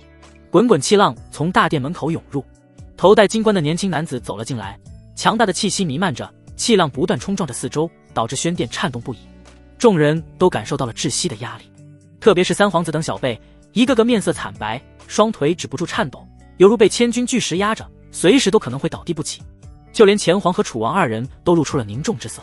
钱轩先是一愣，然后面露狂喜地冲了上去，开心地说道：三师兄，你怎么来了？我再不来的话，有人就要骑到我们韩玉宫的头上了。金冠男子冷冷地瞥了钱皇2人一眼，在场大钱王族的长者脸色都变了。韩玉宫可是青州东部第一势力，要是被韩玉宫误会的话，对大钱王族可没有任何好处。钱皇面色深沉，此人他认识，名为齐轩，是韩玉宫3长老的3弟子，一名顶尖妖孽，并且还是青州地榜人物。齐轩冷冷扫了一眼钱皇等人后，对钱轩问道：小师妹，你没事吧？我没事，多谢三师兄关心。钱轩脸颊微红，以前三师兄可很少关注他，现在居然主动关心他。对了，三师兄，你怎么会到大钱王城来？钱轩继续问道。原本我在冲击青州地榜第50名，结果师尊传消息给我，让我来大钱王城办一些事。我听师尊说你回大钱王族了，干脆顺道就过来看看你。齐轩对钱轩说道。三师兄，你已经冲击青州地榜第50位了。钱轩惊讶道。准备冲击，而且有望破入。齐轩笑了笑，在场之人皆惊讶地看着齐轩。齐轩才25岁，如此年轻就已经冲击青州地榜第50位了，按照他这样成长下去，未来前途不可限量。恭喜三师兄，贺喜三师兄！钱轩赶紧道贺。还没破入，等破入之后再道贺也不迟。齐轩摆了摆手，旋即扫了钱皇等人一眼。我刚刚在外面听到有人要将我小师妹抓起来，朕乃钱轩之父，身为父亲，教训女儿是分内之事。钱皇沉声说道。好一个分内之事！齐轩冷冷地看着钱皇说道。小师妹虽然是你女儿，但她也是我韩玉宫弟子，更是我师尊的关门弟子，平日里师尊都舍不得教训她一下，你竟然要当众教训她！见到齐轩在为自己撑腰，钱轩也昂起头，一副傲然的模样。小师妹不要怕，有师兄在，师兄为你做主。齐轩对钱轩安慰了一句后，再次看向钱皇说道：你身为大钱皇帝，却不明事理，胡乱教训我小师妹，念在你年纪已大，我就不和你计较太多了。这样吧，你退位，将皇位传于小师妹。什么？钱轩一怔，在场的大钱王族众人都惊了，钱皇的面色变得阴沉起来。楚王勃然大怒，当场喝道：齐轩，你知不知道你在说什么？我当然知道自己在说什么。钱皇已经老迈，不再适合担任大钱王朝的皇帝，应该退位让贤。齐轩默然说道。楚王气得就要出手教训齐轩，但却被钱皇拦了下来。齐轩，你乃韩玉宫弟子，此地是我大钱王朝皇宫，至于皇帝谁来当，这是我大钱王族的内事，你身为外人，没有资格干涉我大钱王族内事。钱皇沉声说道。齐轩却是毫不在意的说道：差点忘了告诉你一件事了，就在不久之前，师尊已经答应将小师妹许配给我。这句话令在场之人一震，钱轩脸颊绯红，神情也充满了震惊，自己竟然被师尊许配给三师兄了。他不由偷偷瞥了齐轩一眼，顿时心花怒放起来。在加入韩玉宫后，他第一次见到齐轩的时候就喜欢他了，只是齐轩太优秀了，他不敢示爱。没想到师尊竟然要将自己许配给三师兄，我不同意这桩婚事。钱皇沉着脸说道。你不同意也没用，这是师尊的意思。齐宣继续说道，既然师尊将小师妹许配给了我，那我就是大前王族的驸马，王族驸马应该不算是外人了。那么皇位传承一事就按刚刚我所说传给小师妹。你太放肆了！楚王暴怒如雷。前皇拦住了楚王，他凝视着齐宣，神情变换了一会儿后才说道，要让位也可以。三哥，你怎么能答应？楚王顿时急了。前皇用眼神制止了楚王，接着说道，朕可以让位，但是朕之子女可不止钱轩一人，还有其余子女。除此之外，朕还有兄弟姐妹，他们所生子女皆有大前王族血脉，都有资格继承皇位。齐宣打断前皇的话说道，你的意思不就是想让所有血脉后人齐聚，然后比谁的实力强？朕也是这个意思。前皇点了点头，那就这么办，立即召集所有血脉后人。齐宣说道，大前王族的血脉后人分布各地，最远的要赶回来也需要2天时间。前皇说道，我没有那么多时间等待，最多给你们1天时间，明天的这个时候进行对决。齐宣冷冷说道，钱轩一言不发，反正一切由齐宣做主。随后钱轩跟着齐宣离开了宣殿，三皇子等人也赶紧跟了上去。看着钱轩等人离去，楚王才绷着脸看向前皇，三哥，你怎么能答应他退位呢？老四，你真以为齐宣代表他自己？他真的只是路过我大前王城，顺便来看钱轩的。前皇沉声说道。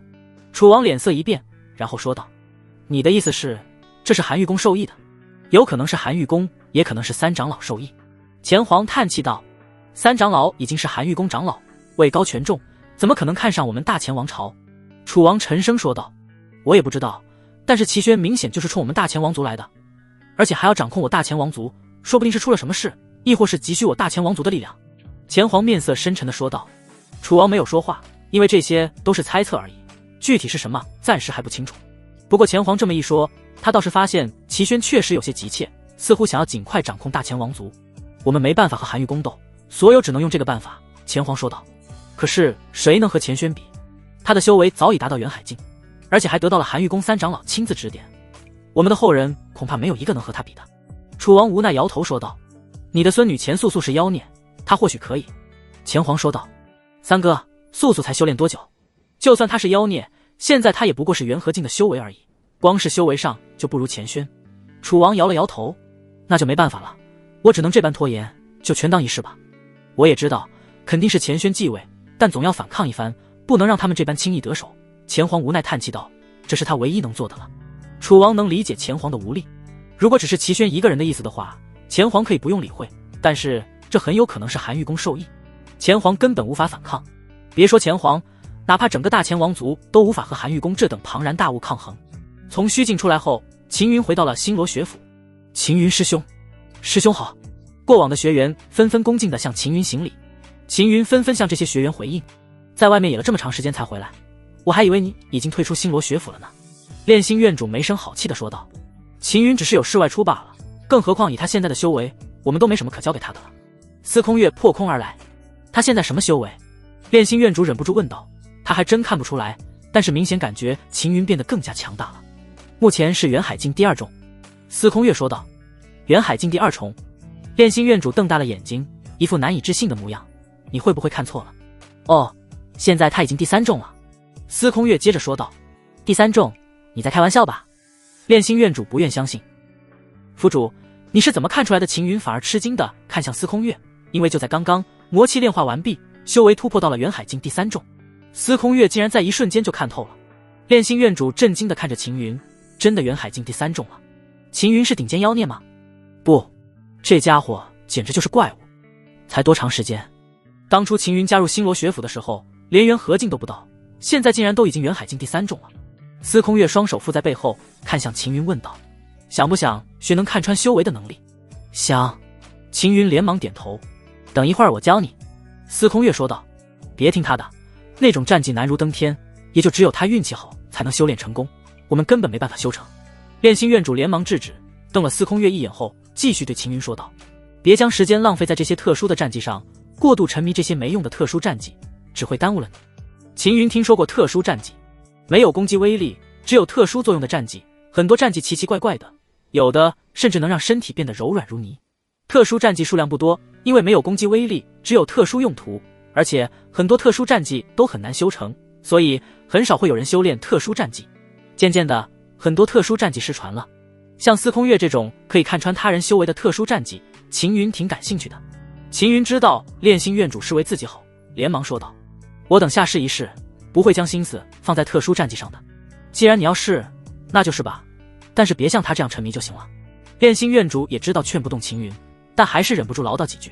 秦云能体会到炼心院主的关心，连忙对他点了点头：“随我来吧。”司空月说道：“好。”秦云跟了上去。二人走在路上，不时有星罗学府的学员打招呼。秦云发现星罗学府多了不少新面孔。我们星罗学府的学员好像多了一些。秦云说道：“都是因为你的缘故。”司空月瞥了秦云一眼：“因为我……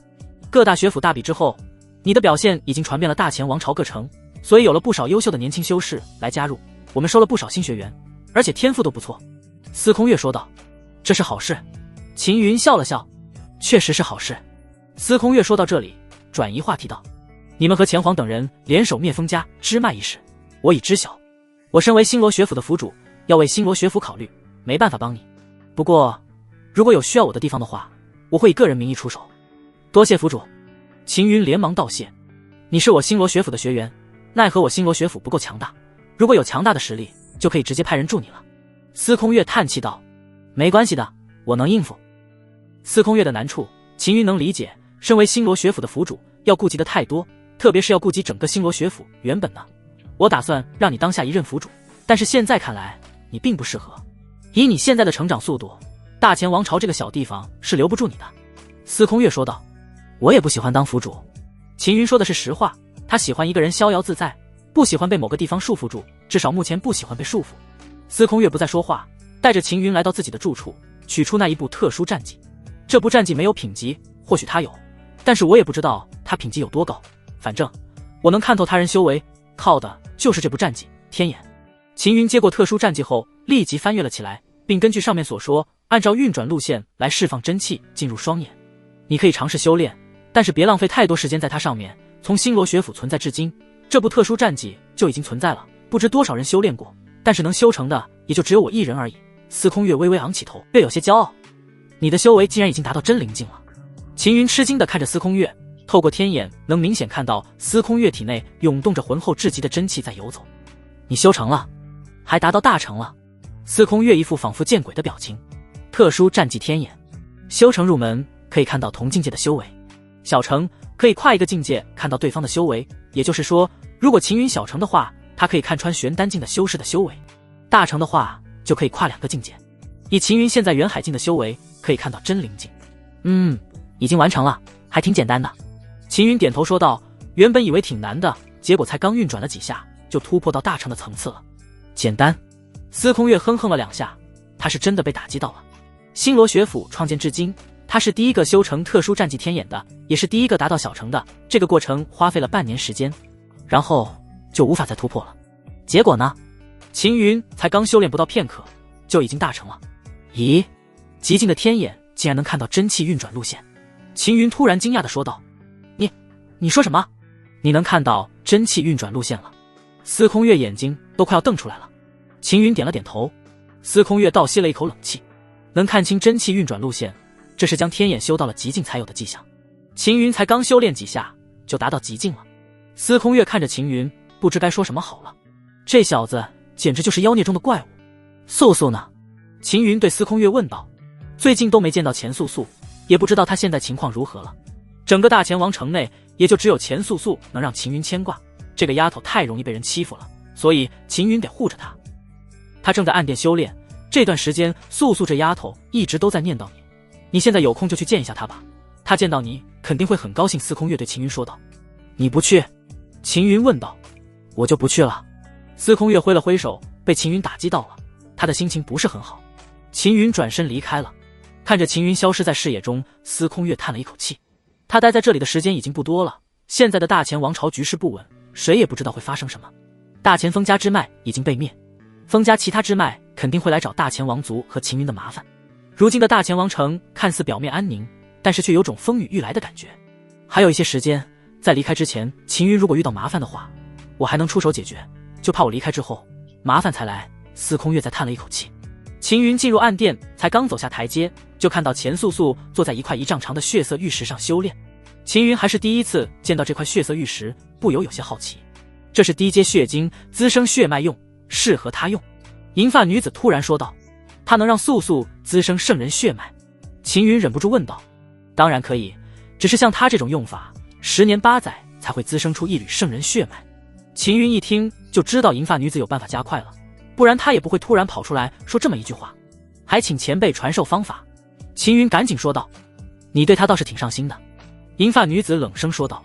秦云感到有些奇怪，银发女子的语气有些怪，似乎话中有话，但是他却听不出来是什么意思。我是为了圣人血脉，素素滋生的圣人血脉越多，那么太古峰神殿恢复的力量就越多。快速吸收之法在这，自己来拿。银发女子冷哼了一声：“多谢前辈。”秦云连忙道谢。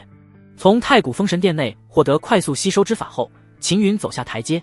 正在修炼的钱素素听到身后有动静，立即转过头，见到秦云的瞬间，钱素素先是一怔，眼眶立即就红了，泪水在眼中转动，最后还是忍不住流了下来。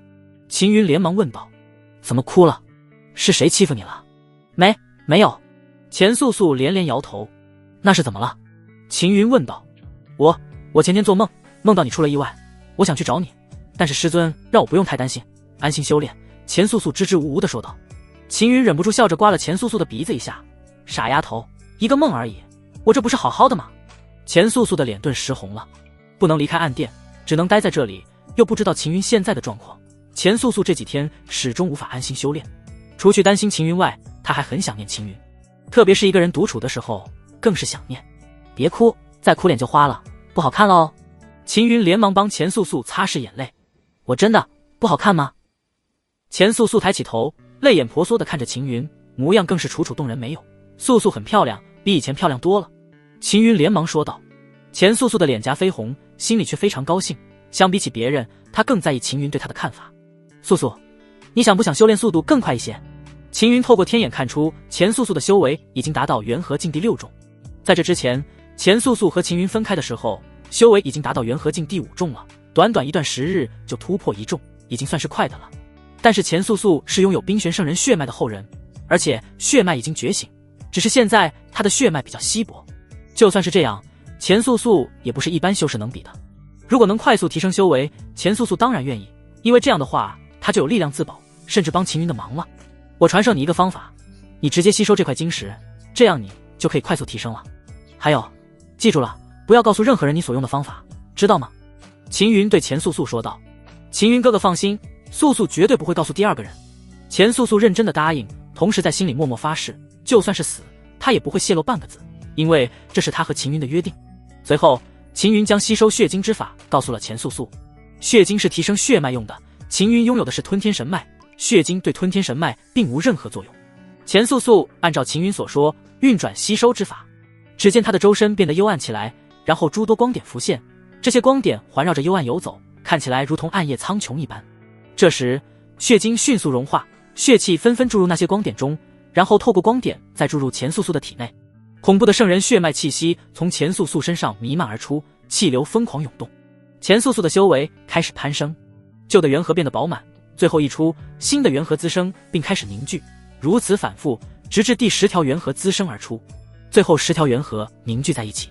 伴随着轰隆巨响，钱素素的体内滋生出了元海，在这一刻她破入了元海境的程度。除此之外，钱素素体内的圣人血脉比以前浓了一些，血晶逐渐变小，钱素素的修为在提升。1天过去了，血晶被吸光了，钱素素的修为达到了元海境第2重，她的修为还在攀升，因为血晶还有大部分的精华留存在她体内，还没炼化。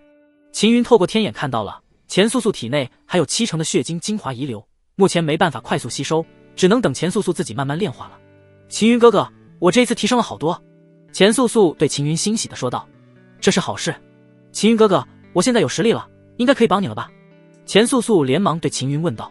秦云心中一阵触动，钱素素努力提升修为，竟然是为了帮自己。看着钱素素期待的目光，秦云微微一笑，点头道：是啊，你现在有实力了，可以帮我了呢。那就太好了。钱素素却悦道，她是真的开心，因为她终于得到秦云的认可。这时暗殿台阶传来动静，秦云和钱素素转头看去，赫然是司空月下来了。司空月看到秦云还好，他已经习惯了。等看到钱素素的时候，司空月愣了一下，以他的天眼自然能看出钱素素的修为。元海境第2重，昨天钱素素只是元和境第5重而已，今天就飙到元海境第2重了。司空月才发现血晶只有拇指大小了，而且已经变得暗淡无光，明显已经被吸干了。一天仅仅只用了1天，钱素素就将这么大一块血晶吸干了。司空月的脸颊抽搐了几下，他神色古怪地瞥了秦云一眼，很显然和秦云有关。钱素素自己绝对没能力吸干血晶，秦云也知道瞒不过司空月。然而司空月没有询问是怎么回事，而是对钱素素说道：楚王有事找你，正在会客店等你。知道了。钱素素看了秦云一眼，轻轻咬了一下嘴唇，最后还是忍住没有开口。我陪你去吧。秦云知道钱素素的心思，钱素素心生喜意，因为她想和秦云待在一起，一直待着也好，无论在哪里都可以。会客店，楚王见到秦云和钱素素一起过来，不由有些意外，但也有些欣喜，因为他一直在派人找秦云。秦云小兄弟，并肩王可在？楚王连忙问道。是不是出事了？玄天老祖突然现身，如果不是出事的话，楚王不会主动来找他。韩玉宫3长老的亲传弟子齐宣逼宫三哥，要让三哥将皇位让给钱轩，这背后可能有韩玉宫指使，三哥没有办法，只能答应下来，但是提出所有大前王族后人切磋争夺皇位的要求。齐宣答应了，一会儿就会进行大前王族后人切磋。楚王简单的将事情的经过告知了出来，然后说道：三哥让我找你，想问一下你这边是否有其他对策？玄天老祖瞥了楚王一眼，说道：韩玉宫3长老亲传弟子逼宫，恐怕没这么简单，一个亲传弟子肯定不敢这么做，背后是3长老还是韩玉宫授意？三哥也是这么猜的，但是具体是不是如此，我们也不清楚。楚王无奈摇头说道：不管他们要图谋什么，我们都尽量不让他们得逞，只是现在我们这里没有办法。楚王期待地看向玄天老祖，玄天老祖自然明白楚王的意思，是想让他出手。玄天老祖摇了摇头说道：限于一些约定，我不能主动对韩玉宫出手，除非是韩玉宫先派真灵境的修士对少主出手。那怎么办？楚王面露色然，他们不可能让秦云去招惹韩玉宫的真灵境修士，就算秦云肯，玄天老祖也不会让他们这么做。既然你们与韩玉宫已经有约定，那就按照约定来。玄天老祖说道。可是我们这边没几个人能抗衡钱轩。楚王满脸无奈，先让钱素素试一试，不行再说吧。玄天老祖说道。素素。楚王犹豫了片刻后，只好点了点头，然后对钱素素说道：素素，你可能要和钱轩对决，到时候上场要是实在打不过，就立即认输，切记要保全自身，千万不要被他伤到。楚王府好不容易出了个钱素素，楚王自然不愿意看到钱素素受伤，不然会影响到以后的修行，实在赢不了就放弃，留着青山在，不怕没柴烧。钱素素看向秦云，似乎在征询他的意见。秦云点了点头，钱素素才对楚王说道：爷爷，素素知道了。楚王心里发酸，都说女子外向，果然没错，才跟了秦云多长时间，就已经向着秦云了，不过这也不是坏事。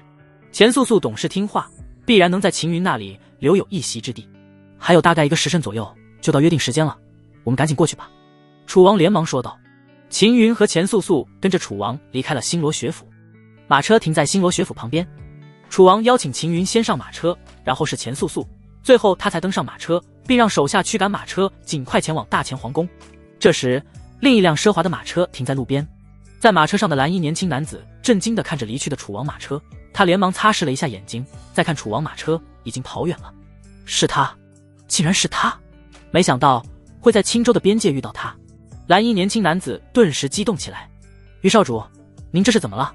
另一名站在一旁候着的穿着蛟龙袍的六皇子连忙问道。刚刚那辆马车是你们大前王族的？蓝衣年轻男子转过头问道，他的眼睛泛红，神情极其激动。六皇子以为楚王得罪了蓝衣年轻男子，脸色有些泛白。他很清楚蓝衣年轻男子的身份，乃是青州南部一个顶尖势力的嫡传后人，身份显赫。这位蓝衣年轻男子正在四处历练，正好来到大前王朝。六皇子机缘巧合之下结识了他，正在担任蓝衣年轻男子的向导，本打算借此机会巴结一番。如果能得到蓝衣年轻男子的赏识，六皇子就有机会朝上走一步，未来说不定能单独建立一个势力。皇位是不用想了，必然是钱轩的，他争不过。所以六皇子放弃了这次对决，反正去了也是输，还不如陪着蓝衣年轻男子四处游玩。要是楚王得罪了蓝衣年轻男子的话，那他也会被牵连。以蓝衣男子的身份，只需要说一句话，就能让大前王族以后在青州南部寸步难行。我问你话呢，到底是不是？蓝衣余姓男子焦急地问道，声音也不由大了一些。是楚王的马车。于少主，我与楚王关系一向不好。六皇子赶紧撇清关系。行了，我没问你与楚王的关系，余姓男子哼了一声，旋即对六皇子继续问道：“刚刚登上马车的那个年轻人，你是否知道他的来历？”“知道，知道。”六皇子赶紧回道：“他叫秦云，是星罗学府的学员，实力很强。”六皇子赶紧将自己所知的秦云的全部事情都告知了出来。听完六皇子所说，于天怒开心地笑了起来。原本只是跑来大前王族历练，结果没想到会遇到秦云，得赶紧去通知严霞他们，还有泰州大哥和游毅大哥他们。于天怒懒得理会六皇子，立即取出了一块黑色晶体。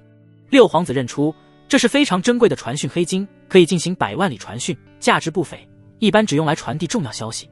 于天怒注入力量，然后对着黑色晶体说道：“游毅大哥，你猜我在大前王朝遇到谁了？”“我遇到秦云兄弟了，你们赶紧点，我在大前王朝的王城等你们过来，到时候我们一起去见他。”青州南部无望城，无望海内有着上万岛屿，海岛资源丰富，万里区域皆被无望城掌控，所以无望城靠着无望海成为了南部顶尖势力之一。城内，游毅眯着眼，正躺在池子中泡着灵液，一旁的侍女不时将灵果和灵兽肉喂入他的嘴里。突然，一块传讯黑晶浮现出了一道印记，侍女赶紧呈上去。于天怒传来消息，这些小子不是跑去边界游历了，遇到麻烦了？不可能啊，就算遇到麻烦了，也是找于家，找我做什么？游毅撇了撇嘴，本想不搭理，但是最后想想，还是捏碎了传讯黑晶。于天怒的话传入游毅耳中，游毅愣了一下，秦云于天怒遇到秦云了。游毅反应了过来，迅速从灵液池跳了出来，这一举动下了旁边的侍女们一跳，他们吃惊地看着游毅，还是第一次见到少主这么激动。于天怒这个吝啬鬼，于家也不穷，竟然都舍不得多花费几颗传讯黑晶，非要我来传话。看在他找到秦云兄弟的份上，这一次就饶了他，下一次非要让他出点血不可。游毅冷哼了一声，然后招呼侍女说道：“给我取来12颗传讯黑晶，给严霞他们传消息，就说于天怒在大前王城遇到秦云兄弟了，让他们准备好，我马上去接他们，我们一起去大前王城。”随后侍女赶紧取来12颗传讯黑晶，按照游毅的吩咐将消息传了出去。随着消息传出，青州南部各大势力皆有嫡子带人通过传送阵前往大前王朝方向。大前皇宫教场内，大前王族所有子弟，无论是嫡传还是庶出，全都齐聚于此，约有3000余人左右。不少子弟在兴奋地议论着，不少庶出暗暗捏紧拳头，打算今天全力以赴夺皇位是别想了，但如果表现好的话，说不定还能出人头地。前皇坐在高台上，目光扫过一众大前王族子弟，除去几个实力勉强达到元和境第7重以上，其他的根本不够看。坐在左侧的齐宣默然看着大前王族子弟，眸中有着浓浓的不屑。这些大前王族子弟不堪大用前皇让大前王族子弟争皇位，只是在垂死挣扎罢了。父皇，时辰差不多了，是不是该开始了？钱轩有些不耐烦地对前皇说道。前皇看了一眼皇宫入口方向，楚王和钱素素还没过来，不由叹了一口气。其实他也知道，就算钱素素过来，也不一定是钱轩的对手。算了，还是开始吧。前皇对站在身旁的大内总管挥了挥手。大内总管尖着嗓子喊道：“大前皇位之争现在开始，现在进行无序对决，只要能连续赢，无人再上台挑战，就认定获胜。”钱轩已经跃上了站台，目光冷冷地看着下方的大前王族子弟，谁敢来与我争皇位？这句话一出，在场大前王族子弟脸色变了，这等于是在变相威胁他们，无论输了还是赢了，都没有任何好处。钱轩公主，我来与你切磋一番，还请钱轩公主指点一二。庆王府世子掠了上去，在众人之中，他的修为算是顶尖的了，毕竟已经是元和境的8重了。切磋？我没这个兴趣和时间，我给你一个出招的机会。钱轩漠然地看着庆王府世子，庆王府世子脸上有些挂不住。既然如此，那就请钱轩公主赐教。庆王府世子一步踏出，伴随着震耳欲聋的报名，他已经冲到了钱轩面前。崩山，旋即战技施展而出，崩山之威覆盖了钱轩。钱轩冷哼一声，猛然一脚踢了过去，足尖贯穿了崩山之力，然后重重踹在庆王府世子腹部上。庆王府世子飞了出去，重重跌落在地上，挣扎扭曲了几下，吐了几口血后，呼吸变得微弱起来。庆王府世子的五脏六腑已经碎裂，虽然还没死，但也只剩下一口气了。大前王族子弟们震惊地看向钱轩，没想到钱轩下手如此狠辣，竟然不顾血脉亲情。快让太医进行救治。钱皇连忙让大内总管宣太医过来，然后面露不悦地瞥了钱轩一眼。钱轩没有理会钱皇，而是冷冷说道：“皇位之争不是儿戏，既然要争，那就做好丢失性命的准备。下一次，我不会手下留情了。”听到这一番话，在场的大前王族子弟脸色都变了。钱轩已经摆明了态度，如果有人敢再上场的话，他必然会下死手。看着奄奄一息的庆王府世子，大前王族子弟们顿时放弃了，唯有几个元和境第7重以上的在做着考虑。钱轩位于站台上，却是看向前皇：“父皇，继续下去没任何意思。这大前王族的年轻一代中，谁能与我争？你还是赶紧宣布吧。”前皇面色沉冷，看着钱轩以及一众大前王族的子弟，还有太医正在抢救的庆王府世子，他不由闭上眼睛，深深地吸了一口气，心中充满了无奈。片刻后，钱皇缓缓睁开眼睛，眸光暗淡，准备宣布钱轩继位。我们应该没来晚吧？秦云和钱素素还有楚王走入教场内，见到秦云，钱轩的脸色沉了下来。如果不是秦云和并肩王怂恿蛊惑的话，钱皇怎么会做出灭掉大前封家之脉这种愚蠢的决定？等着吧，待他继位成新皇，一定下令斩杀秦云和并肩王二人。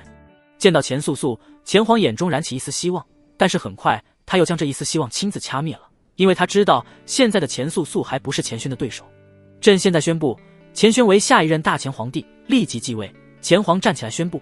素素还没参加对决呢，这么快就宣布结果了。秦云本来不打算管大前王族的事，但是刚刚钱轩看向自己的时候，目光闪动着寒意和不善，更别说钱轩胳膊肘往外拐，一旦他成了大前皇帝，指不定会派人对付自己和素素。秦云虽然不怕钱轩，但也不会让他如意。素素修为不足，还是算了。楚王连忙阻止，原本他是打算让钱素素试一下，但是察觉到钱轩神色不善，很可能要出事，所以干脆就算了。楚王放心吧，以素素的实力，对付他应该没多大问题的。秦云故意大声说道。钱轩的脸一阵青一阵白，眸中有怒火在翻涌。楚王察觉到秦云一脸自信，不由多看了一眼钱素素，难道秦云给钱素素留了什么杀手锏？犹豫再三，楚王选择相信秦云。钱素素是吧？钱轩位于站台上，俯视着下方的钱素素，冷冷说道：“我听说你是楚王府一个侍女所生的庶出，侍女就是贱货，而你体内流着侍女的血，自然也是贱货。身为贱货的你，也妄图和我争夺皇位。”钱素素握紧拳头，眼眶通红，身躯在微微颤抖着。你以为你是大前王族的嫡传后人，就比他庶出高贵？素素的母亲虽然是侍女，但是她比你高贵多了。秦云说道。血脉比本公主的高贵，那本公主要看看你这个贱货所生的小贱货到底有多高贵，立即滚上来受死！钱轩横手指向钱素素。钱素素小脸通红，不是害羞，而是被气的。素素，你记住了，纵使是大前王族的血脉，也远远比不上你母亲留给你的血脉高贵。秦云对钱素素说道。去吧，让世人看看你母亲留给你的血脉到底有多么强大。我知道了，秦云哥哥，我不会让母亲还有你失望的。钱素素毅然抬起头，虽然眼眶通红，泪水在里面滚动，但是她的目光坚决。钱素素一步迈出，脚下发出清脆的声响，一朵璀璨的冰莲生出，第二步迈下，又有一朵冰莲滋生。哇！众人惊呼，如此神异的场面，在场之人还是第一次见。就连坐在台上的钱皇都吃惊地看着钱素素，这种能力难道是钱素素的血脉之力？钱轩看着钱素素步步生冰莲，先是一愣，然后见所有目光都集中在钱素素身上，不由心生妒恨。雕虫小技，也敢在本公主面前班门弄斧，给本公主破！钱轩一掌拍出，滚滚气劲带着排山倒海的气势冲向钱素素。破空杀！钱皇和楚王顿时有些坐不住了。这是寒玉宫的地级战技，钱轩已经修到了小成，别看隔空释放气劲，但是他的威力却不会减弱分毫，而且他可以长距离伤敌。一般人不了解破空杀，会以为隔空气劲威力不会强，然后就吃亏了，运气不好还会被轰杀。破空杀气劲就要轰中钱素素的时候，他的身上突然爆发出了冰蓝光芒，然后密集的冰晶组成了一面护盾挡在面前。轰！破空杀气劲消散了，冰晶护盾只是晃动了一下。钱轩的脸色顿时变了，他刚刚可是动用了90%的力量，竟然都没办法击碎这冰晶护盾，那他的防御该有多强？我不信破不开你的这块冰晶护盾！钱轩恼怒之下连连出手，而且全力施展破空杀，3股气劲接连释放，排山倒海的气势轰隆而至，众人不免担心起来，钱素素的冰晶护盾是否能挡得住？轰3股气劲打在冰晶护盾上，只是让它晃动了几下。大前王族众人都惊了，这是什么防御？竟然坚实到了这等程度！谁都没想到钱素素的防御会如此强，钱轩全力出手之下都无法破开钱素素的防御。就算你防御强又有什么用？你能赢得了我？大不了我们就耗着，等你力量耗尽，我会撕碎你这个小贱货的脸，然后送你去见你那个贱货母亲。钱轩忍不住怒骂道：不许你羞辱我母亲！钱素素大声喊道。轰！钱素素周身的冰晶爆开了，变成了一朵巨大的冰帘，将整个站台都轰爆了，冰晶变成密集的碎片，射向四周。钱轩位于其中，被爆开的冰晶掀飞了出去，密集的冰晶刺破了他的周身。要不是穿着青黑青甲的话，他早就被冰晶贯穿身体了。纵使如此，裸露在外的皮肤都变得血肉模糊起来。钱轩跌落到站台的角落，被冻得索索发抖，全身传来的剧痛让他心中的怨恨更加浓烈了。这时，钱素素悬空而立，在他的脚下升起了一朵巨大的冰帘，寒气环绕之下，钱素素如同传说中的神女将士，美得让人移不开目光。再看钱轩，浑身都是血，而且大口喘着粗气，加上刚刚他接连破口大骂的贱人，就连齐轩都不想看他，而是将目光频频投向钱素素。众人看得出来，钱轩已经输了。修为上，钱素素不比钱轩低，他已经达到元海境，而在能力上，钱轩根本比不上钱素素，纵使钱轩再强，也挡不住钱素素的冰雹。钱轩咬着牙，缓缓抬起头，瞪着钱素素，眸中闪动着浓浓的嫉恨。贱货，你只不过比我早觉醒了血脉而已，我比你天赋更高，以后我必然也会觉醒同样的血脉，甚至比你更强。你觉醒不了，素素觉醒的血脉来自她的母亲。秦云的话就像是一把刀子插入钱轩的心脏，令他的心在剧烈抽搐。不可能，一个侍女贱货怎么会有这么强的血脉？你在骗我！钱轩咆哮怒吼着，打死他都不相信。虽然钱素素的母亲沦为了侍女，但是她身上拥有高贵的血脉是毋庸置疑的，只是没有觉醒而已。哪怕是侍女所留的血脉也比你高贵千倍万倍。秦云的话就像一柄接一柄的刀子，扎得钱轩痛不欲生。我不信，贱货，给我去死！钱轩扑向钱素素，钱素素随手一挥，冰晶爆裂，钱轩被轰飞了出去。这一次他没那么幸运了，从站台上跌落了下去，重重砸在地上。钱轩身上的青黑青甲抵挡住了几乎全部的攻势，所以他的伤势并不严重，但是他已经跌落站台下方了。看着钱轩，钱皇的面色难看至极。如果将大钱王朝交给钱轩的话，大钱王朝距离灭国也不远了。还好天佑大钱诞生了钱素素这个后人。这一场对决，钱素素赢。钱皇立即宣布结果。不，我没有输，我还能战，不能算输。钱轩挣扎着就要冲上站台，钱皇随手一挥，将钱轩震了下来。钱轩，你闹够了没有？钱皇怒道。闹？你认为我是在闹？钱轩看向钱皇，满脸都是血的他显得更加狰狞了。钱汝，我是你的女儿，你既然向着一个庶出的贱货，也不愿意让你的女儿继承皇位。钱轩，你再闹下去，朕可就不客气了。钱皇勃然大怒。好一个不客气，怎么，你还打算要杀他？齐轩站起身，来到了钱轩的身前，漠然地看着钱皇，一字一句地说道：别忘了，钱轩可是我师尊的弟子，就算他是你女儿，但他也是我寒玉宫的长老亲传弟子。见到有齐轩撑腰，钱轩的腰板立即直了起来。不要怕，有师兄在，没人敢动你。齐轩对钱轩安慰道：你受了委屈，师兄和寒玉宫都会为你讨回公道的。钱轩连连点头，心中感动不已。还是师兄和寒玉宫好，大钱王族就是个狗屁，还血脉亲人呢，没一个帮自己的。给我等着，等我继承皇位以后，反对自己的全部杀了，剩余的都关起来。好了，我们玩也玩够了，钱皇，你该传位给钱轩了。齐轩站起身对钱皇说道：通过对决来定皇位继承人，这是昨天就已经约定好的，怎么，你们寒玉宫想要反悔？楚王怒道：昨天我们确实有约定，但是我们可没说谁赢了就是继承人，我们只是让你们对决一下而已。不管输赢如何，大钱王族都只有一个皇位继承人，那就是钱轩师妹齐轩的语气充满了霸道。钱皇等人顿时面色铁青起来。你能代表寒玉宫？钱皇沉声问道。他是寒玉宫弟子，自然能代表我寒玉宫。一名浑身笼罩在黑气的年轻男子破空而来，四周的气流在瞬间凝固了，不少人都感受到了窒息的压迫感。钱皇和楚王的神情变得凝重起来。此人是寒玉宫三长老的二弟子沈雾，修为还在齐轩之上。二师兄，你怎么来了？钱轩既意外而又欣喜。我要是再不来，就有人要骑到我们寒玉宫第三分殿的头上来了。沈雾冷冷地瞥了钱皇等人一眼。突然，教场正门传来惨叫，3名护卫飞了进来，跌落在地上，已经血肉模糊了。区区几个皇宫护卫也敢拦我？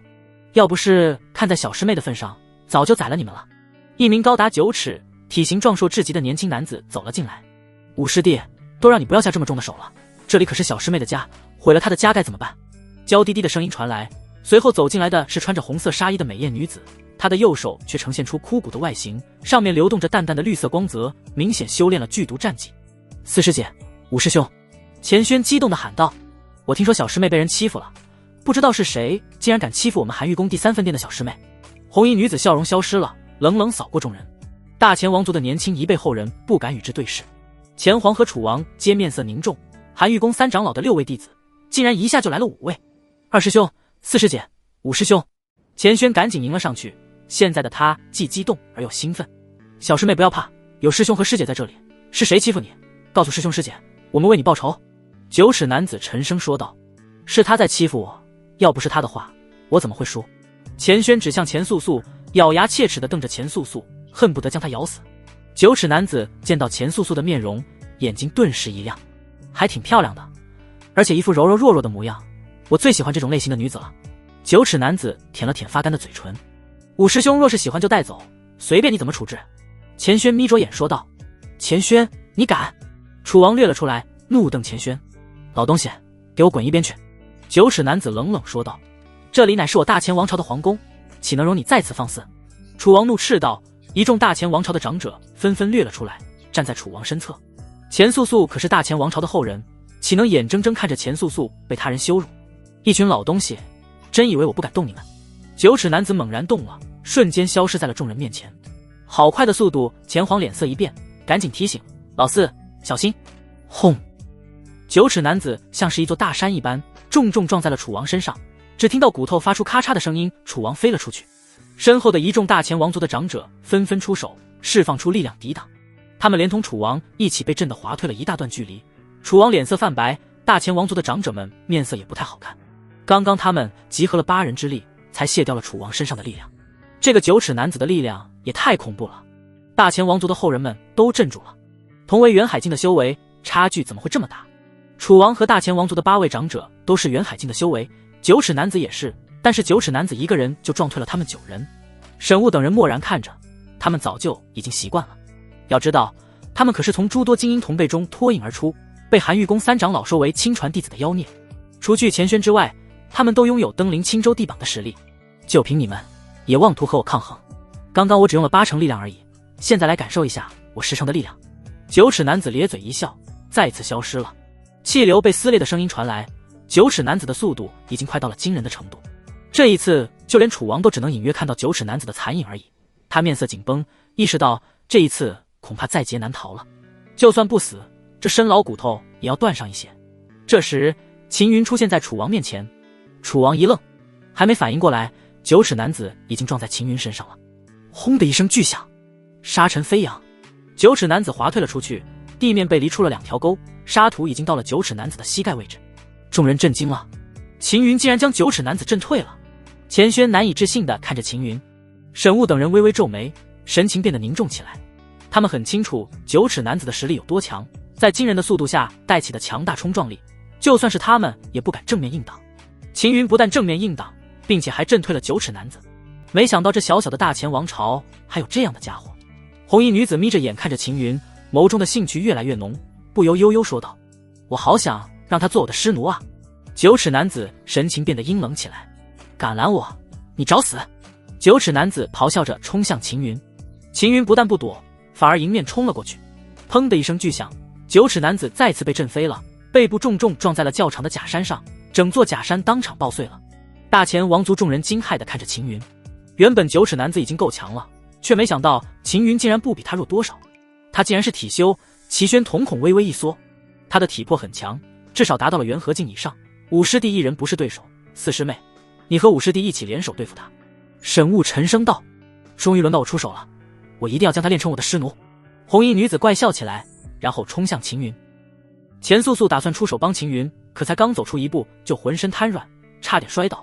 她才发现刚刚释放出血脉能力后，真气耗尽了，这可怎么办？钱素素焦急起来。红衣女子和9尺男子联手，从左右两侧杀向秦云，他们的速度都非常快，力量也很强。秦云催动真气，强大的体魄之力不断释放，拳脚轰爆气流，力量不断冲击着红衣女子和9尺男子2人。2人接连被震退。红衣女子面色紧绷，此刻她才意识到秦云有多强大，拳脚力量都非常强，她都不敢正面应接。自从上次和轩辕武交手之后，秦云不但实战能力暴增了一大截，而且还学会了该如何分配力量。接连交手下，秦云对自身力量的运用越来越随心所欲，两个人联手，正好拿他们练一下手。九齿男子脸色越来越难看，因为他感觉秦云越来越强了。当即他意识到了什么，连忙喝道：“师姐，他在拿我们练手，混账东西，敢耍我们，我宰了你！”红衣女子暴怒，尖锐的指甲散发出一股淡淡的异香，这是一种剧毒。九齿男子脸色变得惨白起来，因为剧毒已经侵入体内了。红衣女子丢了一颗丹药过去，九齿男子一口吞下后才化解掉侵入体内的剧毒。再看秦云，依旧没有变化。怎么会这样？红衣女子神情变得凝重起来，这可是她亲自炼制的最强的剧毒，只要沾染到一点就能中毒倒地。但是秦云还是没有任何反应。其实秦云已经被剧毒侵入，只是被吞天神脉炼化了。我们一起联手围杀他。齐轩也冲了过来，与红衣女子二人一起联手，形成三人合围之势。三人没有留力，而是催动地级战技，准备轰杀秦云。魔化，秦云体内涌动出强大的力量，爆发出来的力量顿时将齐轩三人冲飞了出去。他们被震得五脏六腑晃动，嘴角同时一血。观望者们都镇住了，就连沈雾都心中一颤，没想到这秦云实力会强到如此程度。即魔霸体诀，秦云浑身涌动出更加强大的力量，整个人速度暴增，宛若流星一般重重砸在齐轩三人之中。轰！大地爆开了，恐怖绝伦的力量冲击下，齐轩三人飞了向各处。红衣女子撞在一根巨柱上，腰部从中间断掉了，还来得及喘一口气，就当场断气了。九齿男子整个胸骨凹陷，五脏六腑全部碎裂，多喘了2口气，就再也撑不住了。齐轩实力最强，虽然没死，但是浑身骨头断了大半，只剩下一口气了。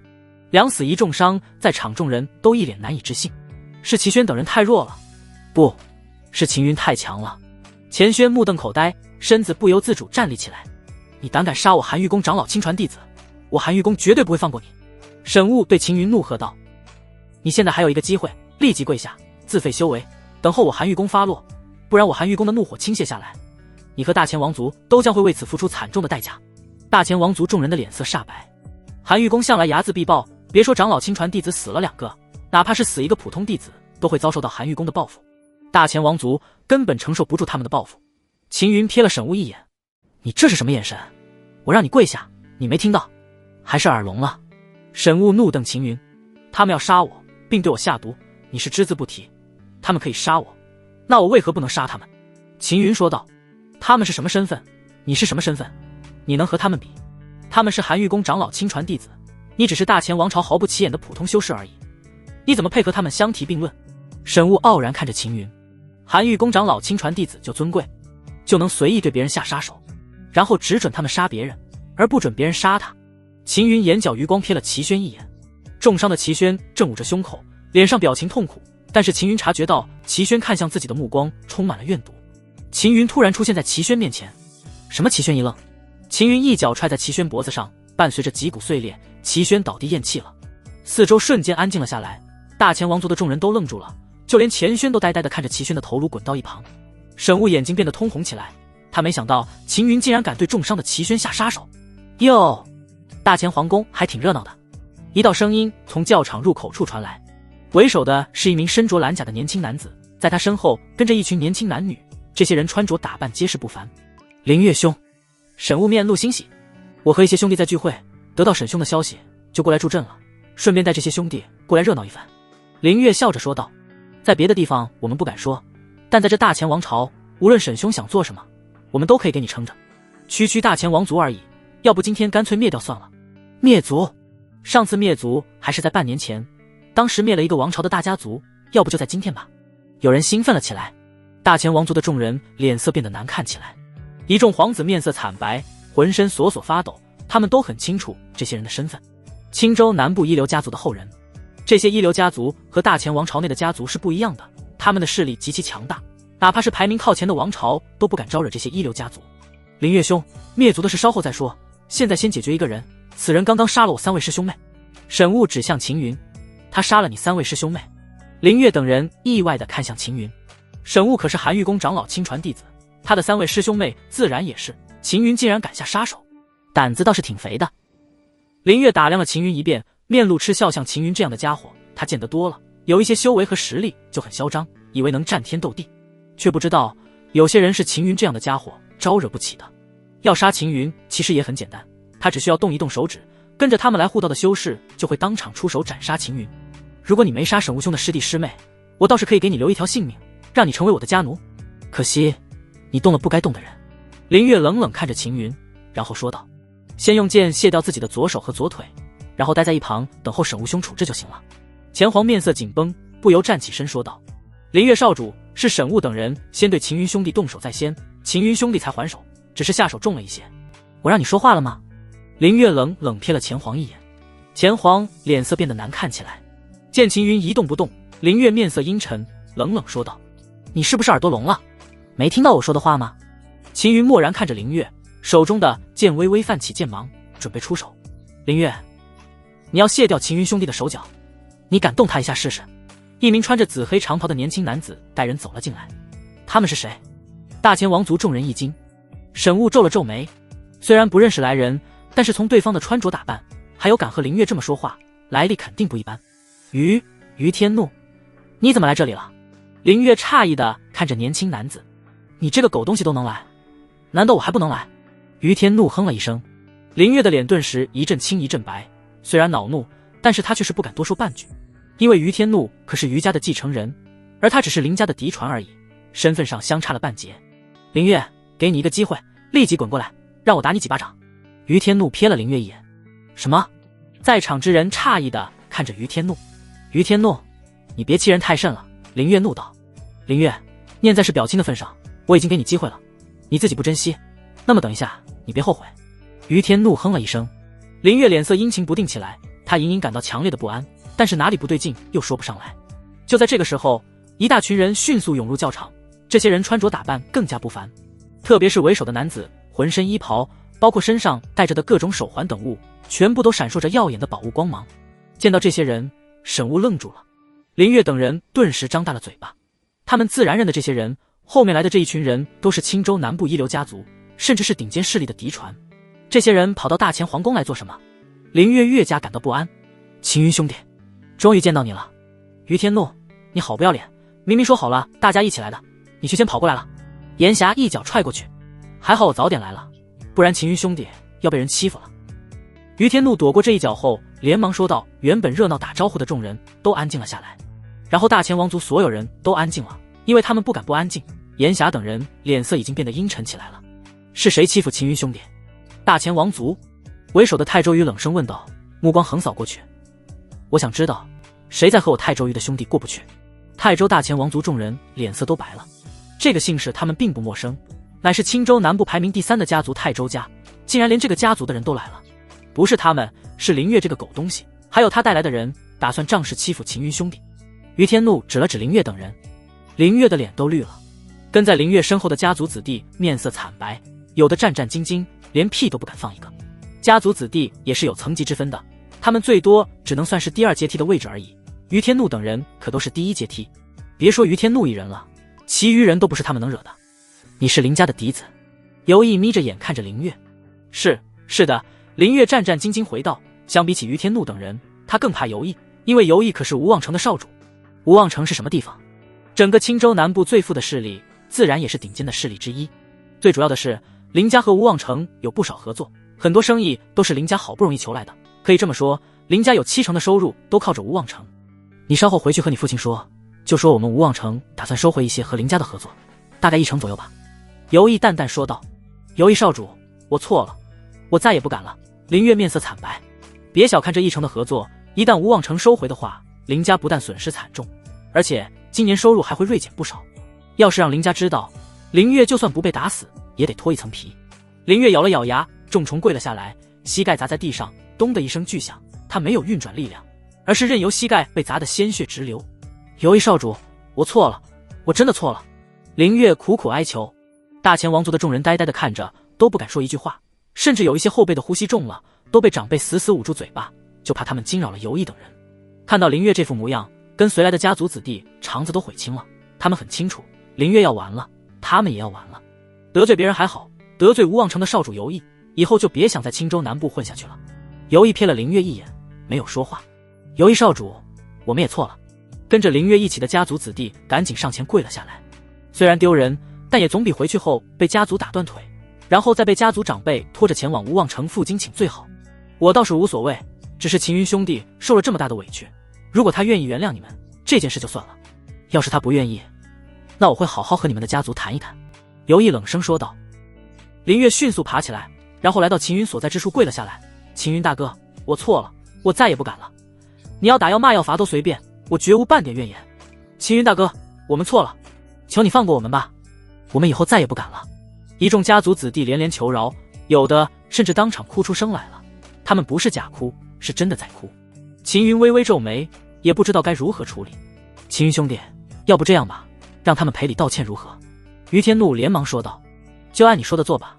秦云点了点头。你们听好了，秦云兄弟同意赔礼道歉。你们已经道歉了，赔礼的话自己想吧。于天怒哼声道。于天怒，表兄，我身上并没有带什么东西，要不我回去准备一番，后面再送来如何？林月一脸恳求。也可以，准备好一些的礼物，别拿一些垃圾东西过来充数，要是让我们知道的话，到时候我们可就不会这么客气了。于天怒冷哼道。表兄放心，我们知道该怎么做。林月赶紧应声，同时心里松了一口气，这一关算是过了。至于赔礼，肯定是要出血的了。于天怒都已经警告了，不能拿垃圾，敢拿垃圾的话，到时候尤毅追究起来，他们就吃不了兜着走了。沈雾林月心里恨透了沈雾，早知道会招惹到尤毅等人，他就不该来。现在好了，不但什么都没捞到，反而还亏大了。随后林月等人纷纷告辞了。走的时候，林月连看都没看沈雾一眼，他现在都已经自身难保了，哪还有空管沈雾的死活？沈雾脸色极其难看，他没想到事情会变成这样。钱轩一脸呆滞。现在轮到你们了。于天怒眉毛一挑，目光投向了沈雾。我们韩玉宫已经死了3位长老亲传弟子，这是我们韩玉宫和他的事，与你们没任何关系。沈雾沉声说道。你们韩玉宫的人不好好待在你们的青州东部，偏偏跑到我们青州南部来闹事，你觉得这是你们韩玉宫和秦云兄弟的事吗？泰州瑜沉声说道。泰州少主，他们韩玉宫想要逼我们陛下退位。楚王适时开口说道。沈雾脸色一变，对楚王喝道。你在胡说什么？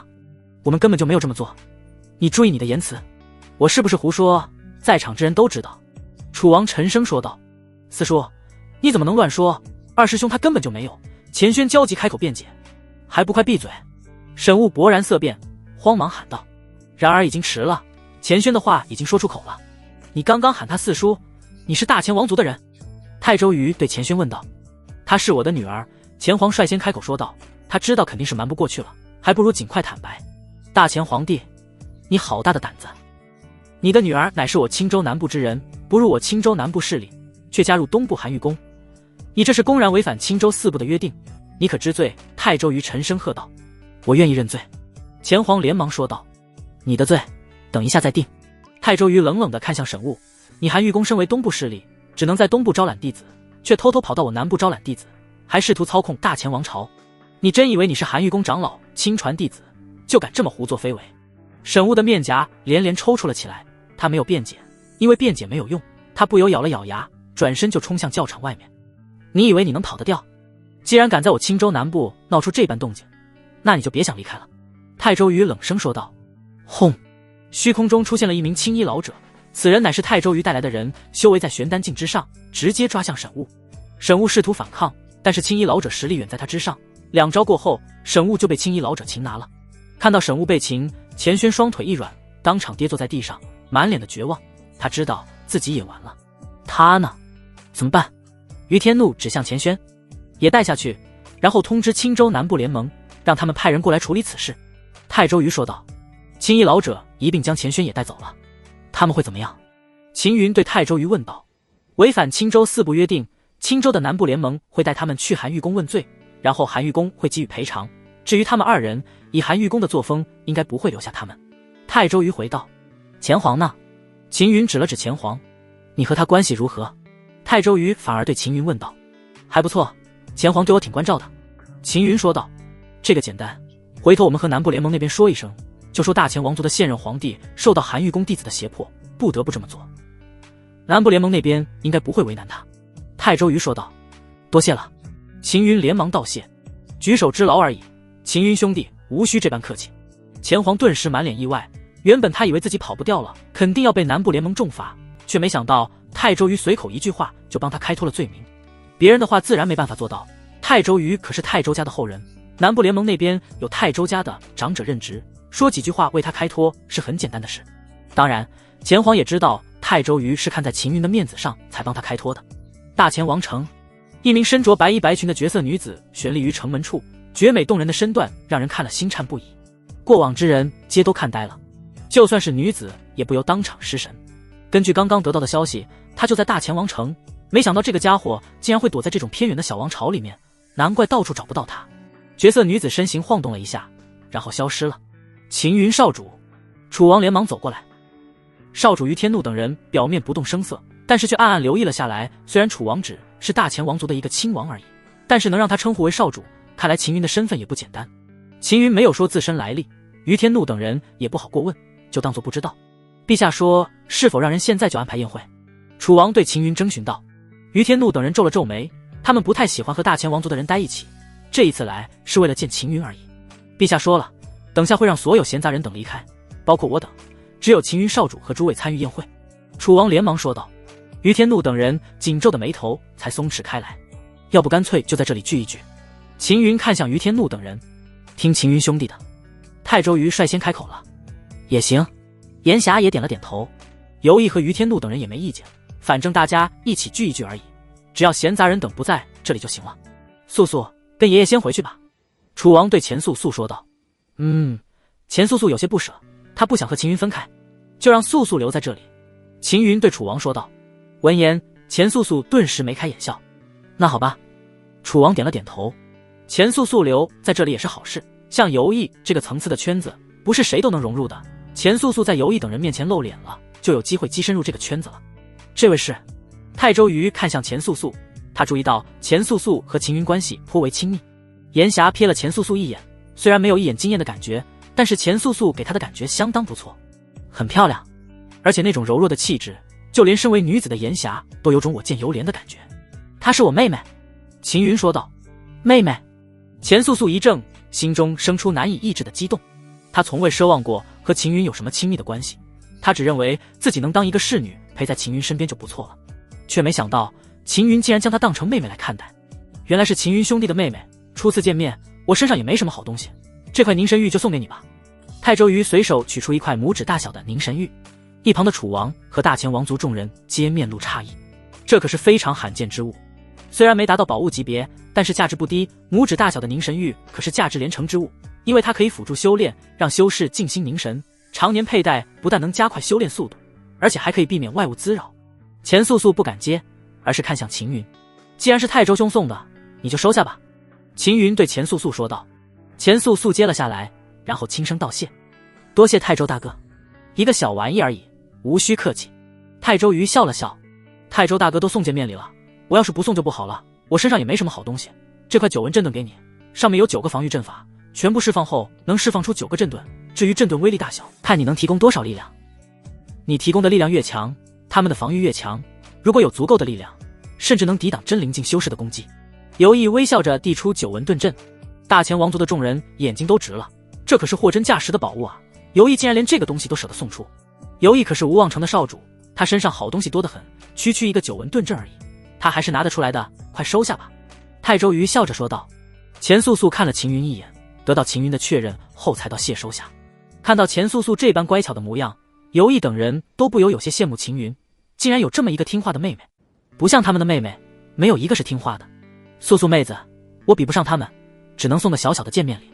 于天怒也送出了一份礼物，其余人先后送出各种见面礼，就连严霞都送出了一件能散发着百花香的特殊发簪。这些人送的东西虽然没有泰州于他们的好，但每一样都是价值都不低。大前王族的众人羡慕的眼睛都发红了。宴会很快布置好了，大前王族一众皇子都舍不得离开，但最后还是被严令赶走了。以你们的身份，怎么会在虚境引导别人？秦云问道。严霞等人一看就是身份不凡的年轻人物，特别是泰州瑜和尤毅，众人都以他们为首。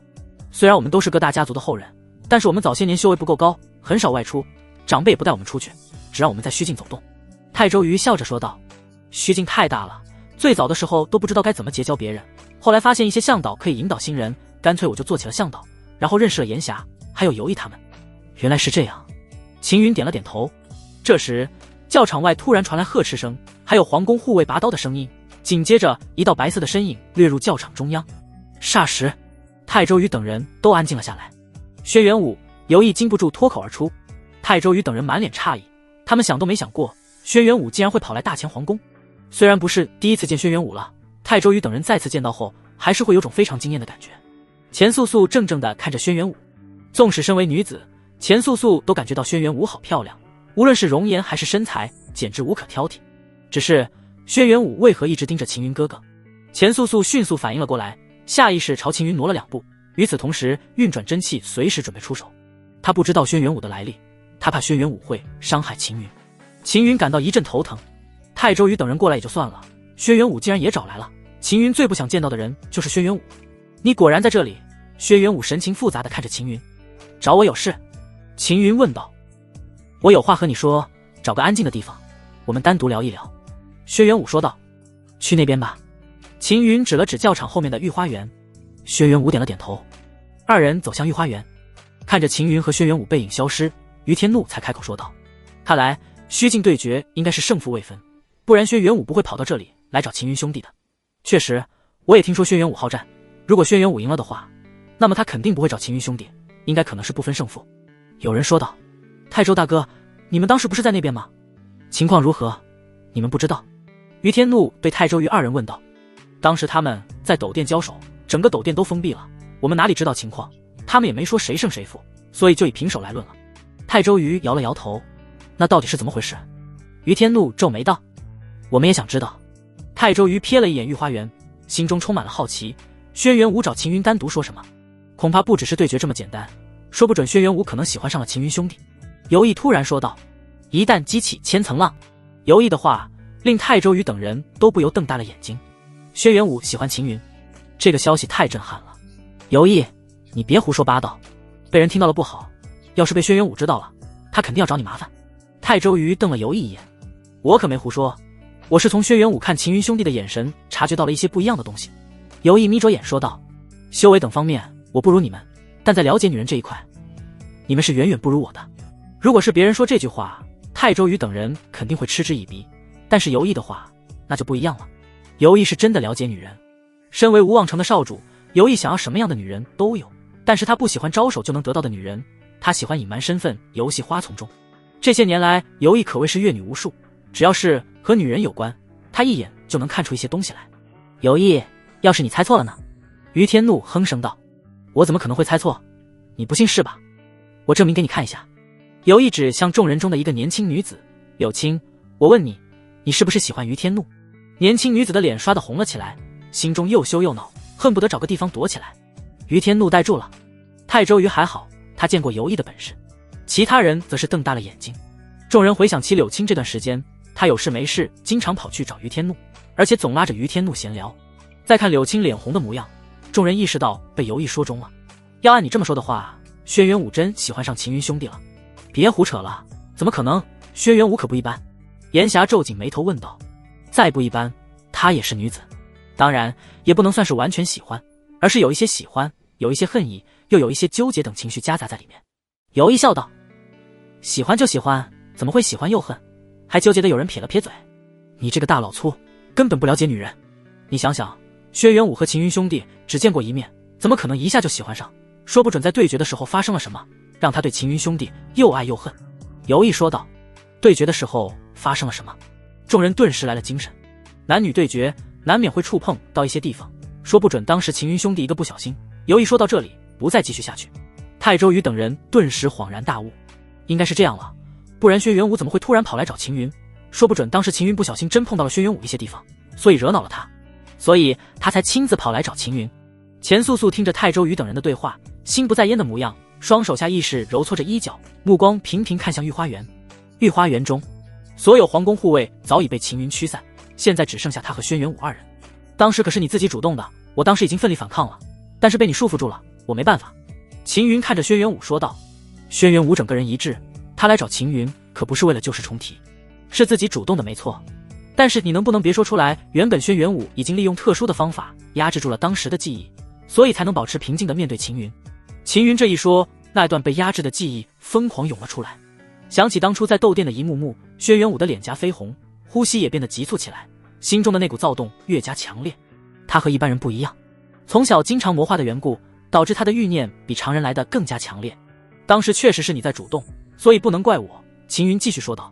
不要再说了。轩辕武赶紧打断秦云的话，再让秦云继续说下去的话，他恐怕又要控制不住自己了。不说就不说。秦云耸了耸肩。轩辕武深呼吸了几下后才恢复过来，虽然现在情绪已经基本平复，但是看到秦云的时候还是有种心猿意马的感觉，忍不住又会想到斗殿的一幕幕。轩辕武强行压制下自己的情绪，然后对秦云说道，我这次来找你不是计较先前之事，我只是想知道你到底怎么压制住体内的魔气的。从小到大，轩辕武饱受魔气问题侵扰，始终无法解决，哪怕体内有封印也只能缓解，无法从根源上来解决。这些年来，轩辕武一直在找寻各种方法，但是却都无法解决问题，直至遇到秦云。轩辕武没想到秦云竟然能完全掌控魔气，如果能从秦云这里找到掌控魔气的方法，那么他以后就不用再担心会突然魔化了。轩辕武并不知道秦云魔化能保持理智是因为吞天神脉的缘故，这是秦云的秘密，怎么可能告诉他？秦云只好编一个理由，我这是天生的，没有方法，你开个价吧，或许想要什么东西交换。轩辕武说道。我都已经说了，是真的没有办法。秦云摇了摇头。轩辕武不信秦云肯定想要坐地起价，迟疑了片刻后说道，这样吧，你说说你的条件。秦云懒得废话，转身就走。轩辕武拦住秦云，美眸直视着他，我非常需要掌控魔气的方法，你开个条件吧，无论你开的是什么条件，我都会尽力满足。秦云眉头紧皱，都已经说了没有办法，轩辕武还在继续纠缠，反正我说了没有办法就没有办法，你再拦我就休怪我对你不客气了。秦云绕开了轩辕武，这一次轩辕武没有再拦着秦云，而是跟了上去，就这么跟在秦云的身后，距离他只有3步而已。既然轩辕武想跟着，那就跟着吧，只要不来挡路就行了。秦云和轩辕武一前一后走出御花园，开始泰周瑜等人还没觉得有什么，等看到秦云走来，轩辕武紧紧跟在后面的时候，他们立即意识到不对劲了。轩辕武是什么人？最近崛起的青州南部顶尖妖孽，有望冲击青州地榜第1位，现在竟然跟在秦云身后，难道刚刚在御花园的时候，二人已经捅破那一层窗户纸了？是轩辕武主动，还是秦云主动？泰周瑜等人心中充满好奇。秦云兄弟比我强多了，尤亦心悦诚服，他自认阅女无数，追求女子的能力也不差，可是和秦云比起来还是差多了。仅仅2次见面就让轩辕武紧随其后了，这速度，这能力，尤亦发自内心的佩服。钱素素看着秦云和轩辕武一前一后走出，心里有种酸酸的感觉，他也清楚自己比不上轩辕武，既然秦云和轩辕武好上了，那他只能衷心祝福，当妹妹也好，至少在秦云的心中，他还是有一个位置。钱素素很快释然了，她不敢奢求太多，也不敢要求太多，因为她本身的出身就远不如轩辕武。她很清楚，如果不是秦云的话，她依旧是一个毫不起眼的庶出，没人理也没人疼，就如同路边的野草一样，无人注意。对于钱素素来说，能跟在秦云身边已经很满足了。这时，一名家族后人掠了过来，泰周兄，那个叫做沈雾的家伙终于招了，还真被你猜中了，果然有问题。是什么问题？泰周瑜连忙问道。大前王族长公主钱轩在自己封地的一座废弃灵石矿得到一些特殊的极品灵石，献给韩玉宫3长老。韩玉宫3长老从中发现异样，派沈雾等人过来查探，结果发现废弃的灵石矿里面有新的秘境，并且即将开启。为了独吞秘境，韩玉宫3长老让沈雾辅佐钱轩成为大前皇帝，打算借助大前王族的力量封锁秘境入口，以达到掩人耳目的效果。泰周瑜等人神情变得凝重起来，就连轩辕武都有些动容了。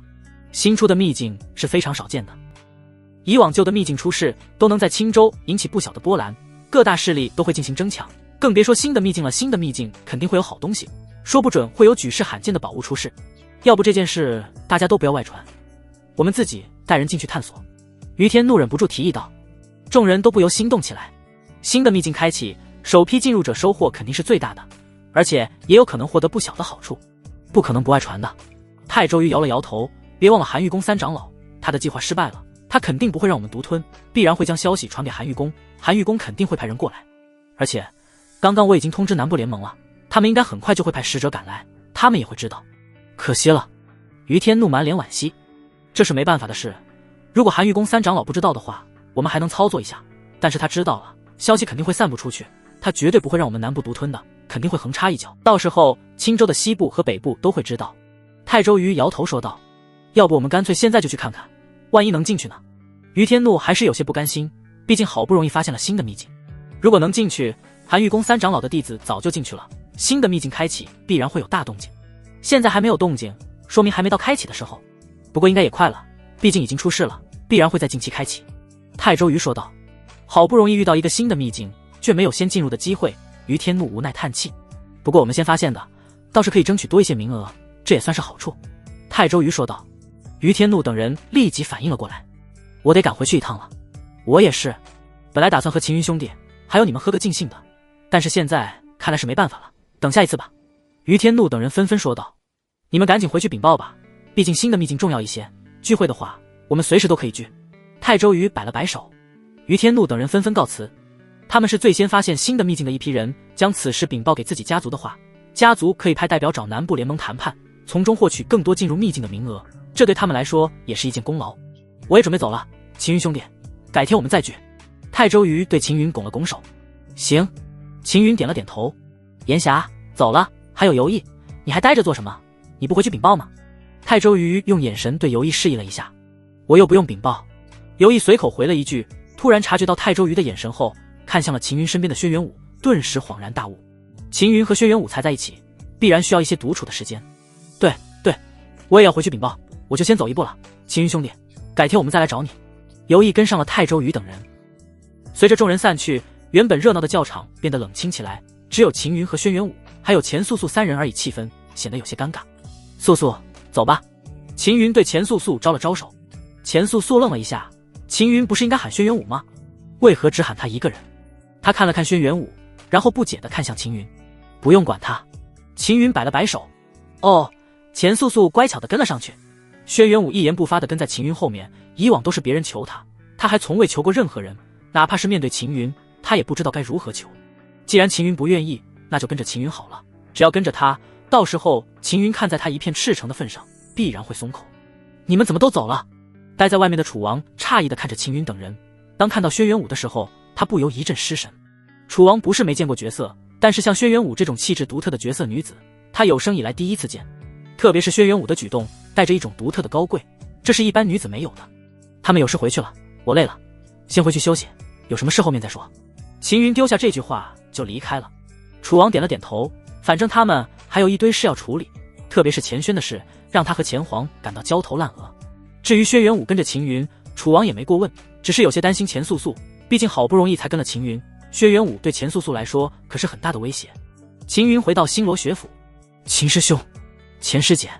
过往的星罗学府的学员纷纷热情地打招呼，他们看到跟在秦云身后的轩辕武的时候，都不由露出惊艳的神情。没想到秦云会带回来如此角色。轩辕武早已习惯被人注视，他并未理会这些人，而是好奇地打量着星罗学府四周。星罗学府和东域上层天的星罗圣地到底有什么关系？为何二者的建筑风格会如此相似？莫非是星罗圣地遗留在下层天的传承？轩辕武打量了片刻后就收回了目光，没有再理会，反正他也只是心里有些好奇而已，并不打算追根究底。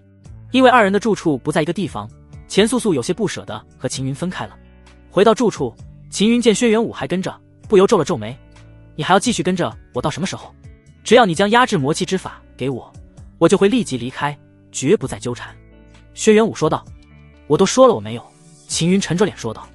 你当我是3岁小孩？我翻阅数十万古籍，有一些古籍上说了魔气有镇压之法，就是失传了而已。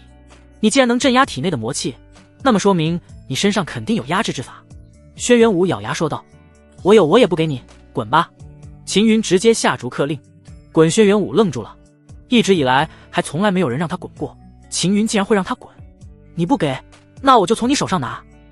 轩辕武的心一横，直接出手抓向秦云，想要制住秦云来获取魔气镇压之法好快的速度。秦云有些诧异，轩辕武的实力竟然比在虚境的时候强了一大截，当然也和他的修为有关，他释放出来的真气已经达到了元海境第9重，秦云只有元海境第3重的修为。魔化！秦云一拳捶了过去。轰！二人同时被震退。轩辕武的呼吸变得急促起来，又来了。每一次秦云魔化的时候，他的封印就会有松动的迹象，只能速战速决了。轩辕武迅速闭上双眼，然后猛地睁开。霎时，强大无匹的剑气环绕轩辕武周身，这一次的剑气比起上一次更强，甚至剑气泛起了白色。感受到轩辕武的剑气，秦云也释放出了天罡剑气。两股剑气疯狂涌动。你确实不弱，但是当时在虚境的时候，因为你的魔气影响到了我，以至于我只能发挥出一部分实力。轩辕武取出一颗黑色的丹药吃了下去，随着丹药吞服，他体内的封印彻底稳固了下来。紫色剑气冲天而起，轩辕武浑身上下遍布着惊人的剑气，每一寸皮肤，每一缕头发都蕴含着剑气。秦云感受到了窒息的压迫感。相比起当初在虚境内，现在的轩辕武不只是强，而是强的可怕，哪怕是释放出来的剑气都散发着强大的力量。你不是我的对手，不想吃苦头的话，就将压制魔气之法交给我。轩辕武脚踏紫色剑气，美眸凝视着秦云。别做梦了。秦云哼了一声，即魔霸体诀。接近天级的战绩爆发出了更强的历练，秦云的身躯出现了密密麻麻的独特纹路，力量暴增之下，冲破了轩辕武带来的压迫感。你以为像上次那样能扰动我？轩辕武的手一挥，所有剑气凝聚成一柄巨大的紫剑。斩！轩辕武轻喝，紫剑当空斩落。轰隆！房屋被震得粉碎，四周的院落瞬间被夷为平地。尘埃之中，秦云双手撑着巨大的紫剑。轩辕武神色微动，没想到自从上一次后，秦云的实力竟然又变强了不少。你的体魄很强，能接下我这一剑的一重力，算是不错了。可惜你挡不住第二重力。轩辕武淡淡说道。轰！紫剑再次爆发出更强的力量，大地沉陷，秦云的半个身子陷入了地下，身上皮肤出现了细微的裂痕。你竟然还能接下第二重力？轩辕武惊讶地看着秦云，终究还是低估了秦云的体魄，他的体魄竟然强到了如此程度。第三重力你是接不住的，不想受伤的话，还是赶紧认输，并交出压制魔气的方法吧。轩辕武对秦云说道。是吗？秦云突然想起一道剑名，紧接着轩辕武看到了无尽的深渊，而在里面有着密密麻麻的剑，这些剑蕴含着极其可怕的力量，这些是足以将他斩碎的剑。剑意轩辕武震惊地看着秦云，没想到秦云竟然领悟了剑意，给我破！秦云咬牙催生出天罡剑意，无尽深渊中的成千上万的剑冲了出来。轩辕武面露骇然，他想要躲避，却始终无法避开。这是剑意的力量，比起剑气更加可怕。剑气有形，剑意无形，无形的剑意拥有斩灭一切的可怕威能。庆幸的是，无尽深渊中的剑没有出来，而是在入口处就停止了下来。秦云的力量耗尽了，只能将天罡剑意催发到手臂位置，虽然没有完全释放出来，但还是令紫色巨剑崩碎了。看着碎裂消失的紫色巨剑，轩辕武神情复杂至极。他没有再继续出手，因为他输了，他释放出的修为达到了元海境第9重，本身就占据了修为优势，而且还动用了3重力。在这样的情况下，还被秦云击碎了紫色巨剑，他输得很彻底。如果秦云能完全释放出天罡剑意的话，他根本就挡不住秦云的攻势。轩辕武能体会到剑意的可怕，除非他动用更强的底牌，或是将修为提升到玄丹境。轩辕武不想这么做，为何不出手了？你应该还有余力的。秦云喘着粗气看着轩辕武，刚刚释放出天罡剑意后，体内真气耗尽了，又不是生死搏杀，没有这个必要。我输了，我不会再来纠缠你。轩辕武深深地看了秦云一眼，转身就走。看着轩辕武的背影，秦云心中有些愧疚，自己对他是不是太过于无情了一些？你等一下！秦云喊道。有事？轩辕武转过头。我确实没有压制魔气的方法，但是有一个方法倒是可以试一试，就是像在虚境陡巅的时候一样。秦云说道。风！一道紫色剑气斩在秦云身后，将整座假山斩成了2半。你将我当成什么人了？轩辕武愤怒地瞪着秦云，当时只是因为意外，所以才会发生那样的事。我不是说那样，而是当时我吸收你的魔气，我可以尝试吸收你的魔气，如果能将你的魔气吸干呢，那么问题不就解决了？秦云连忙解释道。听到只是吸收魔气，轩辕武的脸色好转了许多。你不会以为我想对你做什么吧？秦云看着轩辕武匀称完美的身段，不由想起了在虚境斗殿的疯狂一幕，心头一阵火热。轩辕武的脸色泛寒。什么叫做不会对他做什么？难道他长得很丑吗？轩辕武本想说几句话扳回局面，但在想到自己有求于秦云后，就没有和秦云计较了。还有，我帮你吸收魔气也不是白白帮忙，我要学你的3重力。秦云对轩辕武说道。你要学3重力？轩辕武瞥了秦云一眼。怎么？难道不能学？不是不能学，而是你未必能学得会。轩辕武说道。你不教，怎么知道我学不会？秦云反问道。既然你要学，我教你也可以，至于能不能学会，那是你的事了。轩辕武倒是无所谓，3重力之法并不是什么隐秘之法，在上层天只要花费一些代价就能买到。但是三重力可不像战技那么容易修成，他对力量的掌控要求非常强，能学成之人很少。轩辕武取出一颗特制的青铜珠子丢给秦云，然后说道：“你先将它打爆成大小差不多的碎片，这个应该不难吧？”秦云接过来后，一拳砸在青铜珠子上，砰！青铜珠子碎了一地。看，已经碎了。秦云说道：“我说的是大小差不多的碎片，你看看它的碎片有大有小。”轩辕武指了指地上的青铜珠子，大小差不多的碎片，这怎么可能做到？秦云摇头说道：“做不到。你看好了。”轩辕武取出了另一个特制的青铜珠子，然后一指点在它上面，青铜珠子爆开了，密密麻麻的碎片溅落在各处。这些碎片大小相仿，没有一块过大，也没有一块过小。秦云吃惊地看向轩辕武，轩辕武说道：“将它打爆成大小相同的碎片只是第一步而已，这是对自身力量的掌控达到了一定的程度。第二步则是控制在9块碎片的程度，而且每一块碎片大小一模一样，还要控制在9块，而且大小一模一样的程度。这不可能吧？”秦云摇了摇头：“不可能。”轩辕武瞥了秦云一眼，再次取出一颗青铜珠子，然后一指点在上面，青铜珠子爆开了，9块碎片落在地上，每一块大小都一模一样，没有任何的区别。这就是入微的境界，力量掌控入微，唯有达到入微的境界，才能施展出三重力。这里面有上百万颗青铜珠子，你慢慢修炼吧。1天之内达不到第一步，那你就不用修炼了，说明你没有这个天赋，无法修成。明天的这个时候，我再来找你。轩辕武丢给秦云一个纳戒，然后离开了。秦云没有动，而是在回想着轩辕武出手点爆青铜珠子的每一个过程。当时秦云动用了极尽天眼，本想看看轩辕武运转力量的过程，结果意外发现轩辕武一指点在青铜珠子上的时候，力量爆开的过程。屡次回想，站了半个时辰后，秦云恍然大悟，原来是这样，我明白了。秦云取出一颗青铜珠子，然后一拳砸了过去，力量均匀分布向青铜珠子，伴随着青铜珠子碎裂，它竟然变成了9块一模一样的碎片。很难吗？还好吧。秦云再次回想了一遍轩辕武释放三重力的情景。1刻钟后，秦云一剑斩出，一道剑气化为3道，斩入不远处的大树。3重剑气接连爆发，树干先是断裂，然后爆开，最后是化为碎屑。高空中，玄天老祖隐匿于暗处，见到秦云修成三重力，玄天老祖不由抚须颔首，暗暗称赞少主成长得越来越快，也越来越强了。按照这样下去，用不了几年就可以去上层天见宗主了，届时我也可以跟着少主前往。想到这里，玄天老祖不由有些激动。突然，玄天老祖察觉到了什么，迅速收敛了兴奋之色，然后沉声说道：“阁下既然来了，为何不现身？”没想到小小的大前王朝竟然出了一个真灵境修士。一名银袍老者踏空而出，眯着眼看着玄天老祖：“你是大离王朝封家之脉的长老？”玄天老祖瞥了银袍老者一眼后问道：“你倒是有些眼界，我乃大离王朝封家之脉第9长老，我叫风流水。”银袍老者点了点头。大离王朝封家之脉竟然派一个真灵境的长老亲自到大前王朝来，不只是为了杀他吧？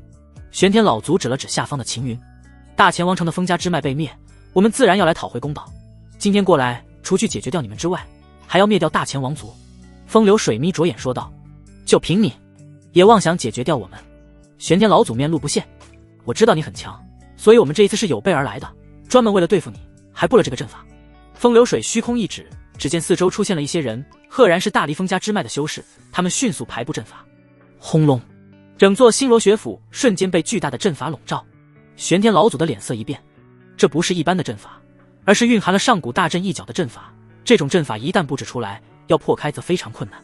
如果只是被困住的话，玄天老祖倒是不惧，风流水等人奈何不了自己，他就怕秦云会出意外。玄天老祖见大阵已经锁住自己，意识到自己无法脱身了，但是大阵还没完全封闭，秦云还没被锁住。少主，你赶紧去皇宫，那里有大阵护佑，让前皇打开那座阵法。玄天老祖随手一挥，秦云还没反应过来，就已经被玄天老祖的力量给甩出了星罗学府。秦云跌落在地上，看到被阵法覆盖的星罗学府，再看到悬空的玄天老祖，以及在阵中负手而立的风流水，秦云立即掉头朝大前皇宫方向跑去。见到秦云逃离，玄天老祖松了一口气，他就怕秦云不跑，非要留在这里，这样才是最麻烦的。见到秦云跑掉，风流水也不急，区区一个远海境的后辈小子而已，就算你让他脱身出阵法外也没用，他终究是难逃一死，杀我封家嫡子，无论是谁都得死。风流水说道：“我劝你最好别动他，如果他死了，别说你封家，就算你整个风族都承受不起。”玄天老祖说话的时候，运转力量冲击阵法，虽然阵法破开很麻烦，但是只要力量不断冲击，消耗一些时间，还是可以破开这座阵法。风流水哼声道：“你在吓唬我吗？你真以为我们没查过你们的来历？你是大前王族并肩王，机缘巧合获得了机缘，达到真灵境。那个叫做秦云的小子是你培养出来的，应该是你的徒儿之类的吧？”玄天老祖就知道风流水不会相信，他也没辩解，继续出手冲击着阵法。这时，远处有一股力量将另一个人震出了大阵外。就在这个时候，大阵正好合拢，大前王朝竟然还有第二个真灵境修士。风流水意外地看向远处，赫然正是星罗学府的府主司空月。司空月也被困在阵法内了，刚刚被他趁着机会震出去的人不是别人，正是钱素素。你们到底是什么人？司空月沉声喝问。大离封家。风流水说道。司空月的表情变得凝重起来，虽然早已猜到大离王朝的封家会报复，但却没想到会来得这么快。刚刚被你送出去的应该是你们大前王朝的顶尖天才或是妖孽弟子吧？你们放心，他们都活不了。我大离封家既然决定出手了，就绝对不会留下后患。风流水眯着眼说道。这时已经有不少大离封家的修士追杀向秦云和钱素素了。玄天老祖沉着脸继续出手轰击阵法，这一次有些拖大了，没有防备到大离封家会动用古阵一脚，导致秦云陷入危险之中。如果秦云出点什么意外的话，他如何向宗主交代？司空月也意识到了玄天老祖打算迅速破开大阵的意图，他迅速出手杀向了风流水，为玄天老祖争取时间。风流水身形一晃，已经出现在另一处了。司空月的攻势落空，风流水嗤笑道：“没用的，这座大阵笼罩之处，我可以随意横移，想要伤我，别做梦了。原本以为大前王朝只有一个真灵境修士，没想到竟然有两个，那么我就姑且陪你们玩一玩好了。”这时，风流水裂开了，变成了两个同样的风流水。司空月面色紧绷，这是风流水洞用了大阵的力量，变成两个一模一样的自己来对敌。秦云一路狂奔，朝大前皇宫方向掠去。别让他跑了！长老有令，对此人杀无赦。大离封家的修士从各个方向冲了出来，围杀向秦云。一名元海境第6重的修士朝秦云冲杀过来，他不由冷笑道：“你的头颅是我的，赏金归我了。”秦云一拳轰去，轰！元海境第6重的修士被砸中胸膛，修士飞了出去，胸骨凹陷，五脏六腑当场破碎而死。一拳轰杀元海境第6重修士，追杀来的封家修士的脸色顿时变了。秦云没有理会他们，继续朝着大前皇宫方向掠去。这时，一名封家玄丹境修士出现在前方，挡住了秦云的去路，惊人的气势释放而出，压向了秦云。秦云却丝毫不受气势影响。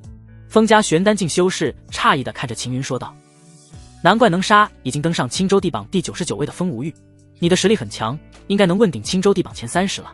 可惜你杀了我封家的嫡子，不能让你活着，不然可以将你收入我封家，当成奴仆来培养。”秦云一言不发，直接冲向封家玄丹境修士。魔化即魔霸体诀，星罗真剑。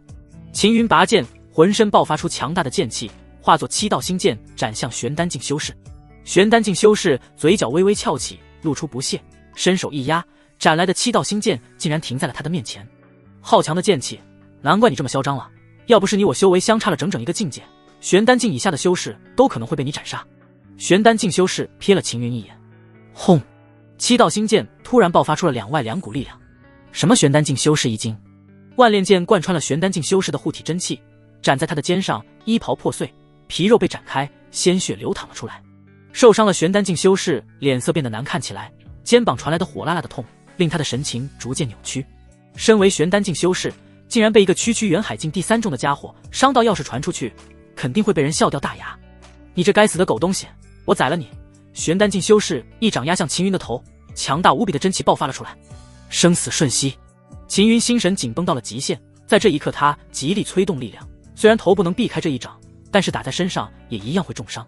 玄丹境修士顶多再补一击而已，终究是难逃一死。横竖都是死，避无可避，那就干脆拼一把。杀！秦云催发出元海的所有真气，包括全身的力量，将所有力量催发到了自身的极限。星罗真剑，7星相连。在这一刻，地级战技星罗真剑达到了极境。秦云一剑斩出，剑芒爆开了。秦云和玄丹境修士同时被震退。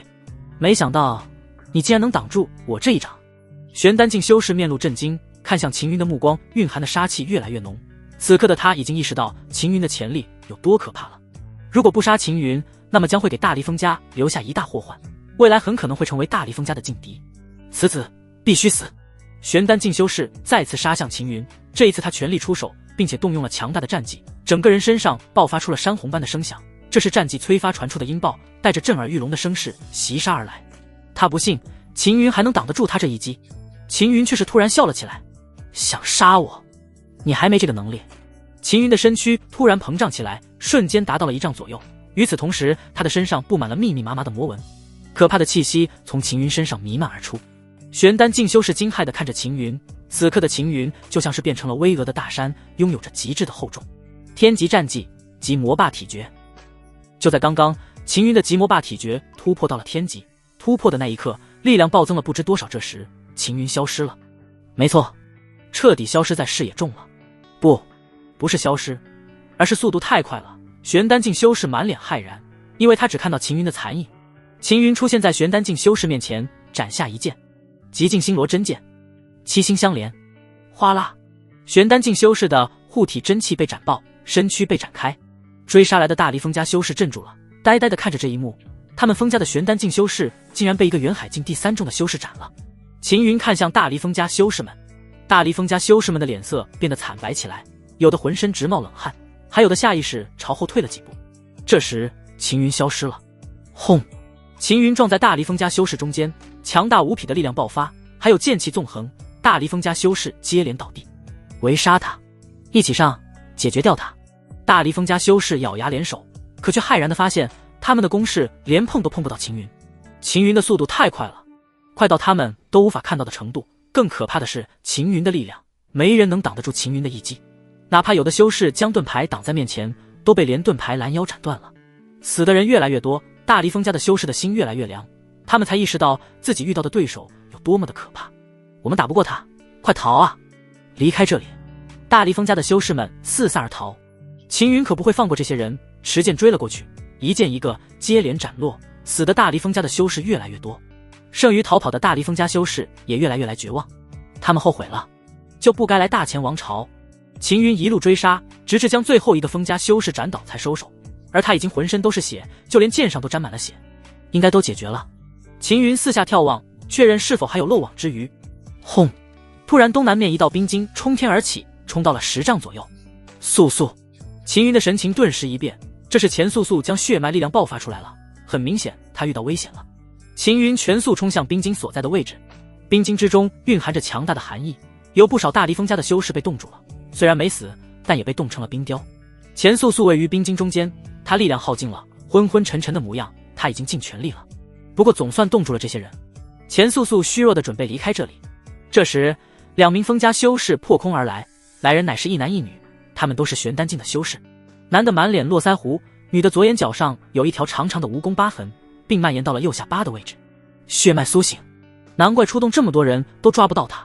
女修士眯着眼看着钱素，眼睛闪烁着冷意。当看清钱素的面容的时候，女修士不由心生嫉妒。钱素不但年轻，还很漂亮，除此之外，她还觉醒了强大的血脉。怎么什么好事都被她遇到了？这是老天没有长眼吗？为什么会将这么多的好事都集中在一个人身上？这么漂亮的脸蛋，我真想毁掉。女修士面容狰狞起来，眼神蕴含着森冷的寒意。我想要她。男修士突然呼吸变得急促起来，他的脸泛红，目光闪烁着火热，因为像钱素这种又年轻漂亮，还拥有如此强大血脉的女人，他还是第一次遇到。而且钱素的模样看起来还是一个厨。男修士异常亢奋了。不行，女修士沉着脸拒绝。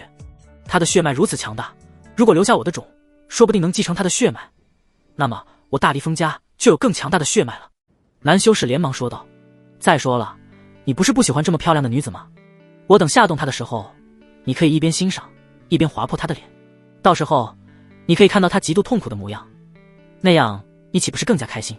女修士的眼睛顿时亮了起来，男修士的话让她感到莫名的躁动和兴奋，她还没尝试过这种折磨美女的方式。她不由狞笑起来，点了点头说道：好吧，就按你说的来。男修士迫不及待地来到钱素面前。钱素一惊，咬牙释放出最后的一点力量，一道冰锥刺向男修士。男修士冷笑，伸出食指点爆了冰锥。钱素被余波冲击，跌坐在地上。他想要挣扎站起身，但是却柔弱无力，他的力量已经全部耗尽了。小美人，不要急，我马上就宠幸你了。男修士说话间褪去身上的衣服，钱素素面色苍白，她顿时意识到自己遭遇到什么事，不由咬了咬牙，准备将剩余的一丝真气注入心脉，纵使是死，他也不要被对方玷污。突然7道星剑斩落，男修士的头颅高高抛飞了出去，跌落在了不远处，并滚了几圈，后来到女修士脚下。女修士愣住了，正准备自尽的钱素素看向出剑之人，当看到浑身都是血的秦云的时候，她先是一怔，然后眼泪不争气地流了下来。怎么哭了呢？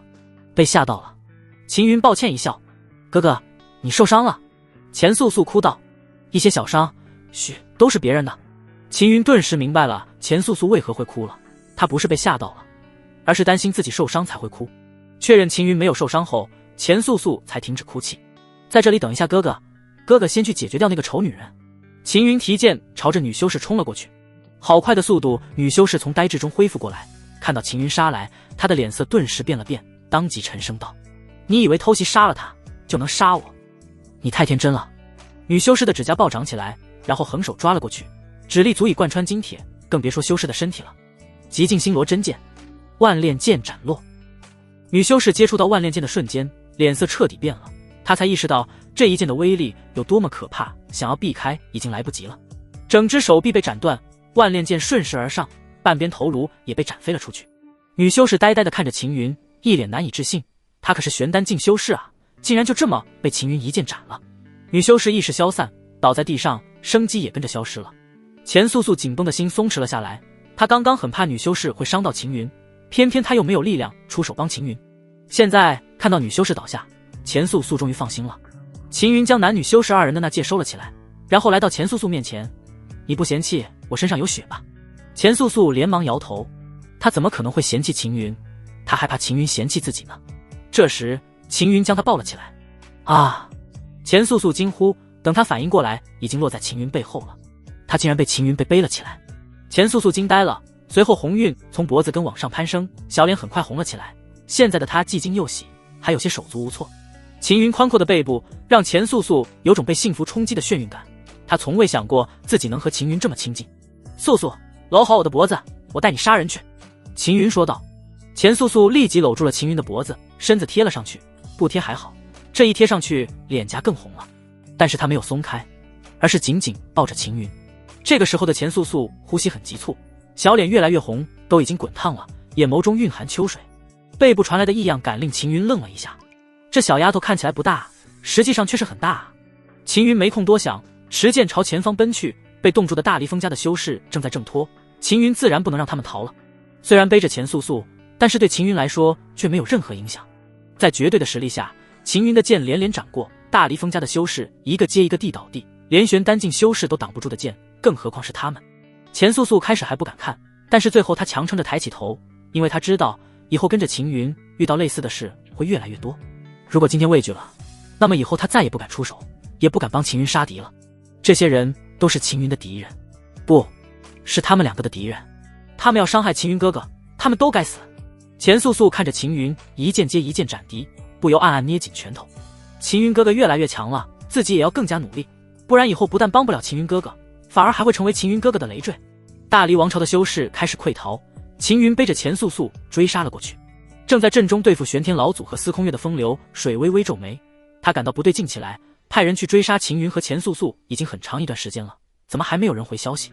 这时有一名封家修士慌慌张张掠到大阵边缘，长老全死了。封家修士慌忙喊道。什么全死了？乱七八糟的风流水训斥道。我们封家的修士几乎都死光了。你在放什么屁？我封家修士怎么可能全死光了？风流水怒斥道。这一次他带来了3位玄丹境修士，其余的都是元海境的修为，而且有上百人，就算是大前王族倾巢而出，也别想和他们抗衡。全死了，这是绝对不可能的事。真的，我没骗你。封家修士急了。你说的是真的？风流水察觉到不对劲起来，因为他视野范围内竟然没有一个封家修士的身影。难道真的出事了？谁做的？哪一个势力？风流水沉声喝问。不是哪一个势力，是一个人。封家修士涩然说道。一个人？我大离封家3名玄丹境修士，上百元海境修士皆被一人杀了。你是在戏耍我是吧？风流水怒骂道。真的是一个人，就是你刚刚让我们追杀的那个小子，他一个人杀光了我们所有修士，风家修士都快哭了。风流水的脸色顿时变了。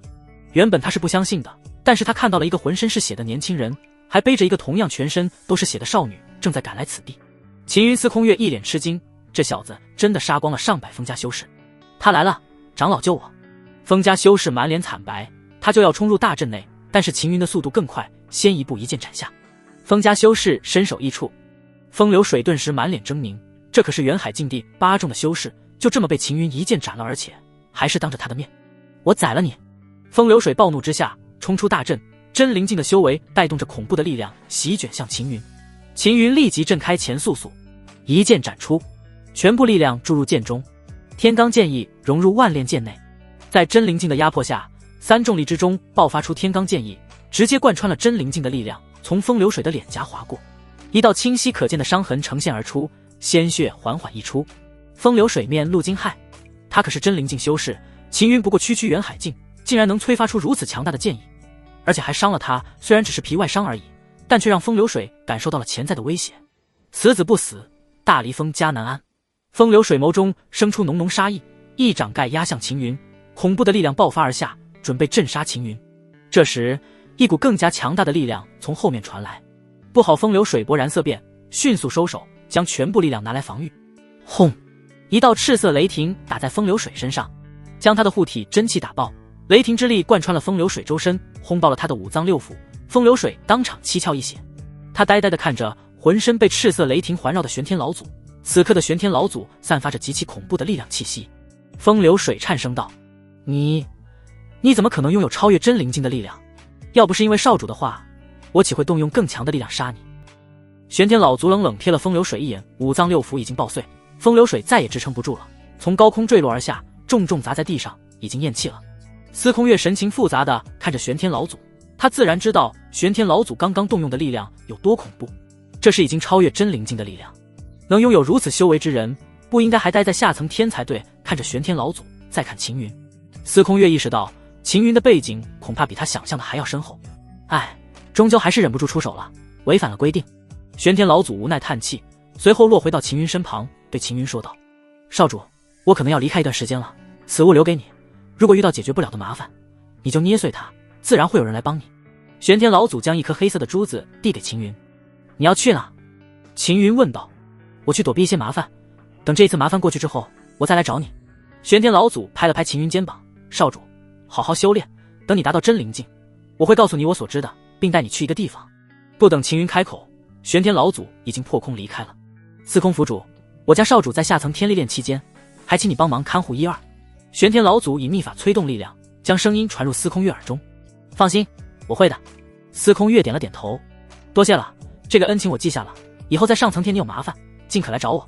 玄天老祖说完这句话，已经消失了。目送玄天老祖离去，秦云心中有些空落落的。从小到大，都是玄天老祖他们陪着秦云，虽然说是奴仆，但是在秦云心中，他们就像亲人一样。大长老等人走了，现在连玄天老祖都离开了。说到底，还是我实力不够，如果足够强大，就不需要玄天老祖出手了，我一个人就能斩了那个老东西。大离峰家这一次派人袭杀，让秦云明白了自己的实力还不够自保，特别是面对真灵境修士的时候，虽然已经可以反抗了，但是却没办法斩杀对方。秦云心中叹气，自己还需要更加努力提升才行了。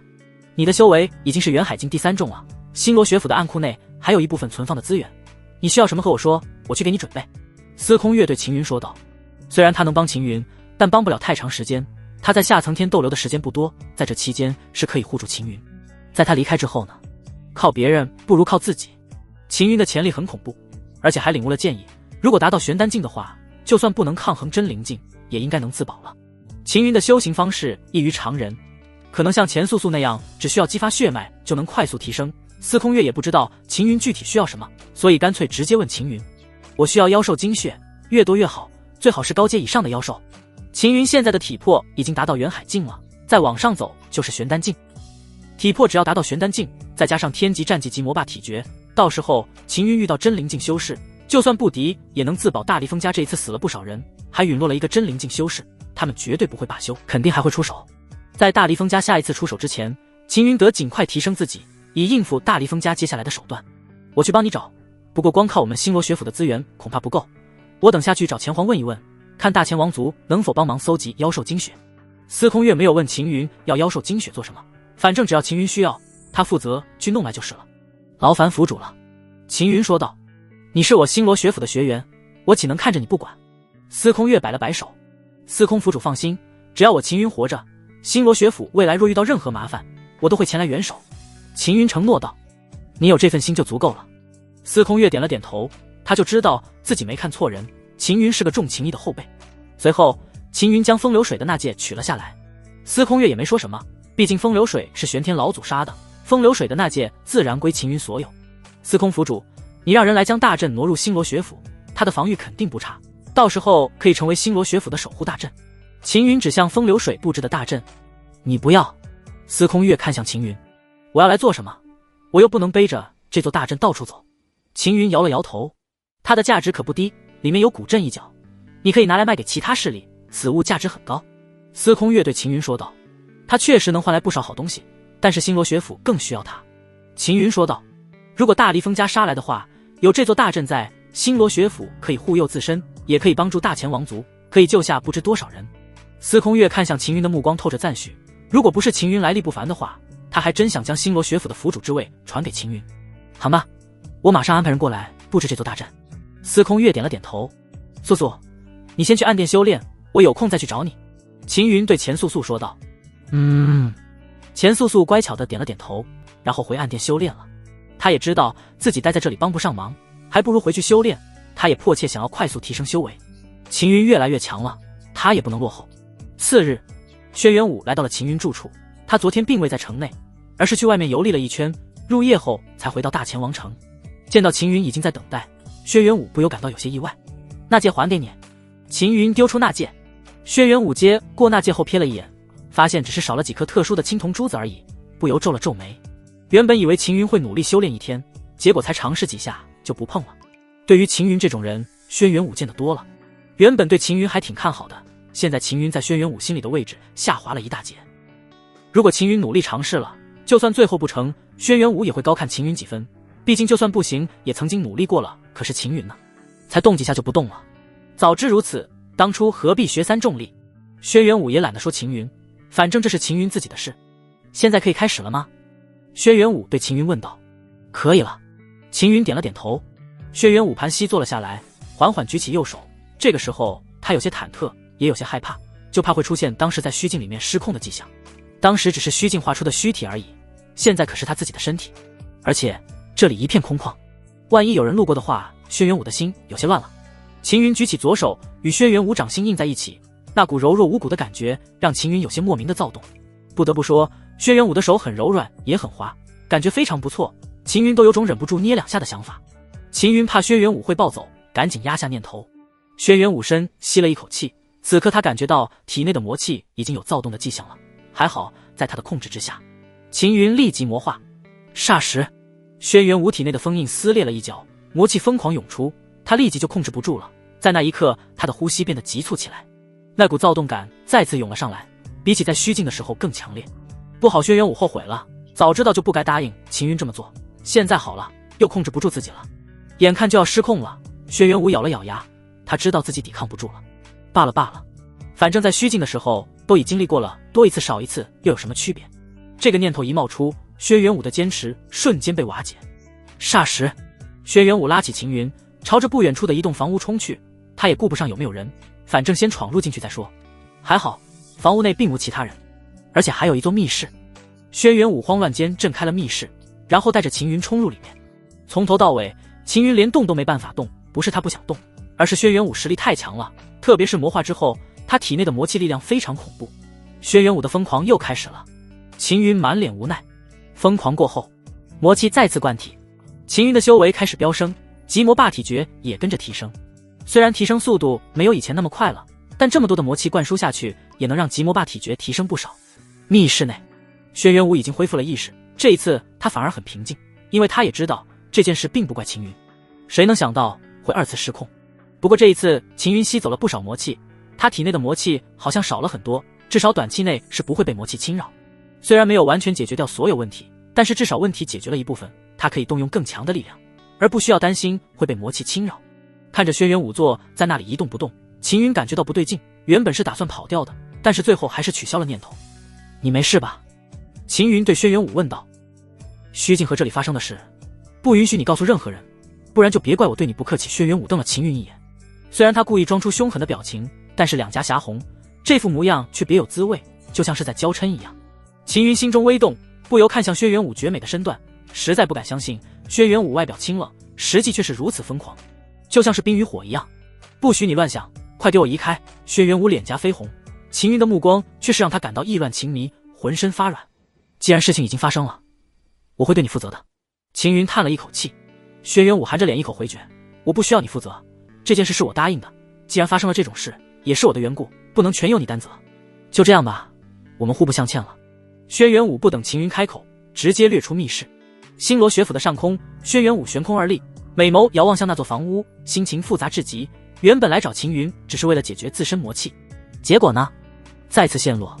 虽然相处的时间很短，但是秦云是轩辕武有生以来遇到的最独特的一个家伙，他对自己全无畏惧之心，甚至敢当面触怒自己。可惜，你我终究还是不能在一起。轩辕武绝美容颜上充满了无奈，他很清楚自己的家族绝对不会允许他和秦云二人在一起。他的家世太高了，高到了不可攀的程度。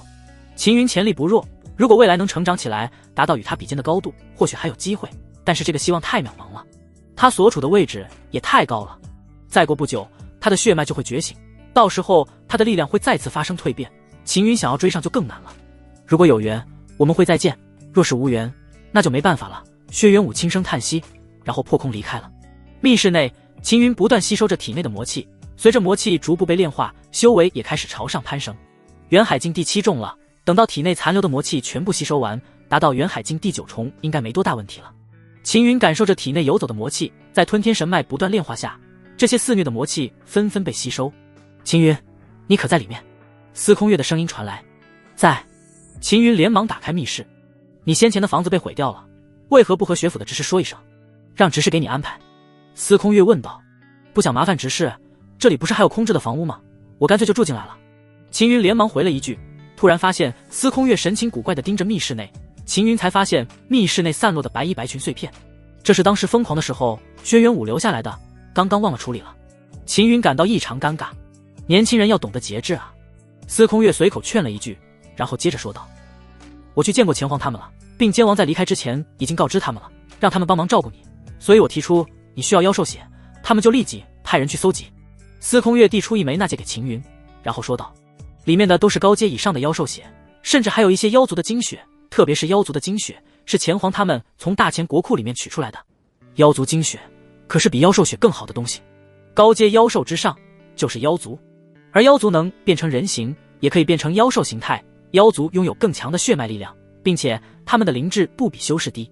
秦云接过纳戒，前皇等人的人情秦云默默记在心里，等以后再归还了。你慢慢用吧，我去看看素素，顺便给他一些血晶。司空月说道。还有血晶？秦云意外地看向司空月。当时我就和前皇他们顺嘴提了一下，说素素修炼需要血晶，然后前皇就从大钱国库里面取出所有血晶给我。虽然没有当时我给素素的血晶大，但是数量不少，总体超过1000。司空月打开了纳戒，给秦云看了一眼，如同小山一般的低阶血晶放在纳戒内。以这些低阶血晶的数量，秦云估计前素素吸收完毕的话，修为至少能达到玄丹境左右。对了，南部联盟已经派使者和前皇谈过了，因为新的秘境在我大钱王朝里面，可能会照顾我们大钱王朝，给我们6个名额。司空月说道。前皇准备给你和前素素留2个，剩余的4个名额则是安排给大钱王朝的各大势力，我们也能进入新的秘境。秦云有些意外，南部联盟的人去查过了，这一次新的秘境有修为限制，只有真灵境修为以下的修士才能进入，所以我推荐了你和钱素素。司空月说道。按你说的真灵境以下的修士，那么青州4部进入秘境的应该都是玄丹境，我只是元海境修为而已，你就放心我和素素进去，不怕我们出点意外？秦云不由问道。你和素素需要更多的历练，进入秘境历练对你们有莫大的好处。至于意外这一块，每个人都有自己的命运，如果你们真陨落在秘境内，那就只能怪你们自己命不好了。司空月瞥了秦云一眼，别人的话司空月倒是会担心，秦云这边他已经不太担心了。虽然秦云只有元海境修为，但要知道先前秦云已经斩杀了3名大离峰家的玄丹境修士，而且都是轻松斩杀，当时秦云才元海境第3重而已。现在，秦云修为又突破了，达到了元海境第7重。按秦云的成长速度，等到新的秘境开启的时候，恐怕都已经达到元海境第9重左右了，说不定还突破到玄丹境了。再说了，秦云还是剑体皆修，体魄更是强横，别人要杀他恐怕不容易。大离峰家的人会进入新的秘境吧？秦云突然问道。会。司空月点了点头，秦云眼眸闪过一抹寒意。司空月自然察觉到了，不由暗暗摇头苦笑，秦云这个小子还真不是吃亏的主。秦云打开了司空月给的那戒，那戒里面的妖兽血装得满满的，而且全都是高阶以上的妖兽，甚至还有顶阶妖兽的血。在那戒内，秦云找到了妖族精血，虽然只有一小瓶，但是精血非常独特，犹如一只黑纹妖虎在里面来回行走咆哮。秦云收起妖族精血，先取出其他妖兽血液，然后催动御兽诀，开始炼制妖血丹。一颗接一颗的妖血丹逐渐成型，每成型一颗，秦云就炼化掉。10成的吸收度让秦云的体魄逐步提升。很快，3天过去了，秦云的身躯看起来不大，但是厚重感却越来越强。这3天来不断吞噬妖血丹，体魄已经接近玄丹境的程度了。残留在体内的魔气已经全部炼化，秦云的修为达到了元海境第9重。高阶妖血丹已经用完了，剩余的是顶阶妖血丹，还有妖族精血炼制出来的更强的妖族血丹。看着这些妖血丹，秦云做了个决定，炼化掉它们，看能否让体魄冲到玄丹境。如果体魄达到玄丹境的话，那么进入秘境，就算不敌对手，靠着体魄，秦云也能自保。秦云将所有顶阶妖血丹和妖族血丹摆放成一堆，然后深吸了一口气，炼化。顶阶妖血丹和妖族血丹的丹力冲入秦云体内，恐怖的丹力冲刷着秦云的身体，吞天神脉将所有丹力全部压制了下来，丹力不断散向各处，源源不断的丹力涌入。秦云体魄冲到了玄丹境，只见血肉和骨骼散发着晶莹的光泽，体魄更是达到了前所未有的程度，仿佛万炼金铁，坚韧至极。秦云感受着身躯的力量，没想到玄丹境的体魄蕴含的力量异常的惊人，这比原本预料的体魄还要强得多。难怪外界盛传都在盛传体修难修，但是境界越是到后面，体修就会越来越强大，果然没有错。秦云估算了一下，以自己现在的体魄，就算不动用真气，也能和玄丹境第3重左右的修士抗衡了。如果再和当初大离峰家的玄丹境修士交手，在不动用魔化和极魔霸体诀的情况下，秦云也有把握轻松斩杀他们。体魄已经达到玄丹境，秦云决定去虚境走一趟，打听一些消息。走出密室，秦云看到在外面守着的玄象院主，不由感到有些意外。你出关了？玄象院主看向秦云，不由一怔，他明显从秦云身上感受到窒息的压迫感。秦云既然给他带来了压力，玄象院主先前并不相信司空月说的秦云出关后必会有大进步，现在他相信了。而且秦云看来何止是大进步，简直就是超乎想象的进步。是府主让你守在这里？秦云问道。上一次大离峰家带人偷袭之后，府主怕会有人偷袭你，所以就让我守在这里等你出关。玄象院主说道。多谢玄象院主。秦云道谢，区区小事而已，无需这般客气。能看到你成长起来，我很高兴。玄象院主由衷的笑道。如果星罗学府的学员都像秦云一样逆天步，哪怕只有秦云的一成，星罗学府都能很快成为大前王朝的第1学府。我要外出一趟，麻烦玄象院主和府主说一声。秦云连忙说道。府主说了，你出关后就可以外出，也不会限制你，你想去哪都可以。玄象院主说道。秦云点了点头，离开了星罗学府。在秦云离开之后，司空月破空而出。好了，你交代的事我办了，但是我还是要说你，新的密地开启，大前王城内来了不少不知来历的家伙，这个时候应该让秦云待在星罗学府，不要乱跑，但是你却要让我放秦云外出，要是出点意外，恐怕你哭都来不及。玄象院主瞪了司空月一眼，他虽然只是院主，但是他年纪最大，而且他还是司空月原本的导师，别说瞪司空月一眼了，就算是揍司空月一顿，司空月也不敢还手。你就不用担心秦云了，他已经今非昔比了。司空月看着秦云逐渐消失的背影，心中不禁感慨，相比起闭关之前，秦云变得更强了，修为都已经元海境第9重，这还只是修为而已。还有秦云的体魄，司空月明显感受到秦云的体魄达到了更高的程度。突然，暗殿内传来了恐怖至极的气息，司空月面色凝重，迅速转过头。玄象院主也察觉到了，跟着看向暗殿方向。只见整座暗殿布满了湛蓝冰晶，而在湛蓝冰晶的顶部，竟然有着幽蓝色的冰焰在跳动。看着幽蓝冰焰，司空月面露诧异，纵使以他的修为，都能感受到这一簇幽蓝冰焰的可怕。玄象院主掠了过去，就要伸手去触碰冰晶，司空月脸色一变，赶紧喊道：快收回手！被提醒的玄象院主迅速收回手。就在刹那间，玄象院主的指甲被冻结了，然后冻结的地方迅速崩碎，就像是碎裂的冰一样。玄象院主脸色顿时变了。要知道，他的指尖上环绕着护体真气，这些冰晶竟然能穿透护体真气，冻爆他的指甲。刚刚要不是司空月提醒的话，恐怕手臂都要被冻爆。这到底是什么力量？玄象院主对司空月问道。应该是钱素素的血脉力量。司空月说道。我记得他原本的血脉力量并没有这么恐怖。玄象院主绷着脸说道。他很清楚地记得钱素素先前的血脉力量没这么强，很可能是他的血脉再次蜕变了。司空月沉声说道。血脉蜕变对于血脉觉醒的修士来说是非常罕见的，一旦血脉蜕变，那么力量将会暴增，甚至达到极其强大的程度。钱素素现在的情况就是如此，就算是司空月都不敢随意触碰，特别是顶部的幽蓝冰焰，竟然给他一种危险的感觉。突然，所有冰晶消失了，就像是没有出现过一样，暗电恢复如初。但是玄象院主的指甲依旧缺失，这说明了刚刚并不是幻觉。司空月身形一动，跃入暗殿内，玄象院主紧随其后。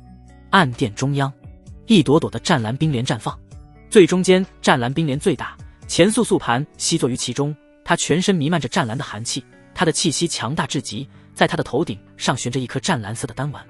玄丹。司空月动容了。玄象院主震惊地看着钱素素，元海孕育，然后化成的玄丹。凝成玄丹者便是玄丹境修士。钱素素竟然已经踏入玄丹境了，玄象院主有种挫败感。他修炼多年都没能达到玄丹境，钱素素这么快就已经是玄丹境修士了。钱素素修炼才多久？不到半年的时间，就已经达到了他数十年才能达到的程度。还有那些血晶，玄象院主清楚地记得，当时这里面铺满了血晶，钱素素才进来修炼了多久？1天时间而已，就全部炼化了。钱素素的血脉也太恐怖了，他到底拥有的是什么血脉？玄象院主不由对司空月问道。你问我，我问谁？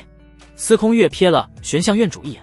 你是他师尊，不问你，我还能问谁？玄象院主哼声道。我是他师尊没错，但我也不知道他有什么血脉。司空月苦笑着摇了摇头。关于钱素素的一切，似乎只有秦云最清楚了，因为每一次秦云和钱素素接触，都会让他发生变化，或是修为大增。特别是血脉觉醒这一块，司空月专门调查过。钱素素没有遇到秦云之前，天赋非常平庸，后来遇到了秦云后，才觉醒了血脉。很可能钱素素的血脉觉醒和秦云有很大的关系。知道是知道，司空月也不好去问，像这样的事就算问了，秦云也不一定会告诉他。有些秘密是不能随意泄露的。不管怎么样，钱素素能血脉蜕变，并且突破到玄丹境是好事。虚境耀月楼，秦云来到门口，远远就见到了泰周瑜等人。秦云兄弟，你怎么来了？泰周瑜等人连忙迎了上去。自从上次在大前王城内见过后，众人更加熟络了。我来找你们打听一下大前王朝新的秘境之事。秦云直接说道。还真是巧了，我刚派人去大前王城，准备将最新消息告知给你，没想到你竟然来虚境了。走，我们去喝几杯，顺便一边走一边说吧。泰周瑜面带微笑，拉着秦云就往耀月楼里面走。泰周瑜一边走一边说道。这一次新的秘境开启，青州4部联盟都得到消息了，除去我们南部联盟外，其余3部联盟也买了一些名额，卖名额给其余3部。秦云微微皱眉。青州分为4个区域，每一个区域自主管理，大前王朝属于南部区域，所以也属于南部联盟管辖。南部联盟由各大一流势力派出代表组成了联盟长老会，联盟内的一切事务则由联盟长老会来共同分摊，小事由联盟执事处理，如果是大事的话，就会由长老会来表决。不卖也不行，其余3部联盟都知道了新的秘境出世，如果不卖的话，他们会派人来争夺，到时候甚至会引发更大的混乱，所以决定出售一半的名额给3部联盟。泰周瑜解释道。秦云兄弟，你们大前王朝得到了6个名额分配，不知道你是否要进入新的秘境？炎霞忍不住对秦云问道。我打算进去看看。秦云点了点头。真羡慕你。于天怒满脸羡慕之色，不只是于天怒，泰周瑜和炎霞等人都满眼羡慕地看向秦云。秦云疑惑道，你们不进吗？以泰周瑜等人的家世，要弄到进入新的秘境的名额应该没太大问题，我们实力不足，进去的话争不过他们，而且容易出意外。再说了，家族没人愿意带着我们进去历练。于天怒无奈地说道。秦云十分意外，以于天怒等人的身份，家族竟然没人会愿意安排他们去历练。泰周瑜看出了秦云的想法，不由说道。秦云兄弟，你别看我们家世都不差，但是除去游艺之外，我们在家族中的地位都比较尴尬。我们在虚境无所事事，并不是我们想这样，而是实在没办法，受天赋所限。我们也曾努力过，修为还是太差了。泰周瑜等人修为最高只是元和境第9重而已，对于一般修士来说已经非常不错了，但是放在他们家族中只能算是中等偏下。如果他们是庶出或是螃蟹也就算了，混吃等死也没人说什么。偏偏他们基本都是嫡传后人，有的还是家族主脉出身的，这样的修为在嫡传后人中只能算是垫底的。气氛变得沉重起来，于天怒等人也受到了影响，心情有些低落。不说这些了，我们去喝几杯。泰周瑜拉着秦云就往药月楼里面走去。这时远处迎面走来一群人，见到这些人，泰周瑜微微皱眉。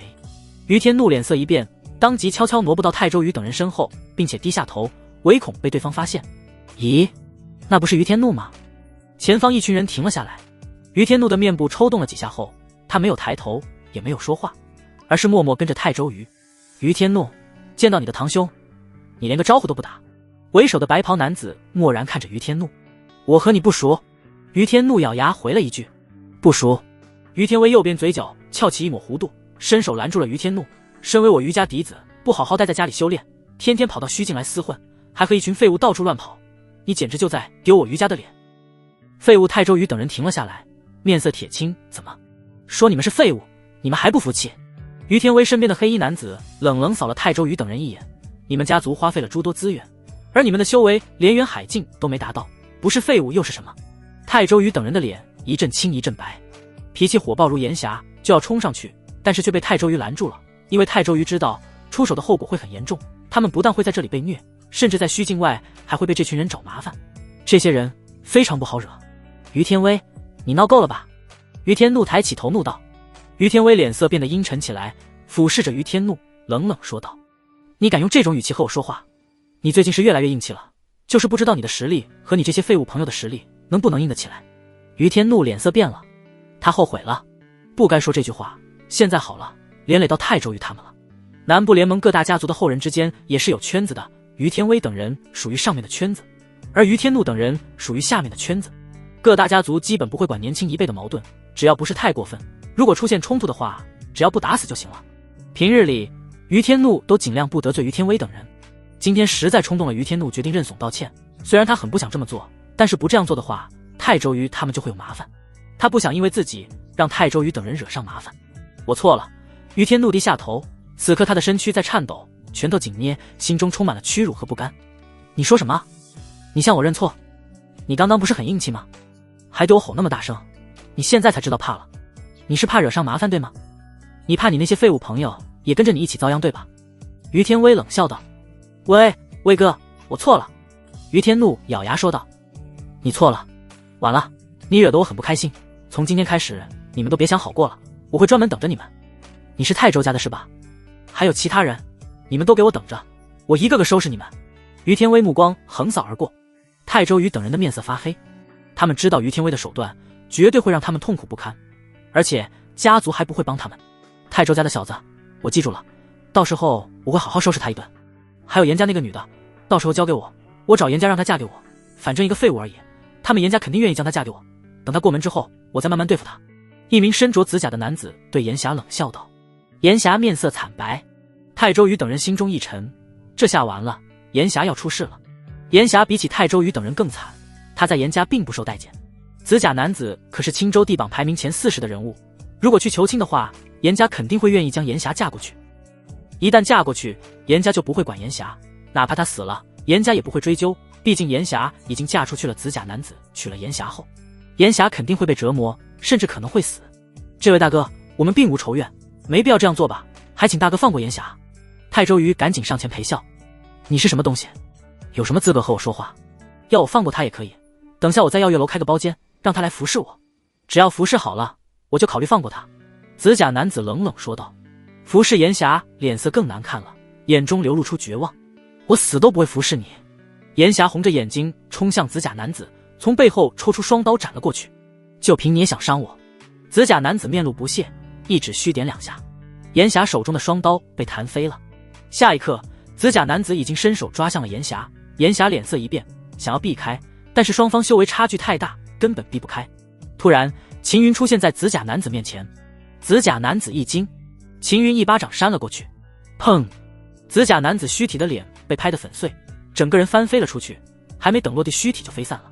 于天威等人镇住了，紫甲男子可是地榜前40的实力，竟然就这么被秦云一巴掌扇爆了躯体。泰周瑜等人也镇住了，特别是泰周瑜和炎霞，他们是见过秦云出手的。当时秦云和轩辕武对决的时候，秦云虽然实力也很强，但是和现在比起来差了一大截。于天威等人神情变得凝重起来，见到秦云看向他们，于天威等人目露忌惮之色。他没想到泰周瑜这些废物中能有这么一个实力强大的家伙。泰周兄，你们想怎么处置他们？秦云对泰周瑜问道。泰周瑜等人一愣，处置于天威等人，这是他们以前想都不敢想的事。于天威脸色变得阴沉至极，不由对秦云喝道：你是谁？秦云没有理会于天威，而是继续对泰周瑜等人问道：你们说一句话，是解决他们，还是放过他们？泰周瑜等人犹豫了起来。秦云兄弟，帮我宰了他们。炎霞含泪咬牙说道：好。秦云冲向于天威等人，秦云最先撞在于天威身上，在冲撞的那一瞬间，于天威目露惊骇，因为他感受到了秦云的力量到底有多么可怕。于天威的胸口处塌陷，强大的力量将他撞飞了出去，撞倒了后面一众年轻男女，躯体当场就崩碎了。还没等一众年轻男女反应过来，秦云已经来到了紫甲男子面前。紫甲男子面色深沉，迅速出手，八旋杀，地级战技释放，8道气旋环绕紫甲男子的右手，一拳砸了过去。在触及秦云身体的瞬间，紫甲男子面露冷笑：硬挡八旋杀，是谁给你的勇气？以前硬挡八旋杀的修士没有一个能站起来的。轰！八旋杀力量爆发了，气浪掀向四周。紫甲男子笑容瞬间凝固了，因为秦云的右手捏住了他的拳头，秦云挡下了他的八旋杀，仅凭一只手就挡住了他必杀的攻势。紫甲男子看着秦云，眸中浮现出惊惧之色。秦云一拳捶在紫甲男子的头部，整个躯体头颅飞了出去，掉落在其余一众年轻男女之中，滚了好几圈。那些年轻男女面色蜡白。这个时候，紫甲男子的躯体和头颅才慢慢消失。如果你们敢找他们麻烦，他们身上要是掉一根毛，我就宰了你们。秦云冷冷地瞥了一众年轻男女，滚吧！听到秦云这句话，一众年轻男女如释重负，赶紧离开了这里。看着那些人离去，泰周瑜等人才从震撼中恢复过来。刚刚秦云出手解决了于天威和紫甲男子的过程，他们完全看在眼里。时隔一段时间，秦云竟然会强到这么可怕的程度。而且泰周瑜等人知道，秦云并未动用全力。要知道，秦云背后的万炼剑还没动用，甚至连剑气都没释放出来，更别说在这之前，秦云还领悟了剑意。走吧，我们去喝几杯。秦云对泰周瑜等人招呼道。好的。泰周瑜等人反应了过来，连忙跟了上去。走了一会儿，秦云察觉到泰周瑜等人情绪有些低落，不由对他们说道：如果那些家伙再找你们麻烦，你们告诉我，我来解决。多谢秦云兄弟。泰周瑜等人连忙道谢。不用担心太多。秦云说道。说到底还是因为我们太弱了，如果我们足够强大的话，他们那里敢招惹我们？柳青咬牙说道。这有什么办法？我们天赋不足，家族也不愿意培养。于天怒无奈地摇了摇头。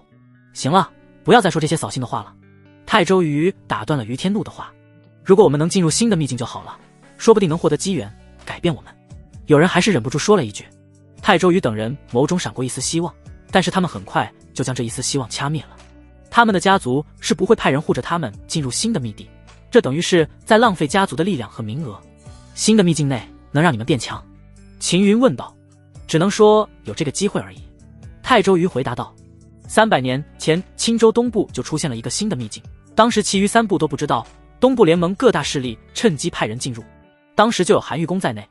而那个时候的韩玉宫虽然也是东部势力，但只能算是排中上的水准而已。结果在进入新的秘境后，韩玉宫获得了一场大机缘，进入的修士皆获得了洗髓伐金的好处，不但修为大增，而且未来提升更快。这些修士大多最后都成为了东部的顶尖修士，而韩玉宫也因为这些人在日后成为东部第一势力。泰周瑜说到这里，众人心生向往。我们修为太低了，不然肯定要进入新的秘境去试一试。于天怒一脸的惋惜之色。你们能弄到名额吗？秦云对泰周瑜等人问道。泰周瑜等人不解地看向秦云，不明白秦云为何会突然这么问，不过他们还是如实回答。南部联盟分配给我们家族的名额挺多的，如果我们想要的话，还是能弄到一些名额。秦云兄弟，你问这个做什么？莫非秦云兄弟你需要名额？如果需要的话，我们可以弄，多了不说，3-5个名额还是可以搞到手的。泰周瑜连忙对秦云说道。我可以尽力向家族弄一个，我也可以争取。还有我，秦云兄弟需要多少尽管说，我们尽力去弄就是了。于天怒等人纷纷表态道：我不需要名额。秦云摇了摇头：你不要名额？那你刚刚问我们找名额？泰周瑜等人面露不解：只要你们能弄来名额，我带你们一起进入新的秘境。秦云对泰周瑜等人说道。泰周瑜等人愣住了：怎么？你们不愿意？秦云皱眉问道。不，我们怎么会不愿意？秦云兄弟，你愿意带我们，我们肯定愿意，只是我担心我们这么多人会拖累你。泰周瑜努力抑制住心中的激动。泰周大哥说的没错，我们修为太弱了，我们会成为你的累赘。于天怒等人非常想进入新的秘境，但是他们知道如果跟着秦云的话肯定会拖累秦云。我就只问你们一句，你们想继续这样下去吗？秦云看着泰周瑜等人，在他们的身上，秦云看到了昔日的自己。天赋平庸，纵使心中不甘，却始终无法改变，因为没有机会。如果有机会的话，谁会愿意放弃？泰周瑜等人面色紧绷，他们相互对视了一眼，皆从其他人眼中看到了浓烈的不甘。我要进入新的秘境。炎霞咬牙道：我也要进，算我一个。与其平庸度日，不如搏一把，不枉来这世上一次。我等下就回去要名额。于天怒捏紧拳头说道：秦云兄弟，多谢了。泰周瑜向秦云道谢：我虽然带你们进去，但是你们也要靠自己，我最多只能让你们安全而已，其他的都只能靠你们自身。秦云说道：秦云兄弟放心，我们会尽量保护好自己。泰周瑜等人连忙点头，秦云能带他们进去已经算是不错的了，不可能所有事都交给秦云。随后泰周瑜等人离开了，他们要回去争取名额。秦云正准备离开耀月楼，游毅寻了过来，对着秦云笑道：秦云兄弟，这一次的新的秘境，不知你是否要进入？当然要进。秦云点了点头。既然如此，那我们到时候一起。游毅说道：可以。秦云无所谓道：走，我带你去见我们南部联盟的顶尖年轻一辈人物，和他们认识一下。游毅不由分说拉起秦云就走。秦云跟着游毅来到了耀月楼的最深处，在这里竟然有着守卫，而且还是远海境第8重的修为。这里的守卫比起天楼那边的高多了。天楼那边是4部的顶尖年轻一辈的聚集地，这耀月楼才是我们南部联盟顶尖年轻一辈聚集的地方。游毅在出示令牌后，一边走一边向秦云介绍道：里面有不少人，有很多都没登临青州地榜的顶尖年轻一辈。别看他们没有登上青州地榜，但是实际上他们实力都很强，有的甚至已经问鼎前3的水准了。他们不登青州地榜，一部分是不愿意泄露实力，也有一部分是看不上青州地榜，还有一部分是家族要求的，不允许他们在外面抛头露面。游毅带着秦云来到一座大厅，里面不时传来欢声笑语。二人走了进去，只见诸多年轻男女3、5成群的聚在一起闲聊。有些人见到游毅带秦云进来，不由多看了一眼，然后就没有理会了。也有的颇感好奇。大厅内的人很多，到处都齐聚着一群人，有的年轻男女在各个齐聚之地来回游走，对谁都是笑容满面。秦云兄弟，前面那群人就是我们南部联盟顶尖年轻一辈中拔尖的，为首的叫做离异，有问鼎青州地榜前3的实力。游毅指向前方，叫做离异的男子站在中央，其余年轻男女都围着他，给人一种众星捧月的感觉。秦云注意到离异等人所站的位置是大厅的正中央，而且4周的年轻男女都特意与他们拉开了一段距离。虽然都是顶尖年轻一辈人物，但是这个大厅内的人也是有层级之分。很明显，离异等人处于南部联盟顶尖年轻一辈中的第1层。走，我们过去打个招呼。秦云本打算拒绝，但被游毅拉了过去。离异大哥，还有诸位。游毅微笑的打招呼。游毅，好久没见你了。离异随意回了一句，态度也有些敷衍。其余男女只是对游毅轻轻点了一下头，主要是看在游毅是无望城的少主身份上，不然他们才懒得理会。离异大哥，这一次进入新的秘境，你们这边能不能加2个人？游毅连忙对离异问道。加2个人？离异瞥了游毅一眼，再看了秦云一眼，不由微微皱眉起来。其余年轻男女不再说话，而是看着游毅和秦云，他们目光肆意打量着秦云，察觉到秦云的修为气息后，有的面露嗤笑，有的满脸不屑。游毅，你在开玩笑吗？带一个远海境第9重的家伙来，让我们和他组一队进入新的秘境，还是说你想害我们吗？给我们带来一个累赘来？无望城少主，你要想跟着我们混，我们看在你的身份上，勉强带你一程。但是你还带这么一个家伙来让我们照顾，你觉得可能吗？一众年轻男女纷纷说道。游毅绷着脸，强忍着不悦说道：秦云兄弟虽然是远海境第9重，但是他非常强，绝对不会是拖累。非常强？有多强？能击败同为远海境第9重的修士是吧？一名矮瘦的年轻男子笑道：“击败同为元海境第9中的修士就很强了，那我能元海境第7中的时候击败元海境第9重修士，岂不是强到离谱的程度了？”另一个鹰钩鼻男子阴阳怪气地说道。其余人哄堂大笑起来。尤毅的面色泛青，原本带秦云来是和离异等人结交，结果这些人看不起他也就算了，竟然连秦云也看不起。很好笑吗？一道低沉的声音传来，万破还走了过来。鹰钩鼻男子等人停止了大笑，他们的神情有些不悦，不过他们也不好说什么。万破海可是万物阁的传人，没必要的话，他们不想招惹万破海。破海兄，你认识他们？离异问道。他们是我朋友。万破海随口说道。原来是破海兄的朋友，刚刚开个玩笑而已，别介意啊。离异连忙笑着对万破海说道。开个玩笑？有这样开玩笑的？你们现在玄丹境了，就看不起元海境修士了？别忘了，你们也是从元海境修炼上来的。万破海扫了离异等人一眼。离异等人脸色沉了下来，神情充满了不悦。原本我还打算考虑一下是否加入你们，现在看来不用考虑了。万破海说道。既然你不愿意，那就算了。离异的神情变得沉冷起来。这时秦云已经走开了，尤毅连忙跟了上去。二位稍等一下。万破海追上秦云和尤毅二人。破海兄找我们有事。尤毅有些意外，没想到万破海竟然会跟上来。虽然他和万破海也认识，但是并不熟。我和秦云兄弟有过一面之缘，今日在这里遇到是缘分。我刚刚听到你们二位也要进入新的秘境，而且还没找到队伍，要不我们一起如何？万破海笑着说道。我没问题。尤毅毫不犹豫答应下来。万破海的实力很强，虽然他在青州地榜上排名第11位，但那是他2年前的排名了。现在万破海达到什么程度，没人清楚。有人猜测万破海已经拥有青州地榜前5的实力了。秦云兄弟，你呢？万破海对秦云问道，他的眼神透着期待。我已经答应和其他人一起进入新的秘境。秦云说道。没关系，你让那些人一起，我们到时候一起组成一个队伍进入新的秘境就是了。万破海连忙说道。人数有些多。秦云说道。人数多就更好了。万破海笑着说道。既然你没问题，那到时候就一起吧。秦云点了点头。我也一起。尤毅赶紧说道。随后三人聊了几句，确定了到时候新的秘境开启之后，在大前王城的星罗学府碰面。秦云和尤毅离开了。目送二人离去，万破海心中颇为高兴，瞥了一眼不远处的离异等人，这一群有眼无珠的东西根本不知道秦云的强大。轩辕武离开的时候找过他，和万破海说过，如果秦云有需要帮忙的地方，让万破海务必帮秦云。他还说秦云很强，至于强到什么程度，轩辕武没有说得很清楚，只说秦云赢了他。万破海和轩辕武交过手，很清楚轩辕武的实力，他都不一定能打赢，秦云竟然能赢。秦云从虚境回到大前王城后，径直来到了楚王府，正好见到要出门的世子钱凌霄。再次见到秦云，钱凌霄的脸色顿时变了。秦云大哥。钱凌霄赶紧低头行礼，别看他是楚王府世子，但他很清楚，如果秦云要他死的话，只需要一句话而已。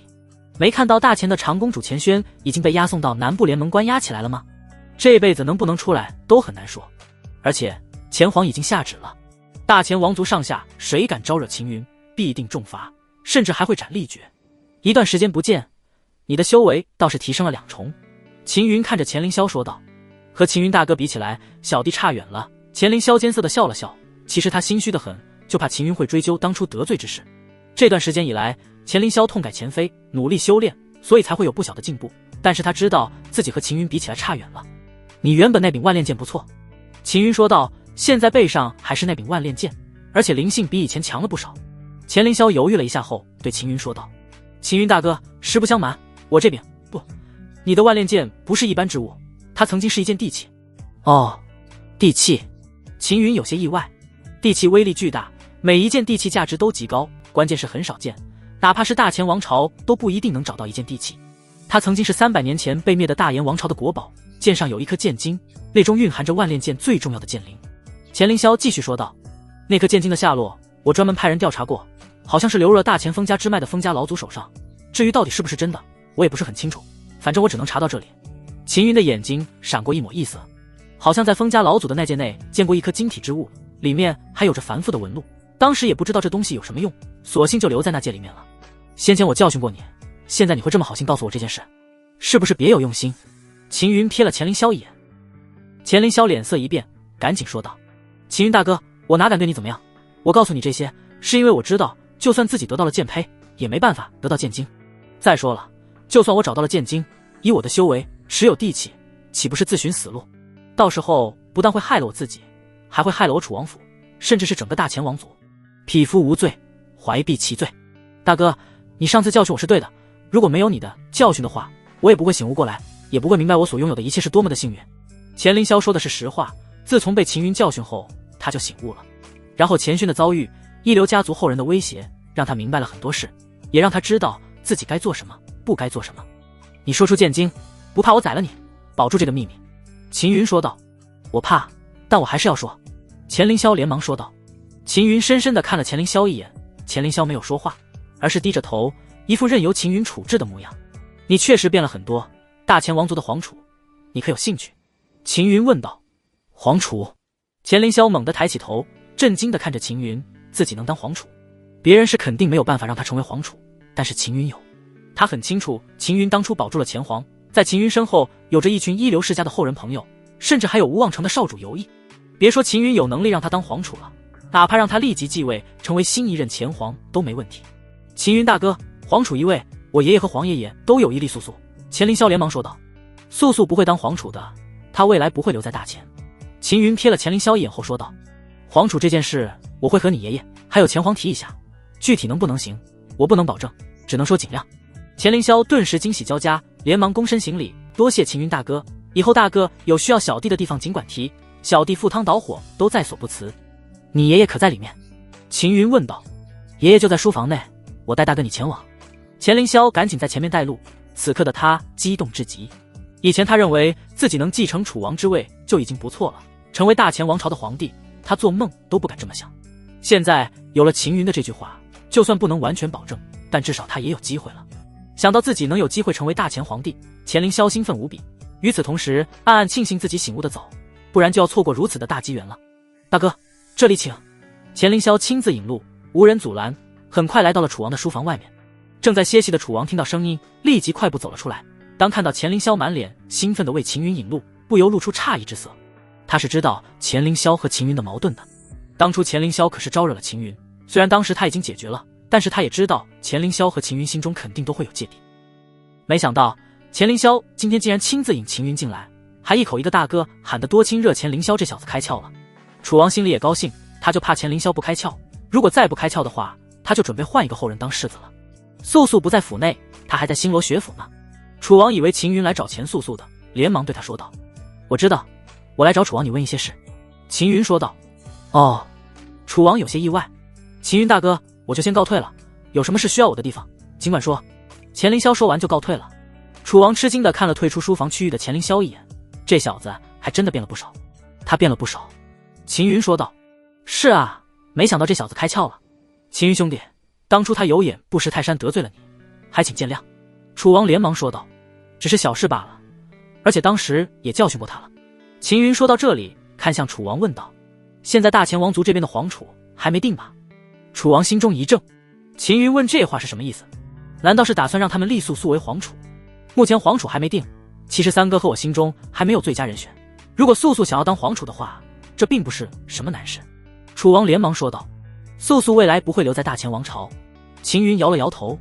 那秦云兄弟，你的意思是？楚王有些迷糊了。我觉得钱凌霄还挺不错的，知错能改，而且现在还变得机灵了不少，如果加以培养的话，未来应该会是一国明君。秦云说道。楚王顿时恍然大悟，原来秦云的意思是打算让钱凌霄当皇储。凌霄确实还可以，既然秦云兄弟觉得他还不错，我到时候找三哥谈一谈，对凌霄这小子考察一段时日。楚王连忙说道，同时他心中也非常激动。楚王和前皇的关系非常好，但也不能主动提出让楚王府的后人成为皇储，必须得是前皇自己提。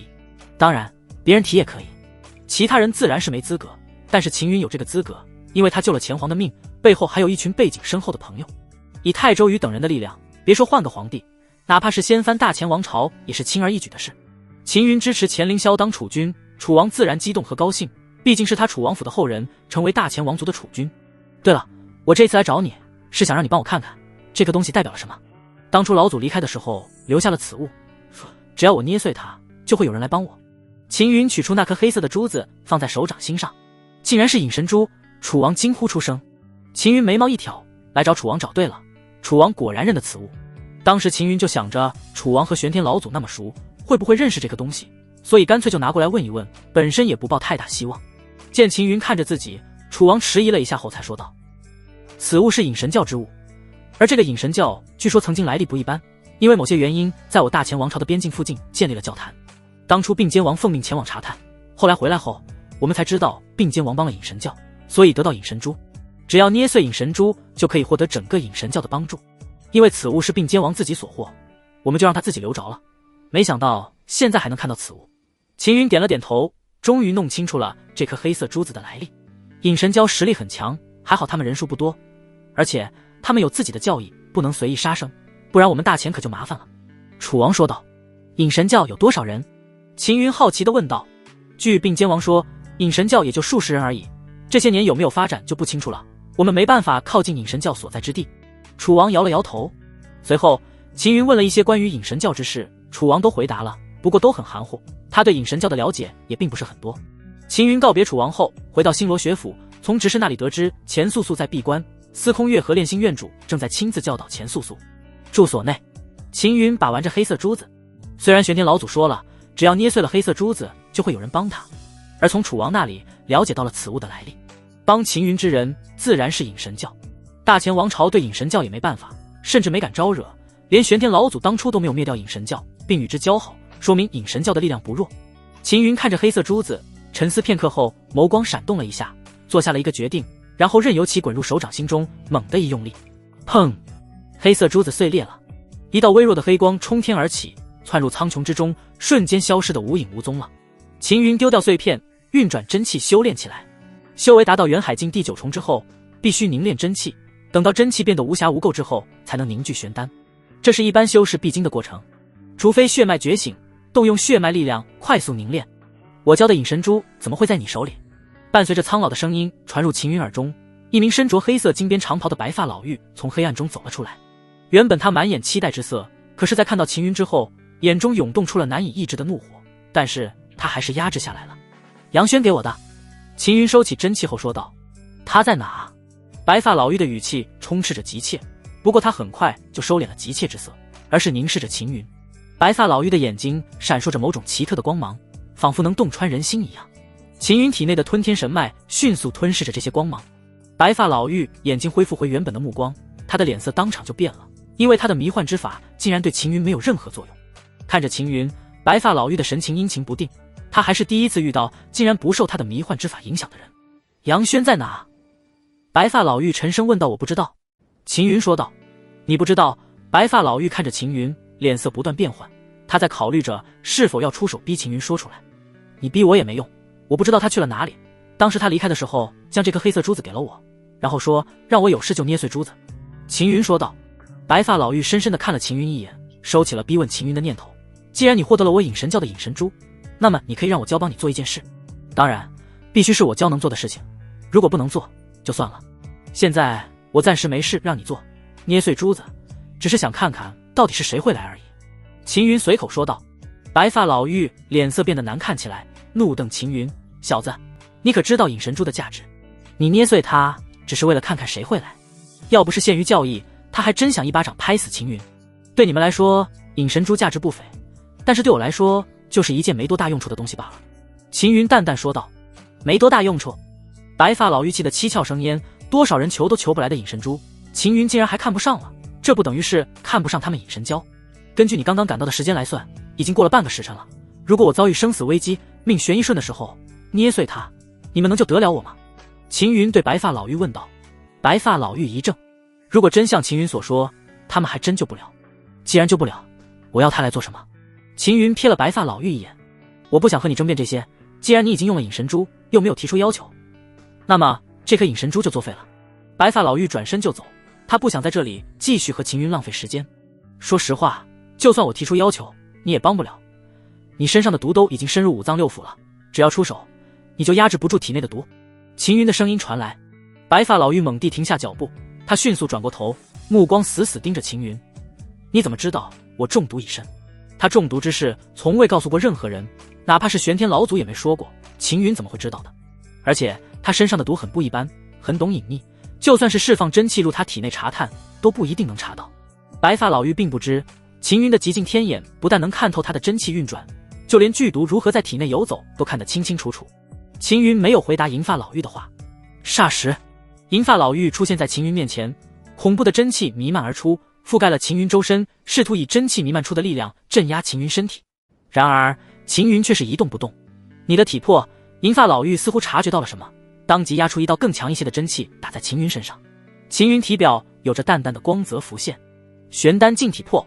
银发老妪禁不住倒吸了一口冷气，没想到秦云年纪轻轻就已经拥有了如此强大的体魄。体修很难，体修达到玄丹境更是艰难至极，除非有天赋。看着秦云，银发老妪神情变幻不定。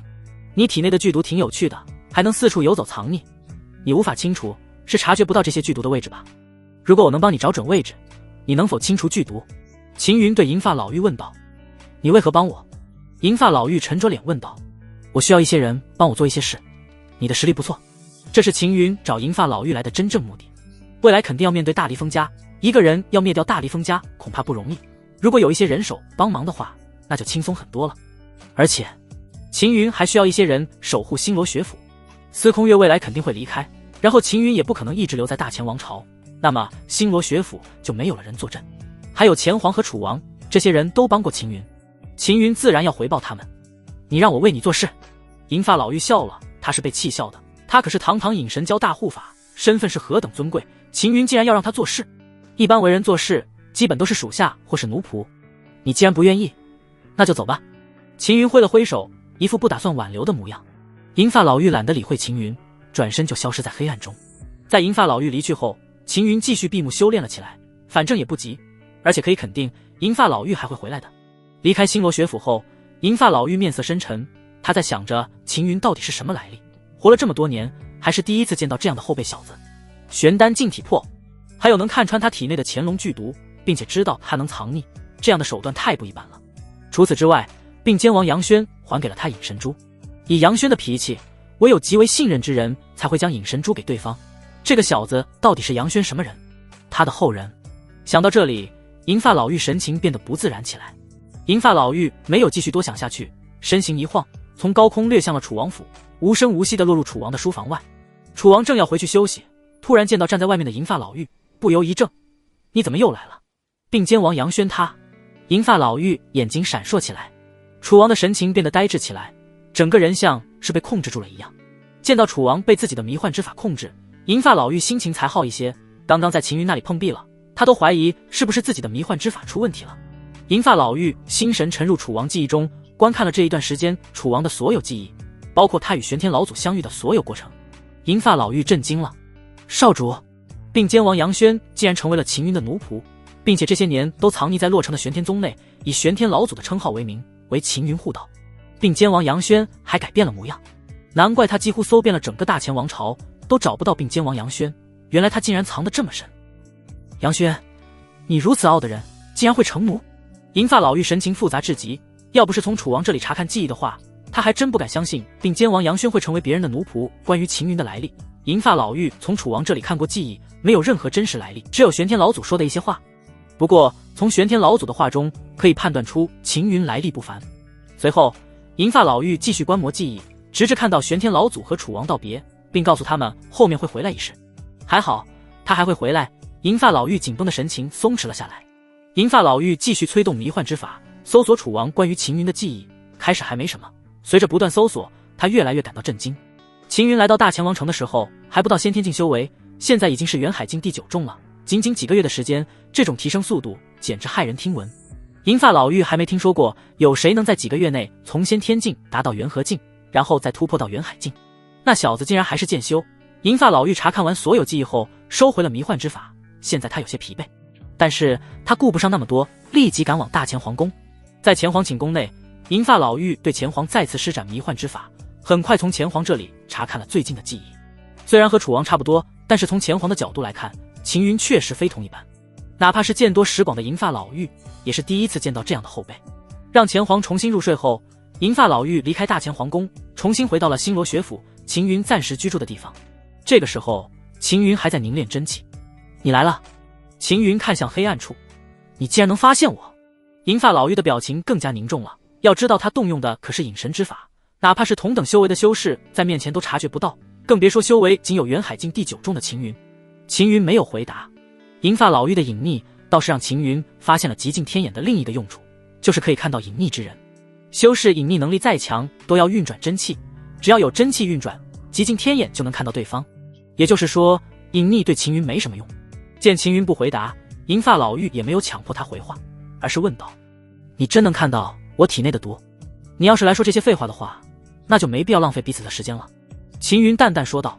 银发老妪的脸色沉了下来，但是他还是忍住了，而是说道：你需要什么条件才能帮我驱毒？我先前已经说过了，要么为我做事，要么等死。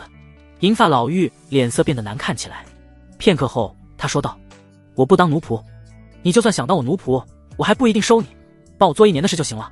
秦云说道：不用1年，按照自己的成长速度，最多半年就不需要银发老妪了，可能到时候赶他走，他都不一定想走。白发老妪犹豫再三，最后沉声说道：好，我为你做1年的事，以你的道起誓。秦云说道：我以我的道起誓，只要眼前之人驱除我体内的游龙剧毒，我愿为此人做1年的事，前提是不违反隐神教义中的不杀生。白发老妪当场起誓。关于隐神教不杀生一事，秦云早就知道了，倒也没觉得有什么，不杀就不杀，打残了就行了。在白发老妪起誓后，秦云利用极尽天眼告诉他游龙剧毒的位置，然后由他自己来驱毒。游龙剧毒本身的毒性不算是最强的，但是它却很狡猾，真气是没办法察觉到它的位置，而且它会不断改变位置，有时候甚至会潜藏在身体的最深处，除非将身体全部切开，还有5脏6腑，不然很难找到它。秦云的极尽天眼下，游龙剧毒无所遁形。白发老妪根据秦云所说的位置，利用真气不断围堵，并吃下了不少解毒丹，引动丹力进入游龙剧毒所在的位置。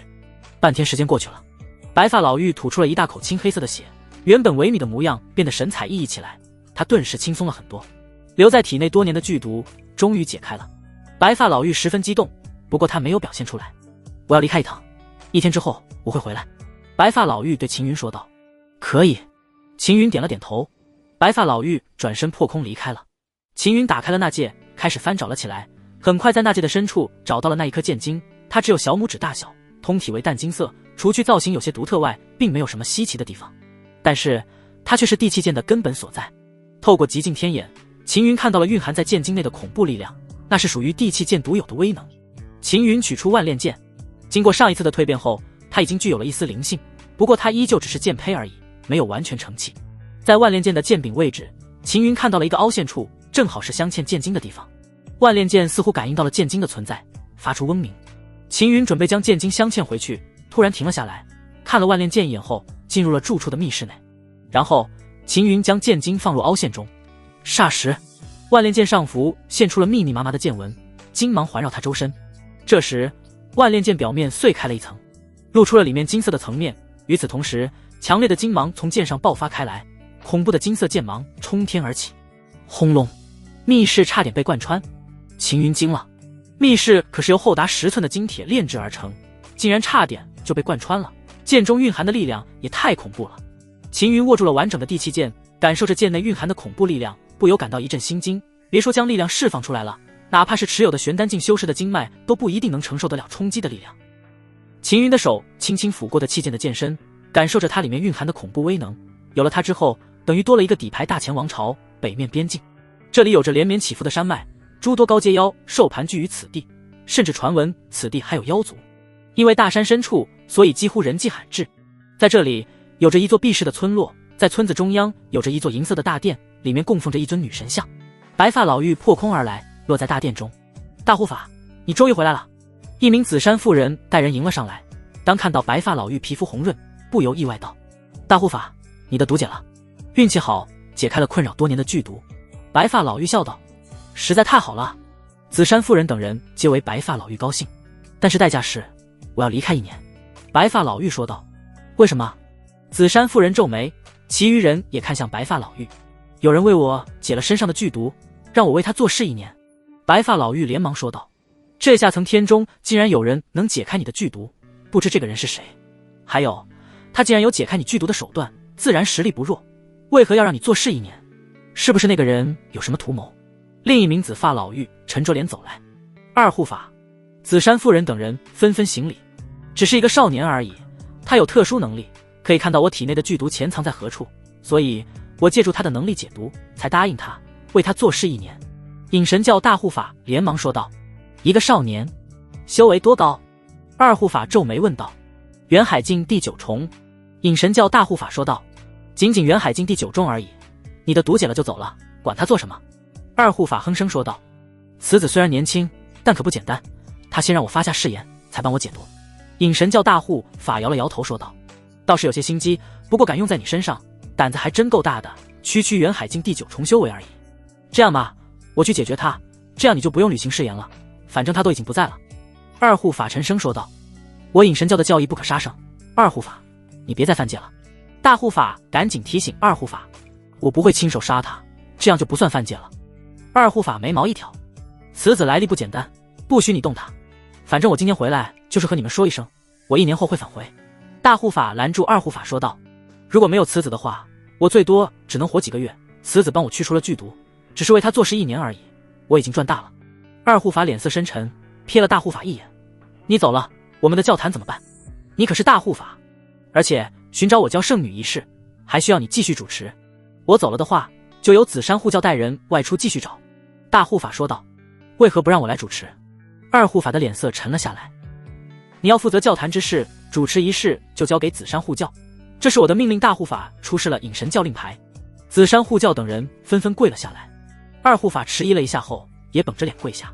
大护法收起隐神教令牌后，二护法冷哼了一声，甩手就走了。大护法无奈叹气：二护法性格过于冲动，而且曾经犯过戒，你们要盯着他，如果有事就来找我。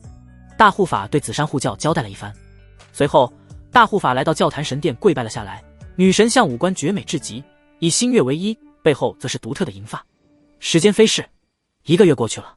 这段时间里，秦云都没出门，都是在凝练真气。在吞天神脉的作用下，真气已经基本达到了无瑕无垢的程度。秦云预计再凝练一段时间就可以冲击玄丹境了。秦云哥哥，你在里面吗？钱素素脆生生的声音传来，虽然还有些怯怯的，但是比以前好多了。在。秦云停止运转真气，隐匿在暗处的隐神教大护法略微诧异地看向钱素素，以他的眼力自然不难看出钱素素的修为，竟然是玄丹境，如此年轻就有这样的修为了。没想到除去秦云之外，大钱王朝还有钱素素这个妖孽，而且修为还在秦云之上。这1个月来，秦云虽然只是在凝练真气，但是整个凝练过程，隐神教大护法可是看在眼里。短短1个月的时间，秦云竟然将真气凝练到无瑕无垢的程度了。要知道，当年隐神教大护法都耗费了3年的时间，才在元海境第9重的时候将真气凝练到无瑕无垢的程度。一个下层天的后辈小子，竟然能在1个月就做到这般程度，光是这份天赋就让隐神教大护法感到惊讶了。秦云打开了房门，当看到外面站着的钱素素的时候，不由愣了一下。1个多月不见，钱素素更漂亮了，整个身躯像是舒展开了一样，不但长高了，而且身子的曲线更加的动人，还有容颜更是绝美。配上钱素素天生娇弱的气质，更是让人有种我见犹怜的感觉。秦云哥哥，见秦云一直盯着自己，钱素素眨了眨眼睛，试探性的喊了一声。秦云恢复了过来，不由笑道：素素，1个多月不见，你又变得更加漂亮哦。钱素素的小脸刷得红了，她只感到脸颊滚烫异常，眸中秋水泛起，她不敢与秦云对视。见到熟悉的脸红，秦云笑容更加灿烂了。反正每一次见到钱素素，秦云都总想要逗她，特别喜欢看她脸红的模样。这时司空月破空而来：府主！秦云喊道。师尊！钱素素脸颊绯红。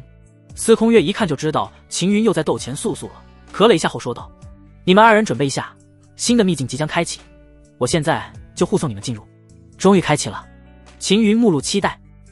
你们这一次进入新的秘境一定要小心，特别是秦云，我担心大黎王朝和大黎封家会在新的秘境内对你下手。司空月对秦云告诫道：新的秘境区域应该不小，我和他们碰面的可能性应该不大吧，而且还有其余3部的修士呢。秦云皱眉：新的秘境区域确实不小，但是不怕1万，就怕万一大黎封家死了那么多人，他们肯定不会轻易罢休的。司空月提醒道：知道了，我会小心的。秦云点了点头。司空月不再多说什么，而是带着秦云和钱素素离开星罗学府，前往了新的秘境入口。新的秘境入口位于大钱王城南面300里处，秦云和钱素素还有司空月很快就赶到了这里。秘境入口已经有不少人了，但是秦云发现都是大前王朝的修士，并没有其他地方的修士。秦云皱眉说道：奇怪，其他势力的修士呢？南部联盟还有其余3部联盟的修士，他们都还没到。他们不会从这里进入秘境，他们从自己所在的王朝和城池进入。司空月对秦云说道：师尊，不是说只有这一个入口吗？为何其他王朝和城池也有入口？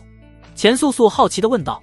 南部联盟早就过来用阵法连通了秘境入口，并开启了多个副入口，这些副入口分发出去了，一来为了限制人数名额，二来也是为了便于控制，只有持有名额者才能通过秘境入口进入。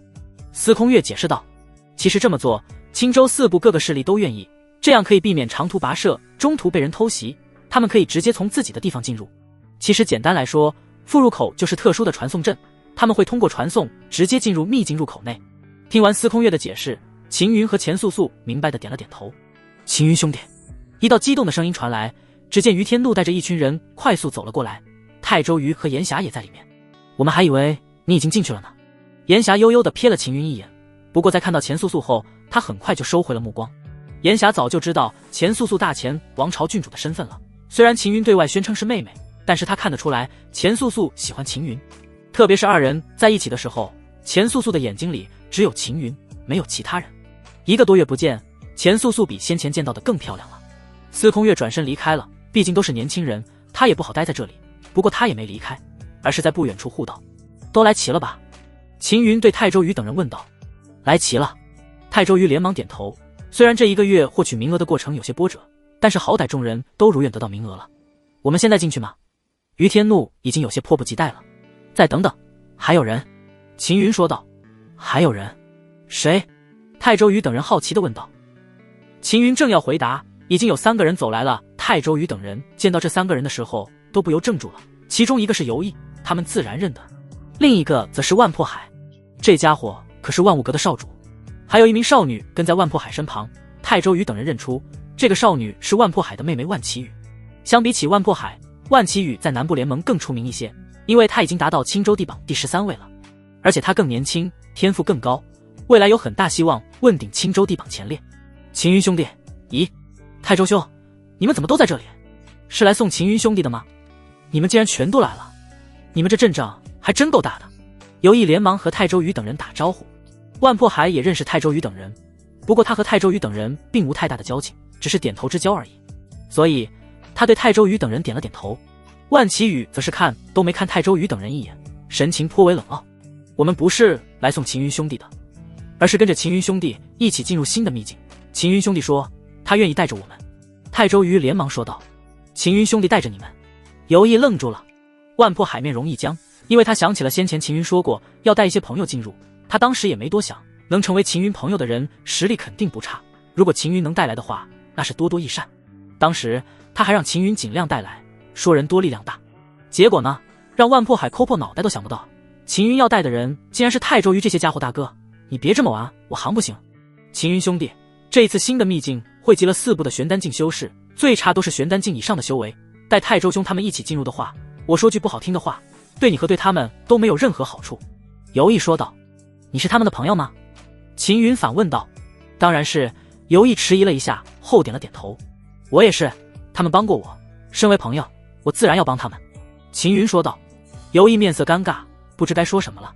他知道自己说下去不但会得罪秦云，也会得罪泰周瑜等人。不过秦云说的朋友2个字，游毅心中微微触动，他和泰周瑜等人关系也不错，而且也很聊得来，但是他却没像秦云这样想过帮泰周瑜等人。想到这里，游毅有些惭愧。他的眼角余光注意到泰周瑜等人都在看着秦云，泰周瑜等人的目光充满了期待，那是对希望的期待。游毅很清楚泰周瑜等人的处境，也知道他们为何会想要进入新的秘境里面。泰周瑜等人想要搏一把。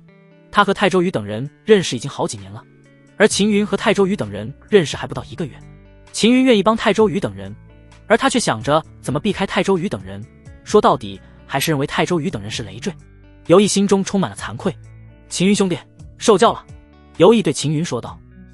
你说的没错，大家都是朋友，自然该互相帮忙，也算我一个。听到这句话，泰周瑜等人心中涌动着兴奋，如果有游毅一起的话，那么把握会更大一些。秦云点了点头，然后看向万破海。万破海神情有些尴尬，犹豫再三，想起了轩辕武离开时的那些话，他不由暗暗咬牙，也算我一个。见到万破海也愿意加入，泰周瑜等人更加激动了。我不同意。万奇羽突然冷冷说道：小妹，要不这样吧，你自己去找其他队伍，刚刚不是有实力强的队伍邀请你吗？你跟着他们一起吧。万破海对万奇羽说道：要么我们一起走，要么就留在这里不进去。万奇羽含着脸坚决地说道，他绝不愿意加入秦云这支队伍。先不说泰周瑜等人这些废物，光是秦云这个意气用事的家伙，还有柔柔弱弱的钱素素，二人明显就是个拖累。也就只有吴望城少主游毅勉强还可以。加入这样的队伍，不但没办法获得更多助力，反而还要费心费力，最后还要被拖累。我答应过秦云兄弟，既然答应了，就不能反悔。万破海皱眉说道：大哥，你要帮这些家伙也可以，派2个玄丹境修士保护他们就是了，没必要将自己搭进去。万奇羽看都没看秦云等人一眼。奇羽，别胡闹。万破海沉下脸来，反正我不管，我不会允许你跟着他们进去的。万奇羽瞪着万破海，一副不依不饶的模样。秦云也没说话，反正万破海做什么决定，那是万破海的事，愿意一起就一起，不愿意就算。万破海被万奇羽拉着，硬是不肯他进入。他看了看秦云等人，再看泰周瑜等人，顿时不知该如何选择。反正不管如何，我不会让你跟着他们进去的。万奇羽坚决说道。秦云兄弟，万破海苦笑着看向秦云，无所谓，反正你自己决定吧。秦云已经看出了万破海的想法，万破海显然还是不太愿意和泰周瑜等人一起。当即秦云对泰周瑜等人招呼道：走，我们赶紧进去。秦云率先走向新的秘境入口，钱素素紧随其后，泰周瑜等人还有游毅也跟了上去。一行人浩浩荡荡地进入了新的秘境内。目送秦云等人进入，万破海心情复杂至极。其实他也很纠结，刚刚本来下定决心了，结果被万奇羽拦住了，以至于他改变了主意。他知道自己错过了和秦云成为朋友的机会。万破海突然后悔了，心中忽然生出了一种奇怪的感觉，那是一种直觉，仿佛错过这一次就不会再有下一次了。万破还咬了咬牙，大不了在新的秘境里面没有收获小妹，你看那边。万破海指向不远处。什么？万奇羽转头看去，却没有看到有什么。等他回过头的时候，万破海已经追上秦云等人了。大哥，你疯了吗？跟着一群废物进去，被他们拖累了怎么办？万奇羽气得直跳脚，这个大哥总是喜欢自作主张。他犹豫了一下，还是没有追上去。他可不是万破海，为了一群废物朋友，不顾自己的利益和收获。万奇羽狠狠跺脚，转身带人离开了。一会儿之后，高空突然破开了，恐怖的气息弥漫了过来，一名青袍老者悬空而立，随着他出现，气流都停滞了下来。司空月面色凝重，他认得这个青袍老者乃是南部联盟大离峰家的家主封天瑜。封天瑜看向了司空月，默然说道：你就是大前王朝星罗学府的府主司空月对吧？大离峰家的家主都亲自来了。司空月眉毛一挑，虽然表面镇定，但是心里却有些莫名的发慌。大离峰家的家主亲自到来，肯定没有好事。突然，大离峰家的家主虚空一指点出，轰！高空气流爆开，恐怖绝伦的一指气劲打向司空月。司空月朝前迈出一步，只见星芒浮现，身躯竟然遍布着上百星芒，每一颗星芒都蕴含着惊人力量。司空月也是一指戳去，两股气劲冲撞在一起，瞬间消弭于无形。封天瑜意外地看着司空月，没想到小小的大前王朝出了一个并肩王杨轩，然后还出了你这么一个人物。可惜并肩王杨轩师展出超越真灵境的力量，现在正在四处逃亡，现在只剩下你一个了。不过你确实强，要杀你的话，我封家也要付出一些代价，实在不划算。反正我们的目标是并肩王杨轩，还有那个叫做秦云的小子。封天瑜说到这里，瞥了一眼新的秘境入口，然后说道：那个小子应该已经进去了吧？既然进去了，他也就别想活着出来了。我们封家那位进入东域天榜的风无言已经带人进去了，当然主要是为了探索新的秘境，杀那个叫做秦云的小子只是顺带的。大离峰家竟然会有进入东域天榜的年轻一辈人物，司空月的神情顿时紧绷起来，心中后悔让秦云和钱素素进入秘境了。秦云等人进入秘境中，天际处有着一座座悬空的山峰，而在这些山峰之中，则是金碧辉煌的宫殿，上方有七彩云雾缭绕。这里就是秘境，我只听说过，还是第一次来，这里面的灵气好浓郁啊！于天怒等人激动地说道：你们谁知道这座秘境的来历吗？游毅对泰周瑜等人问道。不知道，第一次见。我回去翻阅过诸多古籍，还是第一次见到这种悬空的山峰，具体是什么来历，我也不太清楚。泰周瑜等人摇头。游毅兄，莫非你知道？泰周瑜忍不住问道。不知。游毅摇了摇头。如果我没有认错的话，这里应该是1万年前焚天圣地留下来的秘境。万破海从后面跟了上来，破海兄也来了。尤毅有些意外，刚刚还见万破海被他妹妹拉着，不肯他一起。我答应过秦云兄弟的，既然答应了不能食言。刚刚我小妹硬是拉着我没办法，只能先解决他。还好我跟上来了。万破海咧嘴笑道，如果再晚一些的话，他就会被入口传送到其他地方去，那么要遇到秦云等人就有些困难了。秦云对万破海点了一下头。万破海笑了笑，旋即说道，我在来之前专门查过一些曾经在东域出现过的强大势力，远方天际的那些悬空山，在诸多强大势力之中，唯有焚天圣地才会拥有。万年前的焚天圣地可是东域最强的势力之一，只是不知道为何会没落了，后来只留下了一些遗迹。至于焚天圣地的秘境，一直都没有出现过，古籍记载上有人说可能没有了，却没想到到了这个时代，焚天圣地的秘境才会出世。众人听着万破海所说，暗暗记了下来。我对焚天圣地所知也就这么多，至于秘境里面有什么，只能靠个人去探索了。万破海说道，已经足够了，至少我们知道这里是焚天圣地的秘境。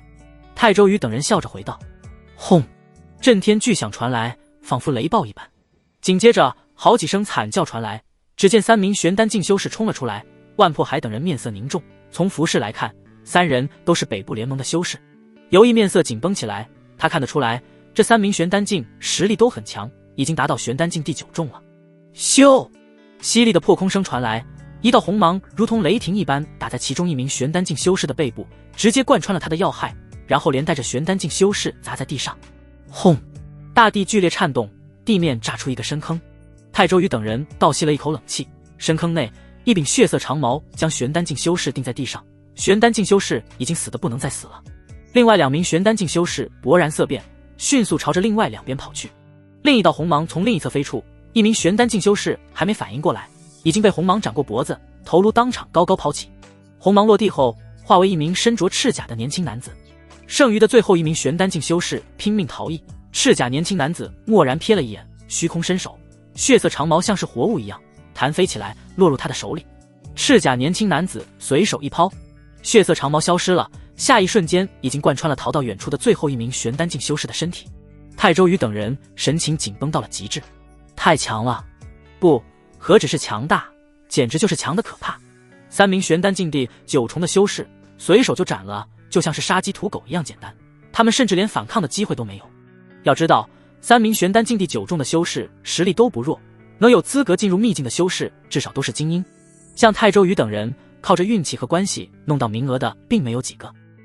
泰周瑜等人能获得名额，主要还是因为将新的秘境通报给了南部联盟，所以有优选获取名额的资格。赤甲年轻男子随手收回了血色长矛，然后冷冷看向秦云一行人，阁下可是严灵，在下万物阁万破海。万破海赶紧拱手道，万物阁少主。赤甲年轻男子声音沙哑而冰冷，只是扫了万破海等人一眼后说道，卖你们万物阁一个面子，放过你们。不等万破海开口，赤甲年轻男子已经化作一道红光远去了，速度快得惊人，很快就看不到影子了。还好破海兄认识他，不然我们恐怕就麻烦了。尤毅连忙说道，多谢破海兄。泰周瑜等人连忙道谢，我也是第一次见他。万破海摇了摇头。尤毅等人颇为意外，初次相见就能认出对方，我是从他的穿着特征来判断的，而且手持血色红矛，所以我断定他应该是我们青州东部联盟的东域天榜人物严灵。万破海说道，竟然是东域天榜人物，难怪实力如此恐怖。泰周瑜等人满脸震惊，东域有地榜，自然就有天榜。地榜的话，东域9州各有一座，各州都有独立的地榜，登上地榜并不难，以游毅的实力全力出手的话，也能达到地榜前50，但是他并没有参加地榜之争，因为地榜并没有多少好处。天榜就不同了，整个东域只有一座天榜，登上天榜者可以前往虚境的天榜领取奖励，据说奖励非常丰厚，甚至有地契等物，所以东域最顶尖年轻一辈皆都在争夺天榜，能登上天榜者都是东域下层天的人中龙凤。严灵这样的天榜人物都进入秘境了，说不定这座秘境可能有宝物存在，不然天榜人物是不会进来的。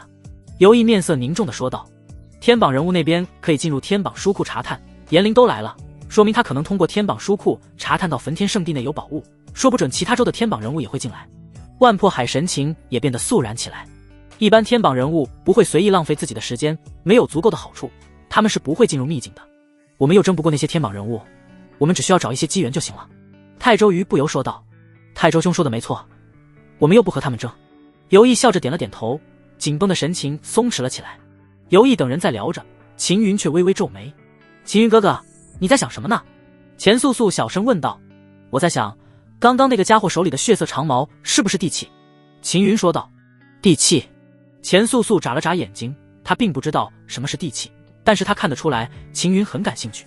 突然，一阵刺耳的呼啸声传来，一道红芒朝着秦云所在的方向砸了下来，眼看就要贯穿秦云了。